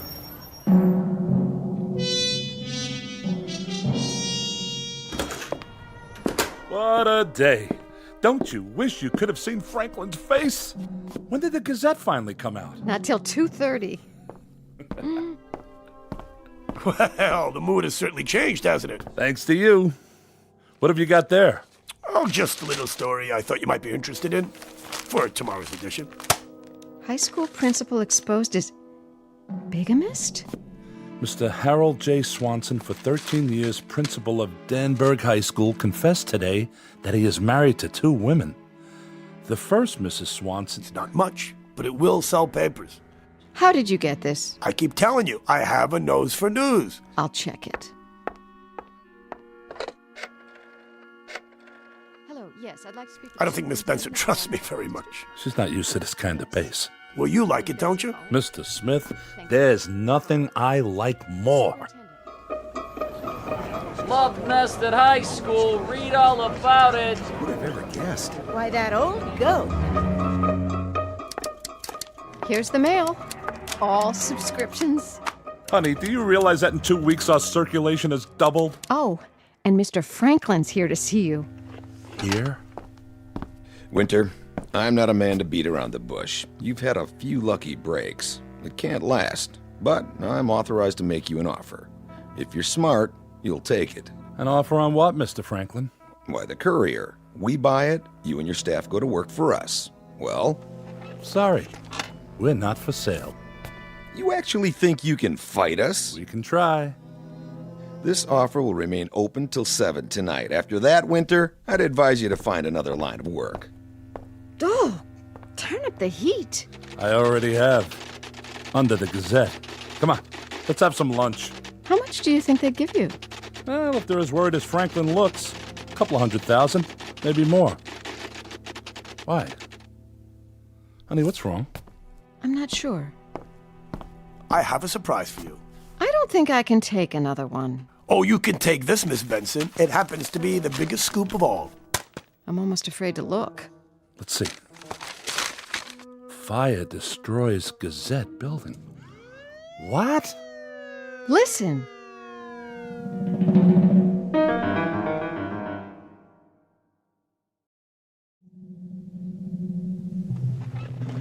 I don't blame you for being upset, but that's no reason to make accusations. Accusations? Facts! You started that fire, Winter, and you're going to pay. I'll see to that. Mr. Franklin, I've heard of some low tricks in the newspaper game, but this is the lowest. Mr. Franklin, I did not start that fire. How many times do I have to tell you? I don't care how many times you tell me. You had your papers on the street an hour after it happened, and that spells just one thing. You knew. I'll explain the situation one last time. Our new man was passing by.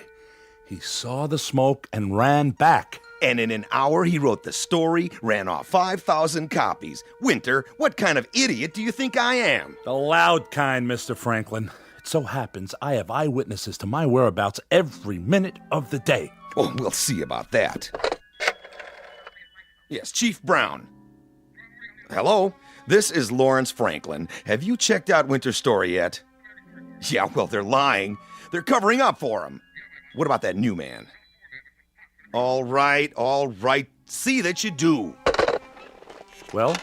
It may take time, Winter, but you'll pay for this. I don't think so, Mr. Franklin. I think your insurance company will pay for it.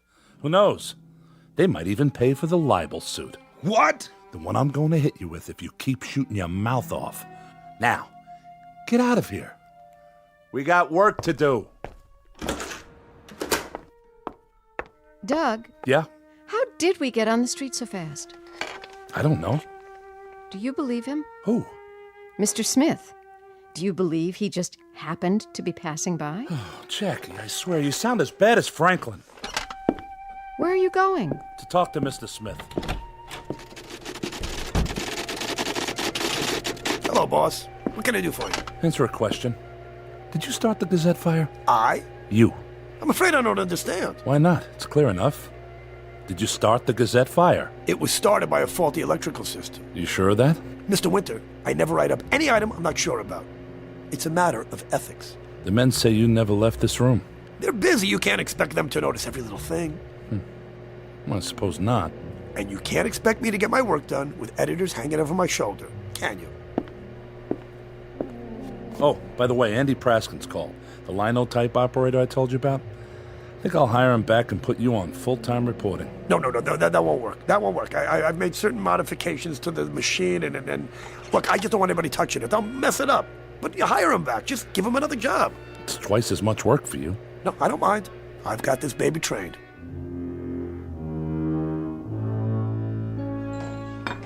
Two specials. Anything else, folks? Not that I can think of, Molly. Well, just let me know. Doug, tell me about Mr. Smith. Exactly how did you meet him? I told you. I ran into him that night. Where? The end of Pine Trail, the bridge. What were you doing out there? I don't know. Hunting butterflies. You don't have to get defensive about it. Look, we met. I hired him. He put us back in business. What more do you want? Did you check his references? No, I didn't. Do you even know where he stays in town? Why are you so worried about him anyway? Because I smell trouble. That's why. Trouble?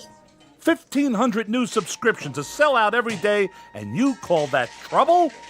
Don't you want the Curry to succeed? You know I do. Well, then stop griping. All my life I've dreamed of this, and I'm not going to let you spoil it. What's happening to you? Nothing! You've never yelled at me before. You've never acted like a nagging wife before. I'm not your wife, Doug. And I never will be at this rate. Well, that's okay by me. You can't stand that, can you? You can't stand a man once you know he can take care of himself. Once he's on his way to the top. Doug, please. I'm sorry. Tell Molly to start a new tab. Who are you? Ernie Pinzer. And you? Rich Miller. What are you doing here? Working the printing press. Who hired you? The old guy, Mr. Smith.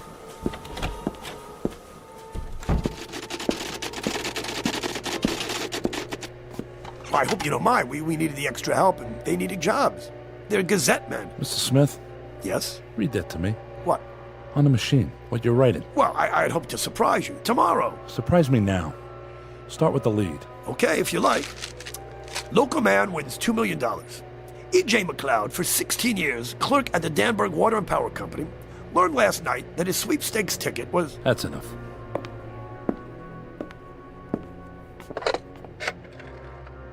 Information, give me the number of E.J. McLeod, please. Yes, please, dial it through. Hello, Mr. McLeod? This is the courier. I'm sorry to disturb you, but have you heard any news on your sweepstakes ticket yet? I see. No, I haven't heard a thing either. I was just wondering. Thank you. Good night. Well, you made a mistake this time. McLeod doesn't know anything about it. I never said he knew. I said he won. What are you talking about? How can you win $2 million and not know it? By not bothering to check your mailbox for a telegram? You're bluffing. You know what the odds are of winning those... Courier, Winter here. Well, congratulations. That was McLeod. You see? No. The telegram was delivered. He only just now read it. I swear, if you sent it, if you're stringing that man along... Mr. Winter, would you sit down, please? I think it's time we had a little chat. Maybe it is. I think the occasion calls for a touch of the creature, if I may say so. I'm all out. Oh, no, I think you're fine. You're mistaken. Open up the drawer. A fifth of scotch. With my compliments. Now tell me, are you happy with the way things are going around here now? Of course I am. For the moment. Meaning what, sir? Meaning Franklin was right. We have been lucky. You can't expect that kind of luck to last. They'll rebuild the Gazette and we'll be right back where we started. Mr. Winter, what if I were to tell you that you could expect the luck to last? I'd say you're an optimist. Oh, I am that. But I'm also a man of my word. Isn't that true? You have been so far. Everything I promised you, I have delivered. So you have no reason to doubt me. What's all this leading up to, Mr. Smith? A simple proposition. I took the liberty of preparing this document here. I hereby guarantee, you understand? Guarantee that you will become the most successful newspaper editor in the world within 5 years. And that you will remain so for the rest of your natural life. If you will just affix your signature right here. I, Douglas Winter, agree to relinquish my immortal soul to the bearer upon my death in exchange for his service. You're the devil? As a sophisticated, intelligent man, you know the devil doesn't exist. Yeah, that's true. And you also know that the world is full of rich, crazy old men who just do things for crazy reasons. Why not just think of me that way? I do, Mr. Smith. Excellent. Use my pen. This is ridiculous. Of course it's ridiculous. You said it's ridiculous. I've agreed with you. And yet, look at you. You're still hesitating. You don't believe I'm the devil, do you? Certainly not. Then humor me, huh? After all, what good is a soul anyway? It's sort of like an appendix these days, if you know what I mean. Particularly if it doesn't exist in the first place. Just for the sake of argument. Why would you want it? All right, just say for the sake of argument. I might find a use for it. Let's say, I don't know, I'm a connoisseur and yours is a choice soul. Like wine. A very good year, so to speak. Why not just take it? If you're the devil, you can do anything. Not quite. I am bound to certain rules, and I do have my limitations. You're nuts. I agree. Let's drink to that. Oh, I forgot to add, by the way, that if you don't sign, which is okay, that your somewhat gloomy predictions of the courier's future will almost certainly come true. Then, of course, I'd be forced to resign, and you know what? Let's not even consider the possibility, okay? After all, you don't want to go back to that bridge again, do you? No. Then humor an old man. It would mean a lot to me, okay? If you don't, you'll be admitting fear and belief. And you're not afraid, are you? Not in the least. What then? Oh, boy, fancy that. Look at you. A grown-up man who believes in the devil. Oh, give me that stupid pen. Well done. Here. I hope that's the last I hear of this nonsense. I'm sure you do, Mr. Winter. I'm sure you do.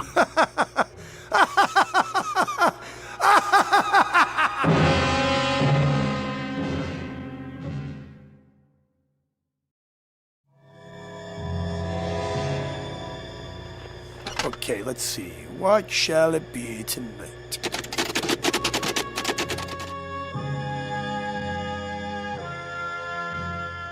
Doug? Doug, wake up! What? It's 8:40 in the morning. Didn't you go home? I guess not. Must have been overtired. Overloaded by the looks of that bottle. Have some coffee. Oh. Have you seen the paper? Yesterday? Today's. It's on the street. 7 teenagers perish in fiery crash. Tell me what's going on, Doug. These things, they can't just be happening. Stay here.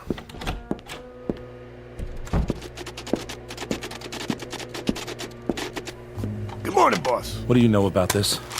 I only know what I read in the papers. Has it happened yet? Why, of course. How else could... You know what I mean. Let's see. Oh, yes. An hour and a half ago. Oh, so awful. Nice young people, wasted lives, so much to live for.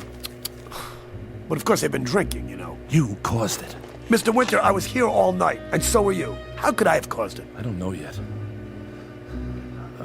About last night. That was just a gag, wasn't it? Well, it did have its amusing aspects. I mean, you're not... Not what? Nothing. May I go back to work now?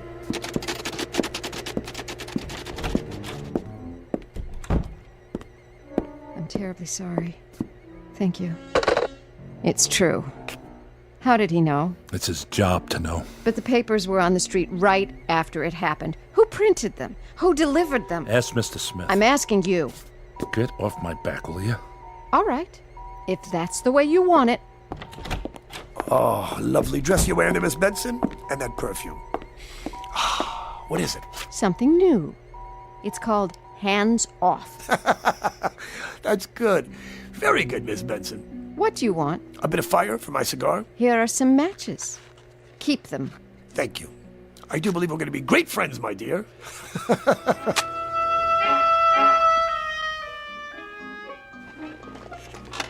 Okay, now then. What next? Let's see. Extra, read all about it. Mayor Stinson strangles his wife. Murder, extra.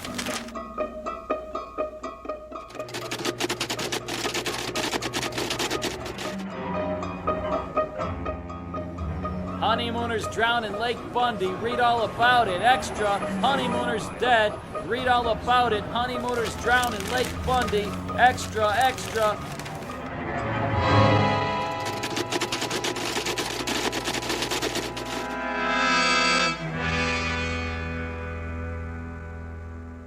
You've got to fire him, Doug. You've paid back the loan. You don't owe him anything. I can't. Why? Just kick him out.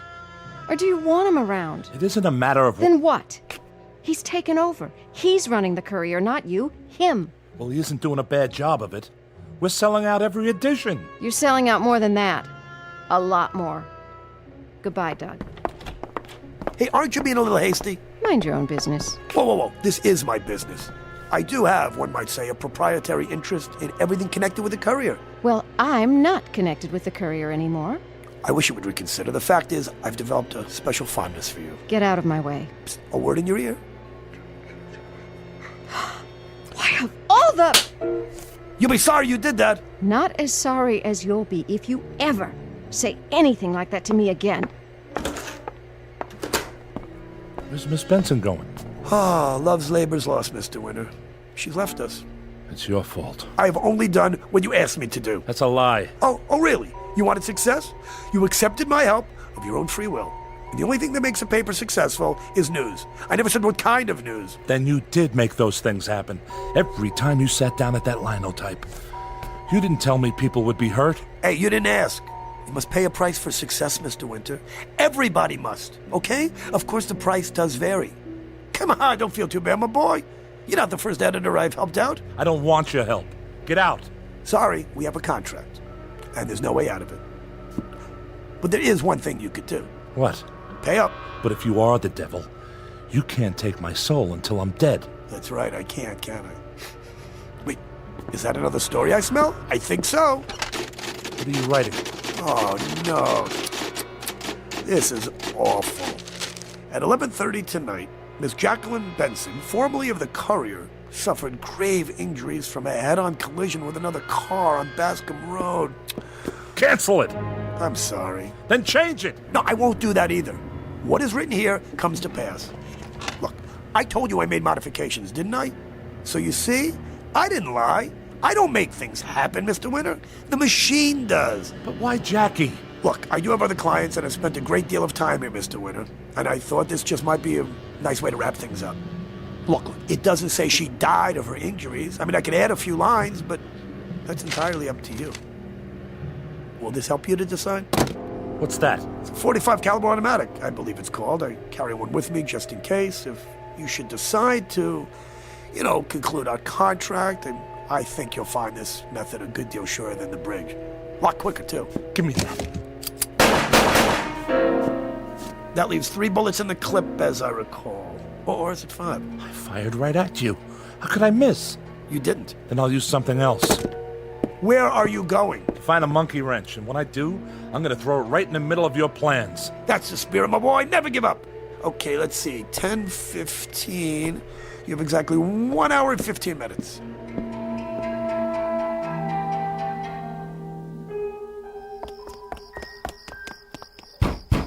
Jackie! Jackie! Hush!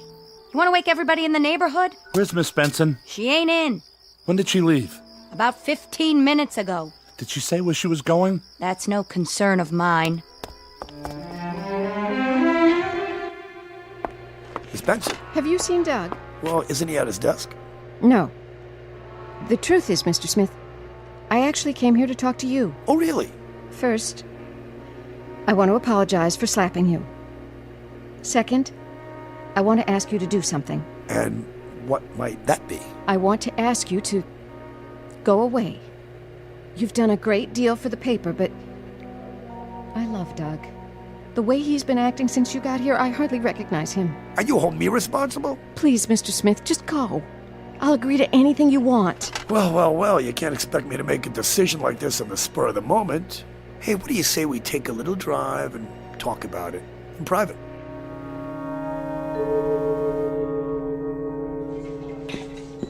Why, hello, Mr. Winter. Is Jackie here? Miss Benson? Not since lunchtime. What's the matter? Can I get you something? Mr. Winter. You don't mind my driving, do you? Where are we going? Well, this ought to be a good spot. Why are we stopping here? Well, so we can talk. Then we have an agreement. We might. It depends. On what? On you, Miss Benson, and your powers of persuasion. Go on. Persuade me. I can't. What? It's that cigar. Okay, well, let's take a walk. That is, if you would like to get acquainted. I do. Come on, don't be afraid. Take a little walk into the woods. Jackie? Mr. Smith? It's 11:10 already. He said it happens at 11:30. What am I gonna do? Well, there's always this. One bullet is all I need. For myself. My hand doesn't shake too much. Wait. The linotype. Yes, that's it.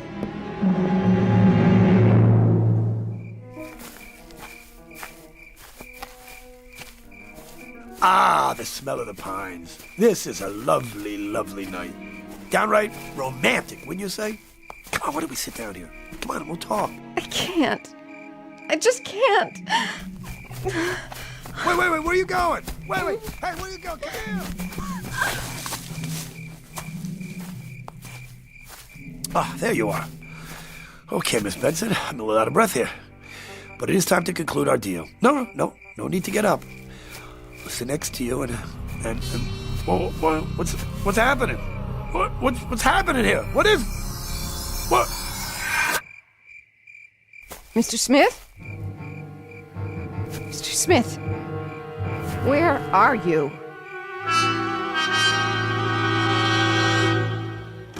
Doug! Jackie, where is he? I don't know. He just disappeared. Doug, what is this all about? If you don't tell me, I will go out of my mind. If I do tell you, you'll think I'm already out of mine. What's this? Something I wrote. Read it. Mr. Smith, formerly of the Courier, resigned his position and left Danburg at 11:29 this evening. His contract with the publisher was declared null and void due to Mr. Winter's incomplete understanding of the terms. What contract? I don't understand. Neither do I, honey. But he's gone. That's the important thing. Doug, you... I said he's gone. But how do you know he won't be back? He's a funny guy. He doesn't go anywhere unless he's invited. Did you invite him here? In a way. And I'm going to spend the rest of my life making up for it. How? Well, the first thing we'll do is get rid of that old linotype machine. It's time we switched over to computers. Will you tell me what you're talking about? Maybe I will, someday. But for now, the Half Moon's still open. I'll tell him to cook up something special. How does an engagement dinner sound? Doug, are you all right? Never felt better in my life. Exit the infernal machine, and with it, His Satanic Majesty Lucifer, Prince of Darkness, otherwise known as Asmodeus, Belial, Lucifer, Scratch, and sometimes Mr. Smith. He's gone, but not for good. That wouldn't be like him. He's gone for bad, and sooner or later he may be back with another invitation from the Twilight Zone. More from the Twilight Zone after this. Hello, I'm Stacy Keach. I hope you're enjoying this edition of the Twilight Zone radio dramas. To learn more about this series, be sure to log on to our official website at twilightzoneradio.com. You'll find special discounts on our Twilight Zone audio collections, listings of our radio stations, links to other websites, and a photo gallery of our recording studio and some of our stars in action. Plus ways to contact us with questions or comments about the show. And for a limited time, when you log on to twilightzoneradio.com, you can send in for a free CD of the show. So be sure to visit us at twilightzoneradio.com.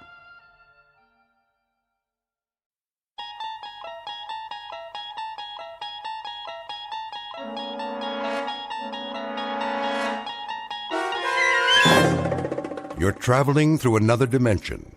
A dimension not only of sight and sound, but of mind. A journey into a wondrous land whose boundaries are that of imagination. Your next stop? The Twilight Zone.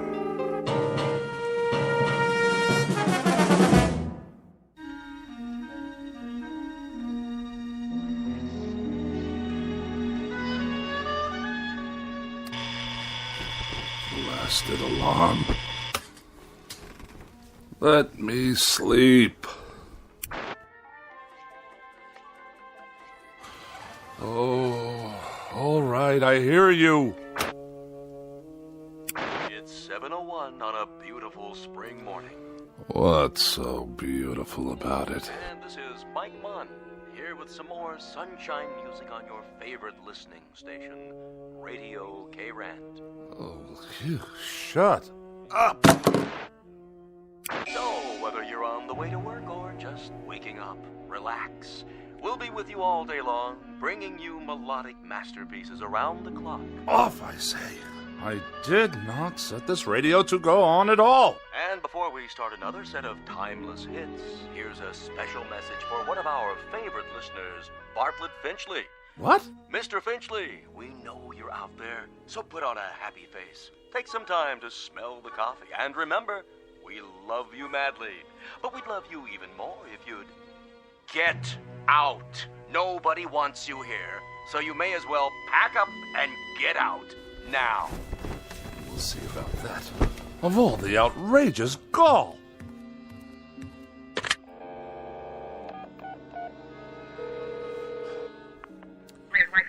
Operator, get me K-Rant. Yes, the radio station. No, I don't know the number.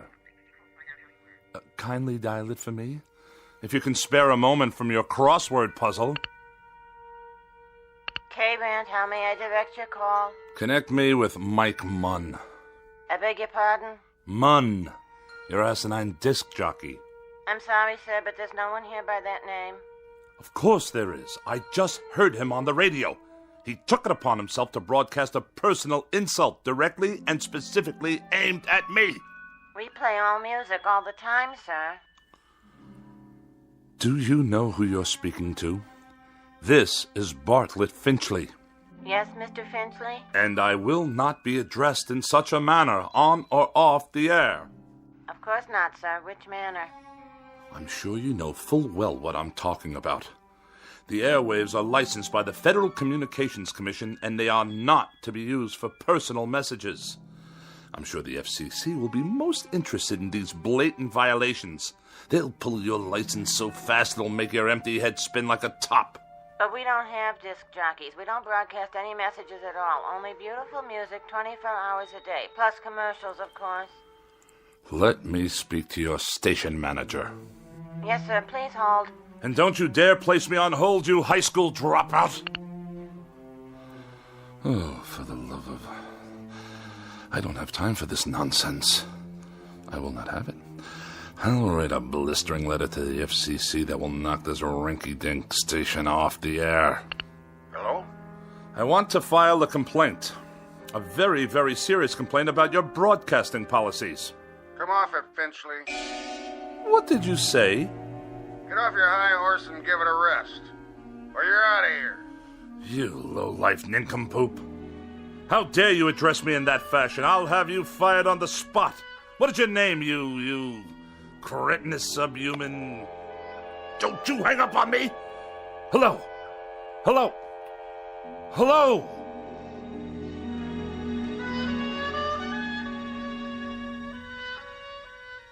This is Mr. Bartlett Finchley, age 42, a practicing sophisticate and dedicated misanthrope who writes very special and very precious things for gourmet magazines, critical journals, and the like.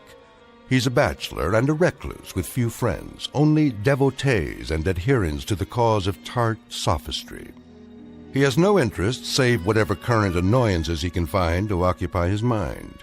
He has no purpose to his life, except the formulation of day-to-day opportunities to vent his wrath on the mechanical contrivances of an age he abhors. In short, Mr. Bartlett Finchley is a malcontent, born either too late or too early in history, and who in just a moment will enter a realm where muscles and the will to fight back are not limited to human beings. Next stop for Mr. Bartlett Finchley, the Twilight Zone. And now, The Twilight Zone, and our story, A Thing About Machines, starring Mike Starr, with Stacy Keach as your narrator.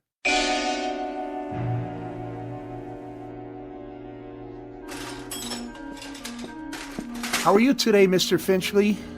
I'll answer that burning question after you tell me what's wrong with this electronic abomination in my living room. You mean your TV set? And also acquaint me with how much your current larceny is going to cost me. Well, let's see here. 2 hours labor, new circuit board, new oscillator, new comb filter. How very technical and how very nice. Speak English, man. Well, you asked me what was wrong. Never mind the subterfuge. I presume I'm to be dunned once again for 3 times the worth of the bloody thing. Well, I didn't charge you for my travel time. The total. What is the total? Here you go, Finchley. Oh, surely you jest. All right. I'll give you a break on the sales tax. seeing as how you're a regular. But this is the price of a meal in a 4-star restaurant. With wine! Labor don't come cheap nowadays. And neither, apparently, does my peace of mind. I requested that the device be restored to working order. The alternative being more disruptions to my writing schedule. Well, you could just get a new one every time. Might be easier all around. Last time I was here, Mr. Finchley, you'd kicked your foot through the picture tube, remember? I have a vivid recollection. It was not working properly, like every other electronic contraption in this house. I tried to rehabilitate it. By wrecking it? After a certain point, that is the only option left. I disposed of a clock radio in a similar manner this morning. Unfortunately, I must view a cooking program this evening in order to write my review of their fare, which I'm sure will be abysmal as usual, if the television should choose to operate at all. Why don't you just horsewhip it, Mr. Finchley? That'd show it who's boss. What do you say we cease the small talk? Let's get down to the petty larceny and be done with it. I'll put it on your tab.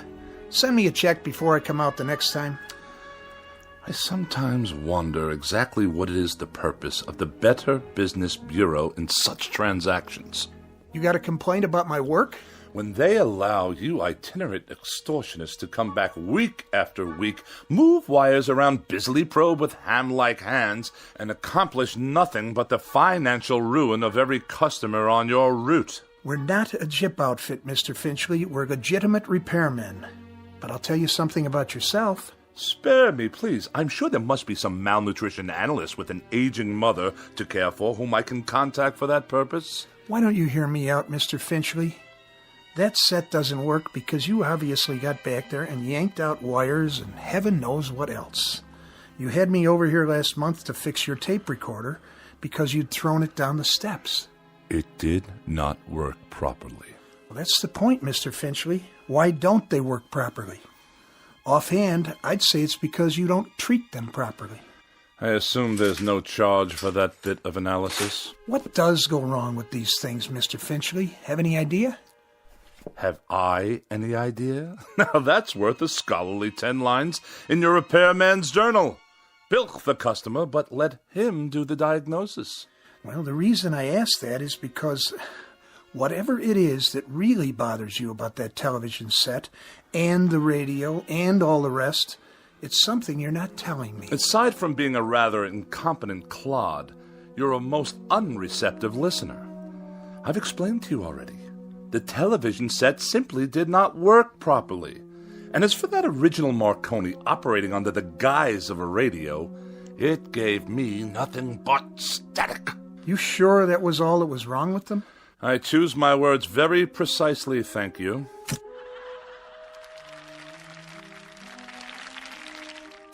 Well, there you go. TV's okay again, for now.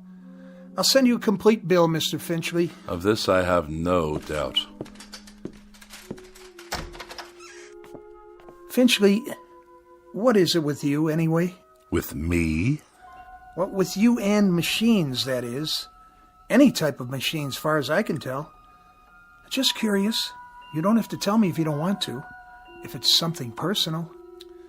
I will file that idiotic question in my memorabilia, to be referred to at some future date when I write my memoirs. You will fill one entire chapter. The most forgettable person I have ever met.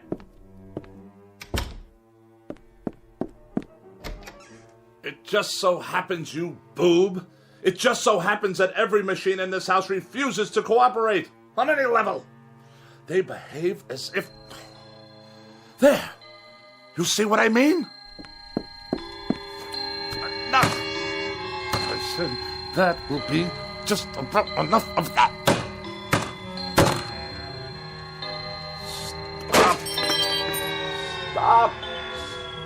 Stop! Please!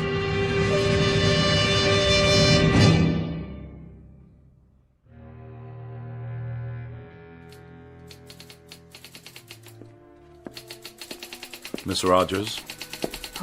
Yes, Mr. Finchley? Let me see the pages. Yes, sir. Is that all you've done? That's all I've done. 2 articles and 1 column, almost completely retyped, 40 pages in 3.5 hours. That's the best I can do, Mr. Finchley.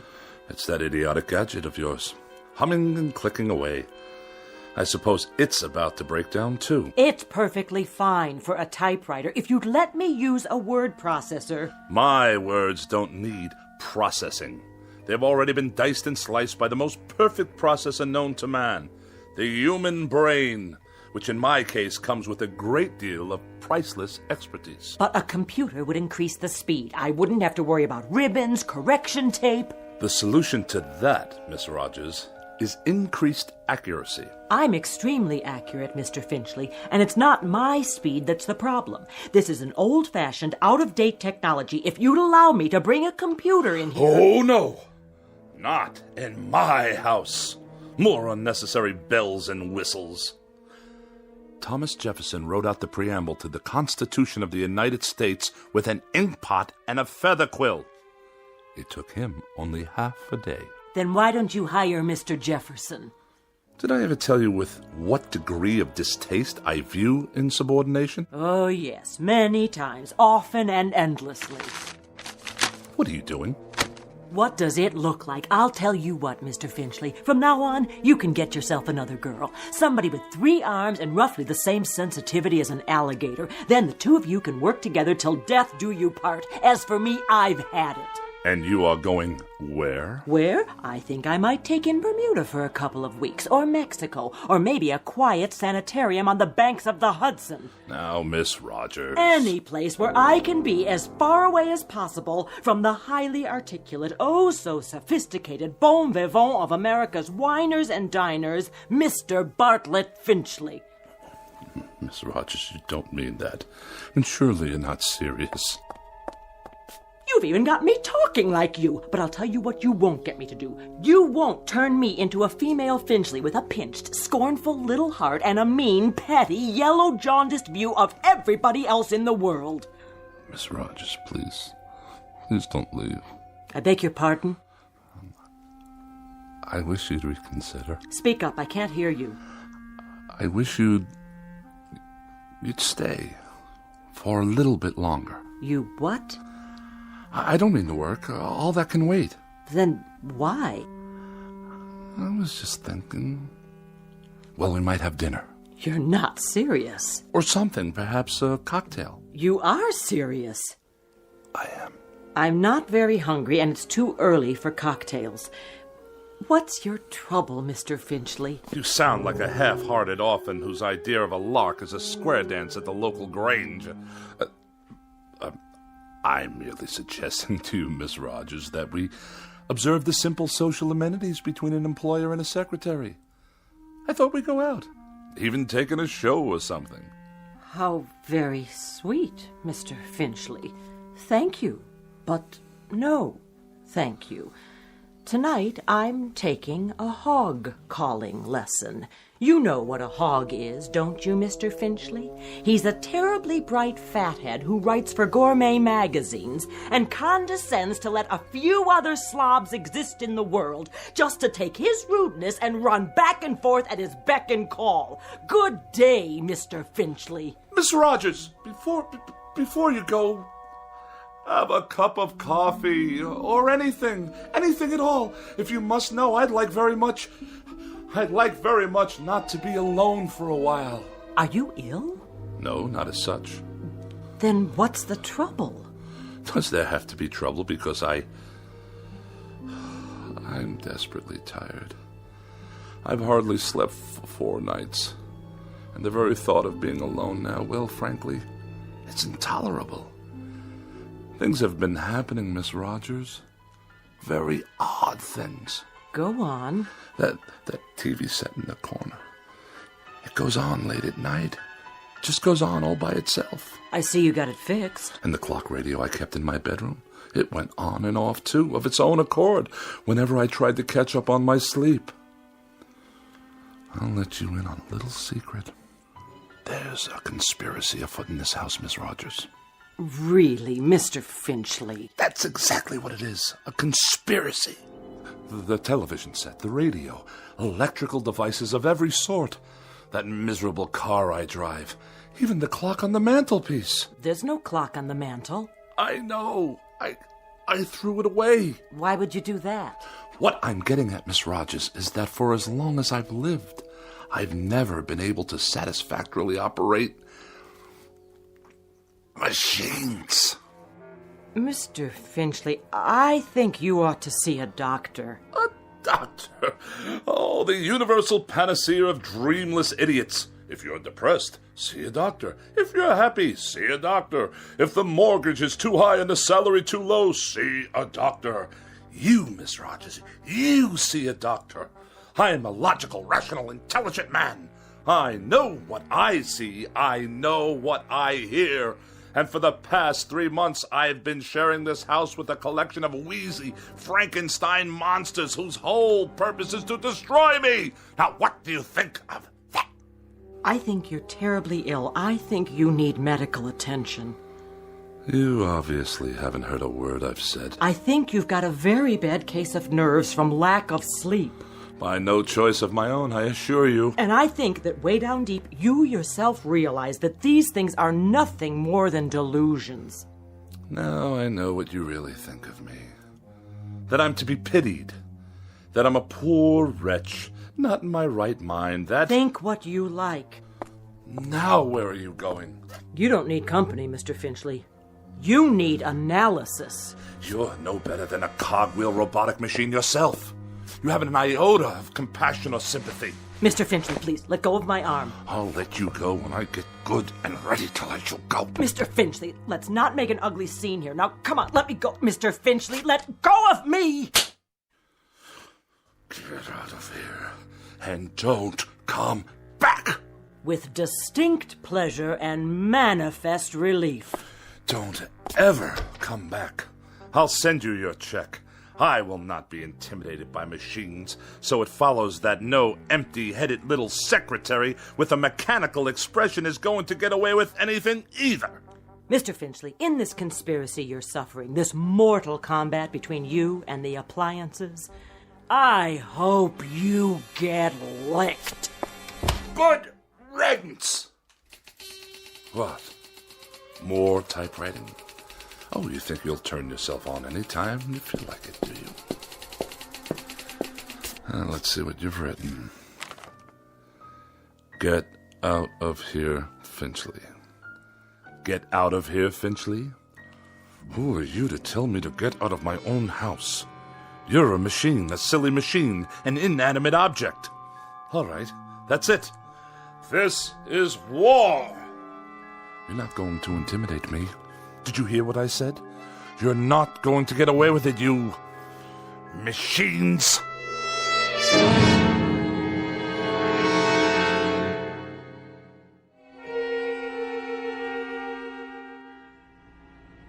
Nice day, huh? Define your terms. I was only making conversation, Mr. Finchley. Just see to it that this elevator takes me all the way to my destination without a mishap. 19th floor.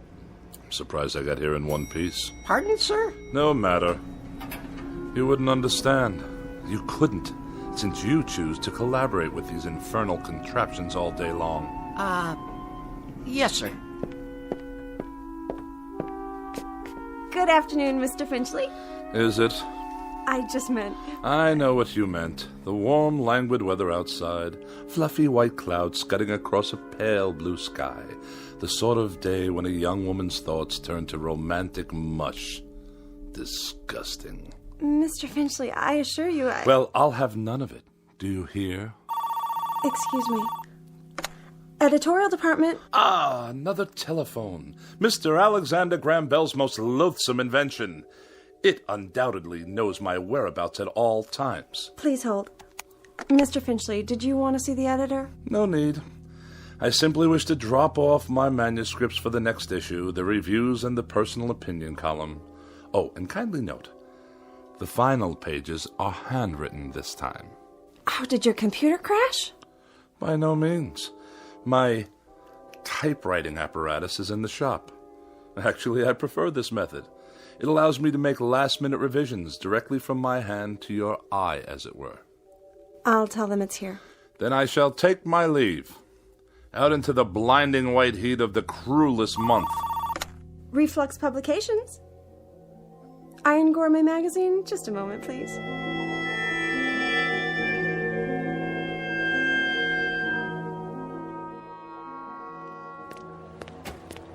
You there! Why are you touching my automobile? I'm writing you a citation, sir. For what reason? Overtime parking. What? The meter ran out. That's impossible. You can mail in the fine or pay in person. There's something wrong with the meter. Surely you can see that. I see a red flag. That's a violation. But I deposited the correct coins. Maybe you did. Just not enough, that's all. On the contrary, I've been gone for 13 minutes. I inserted coinage worth exactly 30 minutes. Well, it doesn't look like it. Then the meter's not working properly. Take it easy. You don't want to break city property now, do you? It's already broken.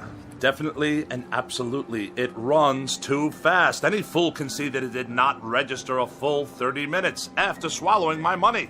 If you want to contest it, court hours are 8 to 5, plus night court on Tuesdays and Thursdays. This is a gross miscarriage of justice. I'm just doing my job, mister. Here's your citation. Have a nice day. One more mechanical abomination designed to make my life a living hell.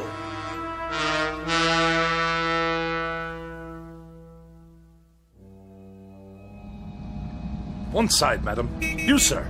Move your vehicle out of my way. Watch it, Mac. Watch what exactly, you imbecile?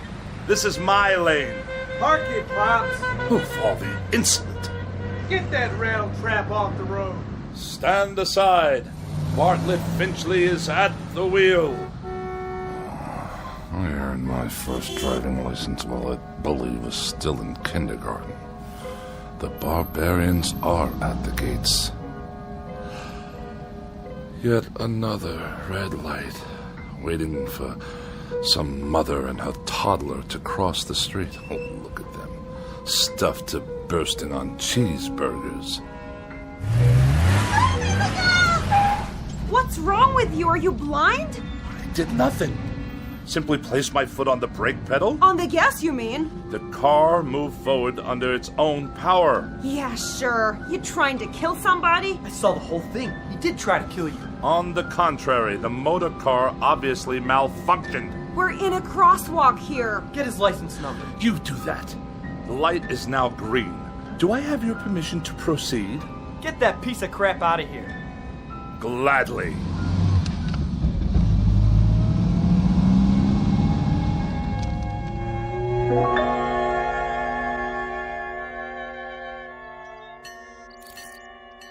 Pardon me, attendant.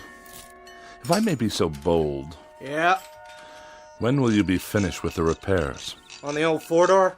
Soon, I trust. You've had more than enough time. Right. It's parked over there. Ah, my congratulations. And now for the bad news. What is this going to cost me? Nothing. For a brake overhaul? You mean no charge for the labor? I'll consider that a professional courtesy. I mean no charge, period. So you haven't completed the work? My good man, I can't wait around this gas station all day. There's nothing wrong with it. I checked the brakes, transmission, the works. It's an oldie, but there ain't nothing wrong with that car. Nothing? She's a classic. You know, you could sell that baby for good money if you want.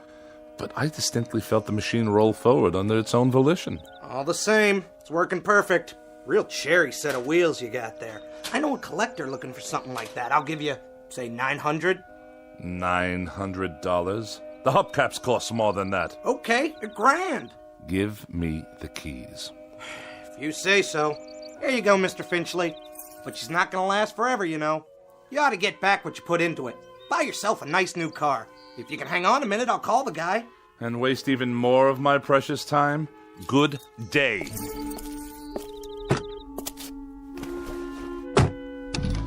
Wait up! Ah, now you deduce what's wrong, as I'm about to drive away. $1,100, cash on the barrelhead. Oh, go tighten your fan belts or whatever it is you do in this incompetent establishment. knuckle-dragging dolt. At least I can hear some decent music. Get out of here, Finchley. More abuse. Just go, Finchley. We don't want you here. Pack up and get out. Before it's too late.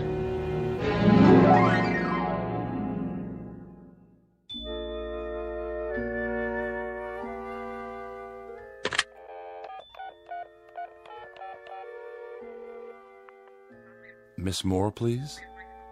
Oh, is that you, Agatha? Bartlett Finchley here. Yes, my dear, it has been a long time. Too long. Which indeed prompts this call. How about, dinner this evening? Yes, with yours truly. Why, at the restaurant of your choosing, of course. Oh, no, you're quite mistaken. There are establishments that meet my standards. In this city, well, I'm sure there are. Well, it is short notice, but yes, I see. Some other time, then? I'll call you again. You have my pledge on it. Not at all. And good evening to you.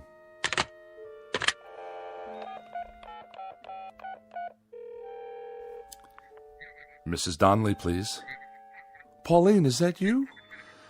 Oh, and how's my favorite young widow this evening? Bartlett. Bartlett Finchley. You remember? Yes. I'm tip-top. And you? Splendid. Say, listen, Pauline, I was wondering, sort of spur of the moment and all that, but oh...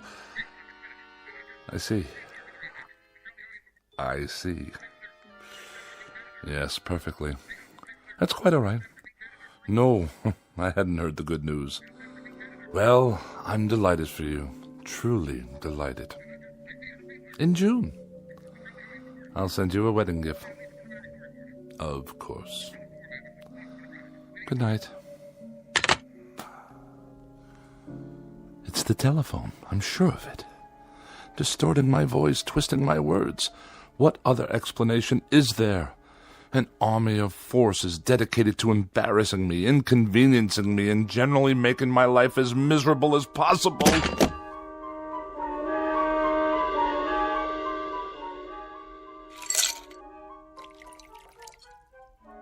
How much longer, may I ask? The phone's all fixed, Mr. Finchley. One in the bedroom, too. So you say? Yeah, she's operating all right now. Had to replace a handset, though. Shouldn't give you any more trouble. I'm deeply indebted. Convey my best to Mr. Bell for his reliable invention. Yeah, sure. Is there something else? Well, you tripped over the cord. Is that what you said? If that's what I said, you may rest assured that's what happened. Well, you're the boss, Mr. Finchley. Reason I asked, though, those wires sure looked like they were yanked out. Do they now? Proving what a vast storehouse of knowledge the phone company has yet to acquire. Okay. So long, then. Have a nice night. I shall certainly endeavor to do so. One thing. Yes? The thing about phones, though? What? Well, you see, they're just like any other piece of electronics. You have to be careful. Treat them right. Because if you don't, they won't do what you want. Kind of like people, I guess. Kick them to the curb, and they won't be there when you need them. You get back what you give out. But, well, I figure you know that already, don't you, Mr. Finchley? A smart man like you. Good night. So be it.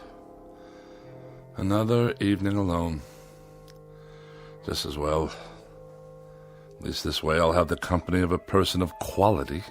And welcome once again to Dinner for One on the Eating Channel. Tonight we prepare a bright and breezy repast guaranteed to liven up any kitchen. Oh, spare me. 3 new and exotic courses imported from jolly old England. For appetizers appetizers, a wonderful discovery called the Scotch egg, followed by an exquisite cold watercress sandwich. And the traditional pièce de résistance, bangers and mash. Sound excited? Well, it is. So sit back and enjoy and keep a pencil and paper handy. Now for something completely different. Balderdash, not worthy of a review. Cretins and halfwits at every turn. Well, who needs you? Who needs any of you? Mr. Bartlett Finchley is going out on the town. He's going to have a wonderful evening with some good wine, and who knows what lovely lady I may meet during my nocturnal meanderings. Who knows indeed?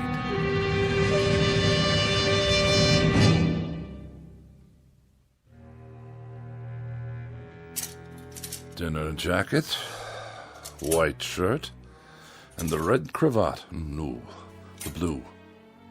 Or perhaps the polka dots. Yes. This will do. Now for a quick shave before dressing. Who do I see in the mirror there? Who can that attractive man be? Don't tell me. It's Bartlett Finchley. Good features. Strong chin. Bred from quality stock. All I need to do is whisk off the stubble. Ow! Bit me. The shaver actually bit me. I'm bleeding. Get away, you filthy bugger. Finchley. Who's there? Finchley. Look in the mirror. What do you really see? Who's speaking? Take a good look. You're ugly, Finchley. That's not my face. It can't be. An ugly, dried-up old man. Do yourself a favor. Do us all a favor. Use a straight razor. Stop speaking at once. You have no right.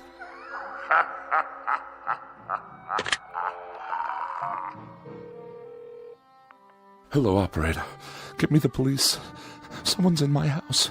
Hello? Hello? Finchley, get out of here. Stop! Stop this! You Finchley? Oh, thank God you're here, officer. At your car? What? The car in the street. Yes, it is. What about it? She rolled down the driveway, almost hit a kid on a bike. Yeah, my son. But the brake was on. The emergency brake?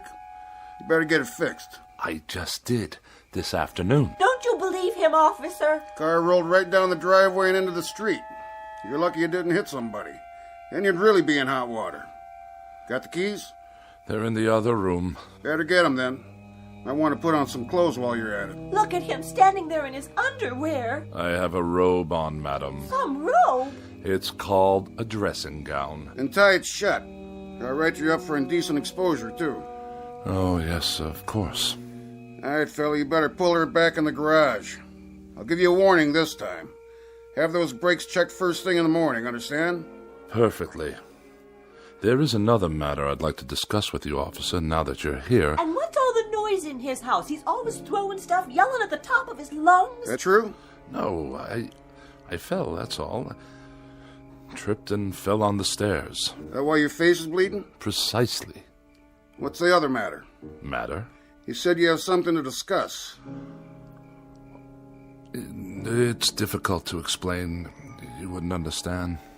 Eating then, Mr. Finchley. So is he going to move his car or what? In one moment, madam. For now, you may remain on my property until I return with the keys. At that time, I should like you to be out of my yard. Otherwise, I shall solicit the aid of this gendarme to forcibly eject you. Idiots! I need a drink.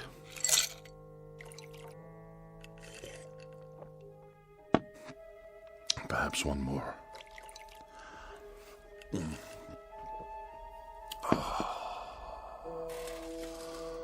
Oh, that's better. But if the car can't be trusted, how can I go out this evening? I'm a prisoner in this madhouse. Miss Rogers? Edith? Is that you?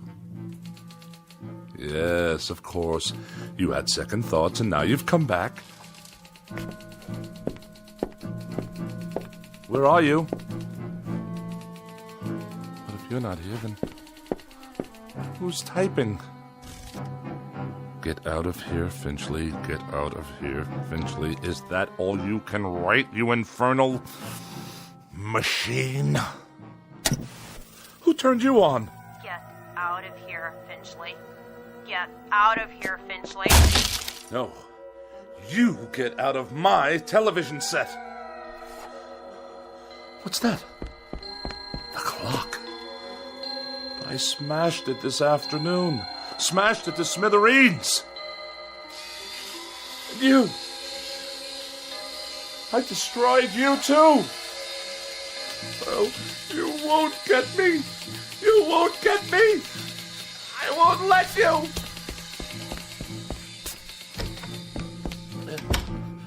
Help me, please.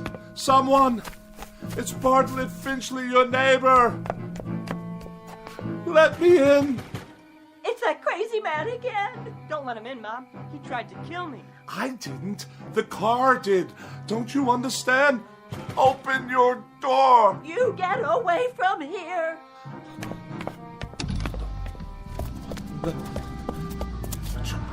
You can't follow me. You're only a car. My car. Stop. There's no one at the wheel. You must stop. I demand it. Back to my house. Then it can't follow me to the house. Locked.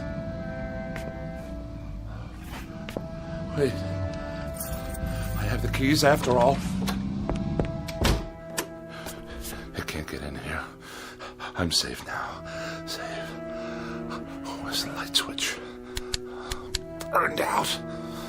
Just as well. I'll hide here in the dark until the car goes away. Yes, that's it.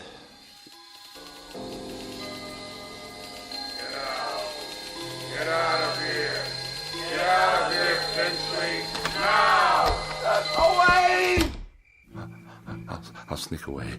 Go somewhere, anywhere out of this town, far, far away.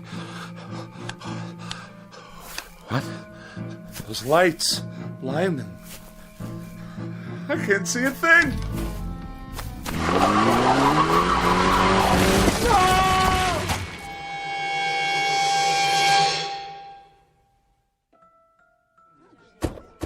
I have your 1019 on Woodlawn Drive. What is the status? Cancel that call for backup. Paramedics have arrived, waiting their decision. Do you have a positive ID? Finchley, first name B for Bartlett. Stand by, 10-4. That man. He was running in his bathroom. Never saw anything like it. What's his condition? Flatline. He's gone. I'll put him down as DOA your arrival. Heart attack? That's what it looks like. What happened here, you know? Neighbors said they heard him shouting about something last night. He sounded scared. What about? Yeah, whatever it was, he took it with him. Was he out here? Right here on the porch, slumped down against the door, eyes wide open like he saw a ghost. I figured he was on his way to his car. Which one? At the curb. Never got to move it like I told him. He must have been drunk. You can smell it on him. Good thing he forgot his car keys or he might have done some real damage. Yeah, not now, though. Poor old guy. He was a royal pain, let me tell you. That's all over now. Maybe he did see something. Who knows? Maybe so.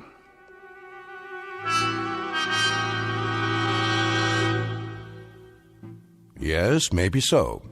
It could just be that Mr. Bartlett Finchley succumbed to a simple heart attack and a set of delusions that were self-generated. It could just be that he was tormented beyond the breaking point by an imagination as sharp as his wit and as pointed as his dislikes. But as reported by those in attendance, this is one explanation that has definitely left the premises with the deceased. For now, look for it filed under M for Machines in the Twilight Zone. More from the Twilight Zone after these words. Hi, this is Carl Amari, producer of the Twilight Zone radio dramas. I'd like to take a moment to tell you about our official website at twilightzoneradio.com, where you'll get the latest news and information on these Twilight Zone radio dramas. Plus, at twilightzoneradio.com, you can digitally download 3 free episodes or any of our episodes for only $1.95 each. In this age of ever-changing technology, we've decided to make these episodes instantly available to you by making the Twilight Zone radio dramas a digital download-only series. This means that this series will no longer be offered on CD. The CD collections at our website are now being offered while supplies last at buy one, get one free. So be sure to get your favorites before they're sold out. Be sure to visit us often, and I'll see you in the zone.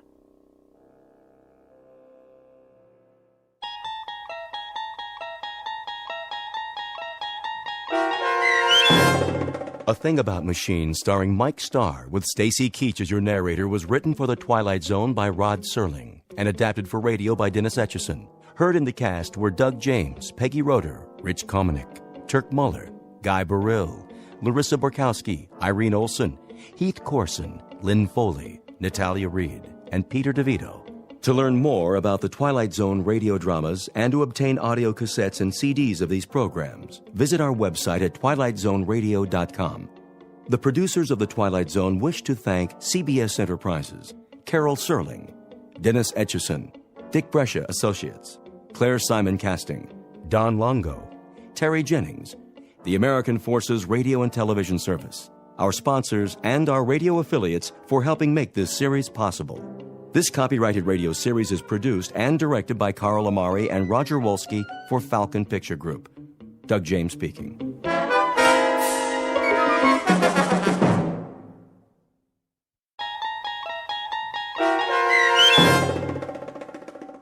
Elegy, starring Blair Underwood with Stacy Keach as your narrator, was adapted for radio by Dennis Etchison and written for the Twilight Zone by Charles Beaumont. Heard in the cast were Jeff Lupetin, Christian Stolte, and Joby Cerny. To learn more about the Twilight Zone radio dramas and to obtain audio cassettes and CDs of these programs, visit our website at twilightzoneradio.com. The producers of The Twilight Zone wish to thank CBS Enterprises, Carol Serling, Dennis Etchison, Dick Brescia Associates, Claire Simon Casting, Terry Jennings, XM Satellite Radio, Sirius Satellite Radio, our sponsors, and our radio affiliates for helping make this series possible. This copyrighted radio series is produced and directed by Carl Amari for Falcon Picture Group. Doug James speaking.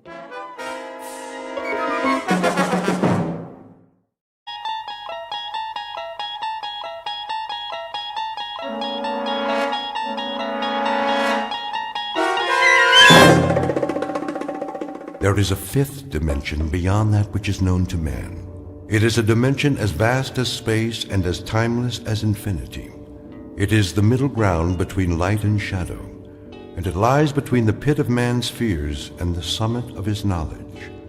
This is the dimension of imagination.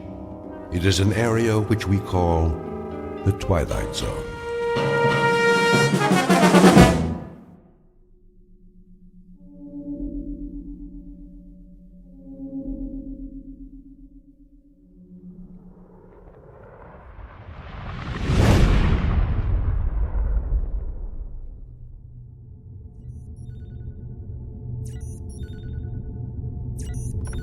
Kirby.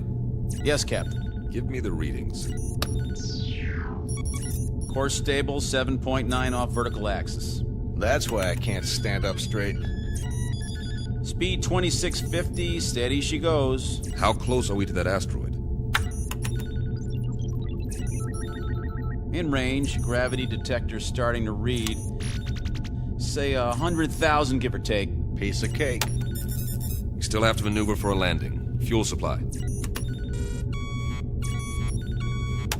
Well, Captain, let me put it this way. If I was back home in my car, I'd pray for a steep hill so I could put her in neutral and coast all the way down. That bad, huh? I think the expression is running on fumes. What's the terrain? Spectrographics coming in. And? Not too hot, not too cold. Volcanic activity, 1 million or so years ago. We are hitting atmosphere. At least it's got an atmosphere. How much oxygen? I'm trying to get a reading. Deceleration chairs. Just a minute. Now! Better do it, Pete. All right, Myers, I'm going. Firing retro rockets. The fuel tank's empty, Captain. Anybody got a parachute? Hang on. Angle looks good. Thank heaven for small favors. The surface is coming up fast. I'll try to level her out. Nose up. Up!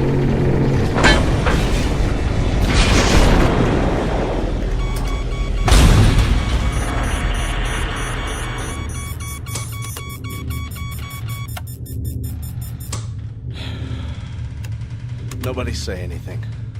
I want to remember this magic moment. Oh. Ooh. Everything seems to be in one piece, except for the communications module. And it sounds like we damaged the tail assembly. Instruments are still working. How's the atmosphere? Take a reading. 20.95 parts oxygen. Yeah, right. 78.09 parts nitrogen. That's impossible. I don't get it. That's air. Don't look a gift horse in the chops. Gravity? 1 unit to 0.99. Are you sure? See for yourself, Captain. I don't believe it. You got something better to believe, Myers? But that's incredible. Conditions identical to Earth, and yet we're 655 million miles away from Earth. Let's get the airlock open. Hold up, Pete. What for? I'm sick of breathing recirculated air, eating freeze-dried tofu, and we're almost out of that. The instruments could be wrong. What's the difference? We aren't going anywhere for a while. We can't even radio for help till we fix the module. The man has a point. I suppose you're right. At least put on your helmets. Forget it. If this is all she wrote, then I'm ready for it, one way or another. I'm afraid I'm with Pete on this, Captain. Either we die now or we die later, starving to death like dogs. All right, open it. Now, this isn't an order, but I'd recommend everyone take a very deep breath.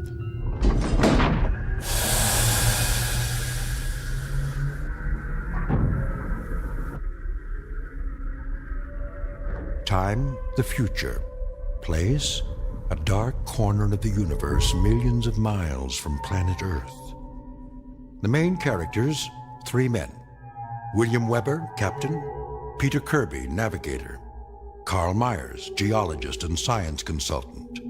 Each distinct from the others, but all sharing a common dilemma. They are lost.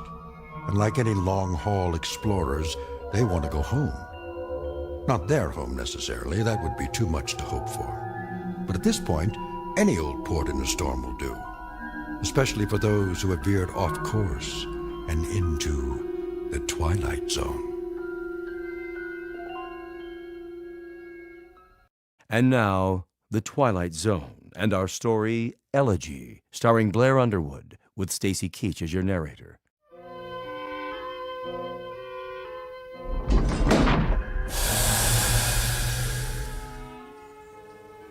Captain's notes. We've made a rough landing, but no injuries. According to our instruments, the atmosphere is breathable, so we've opened the airlock.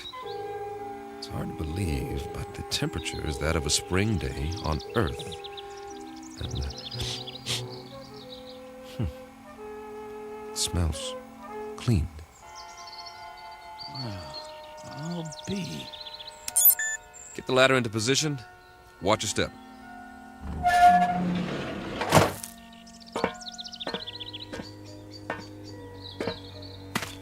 How many miles did you say we were from Earth? Too many. Time for a reality check. You see the same thing I see, Captain? What do you see? Open country, farmland. Kirby, Affirmative. Acres of grass, trees. I grew up in a place like this, in the Midwest. And those hills, they're settled granite, I'm sure. Eroded over thousands of years of wind, rain. I don't get it. Neither do I. Wait a minute. I do. Don't you see? We're back on Earth. Come off it, Kirby. I'm serious. The instruments are all screwed up. Some way or another. Don't ask me how. We got turned around, and now here we are, right back where we started. Oh, man, that is rich. Only one thing's missing, a brass band.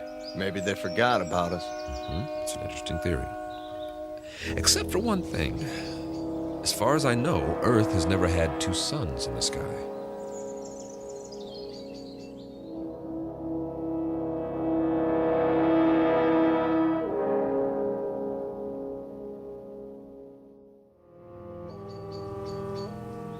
You're right. But the temperature's perfect. That means they're smaller than our sun.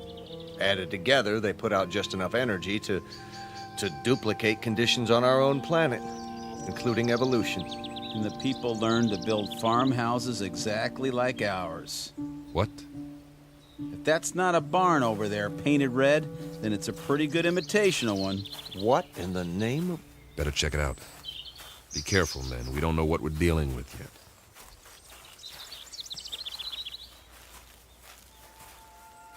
What do you call this? A Martian? I'd call it a hound dog. Hey there, boy. How come he's not moving? He's taking a nap in the shade. I don't blame him, do you? What the heck is that? By the barn, it's called a tractor. They were internal combustion vehicles used in the 20th and 21st centuries before the Total War. So we are on Earth 300 years ago. Negative. We're not equipped for time travel. Okay, you explain it. I can't. The only thing I know for sure is that we're not on Earth. Mm-hmm. And we are not alone. What do you... Hey! Hey, you over there, by the barn! What's the matter? Can't he see us? He's turned the other way. Looks like he's taking a rest. Leaning on his... It's a pitchfork. He was using it to load hay into the wagon. Some outfit. Overalls. Farmers wore them with straw hats, just like that one. He even has a red bandana in his back pocket. Well, I suggest we ask him the way to the Emerald City.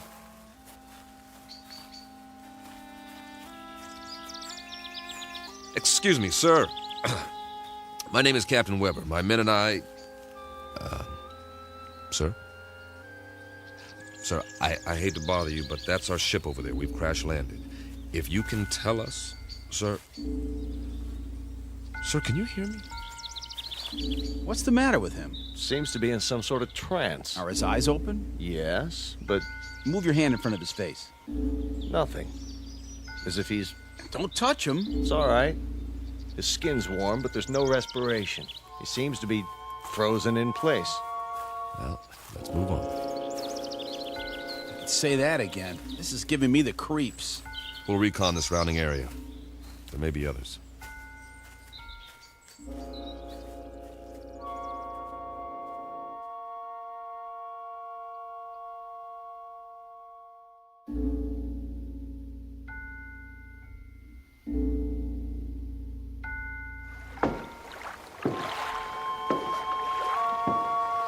Oh, now this is what I call a lake.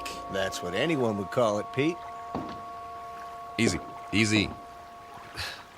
Be sure the bridge will hold. Feels solid to me. We ought to take off these flight suits and jump in. No, thanks. Why not? Well... Go on, say it. You can't swim, can you? Not as such. Oh, the big scientist. Wait a minute. Maybe we can find some water wings for you. Let's get a move on. We have a lot of ground to cover. Back home, we had a swimming hole. Man, on a hot day, I thought I was in heaven. We'd go skinny dipping. Right in all that pollution. Nah, before the government closed the rivers. They were even fishing it. You could even see them jumping in the air.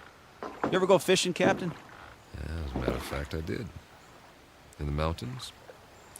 The runoff from the snow was clean. Yeah, you could eat the fish if you wanted to and not get sick.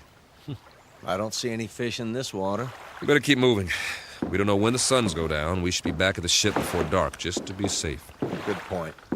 Maybe they don't have fish here. That's a possibility, if the planet's evolution took a different turn. Hey, there's somebody. I don't see anything. On the opposite bank, clad shirt. See him? Sitting there with a fishing pole. Hey, mister! Hey, mister! Kirby's right. Folding chair, wicker basket, the whole setup. Looks like the guy's got it made. Let's hope this one talks to strangers.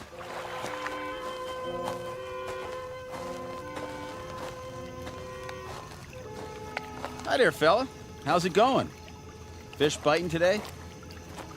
Mum's the word, huh? Let me try. Sorry to bother you, sir, but you might say we're lost. If you could give us directions to the nearest town. Don't waste your breath. This one's a stiff, too. Maybe he's asleep. If he is, he's done well for himself. This basket is called a creel, and it's full of fish. Quite a haul. Fresh?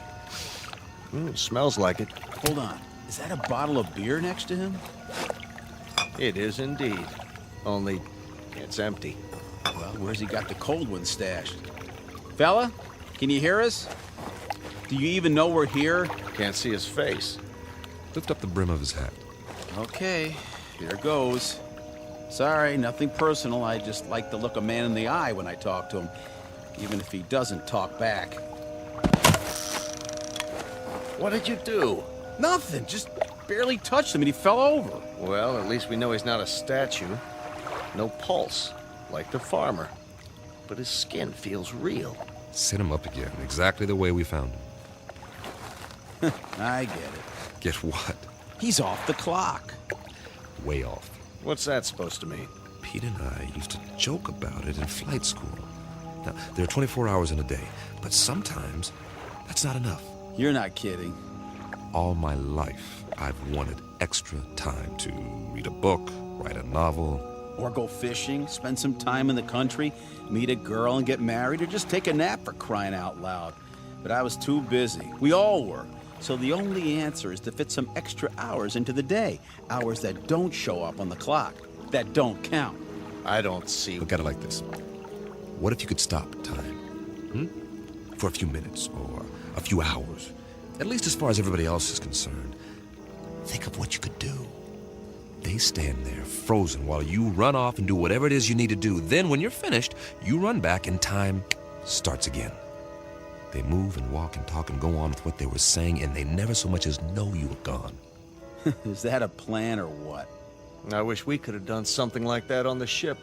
If I'd had time for pure, uninterrupted thought, I might have, I don't know, perfected Sheldrake's theory of causative formation while the ship ran itself. That's right, and get home to find you've won your own Nobel, right? Now, we make planetfall, and we run into these people, if that's what they are, and it's as if we've finally done exactly that, taken ourselves off the clock, at least temporarily.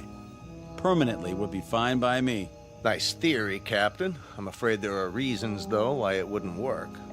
I am sure there are. It's just a thought. If I were a science fiction writer, I could have some fun with it. But we've got more important things to do, like finding out what options we have, now that we're here. Say, I'm hearing things. I hear it, too. Seems to be coming from the top of the ridge beyond that grove of trees. That must be where the town is. We were close after all. Sounds like you got your brass band, Pete. I like it. Maybe they got a ticker tape parade, too. One way to find out.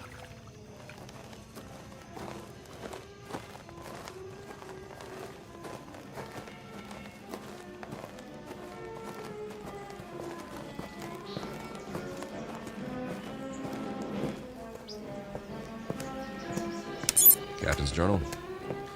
We appear to be on the main street of a Midwestern American town. Ahead of us is the square, complete with steeple, clock, and ivy-covered walls. Captain, did you notice? What's that? There are no hands on the clock. Duly noted. The music's louder. I hope this recorder can pick it up. Sounds like a Sousa march. There's a bandstand, flags, bunting, and a sign that says, Inauguration Ceremony. Welcome, Mayor Finch. musicians are all in uniform. Just one thing. They're not really playing. Kirby's right. Nobody's moving. Not even Mayor Finch. He's holding a silk hat. Photographers in front of the crowd about to take his picture, but nothing's happening. It's like a movie set with 100 extras all waiting for someone to yell action. The question is, who's directing? I'm going to look around. Weber out. The music's coming from that loudspeaker near the platform. It's being piped in from somewhere. Pre-recorded, no doubt. Concert's over. I wonder who turned it off. Any ideas, Professor? Well, I suppose it could all be part of a carefully orchestrated illusion. That's as good an explanation as any. Now, maybe we're being made to see and hear what we hoped we'd find here. The sights and sounds of home. But they got it wrong. It's 300 years before our time. Who's they? Or it could be that time itself is somehow suspended in this place. So we really are off the clock. It's all relative. Time may have, in a sense, speeded up for us or slowed down for them. You mean they might actually be moving? It's possible. Why can't we see it? You can't see the movement of a clock's hands, nevertheless, they move. Yeah, when there are hands. Do you believe what you're saying? Of course not. Hey, everybody. Sir, ma'am, what's the matter with you people? Are we invisible or something? Don't take it personally. By the looks of them, they don't see anything. They might as well be statues. But they're not statues. Here, feel one. You, sir, shake hands with the captain. See what I mean? They feel like flesh and blood. Yeah, Kirby's right. More of the same. Whoever, or whatever, is responsible, they've created a perfect imitation of the real thing all over this asteroid. For what purpose? I don't have a clue. The expenditure of time and effort is considerable. Not to mention the science involved. The skin on these pseudo-people must be a new polymer compound. And the clothing, all duplications of Earth fabrics. I wonder... Nah, never mind. Say it. Well, we must not be the first to land here. But this asteroid's not on the charts. Then who were they modeled after? Maybe somebody real is still here. Where? Could be anywhere. The streets, the buildings. I say we separate. We'll meet back here in an hour. Well, it's better than huddling together like frightened children. All right. Pete, you go that way, Carl. See where the street leads and take some readings while you're at it. All right. I'll cover the buildings along this side, starting with the hotel. Remember, 1 hour. Are your watches set? Yeah. Yes. Don't ask me what to set it to, though. Earth time or something else entirely.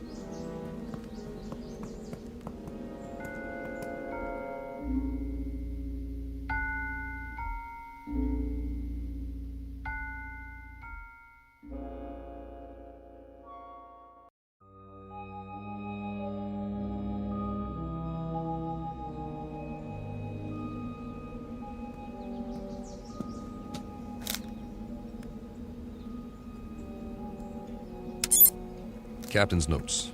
The awning says the hotel is called the Ritz Arms. Kind of quaint. It would be considered ritzy, I guess, in a small town. Glass front. Nothing moving inside that I can see.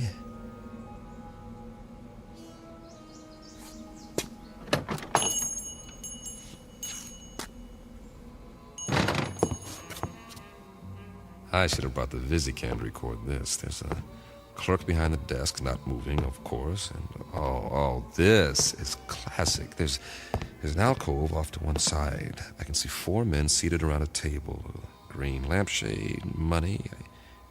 I think they're playing poker. Or they were before they stopped moving.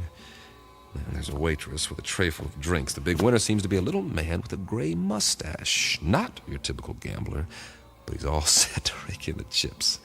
He looks mighty happy. Hey, fella. Wonder what cards he's got here. I don't think he'll mind if I take a peek. 4 big, beautiful aces. Nice work. Oh, hold on. If I'm not mistaken, that's a waltz coming from upstairs.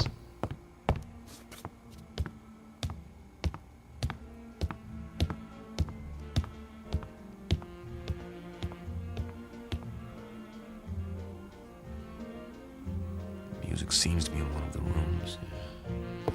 Hello? Hello? Anybody here?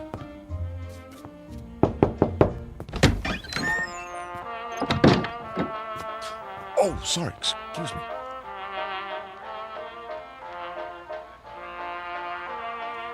This room is definitely occupied. There's a candlelit table, I see an ice bucket, and a bottle of champagne. The music is canned. The couple is posed in a slow dance. She has a rose in her teeth, and he's got her bent back in a dip, kissing her throat. But what is she doing with him? A short, ugly man. Looks like he's never had a girlfriend in his life. But she's a real beauty. I don't know what's going on here, but I'm beginning to see a pattern. The theme seems to be dreams really can come true, but whose dreams? Who's fulfilling them? For what purpose?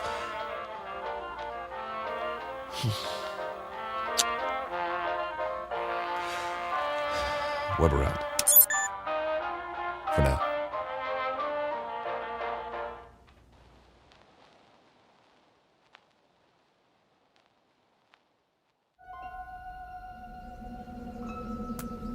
Find anything? Nope. At least nothing that moves. Pete? Not really, except for... What? You guys better see this for yourselves. Come with me. Where is it? Just around the corner. You're not going to believe this, but I think it's what they called a carnival.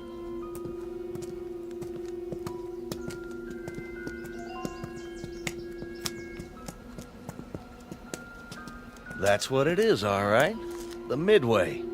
Those booths along either side, people could win various trinkets of low value by throwing baseballs at steel milk bottles or firing toy rifles at targets. I was wondering. A test of skill for amusement. Also the urge to gamble for those with a predilection for obsessive-compulsive behavior. What's in the tent? Oh, just some men in swimming trunks. Win $500. Go 2 rounds with Tiger Loomis. Oh. It's not a real tiger. No kidding, genius. Let's have a look inside.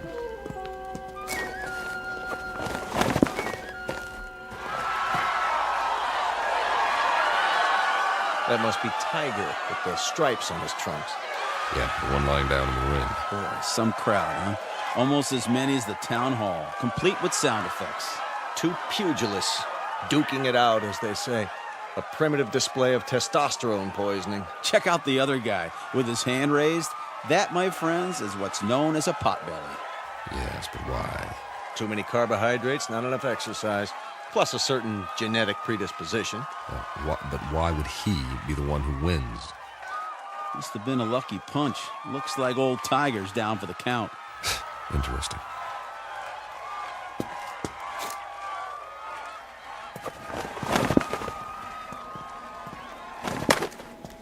I think it's creepy. All these imitation people posed every which way. What do we have over there? I believe it's called a sideshow. Scantily clad young ladies who dance for the crowd, which is primarily male. That's nothing. Check out the stage at the end. See? I was saving the best for last. Get an eyeful of this. Some sort of contest, a sign. Beauty queen chosen today. Step right up, gents. You got your blondes, your brunettes, your redheads, your tall ones, your short, stubby ones. Take your pick. I'd say the judges have already made their selection. Cast your eyes on Miss Lakewood County. Some bathing suit, huh? Mm-hmm. It was called a bikini, after the location of the first atom bomb test. Of course, if you like them a little more curvy, there's always Miss Midvale. A little on the hefty side for me. Personally, I like Miss Vernon County in the strapless white two-piece. And they all lost. Kind of breaks your heart, don't it? The one they've chosen with the ribbon and the crown. Miss Wanda Bertolini from Stockton, California. A little long in the tooth, isn't she? 39 if she's a day. Freckles, frizzy hair, the whole bit. And yet, she's won against all those beauties. There ain't no accounting for taste. Perhaps the competition was rigged. Yes. But why? Your Majesty, my compliments to the judges. I don't blame them. They think you're the prettiest one of all. Wear it with pride, but tell me something, Your Majesty. What's wrong with you? I mean, you can't even move a muscle, like everybody else in this crazy asteroid. Answer me. Go on. What's the matter? Cat got your tongue? Answer me. Easy, Pete. Ah, you can have it. Everything about this place is nuts. Where are you going? Wait.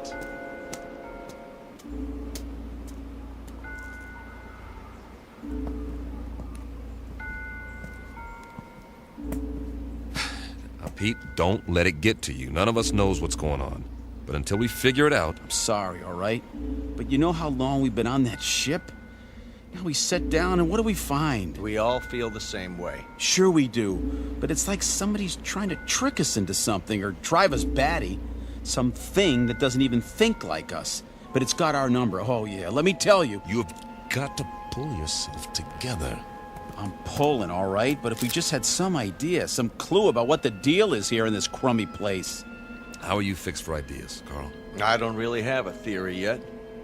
Of course, it's highly improbable, but... So is the fact that we're here. Come on. Any theory is better than none. Well, I've begun to think that all of this, it just might be some sort of museum. Come again, Professor? We're millions of miles from Earth. It's possible that the inhabitants of this planet, whoever they are or were, developed a very advanced technology. Let's say they had a super powerful scanning device based on some new principle. Over the years, they observed Earth and decided to build replicas of what they observed. Perhaps they even took specimens to use as models. That would explain the accounts of alien abductions. If that's true, where are these inhabitants now? Gone, perhaps, having moved on and left all this behind. They could be in hiding. Then we better explore the rest of it. Or as much as we can in one day. At least they had taste. Take the residential street we're on now. It's right out of the late 19th century. Old-growth trees, Victorian houses. Why this era? Why any of it? It must have interested them. Though for what practical purpose, I can't imagine. Maybe just to please themselves. This is the way it was on Earth a few centuries ago. I've seen pictures, the streets, the houses, everything laid out so peacefully. You guys like it here? I would, if I knew it was real. If I could be sure it wasn't all going to vanish in a puff of pink smoke. It's an okay place to visit, but I wouldn't want to live here. Well, you better get used to it. This is going to be home for a while. Charming. Which one? The largest house, there across the street. Well, that one's a mansion. Isn't it lovely? Think of the freedom, the space to move about. You want it, it's yours. Yes. That's true, isn't it? Why not? I don't think anyone will mind. Least of all the old fella in the chair on the porch. Another stiff. It's actually quite realistic, the way they've got him sitting there reading the paper. What's the date on the front page? Hey there, old-timer. You don't care if we look around, do you?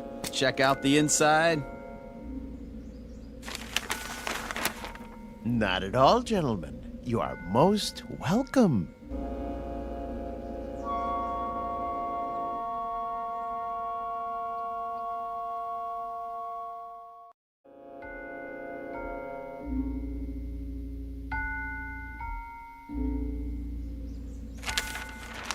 Jeez Louise!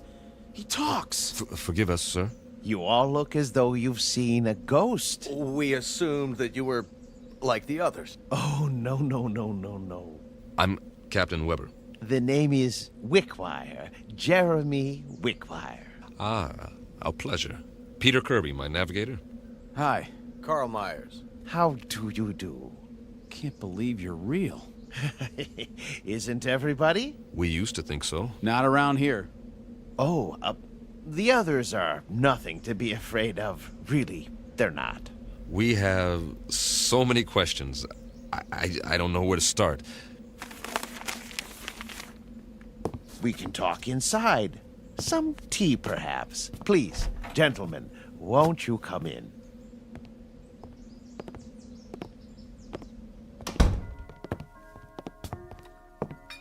One lump or two? Oh, don't go to any trouble. It's better than what we're used to. Believe me. I don't know about you, Captain, but I must have my tea this time of day. I wouldn't feel complete without it. Oh, it tastes great. Nice and hot. Beats the heck out of that tang. I'll say. A remarkable collection of artifacts you have here. Artifacts? The oriental rugs, the tapestries, all this furniture. I've never seen anything to compare. It provides a certain level of comfort. Must have cost you a fortune. Oh, not me personally. We had it built for a Mr. Let me see, Jenkinson, I believe it was. You mean the pieces aren't antiques? Oh, heavens no. They were made to the client's specifications. At the last moment, however, he changed his mind, decided he really wanted to be a knight in shining armor. So now he's over in the medieval section, slaying a dragon. Then there's more that we haven't seen. Dear me, yes, we have many sections. Rome, Egypt, the Wild West. But the one we're in right now is very popular. It represents a period when creature comforts were most abundant, before peace in the world became impossible. By the world, you mean? Earth. Mr. Wickwire. I don't know where to begin. You see, we are from Earth. Yes, of course. We were on a routine geological flight in search of ore to be mined. We ran into a meteor storm and, it knocked out some of our equipment and put us off course. That was 6 months ago. Really? That long? Feels a lot longer, believe me. Please, go on. We saw this asteroid and landed as well as we could. But there's no more fuel. We're going to have to stay here until we can repair the communications module and signal for help. They'll think our ship was destroyed without an SOS beacon. I see. Then you're not from the Glades. The what? I've been expecting them. I'm due for a delivery. From Earth? May I ask a question about the Earth? Did they, by any chance, have that atomic war? Not as such. A cluster of smaller wars almost simultaneously. Most of the Earth's surface was destroyed. We're still picking up the pieces. Oh, dear me. That is bad news. More tea, gentlemen. Mr. Wickwire, explain some things to us before we go out of our minds. Certainly, but you do look hungry. And you can say that again. Let me fix us a light lunch first. Then we'll talk. No, Mr. Wickwire. Explain some things to us before we go out of our minds. If you like. Where are we? Why, you're in a memorial park. A memorial? More commonly known as a cemetery. Didn't you know? Please, make yourselves at home. I'll be back in no time. Did he say cemetery? Well, at least we know more than we did. You act like nothing's happened. Nothing has happened yet. Just give it time. What would you suggest we do? I'd suggest that you... Settle down, fellas. Getting upset isn't going to help. Help who? There isn't anybody to help us. That old man's off his rocker. This place is some kind of loony bin. Shut up and sit down. Yeah, well, I tell you, I don't like it. We're sitting around having tea, and we don't even know where we are. It doesn't make any difference where we are. This is where we're going to stay until we can send a distress signal. Unless he happens to have some rocket fuel and a tail fin assembly lying around. So for now, all we can do is make the best of it. Yeah, we don't have to like it, do we? Be patient. Everything will be explained, I'm sure. You mean you trust that guy? A little more trust might have saved our world, Pete. I say something about him is screwy. What's he so happy and well-adjusted about? Well, look at the way he lives. He's got everything he wants, even if it is a reproduction. Quiet. Here he comes. I've brought some sandwiches and a bottle of wine. I trust we'll make quick work of it. You can say that again. I haven't had a drink in I don't know how long. And after that, coffee. It's brewing now. Meanwhile, a glass for each of us. Do you mind if I pour? Very kind of you, Mr. Wickwire. May I propose a toast? Please. To peace, my friends. Eternal, everlasting peace. I'll drink to that. We all will. Excellent wine. Glad you like it. This is a special occasion. I thought it was worth opening a bottle. Liebfraumilch, isn't it?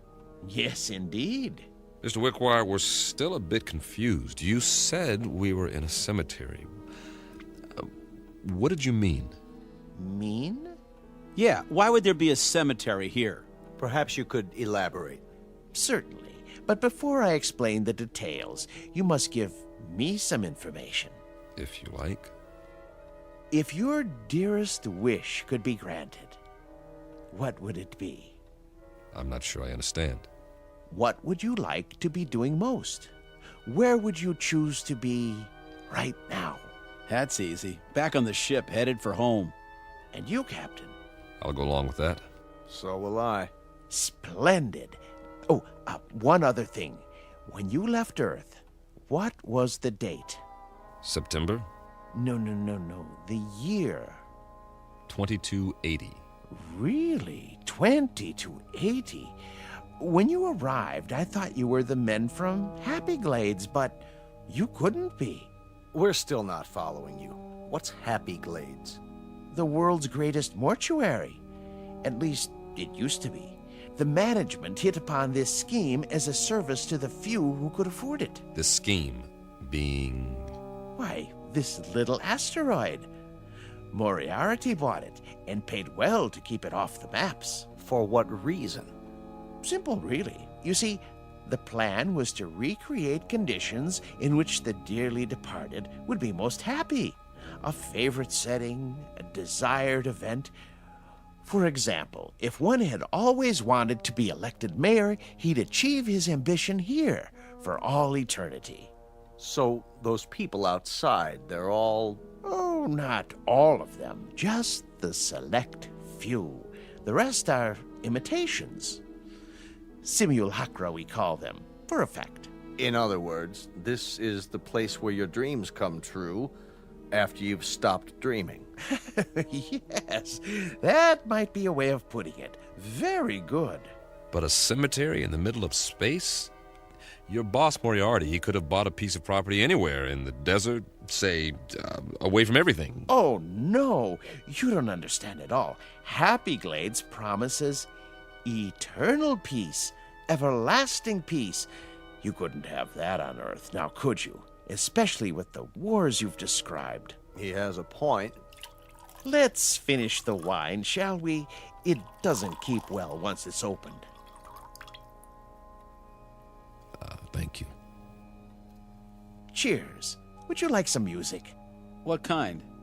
A somewhat limited repertoire, but there are all kinds of pieces for the player piano, popular, classical. Classical might be nice. Ah, yes. Something soothing to fit the mood. Mozart or Brahms.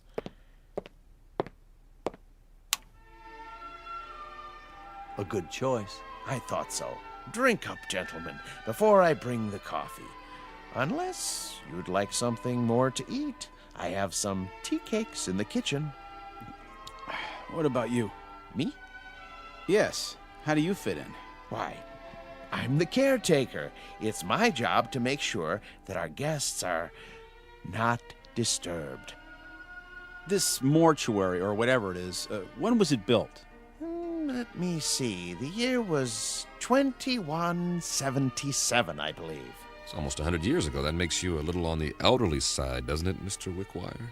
Oh, you force me to an embarrassing admission. You see, I'm not actually human. When you're gone, I'll go back to sleep, as it were, until I'm needed again. I go on and off, like a machine. You understand now? Sure. Nothing complicated about that. He goes on and off. I've apparently been turned off for several decades. One thing, Mr. Wickwire, we're not going anywhere. We can't. We're staying here, at least for the time being. Yes, I know. You said something about when we're gone. Oh, a figure of speech, Captain. I meant departed. Gone on, as it were. Jim, you know what he's saying. What's the matter, Carl? You're pale. And you're perspiring. What in the... Something wrong with the wine. The old man. He didn't drink any of his. You're right. Why? Why didn't you, McGuire? I told you not to trust him. I told you.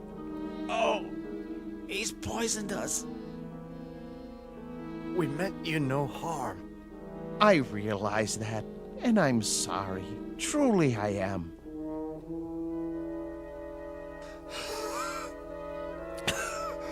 Give us the antidote. Give us the antidote. There is no antidote, Captain. Even now, the eternifying fluid is coursing through your veins. It won't be painful, I assure you. Oh, please. You've got to stop it. Oh, my dear friends, can't you understand? I have no control in these matters. I'm only a machine. But why? Why us? Because you're here and you're men. And while there are men, there can be no peace. Surely you've seen ample evidence of that on Earth. What are you going to do with us? There are several possibilities, but as you said, your preference is to be on your ship. So be it. I'll move you there and arrange you in your natural habitat.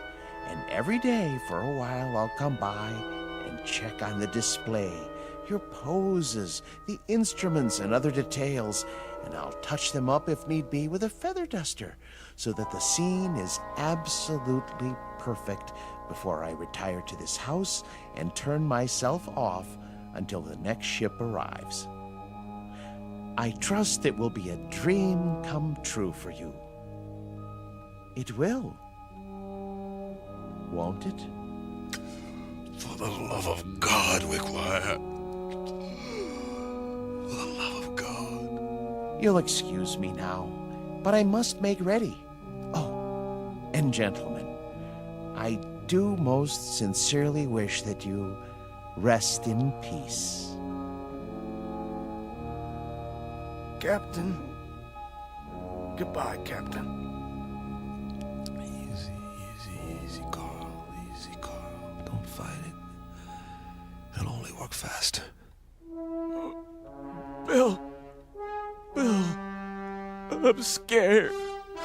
Try not to be beat. I'll be with you. Be back on the ship soon. For all eternity. See you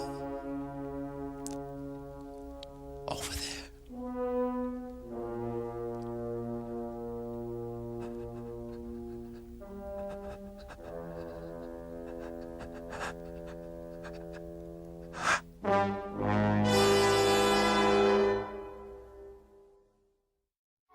Captain Weber, his navigator Kirby, and Meyer, the geologist, on their last voyage. And now, at their journey's end. All agreed what they wanted most was to be aboard their ship, ready to head home. Now they will have that wish forever. Unfortunately, it's a wish that can only come true in the Twilight Zone.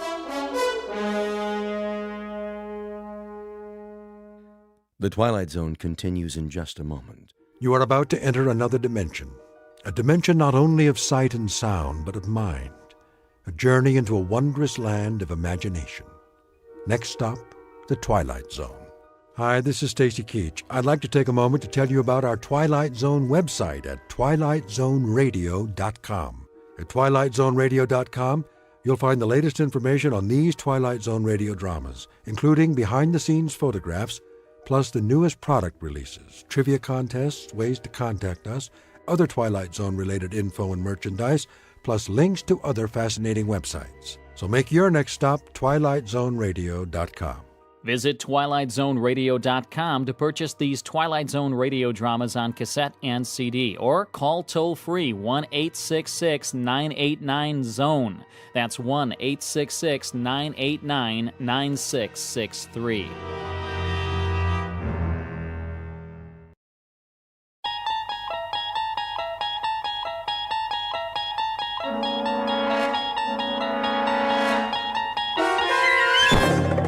There is a fifth dimension beyond that which is known to man. It is a dimension as vast as space and as timeless as infinity. It is the middle ground between light and shadow, and it lies between the pit of man's fears and the summit of his knowledge. This is the dimension of imagination. It is an area which we call the Twilight Zone.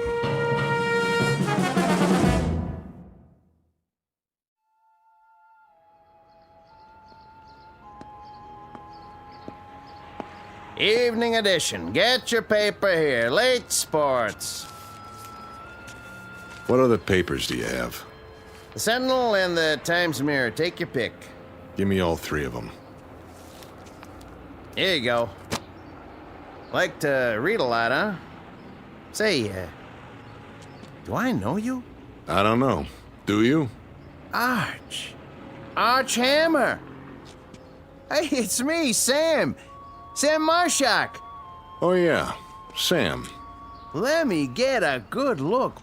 By golly, you haven't changed a bit. That right. Look, just like in the picture here. See? I still got it by the register. You and Andy and Eddie Walsh and Barney. The old gang. Remember? Sure. How you doing? Same as always. Haven't seen Andy in a while, though. Where you staying? Down the street. The Royale? Yeah, the Royale. How much for the papers? 6 bits. Wait a minute. Forget it. Arch, it's on me. We got a lot of catching up to do. Been too long. Right. See you later. Anytime.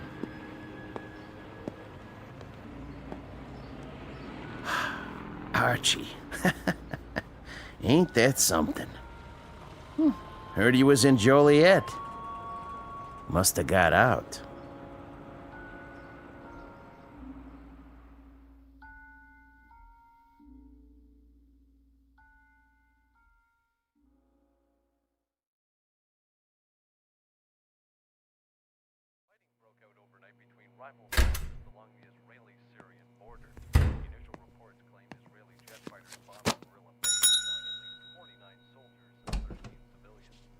Hold your horses. I'm coming, I said. How much for a single? Depends. By the day is one thing, by the week is cheaper. I don't know how long I'll be staying. $6.80 a night plus room tax. You want a shower? Is the water hot? Mornings only, otherwise it costs extra. Forget it. Hold on. Haven't I seen you before? Could be. All right, I'll give you the discount for regulars. No guests, though. Wouldn't think of it. Sign here. Right. Face sure is familiar. Arch Hammer? Can't say I remember the name. Maybe that's just as well. Oh, and lose the key, you pay for it. Thanks. Send up some ice, will you? And a pair of scissors.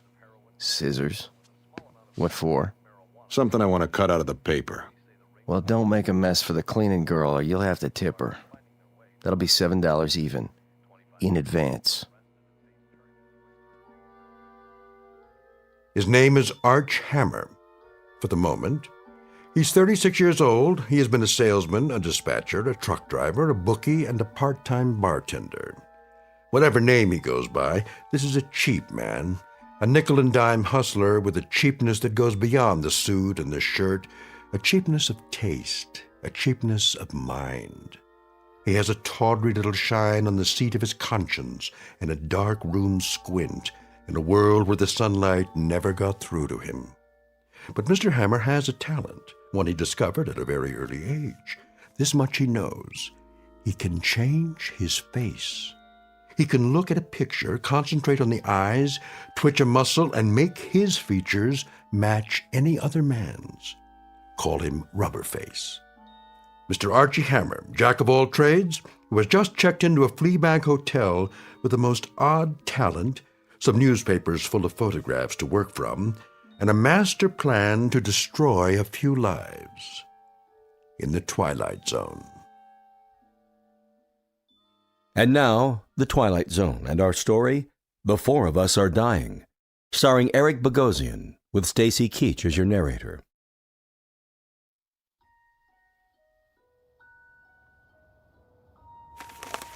There's a good one. Human interest. Yeah, Room service. just a minute.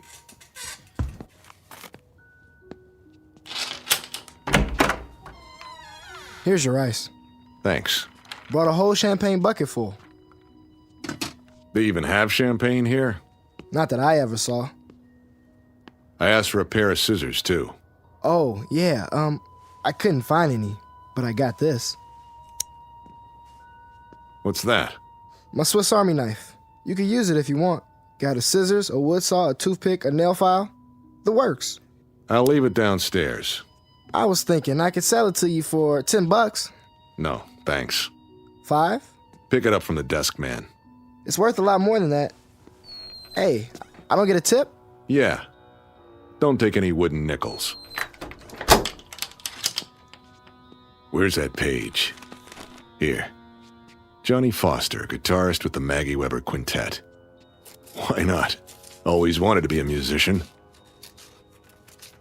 The eyes, the nose, piece of cake. Just look in the mirror. Concentrate. Perfect. If I do say so.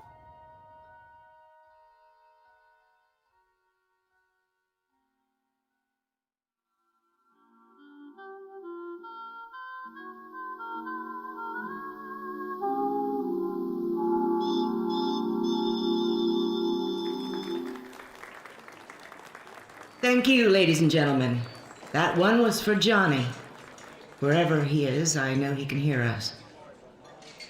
Now, if you don't mind, we'll take a little break, and we'll be back with another set in just a few minutes. Take 5, boys. Sure thing, Mags. Make that 10. You got it. You're playing real pretty tonight, Maggie. Don't I always? Sad, though. I never heard a piano cry before. Then we'll have to try some upbeat tunes, if I've got it in me. Hi, Mag. What'll it be? Ginger ale, straight up. On the wagon again, huh? Off and on. Hey, Maggie. Hey yourself, sport. I got a stool here with your name on it. That right. Come on, sit down and get acquainted. Unravel the flesh. Huh? Hey, pal, keep your hands off the talent. I'm just trying to buy the lady a drink. Don't you want one? Love one. All by my lonesome. Okay. Just trying to be friendly. You can have the booth in the corner, Mag. Strictly solo. Thanks, Red. 1 ginger ale. Hey, sure you don't want a little something in it? The last show of the night? Why not? Here you go.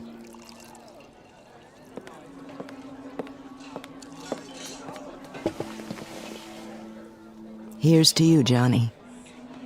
For the good times. Careful, you'll spill it. Johnny? Like I always say, if you don't drink well, don't drink. Johnny, are you a ghost? Sure, a ghost. I just came down to check the mourners. But it was in the paper. Was it? I should read the obituaries. Find out how they feel about the deceased. I'm gonna close my eyes. And when I open them, pray that I'm not dreaming. You're not dreaming. I wanted to see what kind of tears people shed. Big ones the size of bubbles, or the kind that come from onions and handkerchiefs. You came to the right place, Johnny. I got a whole room full of buckets to hold the tears. Yeah? I heard it on the radio one night, just like that. First there was a dance band, and then there was a newscast. And there you were. Right in the middle of the vice president in Russia and a streetcar strike. Death, as it must to all men, came to talented guitarist Johnny Foster. A tragic accident, a train hitting a car. And I just sat there and I listened and I cried. And then I washed my face and put on my makeup and went to work. Only it wasn't a quintet anymore. There was a big hole on the bandstand. And nothing could fill it. After that, everything changed. My repertoire was limited to ballads. Blues for piano and bourbon. That's a sad story. Oh, Johnny, let me touch those fingers. I don't care if you are a ghost. You're good to the touch. You've been missed, Johnny Foster. But now there's gonna be music again. Real music. Sure there is. You have to tell me. How did they get it so wrong? It was another guy. My car, my suit. But they said that the dental records... Maybe we had the same dentist, too. Why didn't you tell anyone? It's been... I wanted a vacation from the world. This world. I decided I'd hawk the name, trade it in for something new. Like what? I didn't know. Something different. But I guess I just couldn't stay away. When you left, I thought I'd go crazy. I kept telling myself you'd come back, and when you didn't, I wondered what there was about me that made you leave. It wasn't you. I'd take my clothes off and look at myself in the mirror. Then I wondered if there was another woman. Nobody as good as you. You always were a funny guy, Johnny. Pulling pranks on people. Way out, Johnny Foster. Well, are you satisfied with the reaction? Tears big enough for you? Maybe too big. What really brought you here? I picked up the paper the other day. The Sunday supplement. Full of human interest pictures. You know the type. Little boys with run-over dogs. Sweet old ladies getting evicted on sidewalks. Then there was a shot of a beautiful lady who sang the blues. It reminded me, Maggie. It reminded me that there were little pieces of my past I didn't want to slough off. And I was right. You're looking mighty good to me right now, Mag. Morning becomes you. Me and Electra. So, how long are you with us this time? Or is it just a stop between trains? In a way it is. For me. And it's too late? Not for you. It's get out of town night. What does that mean? You've got time for about 6 choruses before you check out. Why? You're coming with me, Mag. We'll go to Chicago or Detroit. We'll go to San Francisco. You sure know the right words. We'll have a ball, Mag. Everything by ear. But great, Maggie. I mean great. The two of us. Oh, I love you, Johnny Foster. That plain enough for you? Tell me I've got to go to Scranton and play piano in a coal mine, and I'm there. As long as it's with you. Just name it, Johnny. You got it. Then let's get out of here. It must be love. When you were gone, they had another ghost here, doing the vocals. I was the shell of a singer and a piano player. The lyrics were just echoes, Johnny, that somebody sang before. I couldn't make them real. That real enough for you? You make me real, Johnny. You bring me back to earth and put me together again. Finish up. Make it a short set. What do I tell the boys? Tell them you're cutting out. I'll meet you at the railroad station, 1206, Maggie, westbound to Chicago. Be there? Oh, I'll be there. Till midnight, then. Pack your bag. We're traveling light. Johnny? Yeah? You have enough cash for the tickets? I'll get it somehow. Here. Just in case. What's this? My tips, plus what Red paid me for the gig. You hold it for me. Sure? I've never been sure of anything in my life. Okay, baby. Remember, 12 sharp. With bells on.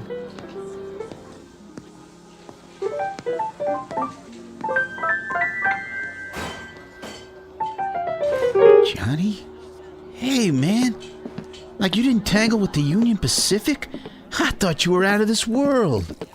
I don't believe my eyes. Was that Johnny Foster?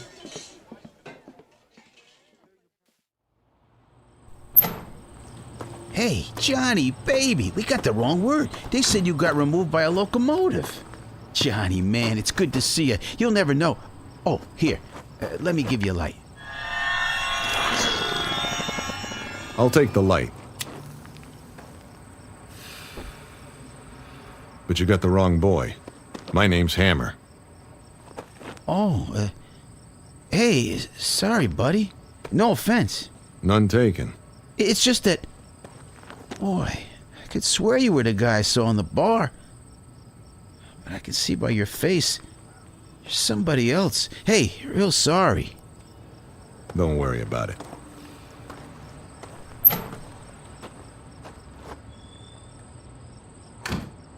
Johnny Foster, guitar player. With a beautiful dame. Well, why not? I never had a dish like that. I never got loved like that. And it feels good. So why shouldn't I? Maggie Weber, huh? Yeah. Why not?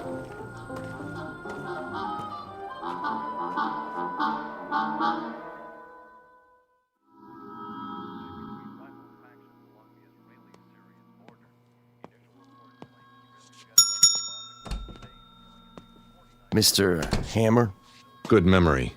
Something I can do for you? Just some information. What kind? This picture from the paper. What about it? Go ahead. Check it out. Local hoodlum found shot in river. So? Looks like he's a real tough guy. Was. Name of Sterig. Virgil Sterig. Funny name. Never heard of him. No? Then maybe you saw him around. Before he went for a swimming lesson. I see a lot of people. See a face like that, you remember it. My memory's not so good lately. This make it better? It's getting there. How about now? Oh, yeah. Virgil. I might have seen him once or twice. He used to carry a satchel. Full of what? It's hard to say. Try. He was the bag man. For who? Same guy all the bookies work for. I need a name. Pinnell. East side of town. Armstrong Towers. Only you didn't hear it from me. Right. Oh, hey, bellboy asked me. Something about a fancy knife. Buy him another one. You can afford it.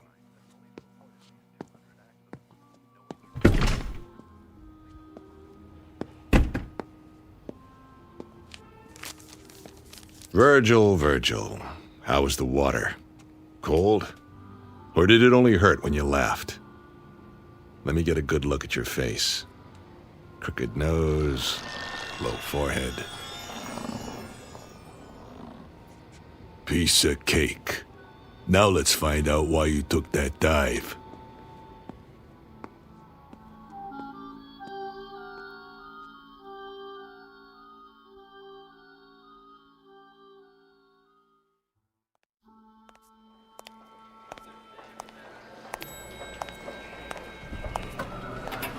Going up?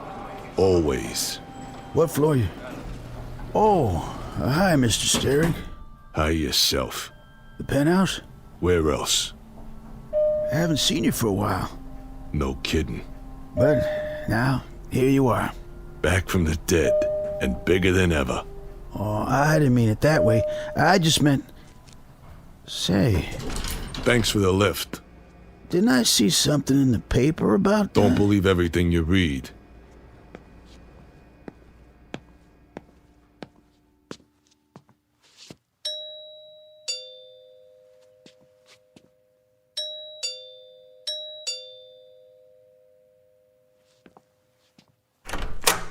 Oh, Mr. Sterig.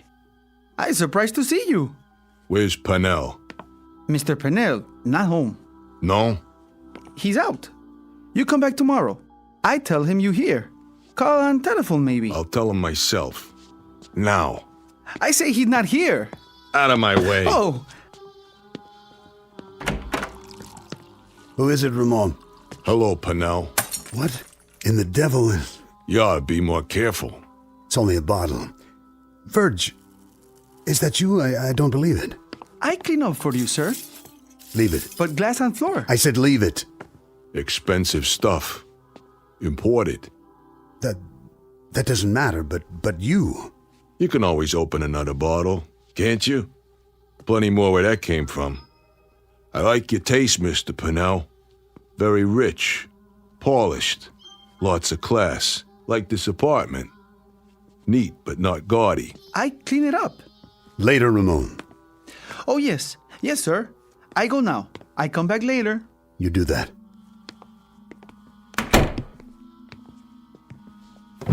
Whatever you got in that drawer, don't. If you like, Verge. I'm just so flabbergasted. I can't believe my eyes. Why don't you sit down there on the couch, Mr. Pinnell, so we can talk? We'll have a business meeting, you and me. Verge, I'm speechless. Of all the people I expected to walk in here, this is the happiest day of my life. Oh, I see. This is the happiest day of his life. If you don't believe it, just ask him. Verge, listen to me. Please, Mr. Pinnell, you're a rich man, but you're a lousy actor. Very bad. Really. Tell me this. Anything. If it's the happiest day of your life, why do you look like you just sucked a lemon? No, Mr. Pinnell, you're not happy. You got no reason to be happy. Believe me, I know. You got no reason at all. Of course I do. You're not making sense. If you could have kept me in that river, just a cold, clammy little item without a face, then you'd be happy. But this is one double cross that came back to bite you, isn't it? It wasn't what you think. If you let me explain, then I get my end of the bargain, Mr. Pinnell. But instead of a payoff, I got the river. And that river was cold. Much colder than you'd think. A tough swim, Mr. Pinnell. Real tough. Especially when you're almost out of blood. Verge. I brought you a satchel. Remember, Mr. Pinnell? It had a lot of money in it. A real risky job. Now, the way I figure it, my cut is worth more than a long walk off a short pier. Verge, listen to me. Would I do a thing like that? Would I give you the double cross? How could I? You're a friend. We're close. You're family, Verge. That how you treat your family? You got me wrong. Dead wrong. What was your cut, Verge? 20%, wasn't that it? I got it right over there in the desk. Stay where you are. You'll find out what I got in my pocket. I've been holding your cut, Verge. It's waiting. I don't know who got to you and shoved you in the river. That wasn't my doing. No? It's all there, in the desk. Which drawer? The center one. Envelope full of cash. Why don't you let me get it for you? Why don't you shut your mouth?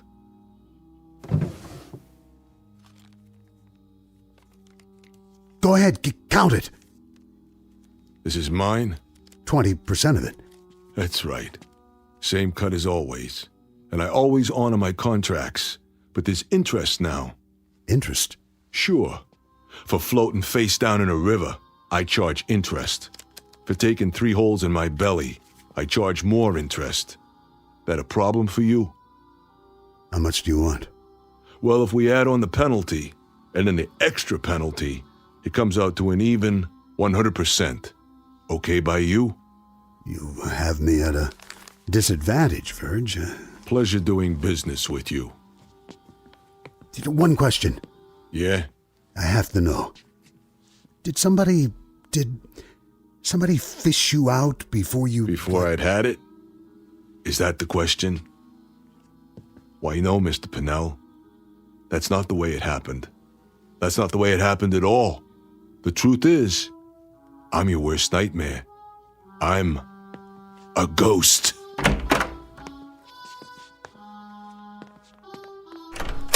That's him. He's scared, Mr. Pinnell. Easy, Ramon. You ain't going nowhere. Hands up so I can frisk you. Don't touch the merchandise. Hey, ain't that Virgil? Hi, fellas. Long time no see. Keep your hands out of your pockets and step back inside, nice and peaceful like. No hard feelings. I even brought you something. What? This. Wait! No! I get Mr. Pinnell. You made a mistake coming here. So, did you? Take my advice, fellas. Stay down. There! He's getting away! On your feet, you bums. Get him! He's a thief! I want him dead! You hear me? Dead! And buried!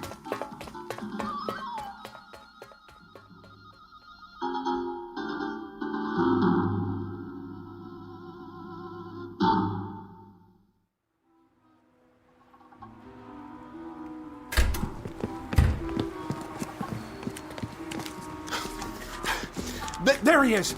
Get him! I can't get a shot! Where'd he go? This way. Gotta give him the slip. The alley. Dead end. Gotta get out. Gotta make it. But how? Look like somebody else. Fast. Who? Come on. Come on! A face. Any face. Can't think of one. Wait. Something I saw. Yeah. Yeah! Got it. Over there. I see him. Hey, hold it. All right, Virgil. You can make it easy or you can make it hard. Strictly up to you. Let's go for a little walk. Someplace private. Forget that. Turn around like a man, or I'll give it to you right here. What do you want? It ain't him. Where did he... You want something with me, huh? What's going on? I didn't do nothing to you guys. Sorry, buddy. We thought you was somebody else. Yeah, sure you did. Go around threatening people, huh? That it? I had to call the cops. I saw him go in there. Me too. So where is he? The alley don't lead nowhere. Hey, fella, you see anybody else come in here? Yeah, you two mugs. Come on. We better find him. Mr. Pinnell's waiting. That's right, you goons. Go find him. You go find Virgil Steric. Why don't you try the county morgue?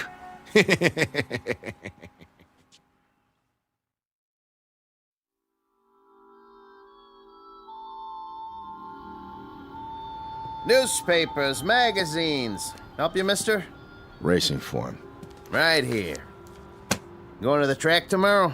What's it to you? I'm just making conversation. You know, it gets pretty slow this time of night. So? Close up and go home. Well, I couldn't do that. Who'd be here for the morning edition? A lot of people count on me. You want the news? This is where you come. So, thank you, sir. Thank you kindly. Magazines, newspapers, cigarettes, candy. You see a guy come by here, Pop? And, which guy would that be? Black hair, long nose. Crooked at the end. I can't answer that. Hey. Look, a lot of people come by. I don't take their picture. Let's go check the bars. Yeah. Good idea. Bye-bye, you dumb clucks. Hey, Pops. Got a match? Sure do. Right here. Thanks, Pops. Watch it. You're gonna burn your fingers. Andy, is that you? Who? Andy, what's the matter with you? Andy. Oh, yeah. I get it. What's new, Pops? What's new? Yeah. Selling a lot of papers tonight. Are you sick? Is something wrong with your brain? Nothing wrong with my brain. Get off my back, old man. You punchy? That must be it. I'm punchy. Why? Am I supposed to recognize you? No. I guess you wouldn't remember. That'd be expecting too much. I say just as well. I'm pulling your leg. We know each other from someplace. I knew that. From someplace? Long time ago, though, huh? It's coming back. Go ahead, tell me. How do I know you? How do you know me? For shame, Andy. I'm ashamed of you. Come here. Look at the picture I keep in a frame. There you are. Does it come back now? Picture. That's why I got it. The only face I could think of. You remember yet? You remember your friends?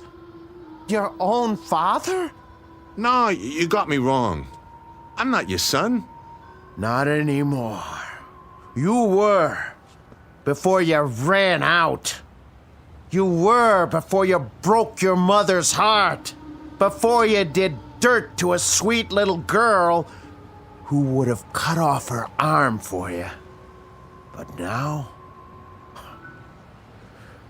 you ain't my son, Andy. Listen, I'm not Andy. I know I look like him, but you don't understand. Oh, I understand. Things get too hard and you walk out. Isn't that right, Andy? People just get in your way. You just step on them. You just kick them away. Listen, I was here tonight. I bought 3 newspapers, but I didn't look like this. Your friend, Archie, from school. He remembered you.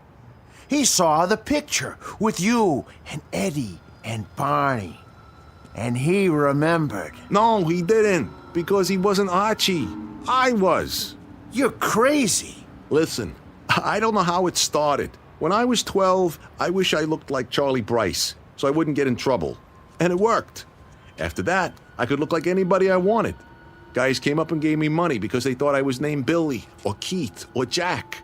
I could make it in any town. I'd move on and... Why am I telling you this? You're not my father. I don't even know who my father is. I'm not even Archie Hammer. I could be anyone. Or no one. Because you're nothing. Do you hear me? You're nothing to me. Forget it.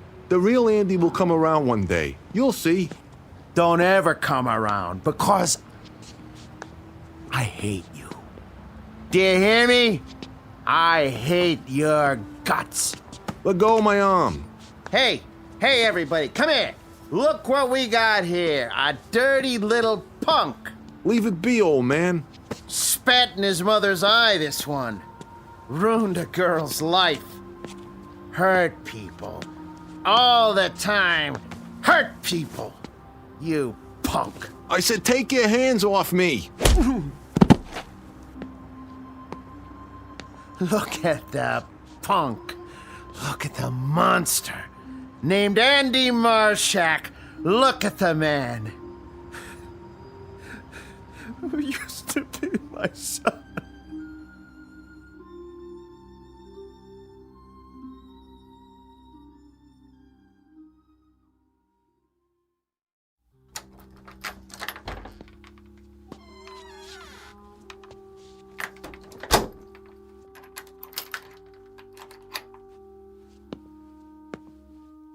Now, let's try another face. Who's that handsome guy in the mirror? Why, it's Johnny Foster. Much better. Yeah? Delivery for Mr. Hammer. I didn't order anything. Not food. Then what? Flowers. I don't like flowers. You'll like these. Maggie. Yeah, that girl. Sorry, Johnny. You gotta go away for a minute. Goodbye, Johnny. Hello. Archie.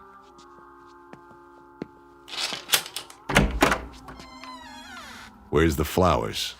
Archie Hammer of Detroit, Michigan. Never been there. Well, neither was Henry Ford. Let's step inside. You got a badge? Yeah. And a nice little warrant for your arrest. You're making a mistake. No mistake. Sandy hair, 160. You're him, all right. What's this for? Parole violation. Leaving the state without permission.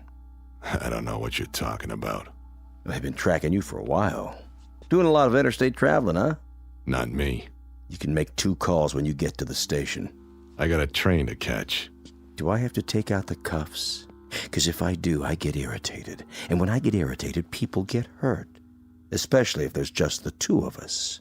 Okay. Can I put on my coat? Where is it, Hammer? Out the window or up on the roof? In the closet there. be my guest. And if you get any other ideas, feel free. I could use the target practice. I'll bet you could. Find it? Ready, Johnny? Here goes.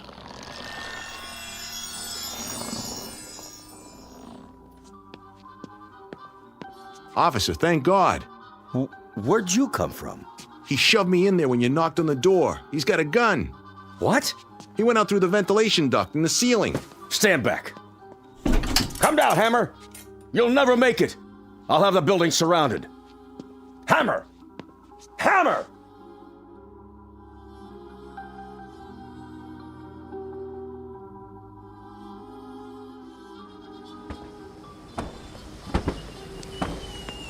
Hey, hold it right there. Yeah? Oh, you see a guy come out of here? Uh-huh. Took off down the street. Thanks. He went that way. Go get him.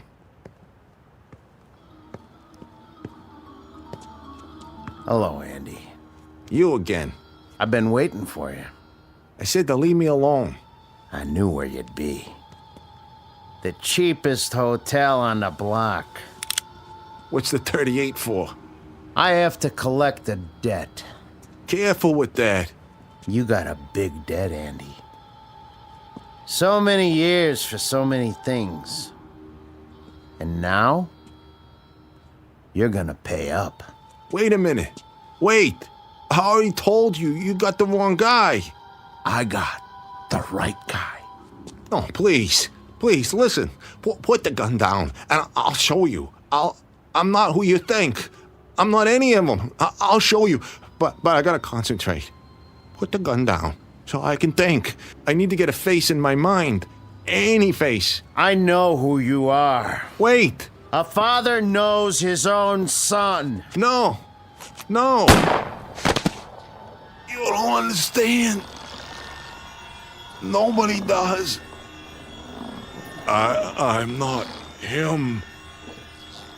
Or him. Or him. I'm not.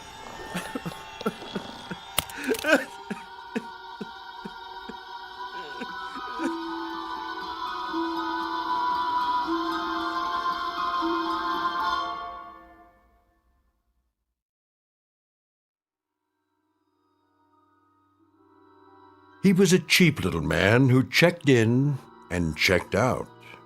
He was a guitar player who was loved beyond words. He was a bagman with money in his pocket. And he was an errant son who finally got back some of the agony he caused in front of a Fleabag hotel. He was all of them. He was Arch Hammer, he was Johnny Foster, he was Virgil Sterrig, he was Andy Marshak. And all of them were dying.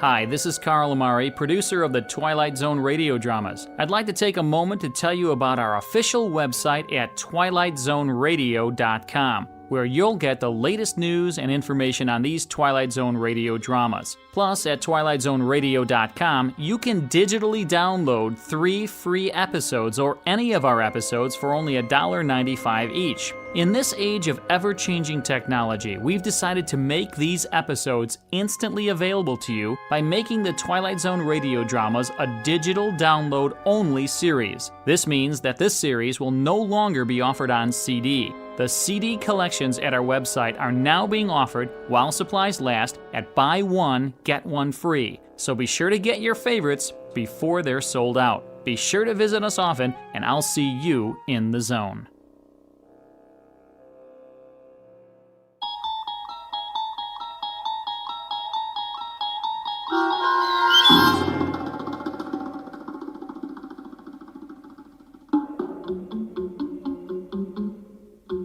The Four of Us Are Dying, starring Eric Bogosian with Stacy Keach as your narrator, was adapted for radio by Dennis Etchison and written for The Twilight Zone by Rod Serling, based on a story by George Clayton Johnson.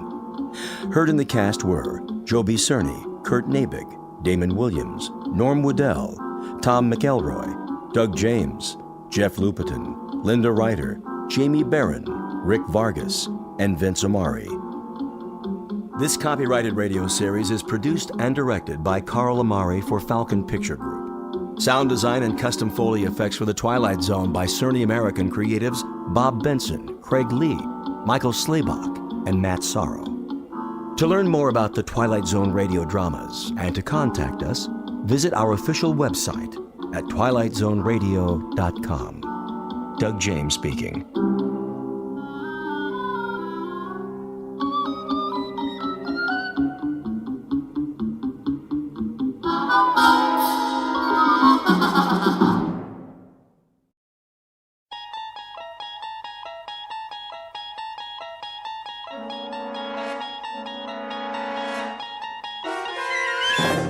You're traveling through another dimension. A dimension not only of sight and sound, but of mind. A journey into a wondrous land whose boundaries are those of imagination. Your next stop, the Twilight Zone.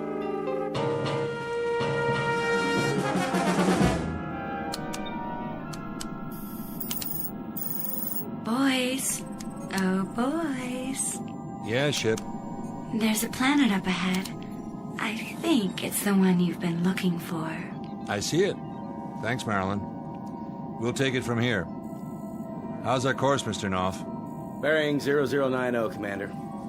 Gravitational field? 1.1, same mass as Earth. Almost. Good. We don't need to compensate.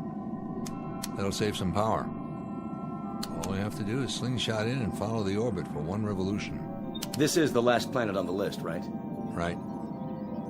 One more recon and it's back home. Commander. Yeah, Knopf. Think they're going to give us a parade? You mean up Fifth Avenue with ticker tape? Don't hold your breath. Why not? We've been in space longer than any other mission, right? Right, but this isn't a glamour job. We're strictly survey and reconnaissance. The guys who make Planetfall get the front page, you know that. Yeah, the pretty boys. The ones from Central Casting. So what's wrong with us? Are we that ugly? Well, I don't know about you, Knopf. I'm serious. I mean, we're in shape. I work out every wait period. I take all the food supplements. I even got a UV tan. Look at this profile. Pretty good, huh? Heads up. The planet's in sight. Got the cameras ready? Yeah. Shutters are all set. Spectroscope? Check. Biodetector? Check. Digital storage bank? Check and double check. Let's do it and get out of here. You know, maybe I'll get a satellite interview this time. What do you think? Or a collector's hologram. An action figure, at least. Ready for flyby. That's your mark. It's not like I want more money or anything. I mean, I'm not greedy. Set coordinates. I just want what's coming to me. A little respect. On one. On one, got it. I mean, 6 months in deep sleep for every mission. 3, 2, 1. That's the same as staying in bed. While everybody else is doing things, you know, going places, having a life, in other words. 1, set. Okay. Oh, good Lord, there's a meteor belt. That's not in the database. Fire retro rockets. We're going too fast. They'll stall out. Manual override. Now? That's an order. If you say so. Manual firing of retro rockets is not recommended at this speed. Severe damage may result. I'll say that again, boys. Manual override is not. We'll have to ride this out. No sweat, Commander. Those meteors are the size of fleas. We missed the orbit. Scuttle the flyby and get us out of here. Too late. Gravity field's got us. Then set her down or it'll tear us apart. Fire side retros. Did you know that firing retro rockets in a gravity field wastes energy?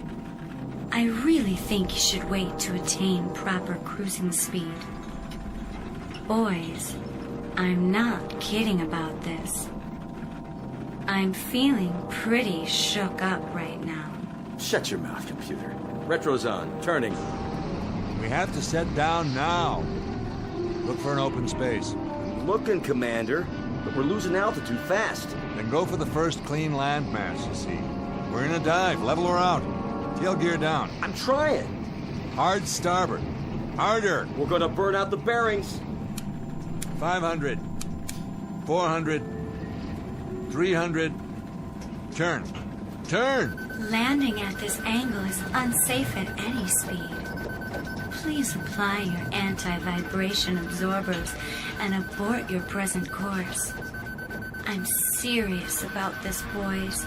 I really, really mean it. The fine for unsafe turns in planet space is just not cost-effective on this mission. Boys, can you hear me? The time is the space age, when interplanetary flights to collect scientific data are a matter of course. Except that in this instance, the data collectors made a miscalculation and flew too close to the planet in question.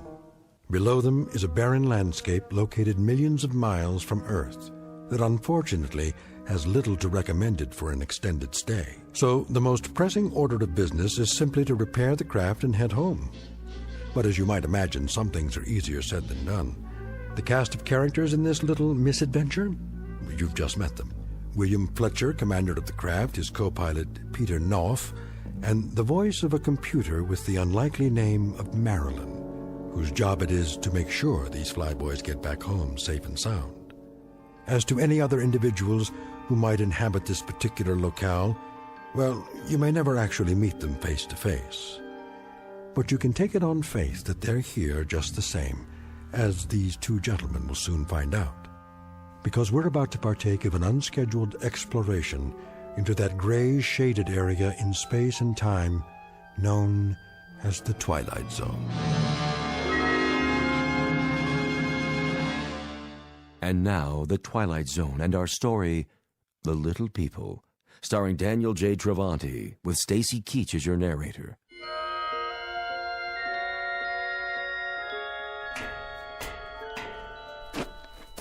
Well, Commander, did you get the engine compartment open? I did. How's it look? The ship's repairable, but I can't touch any of those gimbal bearings for a while, even with the gloves. It's like a furnace in there now. Needs to cool down first. And that grand event will come when? Tomorrow night, maybe. Or the following morning. That's a swig from the old bottle, isn't it? You picked a nice place to sit down, Fletcher. Real nice. The floor of a canyon. You must be some kind of 8-ball artist, because you snookered us but good. I took us to the first landmass that came up on the screen. The way I remember it, there wasn't much of a choice. And for the record, Knopf, I didn't pepper the side of that vehicle with pin-sized meteor holes. I also didn't foul up those rocket boosters. You think I did? I didn't say that. We can chalk it up to Mother Nature if you like. Or gremlins. All right. Just strikes me as kind of a dumbhead place to set down. The bottom of a canyon. The walls are a mile high, we can't climb out. The only way we're going anywhere is to blast off, if you can make those repairs in time. Oh, I'll get them repaired, don't you worry about it. And we've got the time we need. There's enough rations in the hold right up that ladder. Matter of fact, I brought some down so you wouldn't have to exert yourself. Here, knock yourself out. Food concentrate, A163, modified luncheon plan. Kind of gets the old juices flowing, doesn't it? There may come a moment in time when I'll enjoy this. But that time hasn't quite hit me yet. Wonder what we get for dinner. A pea-sized steak and a capsule of Tang? Better chow down now. If you don't, you won't have enough strength to do anything. Hold your socket wrenches for you, you mean? Look, if you don't want to get your little hands dirty... I'm eating it, all right? Oh, jeez, what is this stuff? Petrified wood? You know, there may come a moment in time when you'll lick a rock as if it were the drumstick of a Thanksgiving turkey. But for the time being, buddy, you'll eat what's prescribed to eat. And if you've got any deep-rooted complaints, enter them into the ship's ledger, for the record.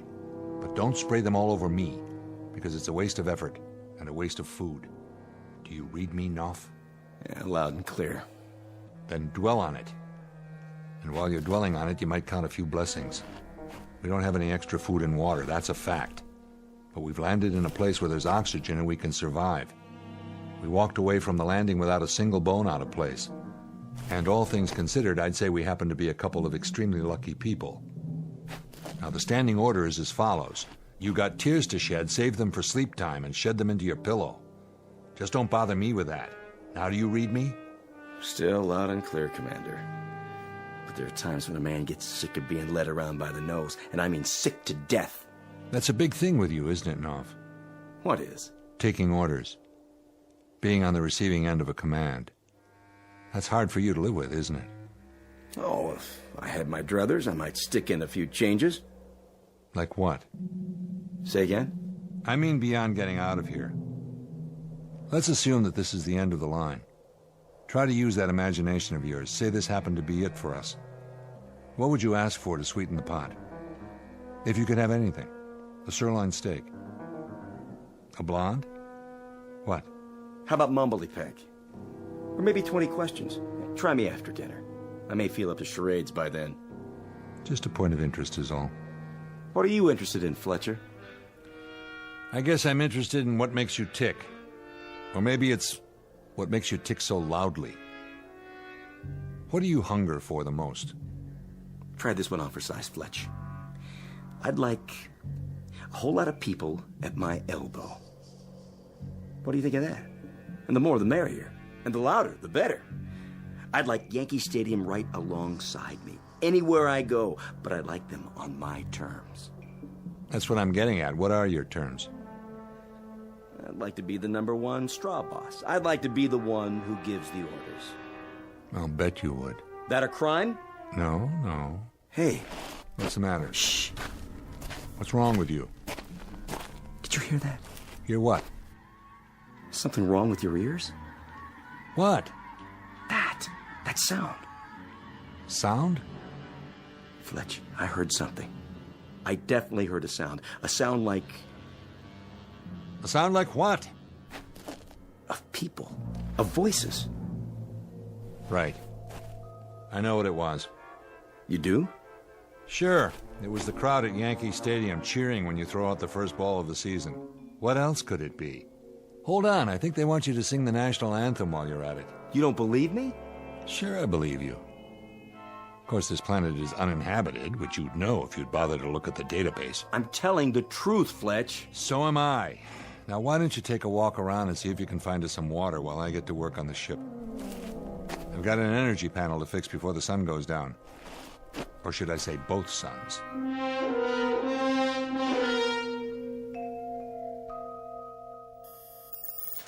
How's the repair coming, boys? It's coming. And it's just me, Ship. Where's Peter? Lord only knows. Off communing with nature or something. That's not very considerate. We need him if we want to get home. Wouldn't you agree, Commander? I can handle it, Ship. Well, it is hot in here, and frankly, I don't think you can tolerate the temperature as well as I can, Willie. Me? I'm doing fine. But you've got circuit boards that'll fry if they overheat. You want me to turn on the air conditioning? I don't think that's such a good idea, Commander. It would only use up more of our power. Then why don't you give it a rest? How's that, Willie? Shut yourself down so I can get my work done. Do my conversational skills displease you? No more than normal, but every word I say uses up 7 calories of my energy. Are you sure? I don't see that information in my databank. Take my word for it. Oh my. Then you've just wasted, let me see, 35? No. 102? No. 200? I can count, Ship. 28 more. I'd better switch to monitor mode before you collapse. It is odd, though, that your vital signs don't show any extra loss of energy. Nap time for you. Sweet dreams. Thanks, Willie. And don't call me Willie. Nobody calls me that. Nobody human. I'll make a note of that in my crew profile, Commander. And remember, if you need me, I'm always here for you. How could I forget? Don't let the bedbugs bite. Sorry? Forget it, Ship. Catch you later.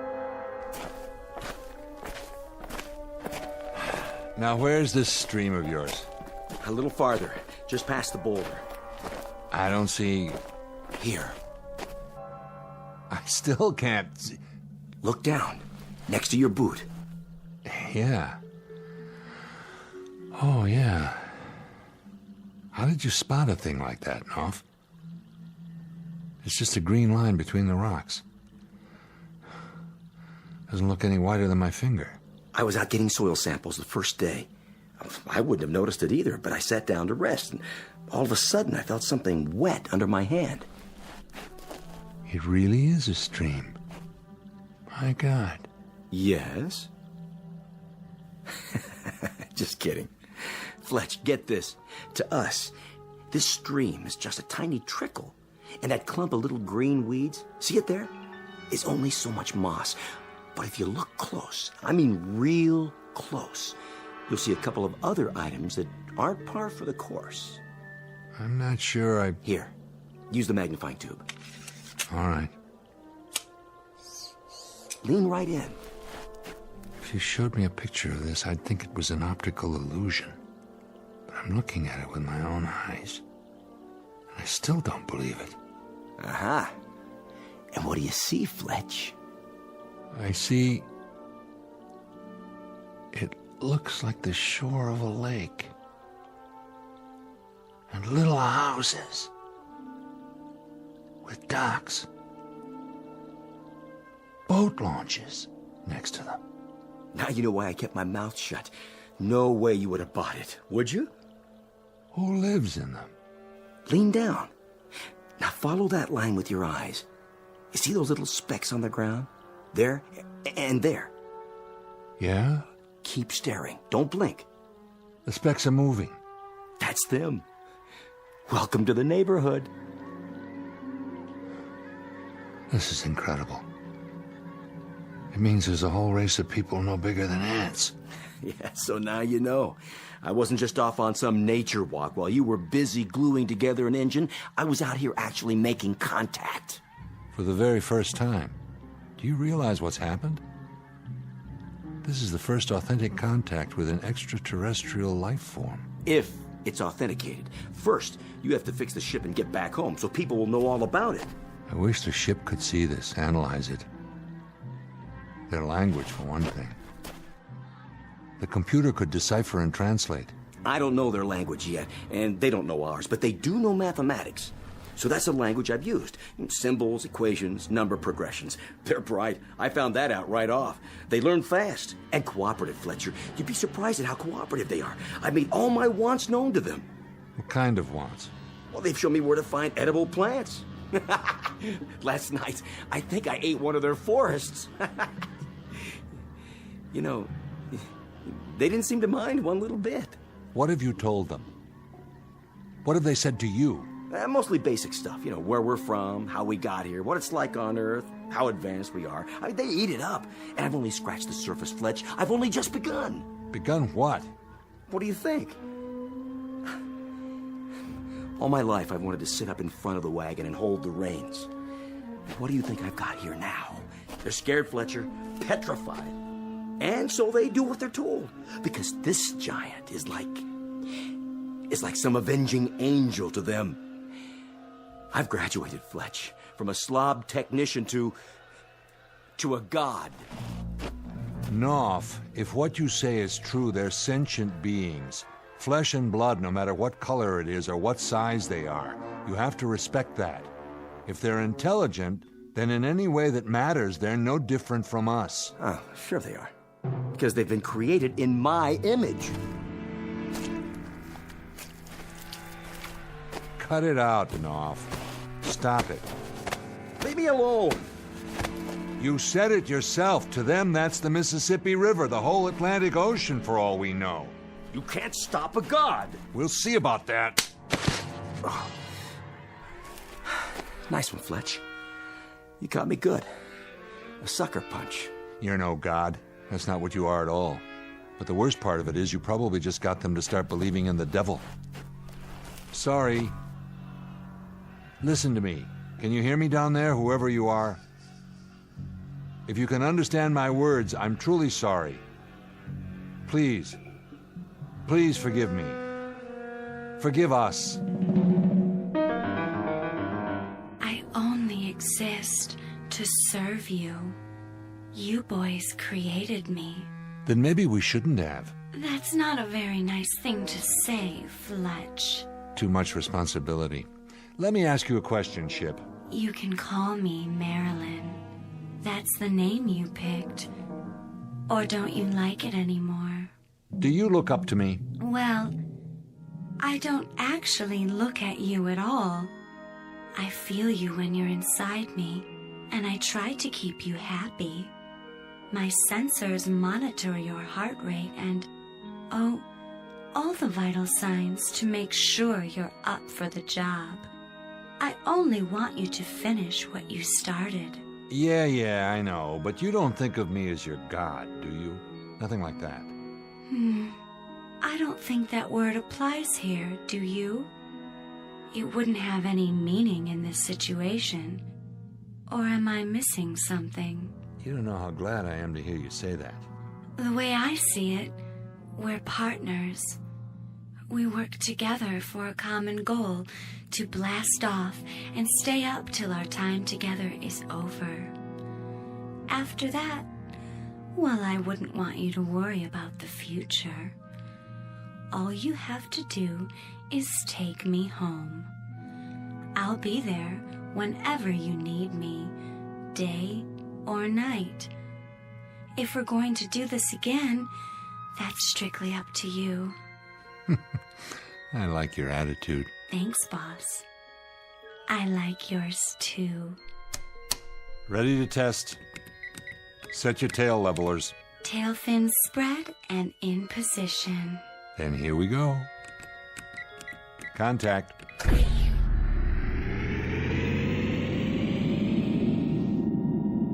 Yes. Oh, Commander, you did it with your own 2 hands.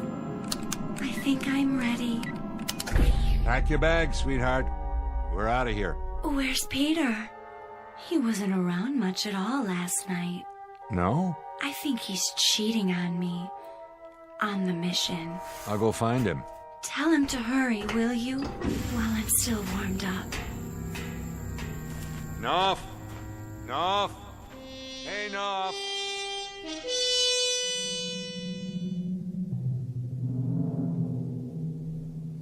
Knopf! There you are. Why didn't you answer me? The ship's ready to go. Hey, Knopf, you got anything to say? Turn around and look at me. What? What's this? It's a statue.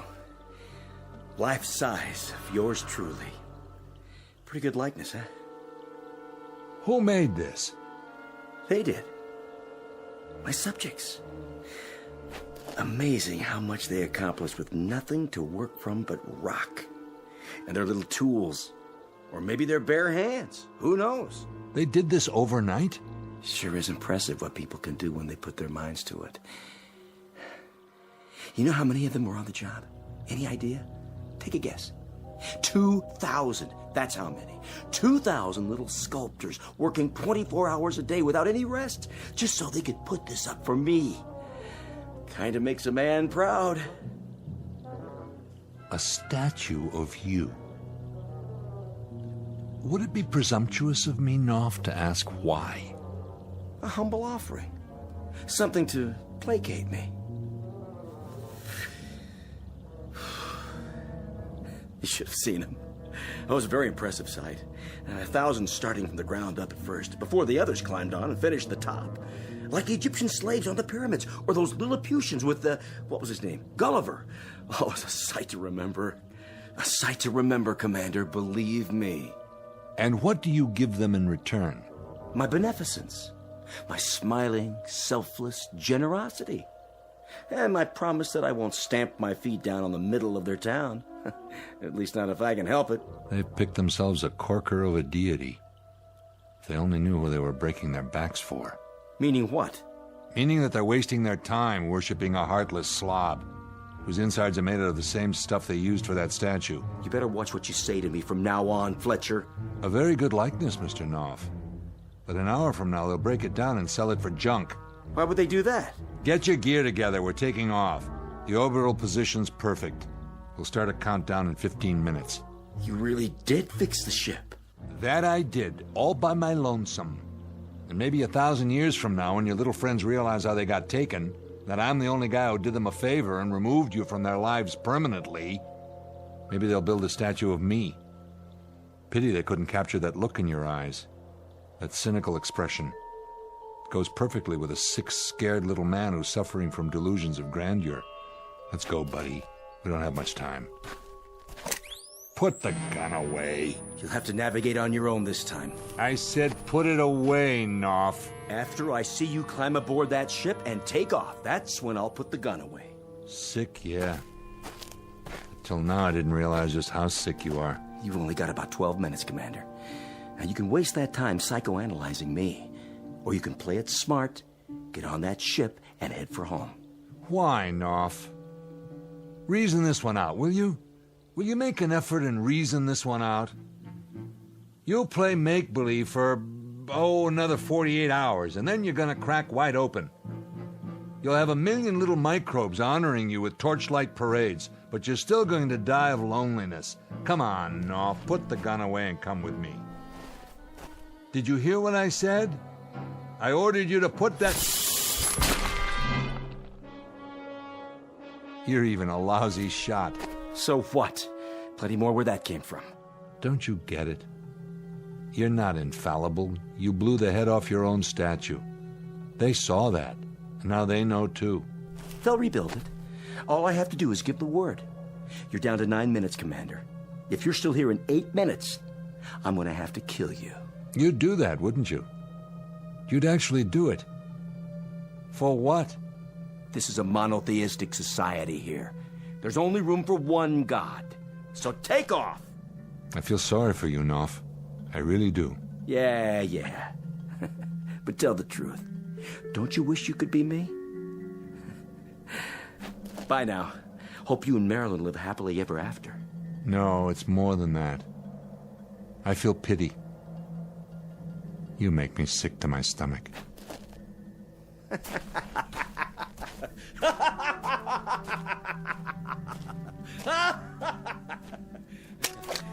Hello down there, my little friends. How you all doing today? Nice day for something, wouldn't you say? Well, I would. And I'm giving the orders around here. So listen up. Here's a proclamation for you. From on high.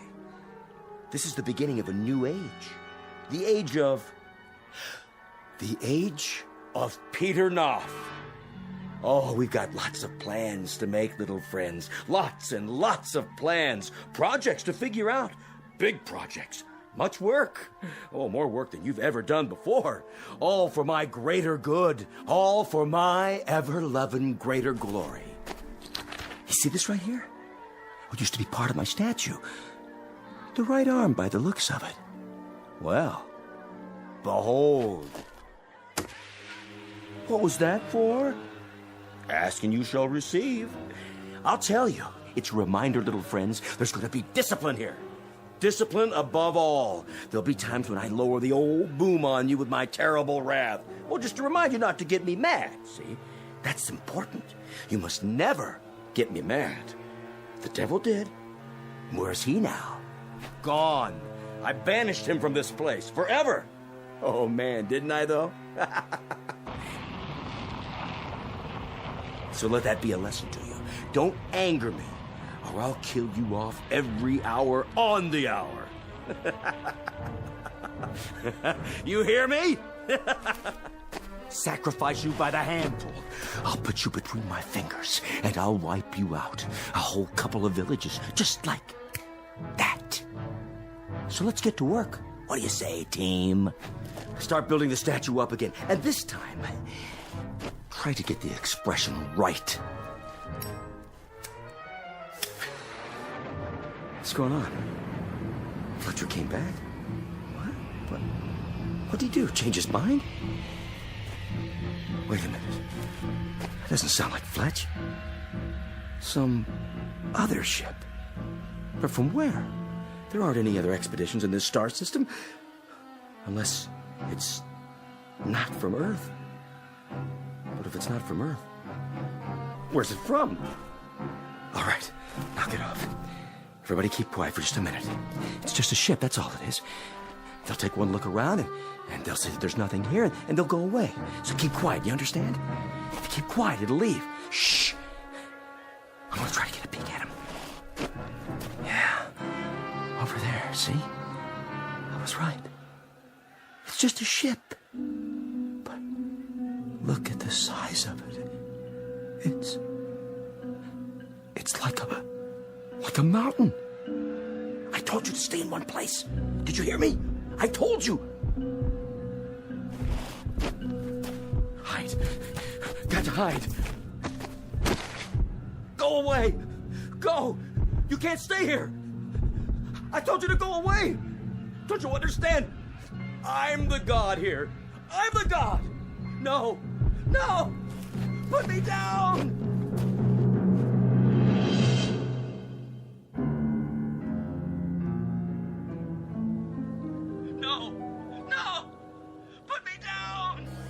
What have you got there? A man. A tiny little man. You've killed him. Crushed him to death in your fingers. Not quite. Look, he's still wriggling. Do you suppose there are more of them down there on the ground? It doesn't make any difference. We're not exploring. We're just down here for repairs. Come on, let's get back to the ship. Yes, Commander, as you wish.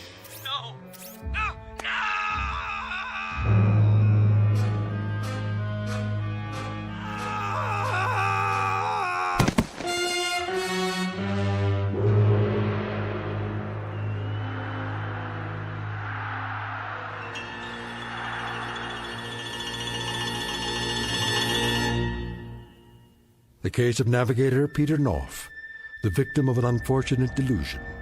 In this case, the dream dies a little harder than the man. A small exercise in space psychology and relativity for you to try on for size. In the Twilight Zone.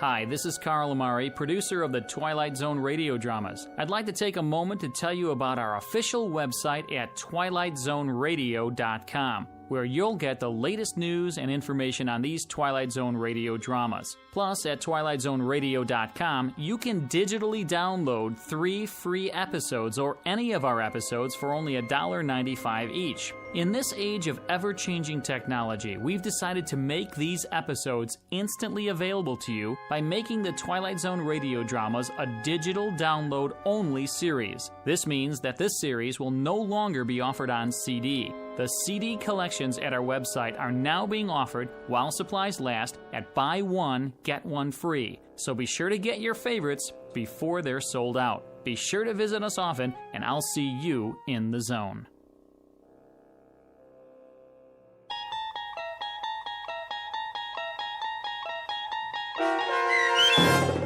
The Little People, starring Daniel J. Travanti, with Stacy Keach as your narrator, was adapted for radio by Dennis Etchison and based on a script by Rod Serling. Heard in the cast were Doug James, Elizabeth Oss, Bobby Gibson, and Carl Amari. To learn more about the Twilight Zone radio dramas and to obtain audio cassettes and CDs of these programs, visit our website at twilightzoneradio.com. This copyrighted radio series is produced and directed by Carl Amari and Roger Wolski for Falcon Picture Group. Doug James speaking.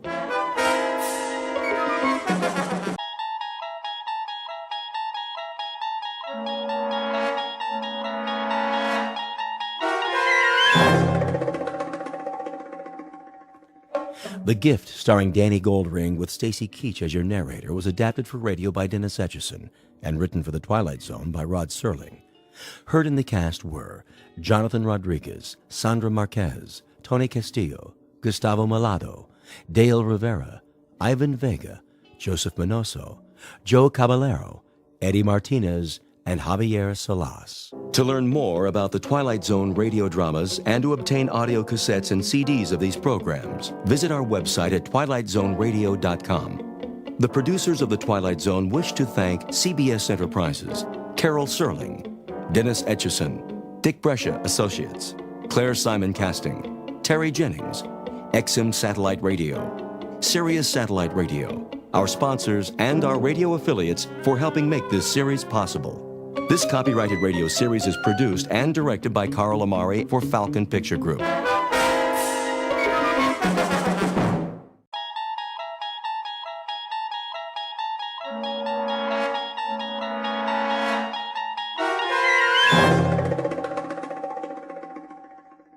You're traveling through another dimension.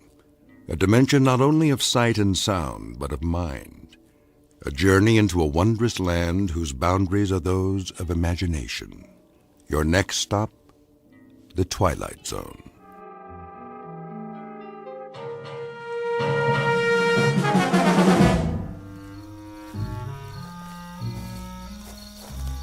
How much more, Chief? Not so far. Only to the end of the road in the arroyo. Why must we do this? There is nothing but the night and the stars. It's our duty to keep the village safe. But it is already safe. I was born in this village. As was I.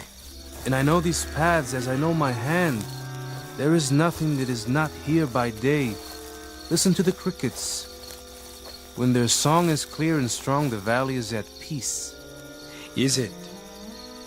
Once, when I was a deputy, I made my rounds, as we are doing tonight. I was tired, so I turned back to the cantina. In the morning, Captain Munoz found the body of an Americana. No. Yes, Salvador. She was strangled. By one of our own? By men from across the river. If I had gone to the arroyo, I might have stopped it. Were they caught? In Texas. But if she had been one of ours, with no clues, who can say? All right, Sanchez. All right. We go to the arroyo. But you will see, the moon is full and there are no campfires. The village is secure for another night.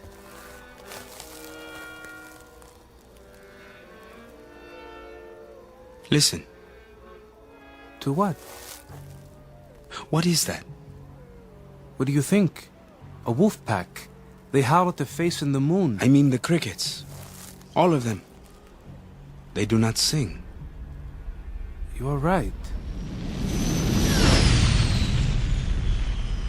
What is it?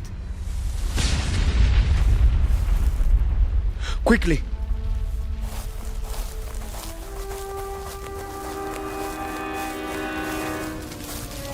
Is it a plane?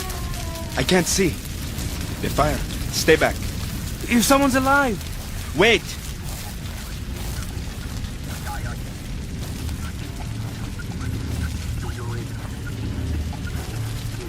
This is not a plane. A flying disc. And footprints on the ground. Salvador! Come back! Stop! I said stop!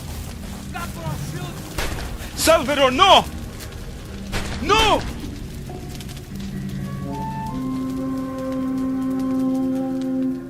The place is Malero, Mexico, just across the Texas border. A mountain village held back in time by its remoteness and unprepared for the sudden intrusion of visitors from another place.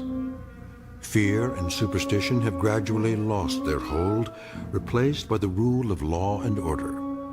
But what law can protect against unscheduled crash landings? Police Chief Sanchez and his deputy have a job: to keep the area safe from outsiders and troublemakers. But does that include aliens who are truly undocumented, whose mode of transport, whose very purpose are completely unknown? In a moment, you will meet the people of this peaceful village and one 12-year-old named Pedro, who is about to make the acquaintance of a most unusual traveler. We are at present very near the Rio Grande, and yet, as you might have guessed, somewhere deep within the borders of the Twilight Zone. And now, The Twilight Zone and our story, The Gift, starring Danny Goldring, with Stacy Keach as your narrator.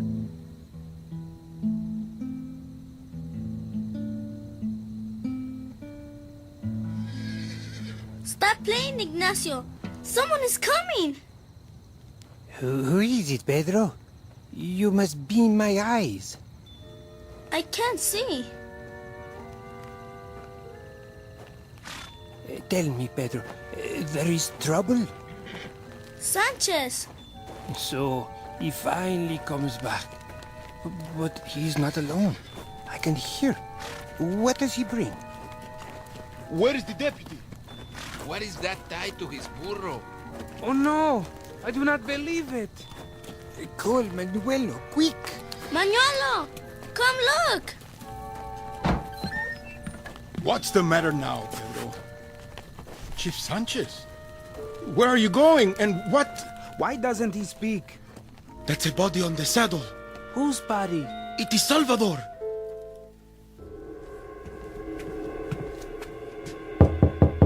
Come back later, it is after hours. All right, I'm coming. Do you know what time it is? I close at 4 in the afternoon. For 23 years, I've closed at 4 and... Sanchez, because you are a policeman does not give you the right to... I must send a telegram. What has happened? The telegram will explain. Is that Salvador?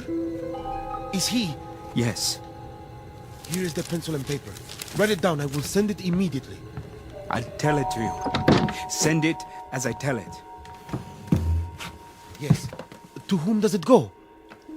To the prefect of police, Mexico City. Prefect of police?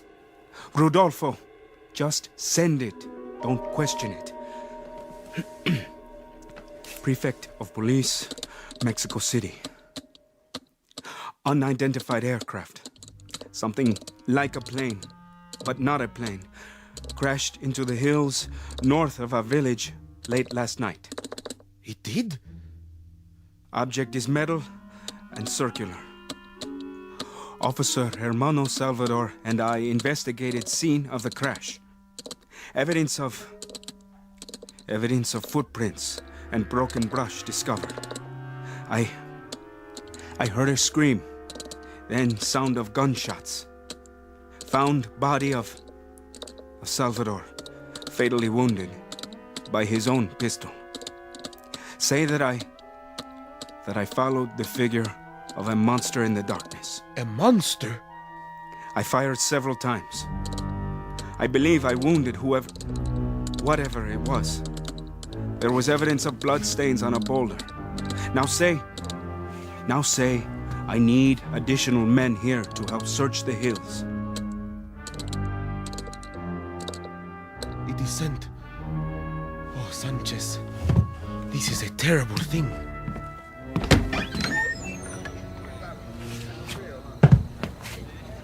He is shot through the heart.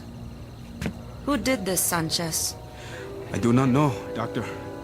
Some giant thing who escaped in the darkness. I fired at it. Later I saw blood on the rocks. Then the killer is still out there. I have sent a telegram. They are sending some army men from Mexico City. They will take over with the search. You say some giant thing. Not the darkness or perhaps your fear. You doubt me, Doctor? You are the law and order of the village. Now you must be the sanity as well. The story you tell frightens the people. Be certain that the fear is not an illusion. And the body? Is this an illusion? Go back to your homes and lock your doors. I want no one on the streets tonight. Doctor, stay with me. Why? Salvador does not need me. Now, he needs a priest.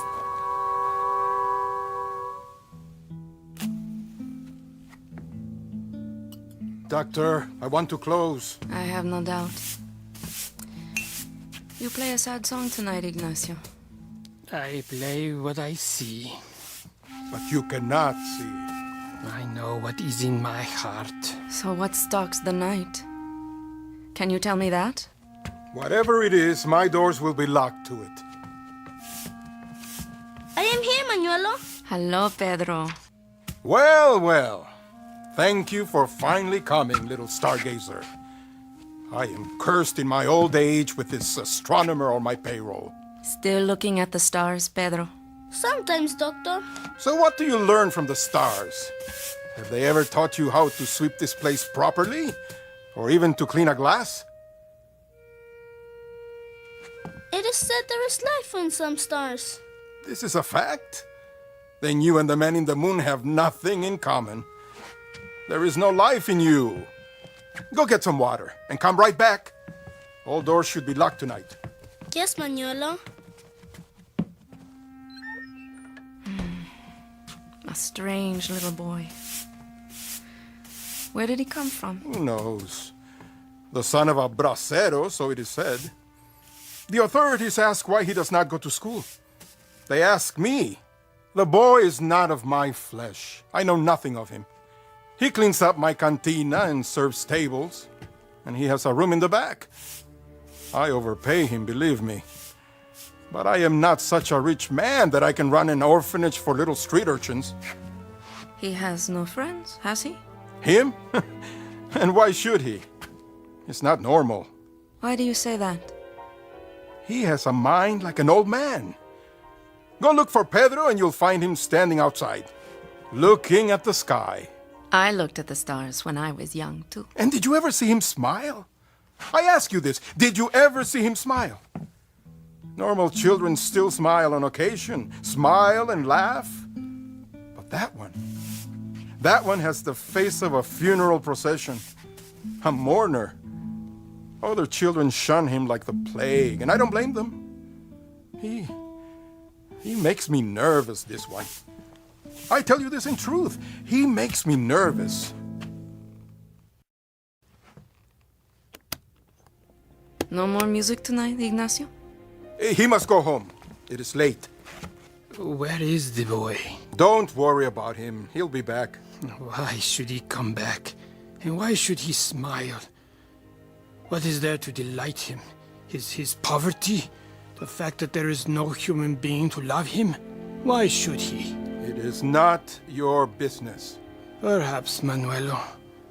Perhaps on some occasion, some festive occasion, if you like, instead of giving him a broom or a tray, extend him your hand. Where is my cane? Here. Carefully now.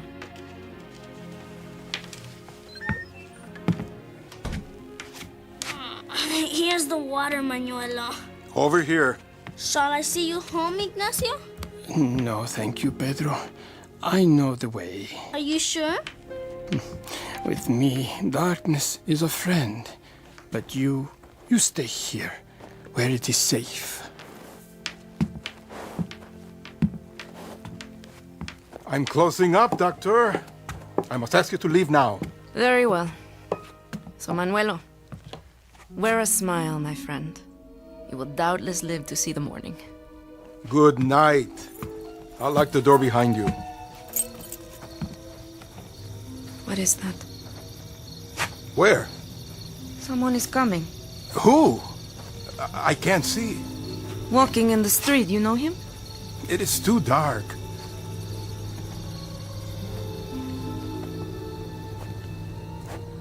Hello, señor. ¿Cómo está? Bien. Are you still open? Well, I thought perhaps I could sit down and have some wine. Come inside, sir. Pedro, I don't think... I will get you wine. I'm sorry, senor. The place is closed. No, it's not. At this hour? I deeply regret, but we are no longer serving. There is a curfew in effect. A curfew? Is this not so, Doctor? Is there not a curfew? Well, yes, but he does not look well. Perhaps this man needs to sit for a moment. I won't stay. Just long enough for one drink of wine. I promise you, I won't stay. Well, perhaps one drink.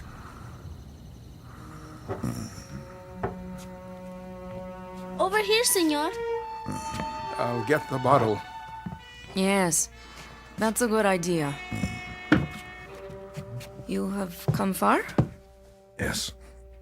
You might say very far. Here is your wine. I wonder, could you remove the cork for me? Is something wrong with your arm? My arm? The way it hangs at your side. I may have injured it. Uncork the bottle, Manuelo. All right. Let me help you. Get away. I can do it. The cork is stuck. Don't drop it. Aye! I'll get it. Oh, it has spilled. No, it has not spilled. The cork is still tight. Then what is that puddle on the floor? Not wine. The bottle didn't break, so it can't be wine. It looks like blood. Let me see that arm. Blood? Sanchez! In here! Please, don't call anybody. I mean you no harm. Stop. Get away from me! Move away. Let me explain. Put down that bottle. No, stop it, please. No. Are you okay? Are you okay? Are you alright? I didn't want to hurt him. You saw, he gave me no choice. I tried to explain. His head is not cut. Please, just listen to me. I tried to explain before to that policeman or soldier, whoever he was. I tried to tell him I come in peace, but he only wanted to kill me. Who? You mean the deputy? Salvador? I tried to get the gun away from him. It went off against his body, and the other one who came afterwards, he kept firing at me. Why? Manuelo? Get him! You'd be all right, Manuelo. If you'd only listen, all of you, please, just listen to what I have to tell you. He's bleeding. Manuelo, stay back. He has a wound on his arm. A deep one. His clothing, he is soaked with blood. Is he dead? No, but he has lost so much blood that he should be. I don't understand how he could walk or stand. What can we do, Doctor? Pedro, get a basin full of boiling water from the stove and as many clean towels as you can find. Bring them to your room. Quickly, now, before it's too late. Yes, Doctor.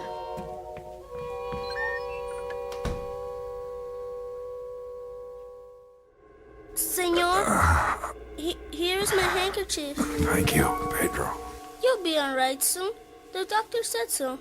She will make you well again. It is very odd, Pedro. Very odd indeed. What is? That all of these people, out of all of them, there is only one who feels neither fear nor anger. A boy. It is because we are alike. How so? Well, you are a stranger, and I am a stranger here too.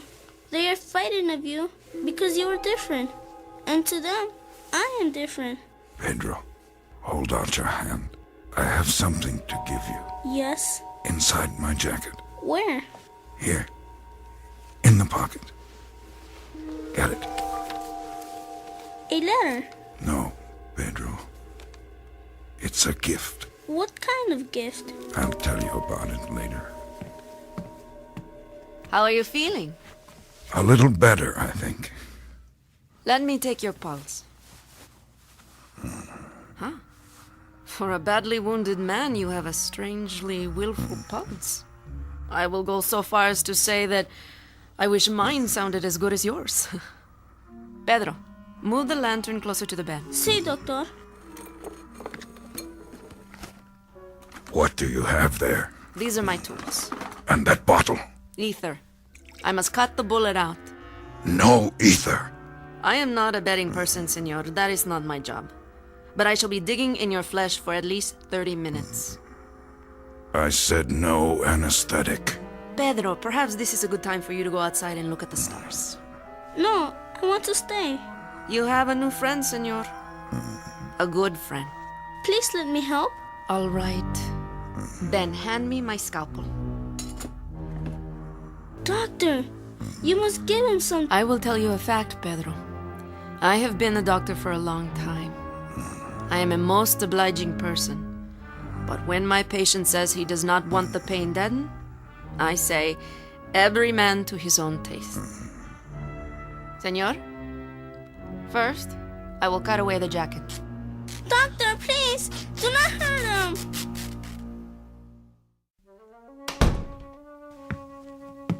He lives? He lives. I need whiskey now, Manuelo. If not the best, make it the strongest. Yes, doctor. How is your head? Only a bruise. Good. I am too tough for the stranger. Too tough to kill. He didn't want to kill you, only to stop you. Who is this man? I don't know very much. He travels light. Only the clothes on his back. And these 2 bits of lead. 2 bullets from Salvador's gun. Perhaps. And you help him? I must. I am a doctor. I will have a drink now, too. For Salvador. Salud. He was very brave, Doctor. Not a cry from him. Not so much as a sound. All the time. Very brave. And what do you know of him, Pedro? I know nothing else. Except... Except what? Except that he is my friend. I know that he is a good man, and that he has never done anything wrong. Don't be fooled. Whether he is good or bad, that still doesn't explain it.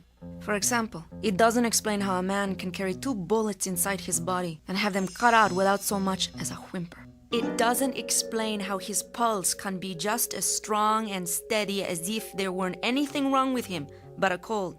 And it doesn't explain why this man should remain alive when by rights he should be dead. Perhaps he's not like us.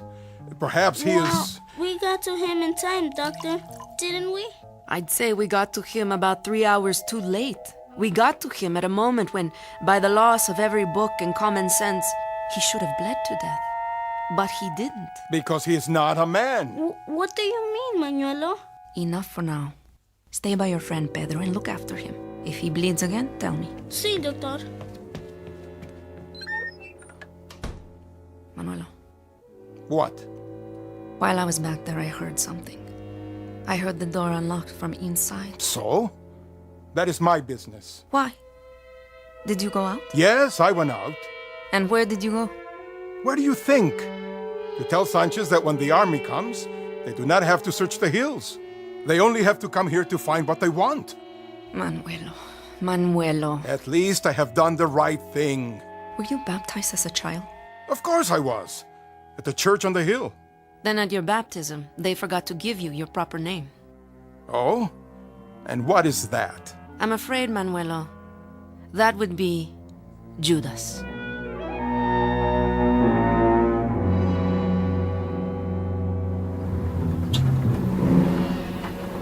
Give me the map.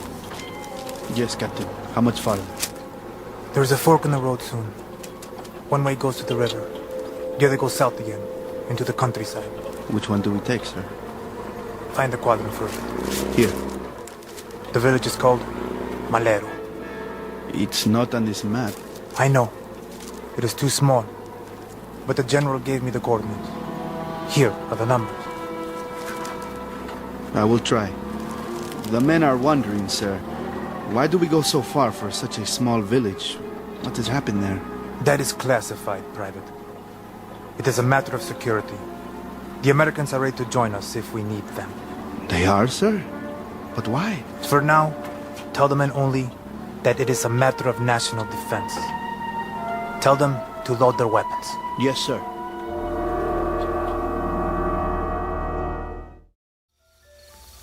Pedro. You are awake? And you must be tired. It doesn't matter, senor. I can't sleep any time. Now you must sleep and get well. I can't sleep. Why not? I've been thinking. You have a poet here, Pedro. I've read him. In Mexico? Here on the earth. His name is Robert Burns. He says, the best laid schemes of mice and men gone oft agley. What does that mean? It means that plans sometimes go wrong. Like my plans.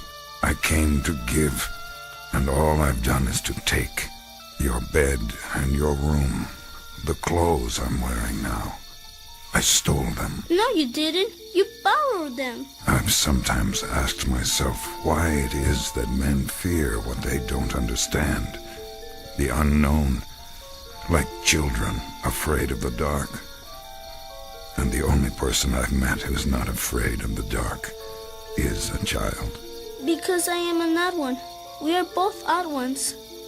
You came a long way, didn't you? A long way, and not so long. It depends on how you measure it. From the stars? From beyond the stars, Pedro. For what reason? You will understand one day. And this thing you have given me, an envelope. It is like paper, and yet it is not paper. See how it shines, even without the lamp? Like something metal, but it is so light. That too you will come to understand, like all your people. At least that is my hope. What's inside the envelope? A small gift, Pedro. A very small one. More of a gesture, really. To show that I come in peace. That I am only a visitor and not an invader. How long will you stay? Not much longer. I must get back to my ship and see if I can repair it. Then, I must leave. You mean for good, senor? For good and all? Oh no. Don't think of it that way. There is no such thing as for good and for all, Pedro. There is only forever. And I will come back sometime. You will? Or others like me. Where you're from? Where you live? Is there a God? Yes, there is. And is it the same God? The same. I wonder... What, Pedro? If God came to Earth, would they think he was so strange? That they would be afraid? Would they shoot him too? Some say his son came here once, Pedro. And they nailed him to a cross. Yes. And then they spent 2,000 years learning to believe in him. All things take time, Pedro. And you must remember, there is only forever. I don't think I understand. Soon, Pedro, you will. And soon your people won't fear me any longer. They will not be afraid. And then I can show them the gift. What's that?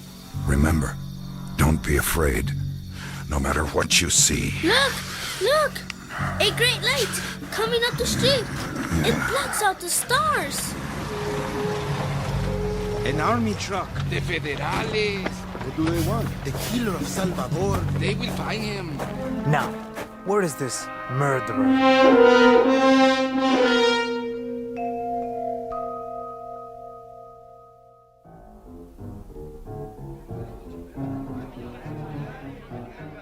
Who's your policeman here? I am Sanchez, sir. I am the local chief of police. And you called for help? Yes, sir.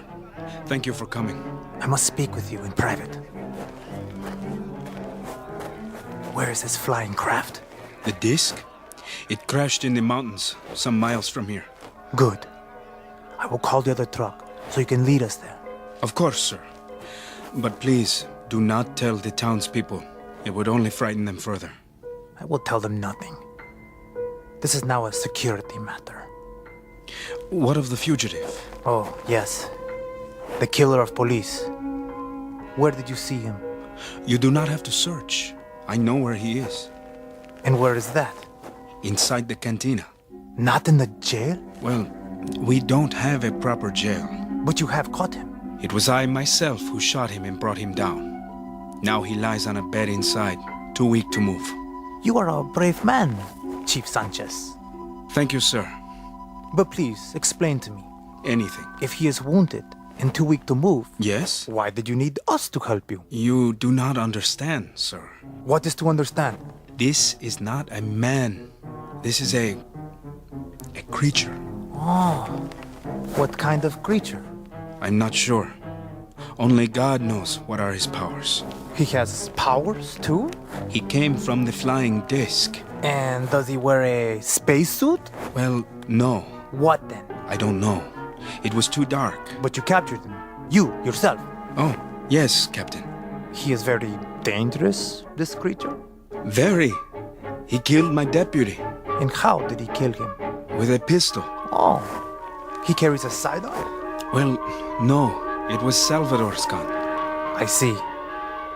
Never mind. We will take over now. Sergeant! Yes, Captain. Come with me. Yes, sir. How many men?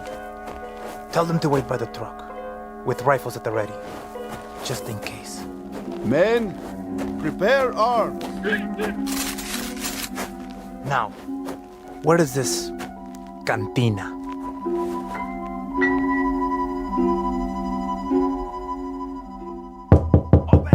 Don't shoot! No, Manuelo! Don't let them in! Are you the owner? This is Manuelo. The person you seek is inside, Captain. I have held him here for you. Another brave man. I am in the presence of such courage, Mr. Bartender. A village of lions, eh? The people of Malero welcome you, my captain. Sergeant, in here with me. Forgive me, Captain, but he is too ill to be moved. Oh? And you would be... I am the doctor here. I have been treating the man. He was wounded, Captain, after killing one of our policemen. A very fine man. Why don't you step aside, Doctor, and let the captain do his duty? I would be happy to allow the captain to do his duty. But first, I must recognize my own. The man is my patient, Captain, and he has been badly wounded. He can do no one any harm. Unfortunately, Doctor, my orders from Mexico City are to pick up a killer, not a patient. Stand aside. No, no! Get out of the way, Pedro. He must rest. The doctor said he must rest. I told you, get out of the way! Here he is, Captain. And who is he? The Invisible Man? What? The window! He has gone out the window! Have the men block off the streets immediately. He can't have gone very far. At once, Captain. And you, Mr. Bartender, if there's ever a need of a town jailer here, I hope you don't see fit to run for the office. You did this, Doctor. I was not in the boy's room. Then, Pedro, I've told you to do as I say. Oh, no, Manuelo. Stop! Let go of my arm. A man does not raise a fist to a child. I will do as I please. No, you will not. Not while I am here. Strike the boy again and I speak to the authorities. They will see that he has a proper home. Start at both ends of the street and move out. We must find him.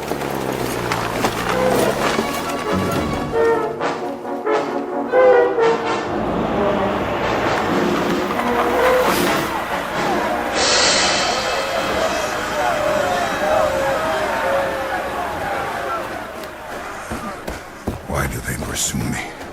I mean them no harm. There he is. He's in here. He's in the alley. Go on, run! Run so I can shoot you! I can't run anymore. There, in the alley. Get him! He killed Salvador. Stop him! You are under arrest, senor. What is the charge? Murder. I come in peace. The death, that was an accident. You will have a trial. But first, put up your hands and walk towards me. Slowly. All right. You don't need that gun. Careful. He's not a man. He is a monster. Wait! Wait! Don't hurt him. He is my friend. Pedro, the gift. Remember, show them the gift. Give it to the doctor. She will explain it to them. Here. See? This is the gift. Give me that. What manner of thing is this? It shines like silver, yet it has no weight. Destroy it. It is the devil's work. Hurry, quickly! Burn it! Give me that torch! Wait! Don't burn it! Put it out! Why did you do that, Manuela? Why? Oh, no. You don't even know what it is. Not the gift. Pedro, it's all right. Somebody stop him. He's going to hurt the boy.